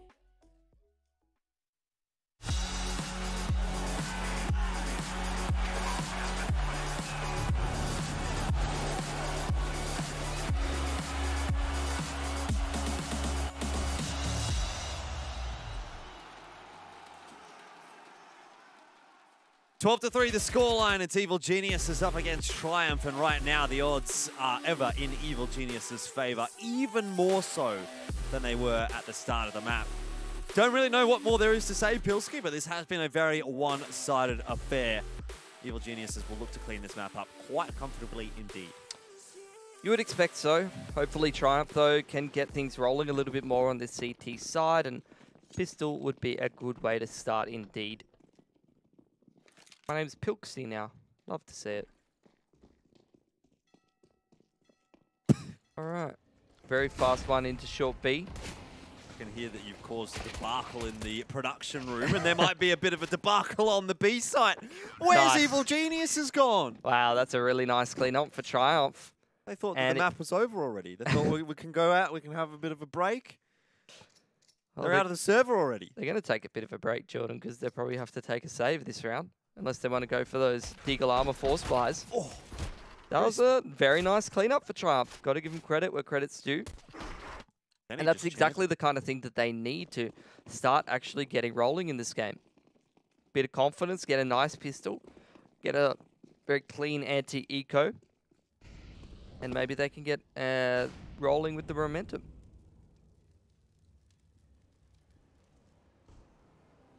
Well, it's going to take a fair bit of momentum to bring Triumph back into this map, but maybe they do prefer the CT side a little bit. Well, Geniuses are already sort of starting to work their way up toward the bomb site, so they're certainly not messing around here on the T side. They're just walking it up the bathrooms at the moment. Not a whole lot to say. They hit a nice timing where the jump spot isn't on point for Junior. They could potentially overwhelm him and recover that AK, and that's, or the M4 rather. And that's what I was actually talking about. He's in a bit of a rough situation. Another bink comes through. That's from Tarek, and it's 3-on-3. Guns are in the hands of Triumph still. Sheikh Zula does come in from long. No one was watching that angle, and that'll be the undoing of Evil Geniuses in this round. Yeah, nicely done. It's a decent cleanup, but at the same time, losing 2 guns to Glocks is far from ideal. But 3 guns taken through, it's good enough for Triumph. And EG will be on the Glocks next. Ethan's just doing something. That is really ambitious. He's sending it. He's going for it. He's still got 127 bullets, so I do wonder maybe if, you know, by the law of averages, would he by that stage have actually managed to get a kill or not? Maybe. Given enough time, jumping with a Glock, I'm sure you'd be able to. 5 up for Triumph, but this is where the going really gets tough. Guns in the hands of Evil Geniuses, plenty of util, enough to play with to get into either bomb site. And Triumph still yet to really get a hold of their own economy. They're still even running into this round with 3 FAMASas. They're going to go for an aggressive push into playground. Good utility usage to put moves in position. In the meanwhile, Evil Geniuses takes disconnected control, but they've cleared out Stanislaw in the playground. That's a massive frag to be getting. Now just keeping tabs on where EG is, dropping some defensive utility, trying to stop the Ts from committing into this B bomb site, and I think for the time being it's worked. Seems to have. Cirque's crept across to the sandbags, but Evil Geniuses are going to elect to just cancel. They might even just leave Cirque there and see what kind of work he can get done. He's still got a molly and a smoke, so could reliably actually fake the B bomb side as well.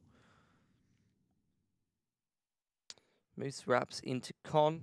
Going to play in the corner, which leaves this A side of the map completely open. That's exactly where EG's heading.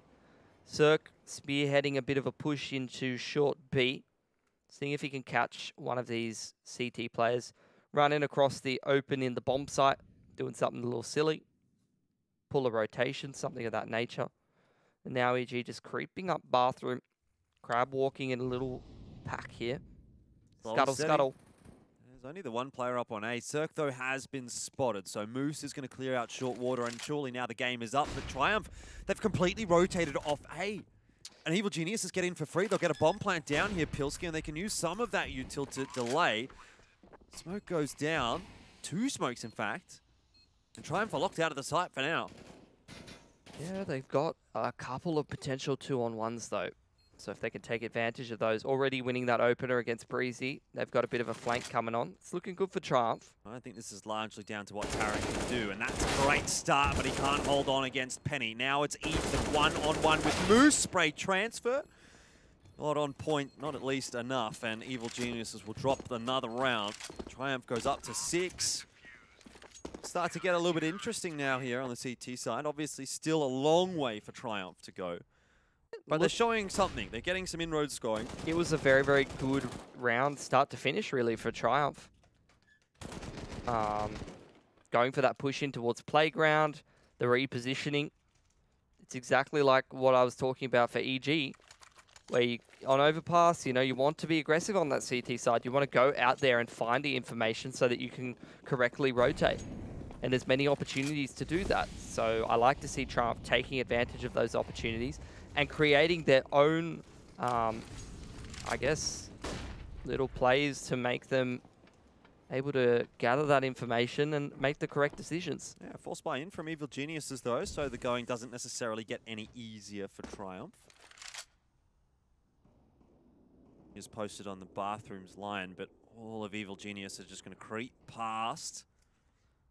See if maybe they can catch him off guard. That'd be a great start and would lead to an explosion onto the A bomb site, I dare say.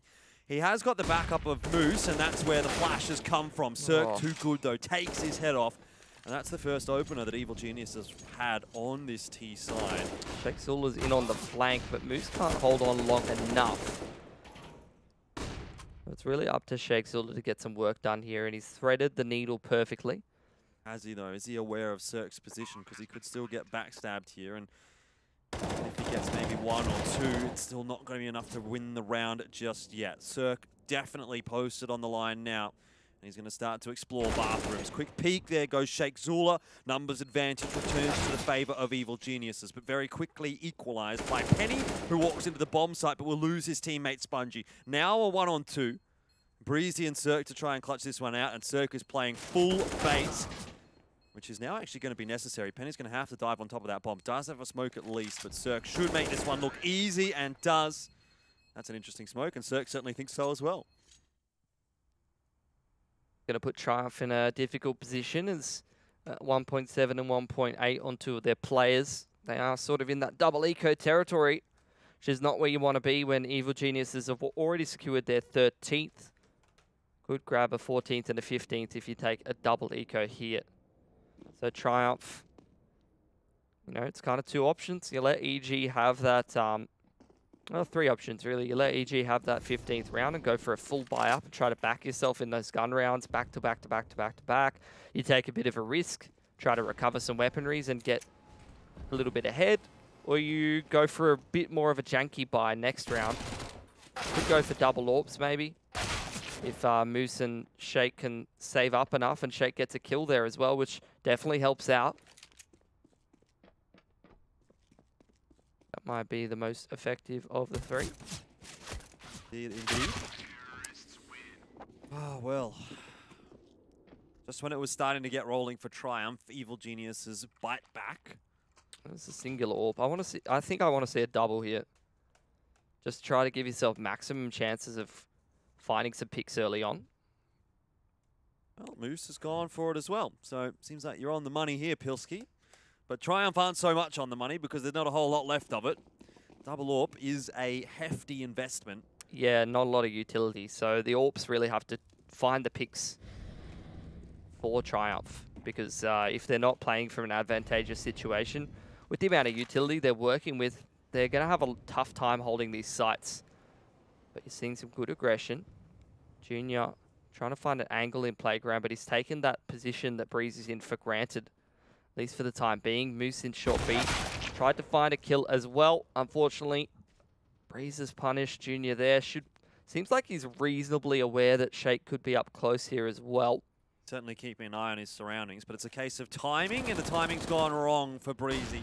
Shake does actually manage to catch him off guard, and into the B bomb site goes Ethan. That's a pick onto Penny, so the numbers advantage is still there for Evil Geniuses. Now the utility comes flying across, and the T's are making their entry into the site, but that's right into the AWP of Moose. No scope kill, but every time you see a kill from Triumph, you see a response from Evil Geniuses. Here might be another one. Moose does win a critical aim duel. That keeps him alive in the game, but on 4 HP, he's really only got a hope and a dream to rely on. Yeah, and he's just kind of locked in this corner by Cirque. While the bomb's being run over to A, that's a 15th for EG. Triumph pretty broke. Right on match point is exactly not where you want to be. Not wrong. Scout comes out for Junior. FAMAS is going to be the strongest weapon that they're actually going to be able to afford, although there are probably arguments to be made for the Deagle at times. Yep. Either way, it's not looking pretty for Triumph. And we're definitely staring down the barrel of a 16-6 victory for Evil Geniuses on the first map of this series. Yeah, and I think that's probably what you'd expect, given the 2 teams that you've got in question here. I think Triumph getting a little outclassed, which there's no real shame in.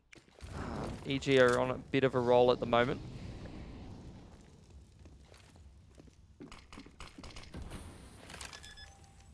This is interesting, a push through the smoke from Moose, but maybe it comes a little too late. Bomb plant still goes down, and it's still a 2-on-2. Cirque looks sharp, deals with Moose, and it's Tarek now who has to deal with Junior holding a scout. Finds the side, and that's the end of the map. It's going to be Evil Geniuses, 16-6 over Triumph, and they get the 1-0 lead.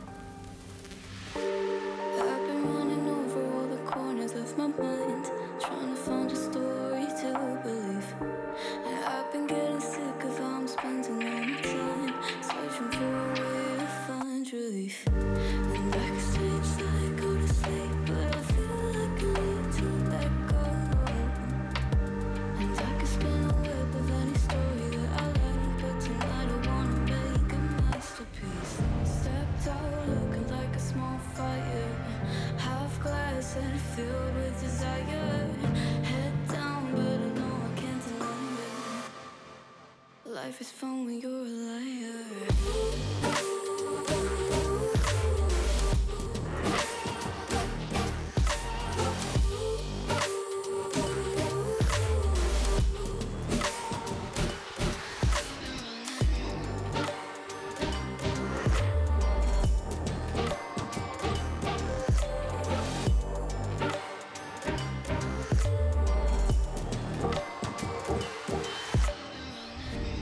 I'm just trying to learn from all the things that I've been told. I'm gonna paint a new reality. It doesn't take a lot to turn a person into gold. Yeah, I've been getting good at alchemy. And you can stay inside in the dark, but without it, you never let go. And when you're done with hiding and you wanna have control, you and I can find a perfect fantasy. Stepped out looking like a small fire, half glass that are filled with desire. Head down, but no, I can't deny it. Life is fun when you're a liar.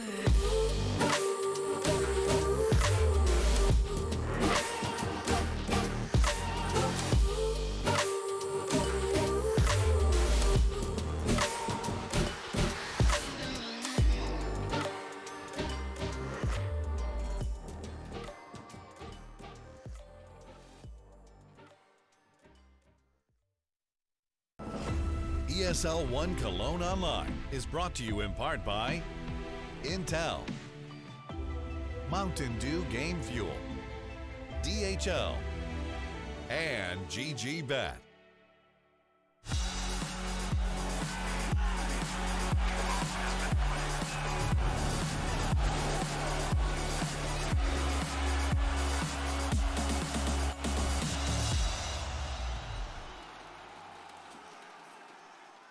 G'day and welcome back to ESL 1 Cologne. It's the wee hours of the morning here in Sydney, Australia, which is where we are, the ESL studios for the B stream. Max having a good time, having a bit of a giggle. You've had a... You're going insane. A microwave burger. And you're feeling good. Wait, did you have the sauce on it already?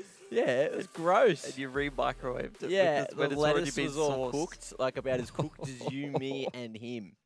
What's he done that for? That's disgusting. That is disgusting. I'll tell you what else was disgusting. Map 1, Evil Geniuses, very, very solid performance. They got that 16-6 over Triumph and getting over the line pretty comfortably there, Mac. I know you were having a bit of a break, so you obviously checking that map out from the back room. But what did you notice? Was there anything in there that sort of gave you any hope for Triumph, or was it all the way of Evil Geniuses? It looked like EG just really knew exactly what they were doing. A couple of rounds were lost where Triumph had a fair showing, but EG, you could see that they were just really just trying to put on some individual performances. You could see that they were aggressive at angles which against other teams they might not try. So there was a lot of confident gameplay coming through, and it really was just a bit of a stomp there on Overpass. So going into the next map, I feel like we're going to see a pretty similar thing. But as we said in the pre-show, EG, they are #1 in NA, and that is how it should stay. Yeah, got to agree with you. I mean, I think going into that one, we sort of had at least a little bit of hope for Triumph. It's obviously a map that they chose, one that Evil Geniuses hasn't played a huge amount of lately, but you sort of mentioned that it was one that most teams didn't seem to be too eager to play against Evil Geniuses. So and you saw why. That might be exactly the reason why indeed feels scared. They looked really comfortable. No real concerns. Yeah, I don't think you would expect any real concerns. I think for Triumph, I'm not really a fan of how they tried to play there, just sort of walking around the map. Trying to, break down the situations to the late round and the mid round and things like that. Just didn't really work out against EG. I would have liked to see some faster up-tempo strats, but at the same time, no guarantee you're not just going to get shut down because these guys are so damn good at multi-fragging, so it's kind of damned if you do, damned if you don't. Well, one round in particular that I saw, I think it was Junior got flashed in at Divider. I think 4 of EG were fully blinded by one little pop flash. Oh, yeah. And Junior couldn't even get a single kill, so there was just too many in front of him. That was a rough situation. It was a very that could rough happen situation, to anyone. Of course, but the fact he couldn't even get one, you could see that there's just so many nerves for Triumph in this matchup. A bit of a discrepancy, obviously, between Evil Geniuses and Triumph, which is probably good to see, to be honest. If we're thinking about the tournament as a whole and thinking about what we want to see from Evil Geniuses going further forward in ESL 1 Cologne, that's exactly the kind of win that they kind of need to get the ball rolling on the right foot.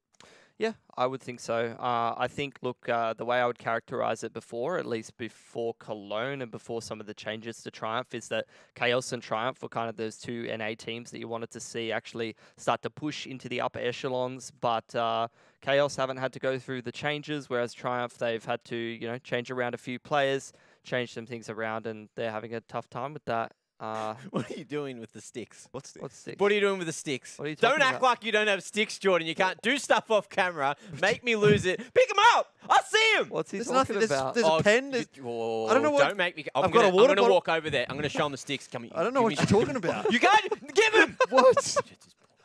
Anyway, let's talk about Inferno before Matt goes crazy and bites my head off. I don't know what's going on with that guy. Maybe get him out of the studio, You need please. to chuck this guy in a home, Keep mate. me safe. He's losing it. Evil genius. Give me the sticks. I don't know what's. They exist. I swear.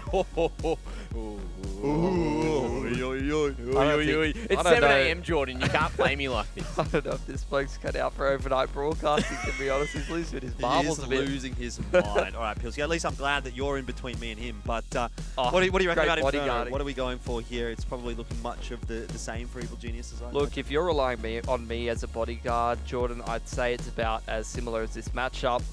It's basically me trying to take on Evil Geniuses, a bit of a unit Mac, and you know, it's just a bit of a mismatch. You know, it's like a heavyweight against a medium weight.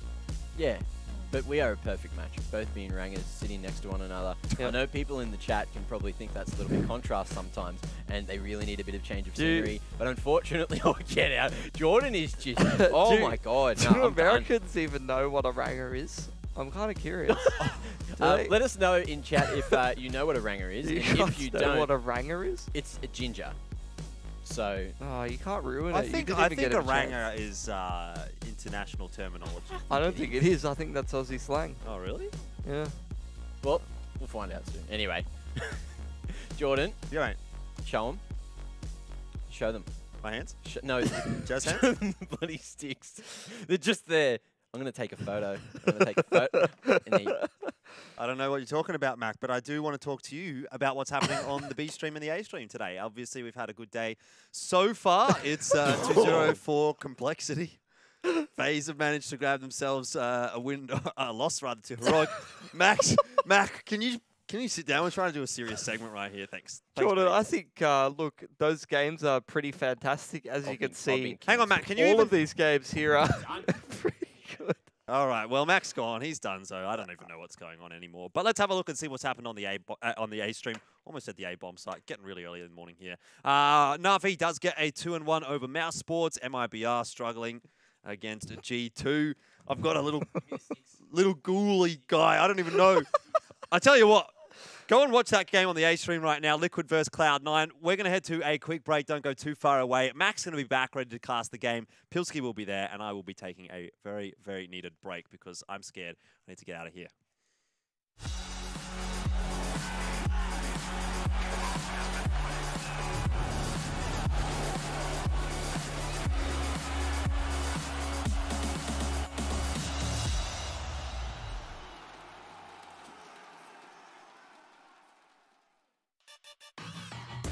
Intel Gamer Days is on now.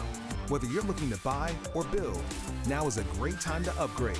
Get limited time offers and giveaways from top names in PC gaming. Unleash elite gaming performance with systems featuring new 10th gen Intel Core processors. And bring Marvel's Avengers to life with in-game optimizations for a mightier PC experience. Act now. Intel Gamer Days is only here for a limited time.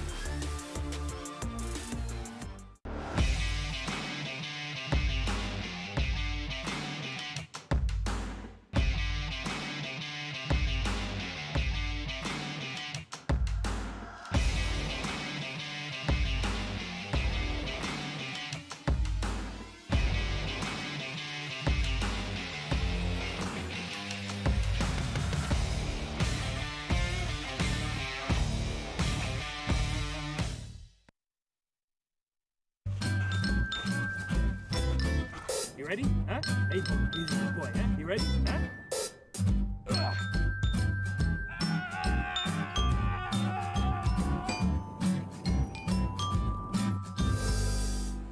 Start your esports career now at play.eslgaming.com.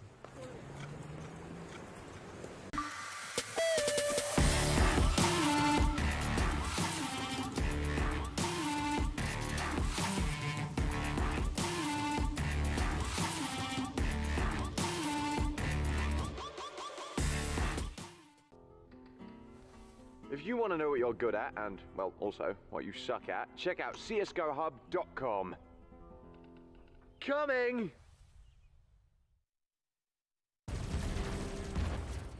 Everybody loves an underdog. Who needs to be liked? Mountain Dew Amp Game Fuel. Victory in a can.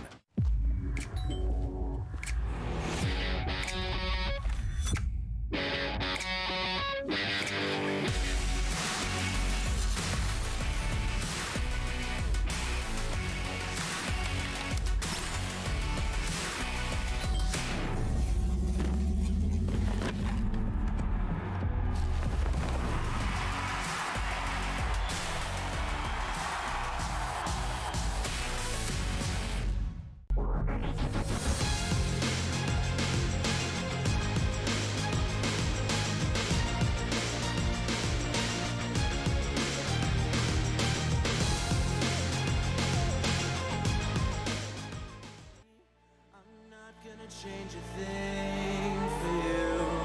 I'm over middle ground, and I really wanna burn it down. I'm not your friend, and I won't pretend I am. So don't reach out, and I mean that. I'm under siege, and I need you to see that. You're on one side, I'm on another, and we will wage war upon each other. I'm no angel, you're not either. I'm at a favorite place, you're at a leisurely place. I'm unscathed, I'm unafraid. Welcome to the war game.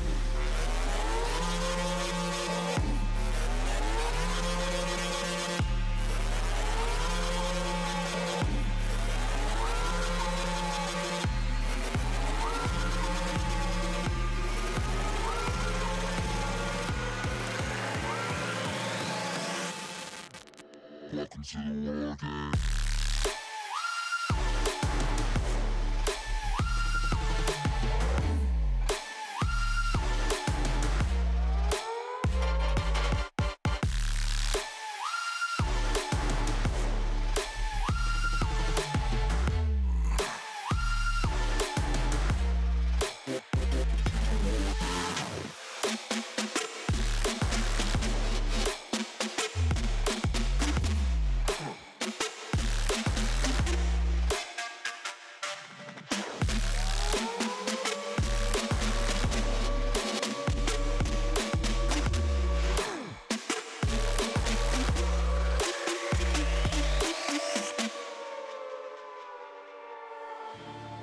You're no ally of mine. Your life is a kind of lie. I don't know.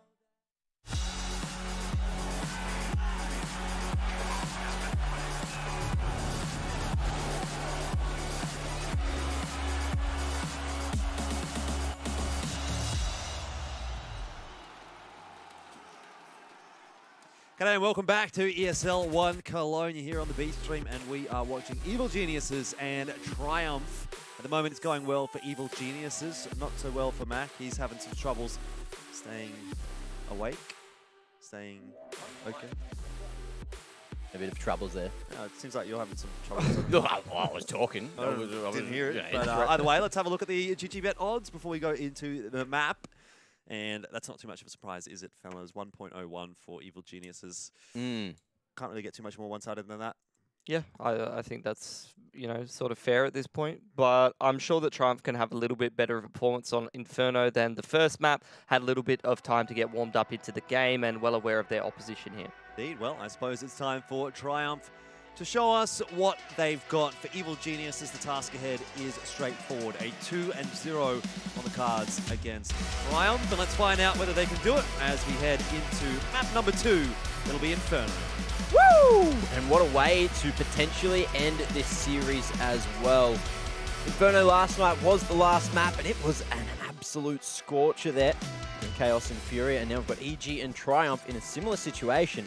Let's see if Triumph can have any chance here up against EG. They do have at least the pick of their sides, so the pick of the bunch here. They're going to be choosing to start on that CT side with a 4-man setup over towards Boiler and Brackets now. As EG make their way in, it's going to be Tarek just finding 2. Unfortunately, for Triumph, it doesn't work out, and there's going to be no picks just yet. 4-man setup towards this A site. Spongy has made good on the missed opportunity in towards Carpets. Finds that 1 beat down towards middle. Not an easy shot to be hitting that player in towards the chicken pit. Moose is just going to play retake from this B site Coffin's position, and he has the rotator joining in with him. That's Penny. EG now sizing up Bracket. They've got a bit of util to work with. Stan going to throw out a Moto smoke as EG start to close in on this A site. 40 seconds. Looking to go for the full commit. Now it's going to be a 4v3 here as Sheikh Zula unable to connect Spongy. Not able to find a second. Cirque now able to survive. Sheikh able to at least stop that push. Coming up Diggity for the moment. But Tarek needs to cross now, trying to take some initiative. The trade needs to come through. Cirque only good for 1 as Junior puts his hand up to take 3. And that's going to be the pistol found by Triumph, off to a much better start than map number 1. It's true. Able to get that pistol. That's exactly what you want to be seeing on that CT side. Get the money off to the right start. You need strong money on the CT side of Inferno because that utility is just so key to be able to lock down key areas of the map like that banana. So as long as they can keep that money nice and strong, they're going to be in a good way here. And it's not too bad to invest in these MP9s either. They don't go astray on a gun round on Inferno. So many closer angles and closer positions and little choke points where you could set yourself up for a decent run of things. Flashing, looking to take full control of Banana, works out. Moose is going to cop the rough end of the stick there. And that's going to be MP9 retrieve for Ethan, who's looking to open things up. But Penny, no bullets left in the mag. It's going to be the aggression coming from Tarek now, but he's going to get shut down. So it is going to be a 2-for-2 trade in the end, but the bomb plant secured in the EG. The job's already been done, but now they're able to look for some more. Unfortunately, Sheikh Zula's at the ready, and he's going to find Quick for 2. And the final one as well. So big retake, 4 for Sheikh Zula and a second round for Triumph. Expected though. Not too bad. 3 players surviving. Similar to Overpass, I think, on that CT side where Triumph took the pistol. They dropped 2 players to a handful of clocks. And now into the first gun round for EG. Triumph, no doubt they have their work cut out for them, but at least they've got themselves off to a good start. They've got some good utility. They've even got an AWP. So let's give them the benefit of the doubt. Let's see what they can get done here. It's going to be the AWP on Cirque as well. So AWP on AWP duel in the first gun round. Not something that you see all the time.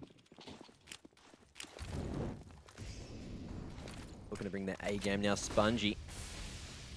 Confidence peeking off the back of the flash, but that's another opening towards Banana. Ethan, a great job here. That's tough. Flashbang on the line, and Ethan just good crosshair placement. Pops the head of that AWP player right off, and now Triumph, they feel like they're behind here. Gonna re-smoke that half wall, but Moose is copying some tags through the wall. Cirque's just killed him 2 shots in a row connecting. And this round goes bad to worse for Triumph as they're trying to navigate their way through a 3-on-5. I don't mind the approach of just stacking that B bomb side and going for broke. Worst case scenario, EG goes toward A and you just save the 3 guns and do your best in the next round with that 2.4 and 2.3 you've got on Spongy and Junior. It looks like Sheikh Zula will take first contact here. EG happy just to walk straight into B with the 2 picks they've had, but Triumph, they've gone for a full gamble. 3 remaining men here over on the defense of the B site. EG at least should be able to trade this one out, but will they expect all 3? Penny may just be mollied out there. Smoke going to be dropped over towards the coffins. Spongy eventually just going to be forced out into the open. Ethan and Godswork, Breezy and Tarek chipping in as well, and that's a beautiful round coming up for EG. First gun round is successful, and they're looking to get back into the game as quickly as they can. It's just textbook from EG. That is ridiculous. At least on the observer cam, very, very hard to spot that player out, but Ethan just so switched on. And what you didn't see is the flash that came in to aid Ethan in setting him up to take that duel towards top of Banana. Taking that AWPer out there, then the spam through from Cirque. and just then execute on that B site. It's simple stuff from EG, but they're the sharper team today. And it's really aiding them in just dealing with Triumph in almost every situation. Fakers all up, looking to go for an ambitious play, waiting for EG to run through and looking for the Zeus. Close range, misses the mark, didn't even get to shoot it. Gave it a crack. It's the effort that counts. Red hot crack indeed. And the other 4 just lurking over towards that A site on the USPs. May just look for some exits here, but Tarek waiting for the overextension to second. However, it looks like Triumph are just going to stay grouped and send it together over towards CT.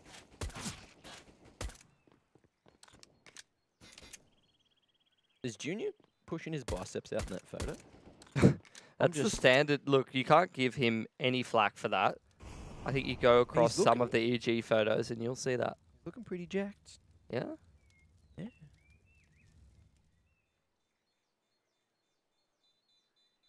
Oh, look at Moose, though. He's definitely pushing his biceps out. You can tell. Yeah. Couldn't even see him. Biceps were that huge. Great spot, though. I love that spot, the little pixel spot right behind the fountain. It allows you just to gaze over into Con. Solid spot. Yeah, just a little look. All right. Well, Triumph into round number 5. Trying to put a decent buy together, but have to go down to the MP9s and Famises to be able to grab that full utility. Junior's got his hands on the AWP yet again. EG well and truly in the half now. 2 rounds on the trot, as well as some money to be backing up. Wow. Triple nade stack towards the top of Banana for EG. Doesn't really get a whole lot of damage done. And now Triumph actually starting to get rolling. The nade stack in towards Banana. The trade's going their way. They've got that AWP pick. And just like that, the round's over. Yeah, Penny with a really quick 3K. Junior just dominating there towards Apartments. And it was more than enough to get another on the board. So EG won't take that lead just yet, as Triumph just barely edged them out on the CT side. Nicely done. That's exactly the kind of round that Triumph needs. Because EG, after winning those 2 rounds pretty cleanly in a row, have built up a little bit of cash. So now here's Triumph's opportunity now to win that last round pretty cleanly, build up that economy, but also take this one away. Try to force EG on that single save and start to get rolling a little bit more. Banana contest once again. Triumph very interested in fighting this position, but nice timing on the flash from EG as well, allowing both Ethan and Stanislaw to farm up the defense there. But Moose is still here, at least able to fight for the moment. Molly down very early in the round to just buy some time to get to site, but that's just going to be smoked as EG just stampede their way into mid. Chuck that bomb down. Other side of the map, Tarek has that boiler control. Just waiting to see if he can catch any of these CTs on the exits. Junior connecting with the AWP. And Triumph just going to try and save these 3 guns at this point. And try and buy up in the next, as Moose has got a little extra cash. Spongy might be able to drop a rifle. Definitely could go for a buy in the next. That was nice from EG, though. It's just simple stuff for them over towards Banana. They buy their time, wait for some of those pushes, and wait for the utility usage from the CT side. Trying to go for some cute nade stacks, but it's mostly just the counter flashes that are so effective for EG. Every time, the flashes are timed so well to be able to aid that player who's actually in Banana and set him up for success. And it's worked yet again for EG. Just great positioning, great protocols, and some perfect timing on that utility. And look at this one, Junior just waiting here for the push at dig. But it's just the chicken. What? I'm completely lost. Anyway, moments of brilliance. Chicken surviving on the zoomed across here. Okay. Very cool. Very, very cool. Well, here we are in round 7. All right. Not really any contest in Banana this time for Triumph. They're going to play a little bit more passively. And EG, they're just taking their time here, waiting for the utility, now starting to take some control of Banana, mulling into sandbags, and they've got top of Banana, also going for bracket at the same time. I like this variation, actually, for EG. No smokes invested, just Molotovs onto jungle and dig side, and then they flash up, push the CTs back, establish that smoke on towards jungle. They're going to progression smoke outside of carpets as well. In the meanwhile, Triumph's thrown retake utility on Banana, but not actually gone for the retake. And now EG sizing up this push towards the A site. But I like these positions in towards jungle. Triumph can try and find an opportunity in the mid-round here if they pick their timing correctly here, Mac. EG, in the meanwhile, though, getting ready to explode out of carpets on Cirque's flash. Just a matter of time with 40 seconds on the clock. They have to go shortly, and Shake is going to have to do all the work himself. 25 bullets may not be enough, not with Thamus, but fully blinded, manages to snag 2. How's he get away with that? No eyesight either, but Breezy tries to mop it back up. Spongy falls back over to Archers for now, as EG do maintain control of the site, but Triumph have the man advantage. The bomb's on the balcony. That's going to have to be retrieved for EG, and they've only got 13 seconds. Someone needs to get the bloody bomb, Mac. As Cirque's jumped up onto the off angle, that's actually going to work for him. He picks up Penny. The bomb will be retrieved and put down on the default position. Oh, the equaliser, but Breezy again brings it to the 2-on-2. Moose going to be spotted now. Ethan stuck here at Graveyard. Needs Breezy to help him out, but it's going to be Moose last alive. Just waiting for the overextension. 2-man swing's enough. And Ethan will find the final kill. 3 in the round for Breezy, though. And saving that AWP across into the next. That was a well-played round from EG, but Shake, the fact that he got 2 in that position is absolute ridiculous. Very fortunate. Very, very fortunate. Doesn't matter, though. End of the day, EG still get across the line in a pretty dicey round, which is going to reset Triumph's money. They're going to have to take a single save here, and EG well and truly in control of this half on Inferno.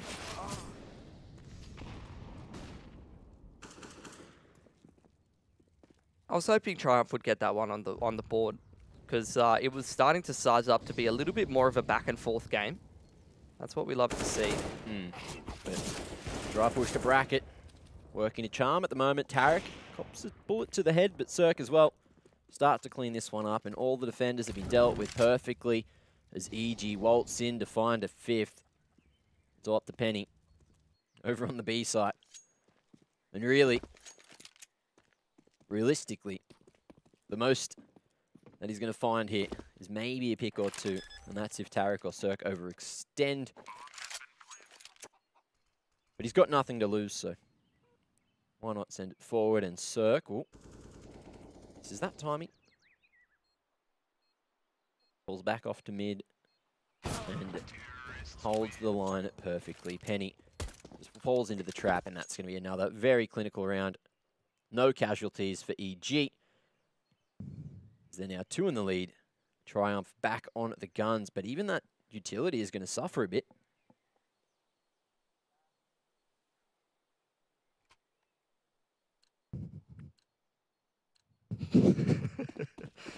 They've got the AWP.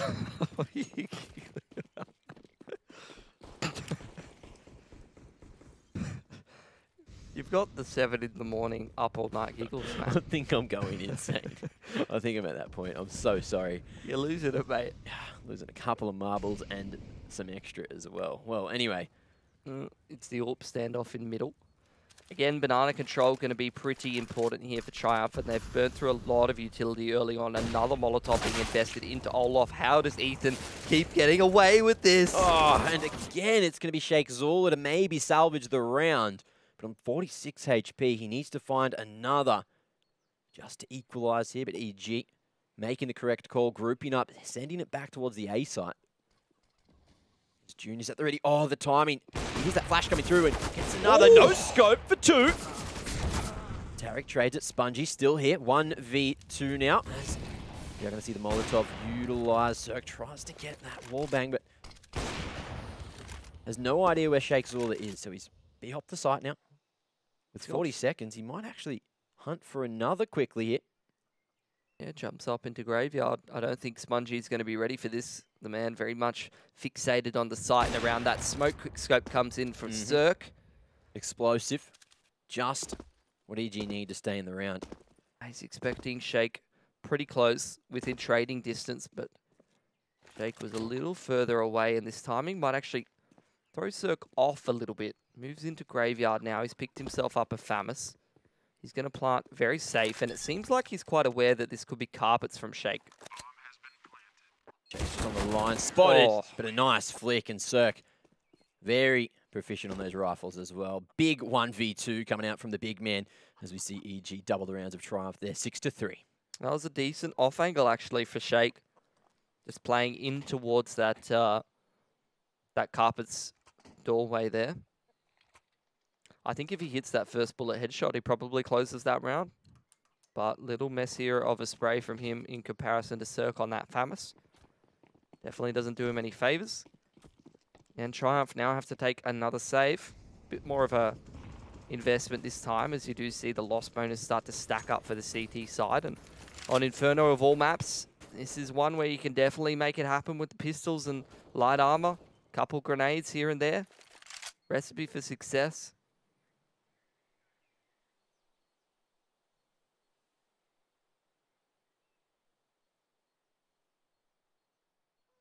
Just the patience now for Triumph. Boost up as well on the ledge. So Penny needs to create a whole lot of attention here if this is going to work. And just spams a couple through. Greasy down to 57.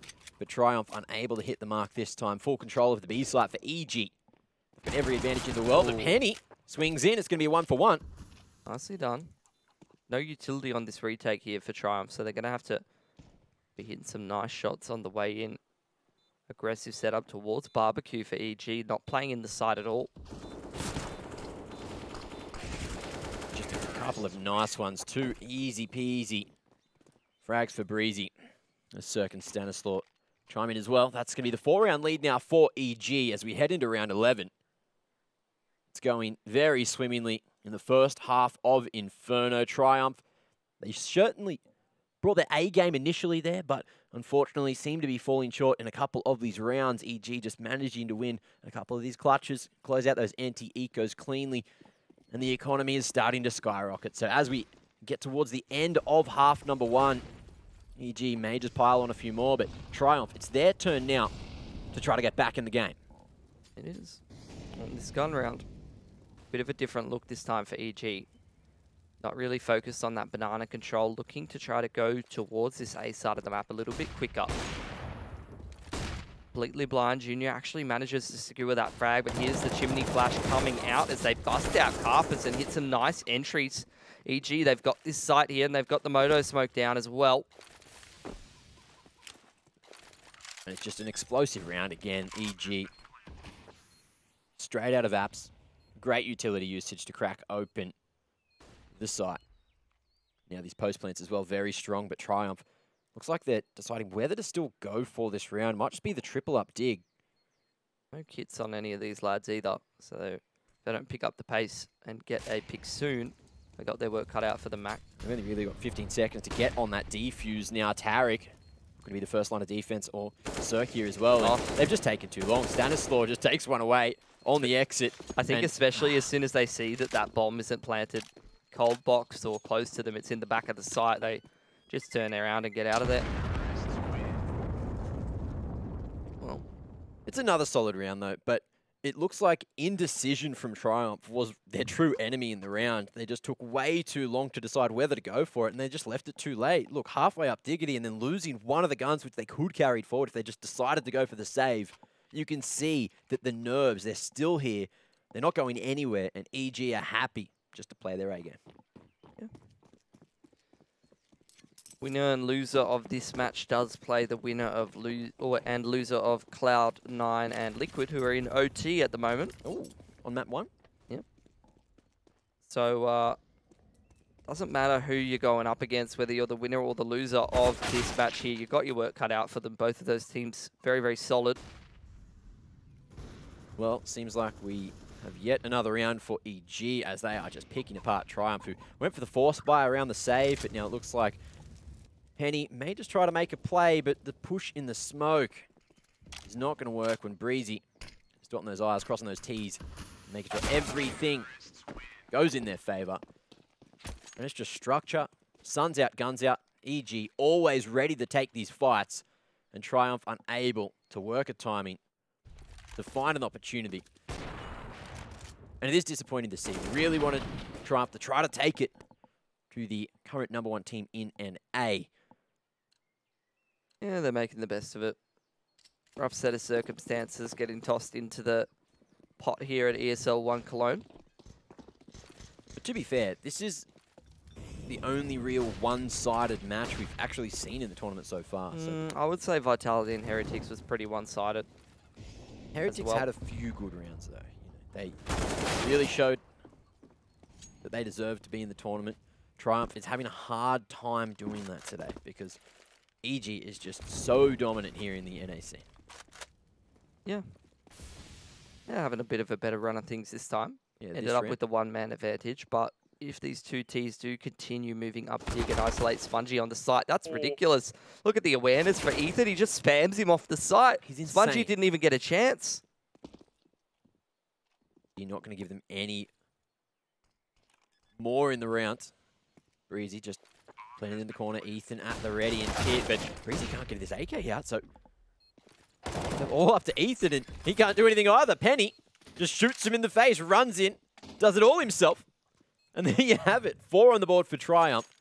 So looking to end the half a bit stronger than what we've seen so far. But in terms of the finances, look at EG's money. They are right as rain for the next couple of rounds. So it's just back-to-back gun rounds that Triumph are going to have to win to scrape 6 rounds together. Not ideal for those lads. Solid pre-fire coming in there. Penny. All the info in the world. Beautiful peek to find the second onto Ethan.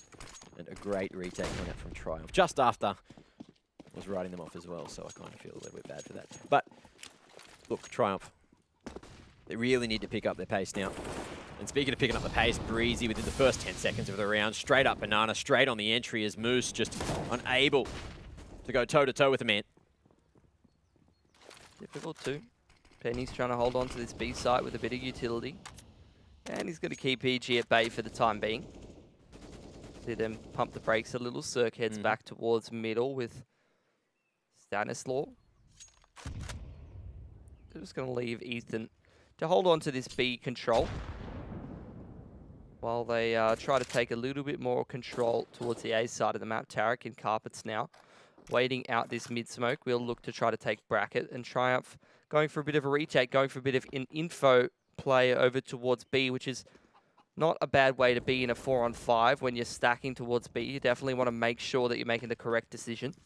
So 3-man dry push into the top of Banana did manage to get the pick onto Ethan, which is huge because he's been having a scorcher. But now onto the A site they go. Sheikh Zula flashing himself through Moto, and that is not how you want to go. Spongy unable to get more than the single, and this could be the round just crumbling in front of Triumph. They tried to get back into the round with a bit of proactivity over towards Banana, but now on the 2v3, they're just looking to save and have the best chance possible to maybe get a 5th on the board in the next. Yeah, it wasn't a bad approach in the mid-round there.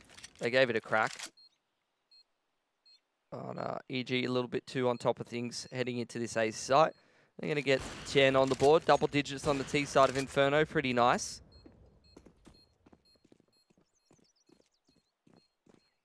EG fully aware of the situation. They've got money for days. And they are going to hunt down Triumph as best they can. Triumph now realizing the danger, just trying to hide in the perfect positions. 5 seconds remaining to try to track them. And it's the double orbs that could be saved here. Junior around the corner, and he will just barely survive. There you have it, EG in the first half on the T side. Getting to double digits early. And it could be an 11-4 situation, but let's see how these double orts shape up. Yeah, at least they've retained those, which means they can put a little bit better of a buy together to have a crack at round number 15. Got the orbs, got some pretty decent utility distributed. Got to shoot all those windows, of course. Very important. For the bonus points, right? Absolutely. Very fast up bracket, and Cirque's just going to run up there and shotgun up 2 people. And hits Junior with the 180 as well. That's ridiculous. Flashes himself straight in. You know, it's all up to Spongy to find anything here in Carps, at least maintaining control of apartments. So Triumph could set up for the retake, but Cirque has had enough. He's just holding W. Just full destruction here on the A site. And he wants some more as well, waiting for Penny or Moose to walk into his crosshair as well. Penny denies the cross of the bomb to sight, and now Triumph just need to hold their ground for now. And main man being Stanislaw coming up middle at the moment. But they've lost Penny over there towards Moto. At least Moose has found that opportunity. Oh, and timing almost works out there, but Breezy at the ready. It's going to be the 11-4 half as we head into it. Second half coming up shortly. Ladies and gentlemen, do not go anywhere.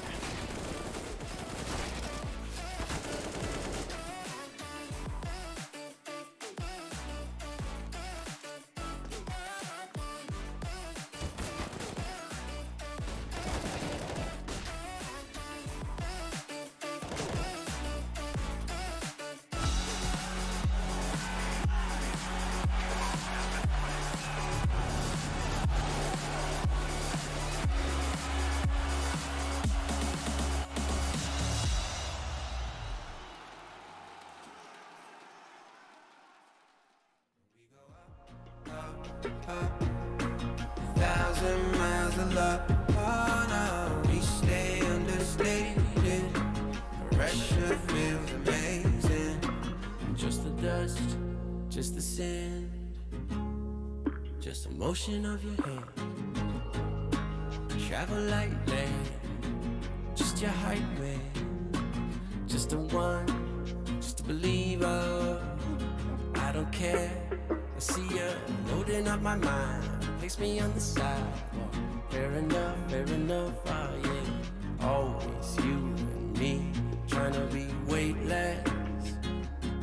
Like we're the two surviving pieces of something.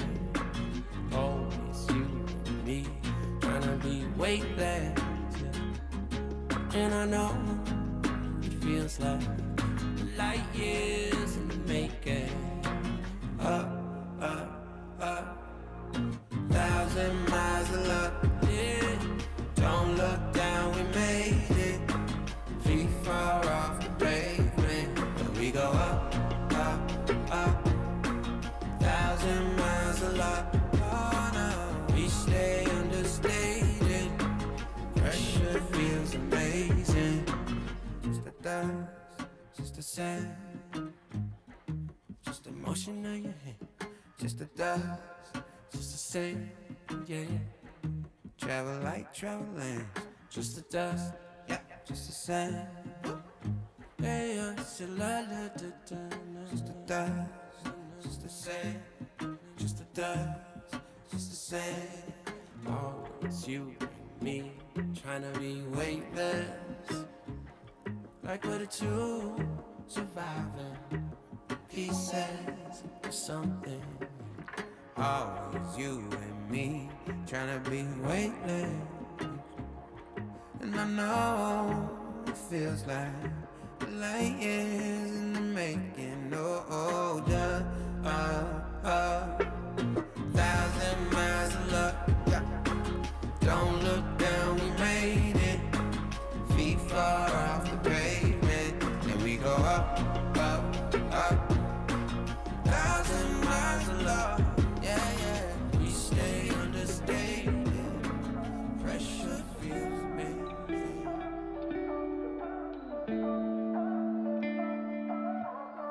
You and I, we've been friends for a long time now. Always have a good time whenever we go out. But you've been calling me up all the time and sending me signs and giving me them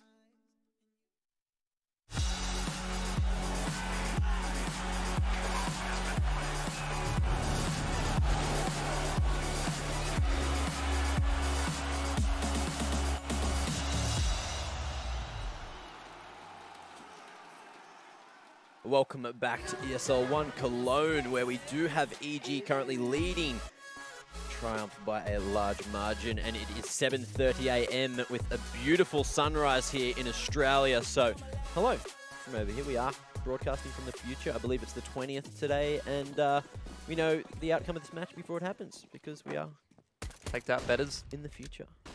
Anyway, look. Let's see if Triumph can get back into the game, because they have to come out as fast as they possibly can. Stanislaw, good hold here at bracket, and he's going to go back for more. smoke down to try and control the bomb. Rotations coming in from all the B-site players now. And Triumph, I believe they've missed their opportunity. 2v5, it's looking unlikely. And there's another through the smoke as well. Stanislaw on for 4, but it's Tarek to snag it. Yep, not much you can do about that. Up to Triumph now to try to decide whether they do want to go for a bit of a force or just take the single save and try to navigate their way through this round with, or the next round rather, with AKs and limited util.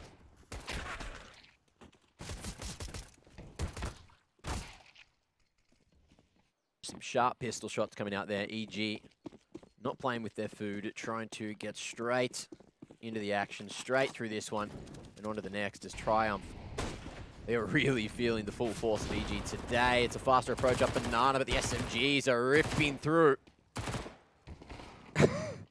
It's just going to be a bit of a messy one, but a quick one again. 22nd round. Ethan and Tarek just classic Tarek. just running in. He's zooming around. Acting like it is Turok. And he has many a life remaining. Well, that's going to be the 9-round lead now, as Triumph are just looking to get onto the guns as fast as they possibly can. I believe we're back from the break, what, 40 seconds? And we're already here. Yeah, this is kind of the issue with buying in the round number 3 and taking the single save, is that on Inferno T side, you're pretty limited in terms of the util. You really want those HE nades, the flashes, the Molotovs. And it's quite hard to contest banana control with the buy that Triumph has. It's due to the lack of util. I've already taken a fair bit of chip damage, and you can just see EG with the util that they have, they can just kind of bully Triumph out of banana. Using the Molotovs to retake control. HE nades to get that chip damage. They clear out Olaf and close, nade out the logs and push down, and they just take full control, and there's not really a whole lot Triumph can do about that. EG, so confident. We're going to see Ethan just holding solo here at B. Jiggling for info to buy time for that rotation back over as EG just stack that A site for Triumph. They don't know Cirque's just standing in the smoke. Only has a scout to play with. Manages to get the 2-tap on a Penny. Not expecting the second man coming up late. Sheikh Zula gets another onto Breezy. We're back in a 2v3 scenario, but it could be flipped on its head at the moment because all 3 players from the T side here are very low indeed. It's a good approach from Triumph just to go towards bracket and try to trade out. They've got some smokes, which they will throw towards Moto's side, although it's a little displaced. It seems like a good angle for Moose on 1 HP. Playing the off angle, and he's got it done. Nicely done from Triumph. Bit of an awkward buy for them in terms of the util, but I think they make the correct choice going towards bracket there. An extra half a second and Sheikh Zula would have, or Moose rather, would have fallen. I think it was Stanislaw there just halfway through the reload, spotted him.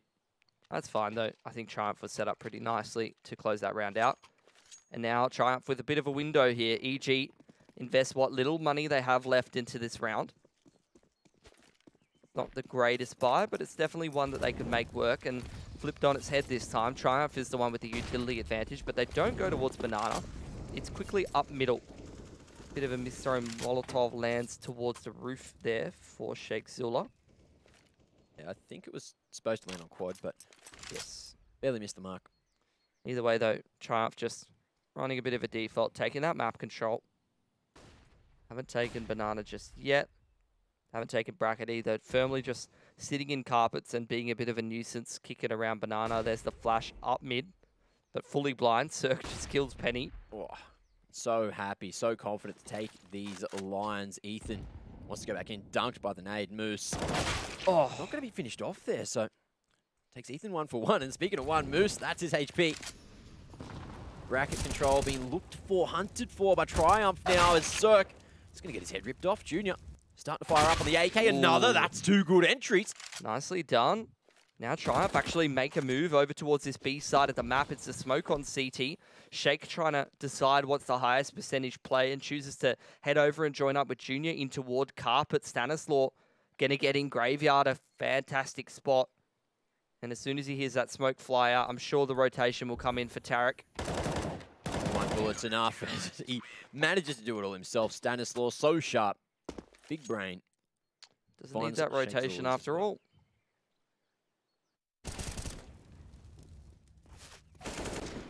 And another gained by EG. It got dicey. Junior tried to put a stop to it. But now it's all starting to crumble down as Triumph's economy comes crashing down as well. Yeah, look, Triumph's making some decent moves on this T side, to be honest, those last couple of rounds. But again, it's just a case of playing a very, very high-class team. You lose a handful of these rounds that you're not really supposed to. Just some individual form coming out. Ethan reacting.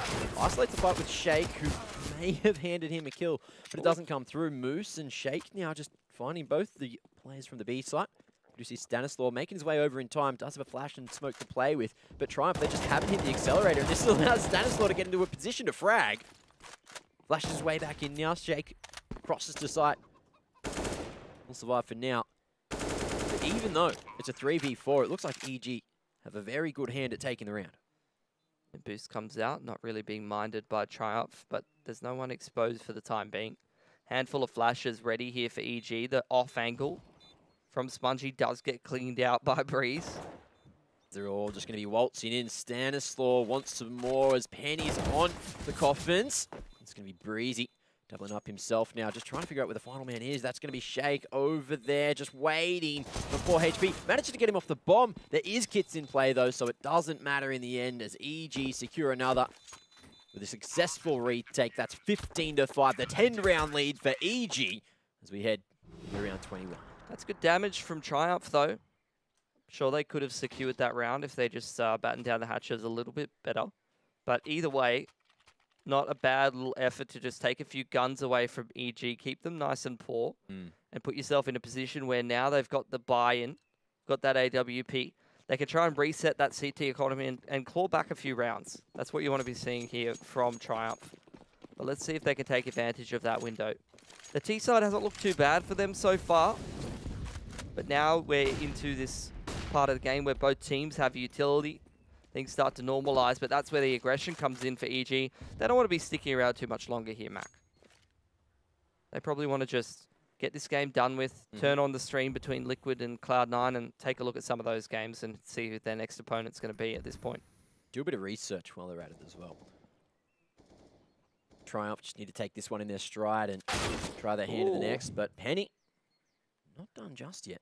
Making a bit of a play, and it's much needed for Triumph at this point.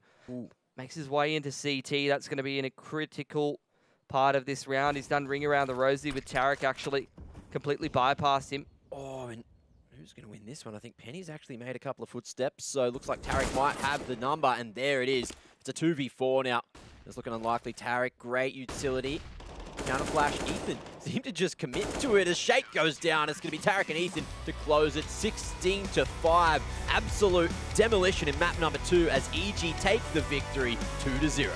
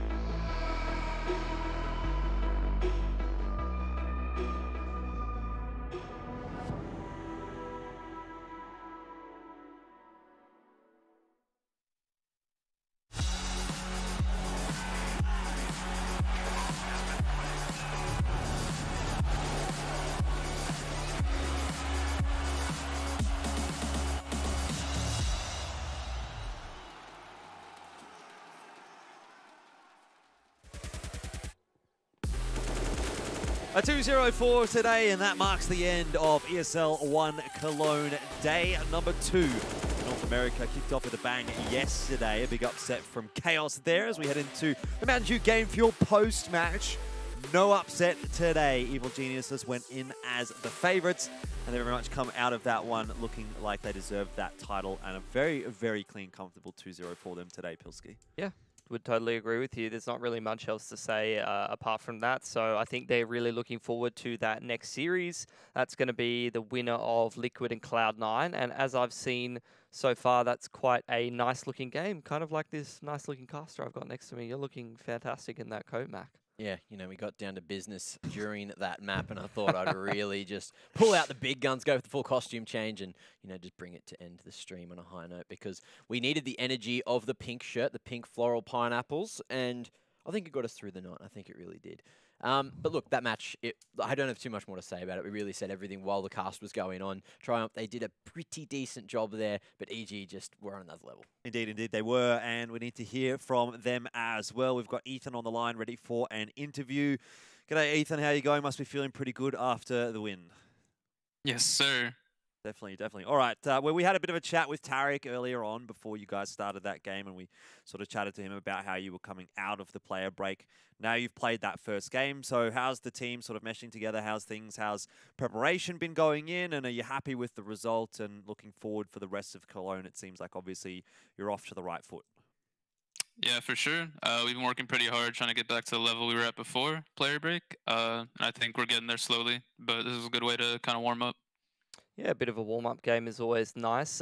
Is there anything special that you guys do whenever you're playing a team that's a bit of an underdog that you might not get as much match time against? I mean, we just kind of treat it as scrims and go back to the basics. I think we know that we're the better team, so as long as we play our game, we'll come out on top. Yeah, so you guys haven't had a huge amount of overpass, I guess, in the last 3 months, but today you certainly performed on it. And do you think it's because teams are just scared to take you to it? Because I feel like your overpass is looking pretty good. Yeah, I mean, I think we're pretty comfortable with our whole map pool. So, yeah, I don't know. All right, well, I guess that's, I mean, that's really that, isn't it? There's not too much more to really say about that matchup. Obviously, for you guys, expectations for the rest of the tournament are all the way to the grand final, winning the grand final. What's the take from you? Yeah, I think the expectation by us is always to win the whole tournament, so we're going for that for sure. All right, well, best of luck with that endeavor. We'll leave it there for you, and I guess good luck in the rest of the tournament as well. Thank you. Awesome. Well, good to hear from Ethan. And that was Evil Geniuses getting the 2-0 over Triumph today. Very much within line from the expectations. I think any other result really would have raised more concerns than anything else, to be honest. Yeah, I would agree with that. And I like his answer there. It really showed in the game. They're just keeping things nice and simple, not necessarily trying to play, you know, overly complicated or, you know, try to rely on super amazing trades or anything like that. Just seemed very, very free-flowy kind of style from EG, running around the place, doing some ridiculous things from time to time, and just relying on their skill. Yeah, it was just full confidence gameplay, and that's really all it boiled down to. Indeed. Well, time for us to catch up what's been going on in North America over the last couple of days. Here at ESL 1 Cologne, yesterday we were able to see some pretty crazy matches, but here in Group B, we have Evil Geniuses getting the win over Triumph. On the mainstream, it is Cloud9 up against Team Liquid, and already something a bit interesting going on over there. Cloud9 with a map victory over Team Liquid. That's something to keep an eye on, isn't it? Yeah, that's in the OT. I think most people would think of those two teams being pretty evenly matched at the moment. You could see, you know, Cloud9 taking that victory over them, getting the upset. I also wouldn't be too surprised to see Liquid winning that match either. I think either one of them could sort of come out there and have a good crack at EG. Yeah, look, as well, Team Liquid, they did lose to Furia before, so maybe their form coming into this tournament wasn't as great. That or Cloud9 have just really been putting in the homework right now. However, the game's not over, so Team Liquid can certainly just make that reverse sweep happen. Indeed, indeed. And I guess we'll have to wait and see how that's going to go. Obviously, that match is still underway. If you're interested in catching up with that one, head over to ESL_CSGO. That's where that game has been. Fellas, that's the end of our duties for ESL 1 Cologne, North America and Europe. It's been a good time, a couple of overnighters for us, and I think it's, for all of us, a good time to now start looking forward to a bit of sleep. Yeah, absolutely. But even more than a good amount of sleep will be the games that we have coming up in Ocean Asia. Those are the ones that we're usually covering. So after a nice foray into some EU and NACS, which it was good to see some different styles and some proper Counter-Strike. It's back to what we know and love. Just bring it back home and have a good time domestically. Indeed, indeed. Well, as we've said, that's the end of the show for today on the B stream. Would encourage you to jump over to ESL_CSGO for the remainder of the matches on the main stream. And that's the end of us, at least for North America and Europe. It's been great having you with us, and we do hope you'll join us for the Asia and ANZ games.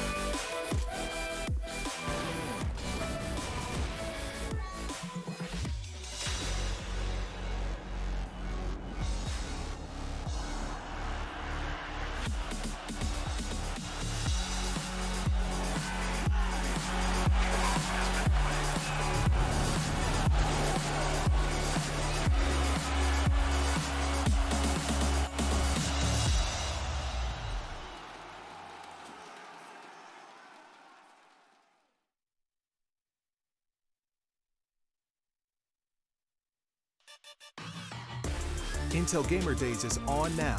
Whether you're looking to buy or build, now is a great time to upgrade. Get limited time offers and giveaways from top names in PC gaming. Unleash elite gaming performance with systems featuring new 10th gen Intel Core processors, and bring Marvel's Avengers to life with in-game optimizations for a mightier PC experience. Act now. Intel Gamer Days is only here for a limited time.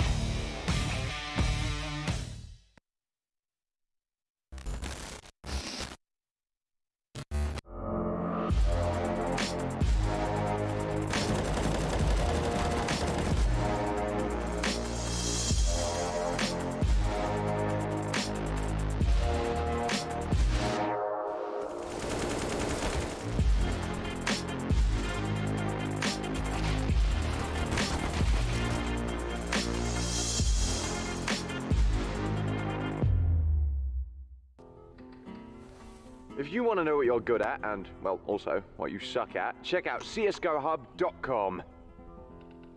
Coming!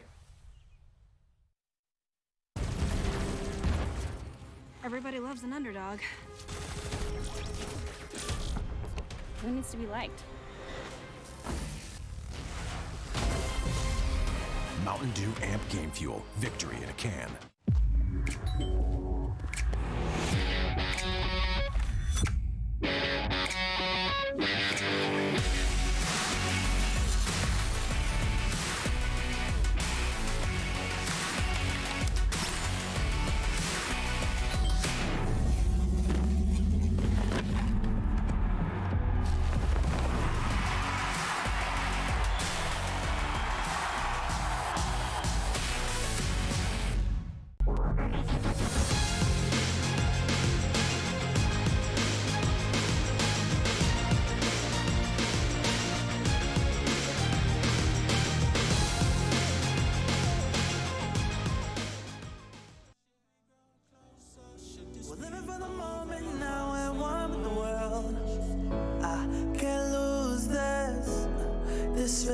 when I get my heart's in the right place, and so is my soul, yeah.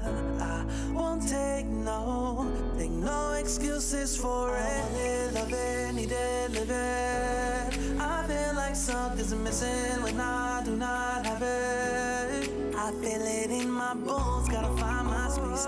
These emotions on my face, taking a toll, I gotta pay it forward. I'll give it all that I can. No matter what, I won't let up. It's in my soul, it's in my blood, and I won't take no for an answer. If it don't hurt me, it makes me stronger. Yeah, no what, I won't let up. It's in my soul, it's in my blood, and I won't take it no more. I won't be.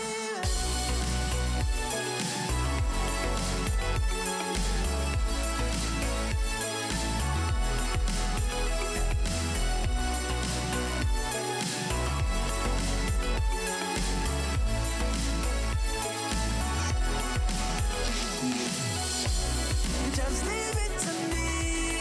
I know what I need. You'll find if you see. And if you believe, you live and you breathe, you'll find the key. In me, lifting you. Can't go alone, let's do by two. Doing this together, it's me by you. All through the night, all through the night. This is me, this is you. When we get together, we can all pull through. I don't ever wanna stop this groove. Let's get it right. Take it to the Lord, then take it to the grave. Listen to the wise man, tell me what they say. Listen to your heartbeat like it still bleed. A little bit of hope, yeah, it's what we still need. Say a little prayer for the moment. Give what you got, just go and can't hold you back if you own it. Live your life like a chosen, no matter what, I won't let up. It's in my soul, it's in my blood, and I won't take no for an answer. If it don't hurt me, it makes me stronger. No matter what, I won't let up. It's in my soul, it's in my blood, and I won't take it no more. I won't be. Just leave it to me. I know what I need. You'll find if you see. And if you believe, you live and you breathe, you'll find the key. Know what I need, I know what I need.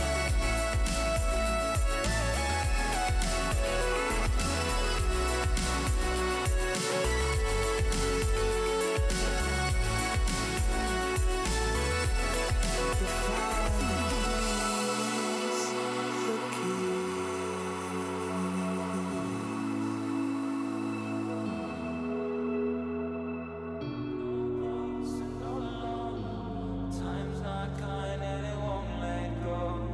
No thoughts left in my head. My mind's not mine and it won't forget. But you bring me back from my darkness black. 'Cause the soul in me and the heart I had for you. It bleeds for you, it beats again. Oh, you bring me to life. Oh, you bring me to life. Oh, you bring me to life. Oh, you bring me to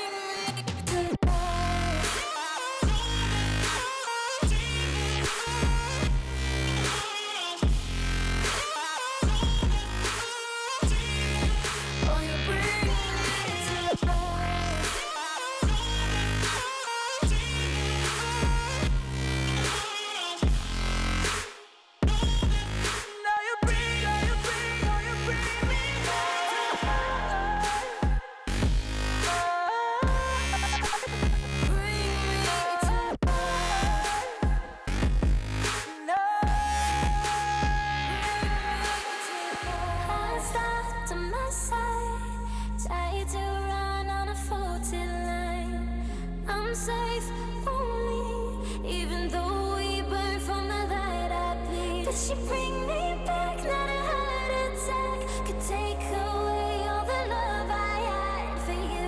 It bleeds for you, it beats again. Oh, you bring me to life. Oh, you bring me to life. Oh, you bring me to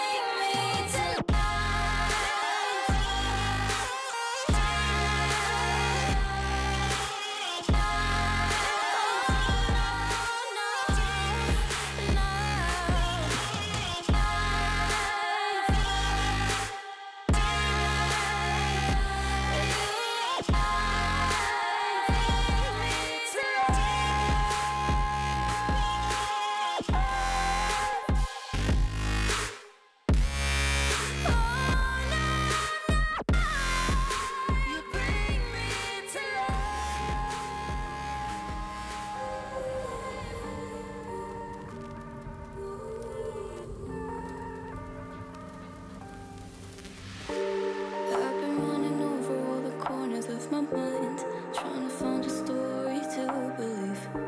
And I've been getting sick of how I'm spending all my time, searching for a way to find relief. And I can stay inside, go to sleep, but I feel like I need to let go. And I can spin a web of any story that I like, but tonight I wanna make a masterpiece. Stepped out looking like a small fire, half glass and filled with desire. Head down, but I know I can't deny it. Life is fun when you're a liar.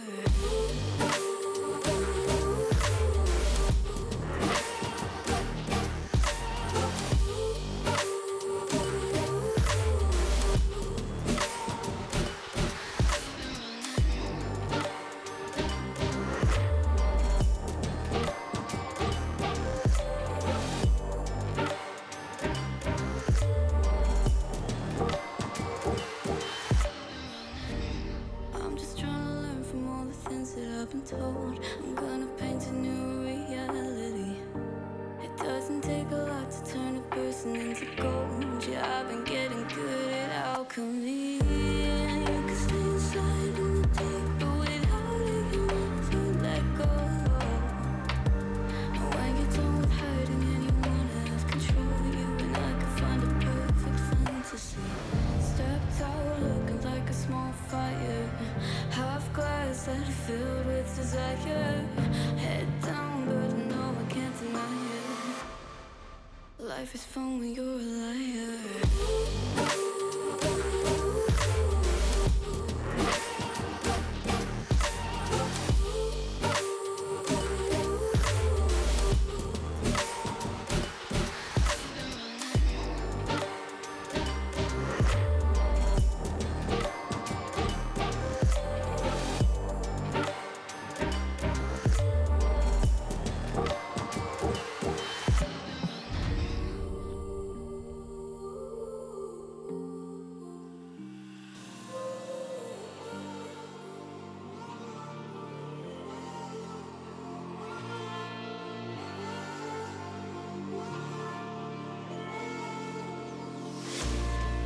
Will you follow me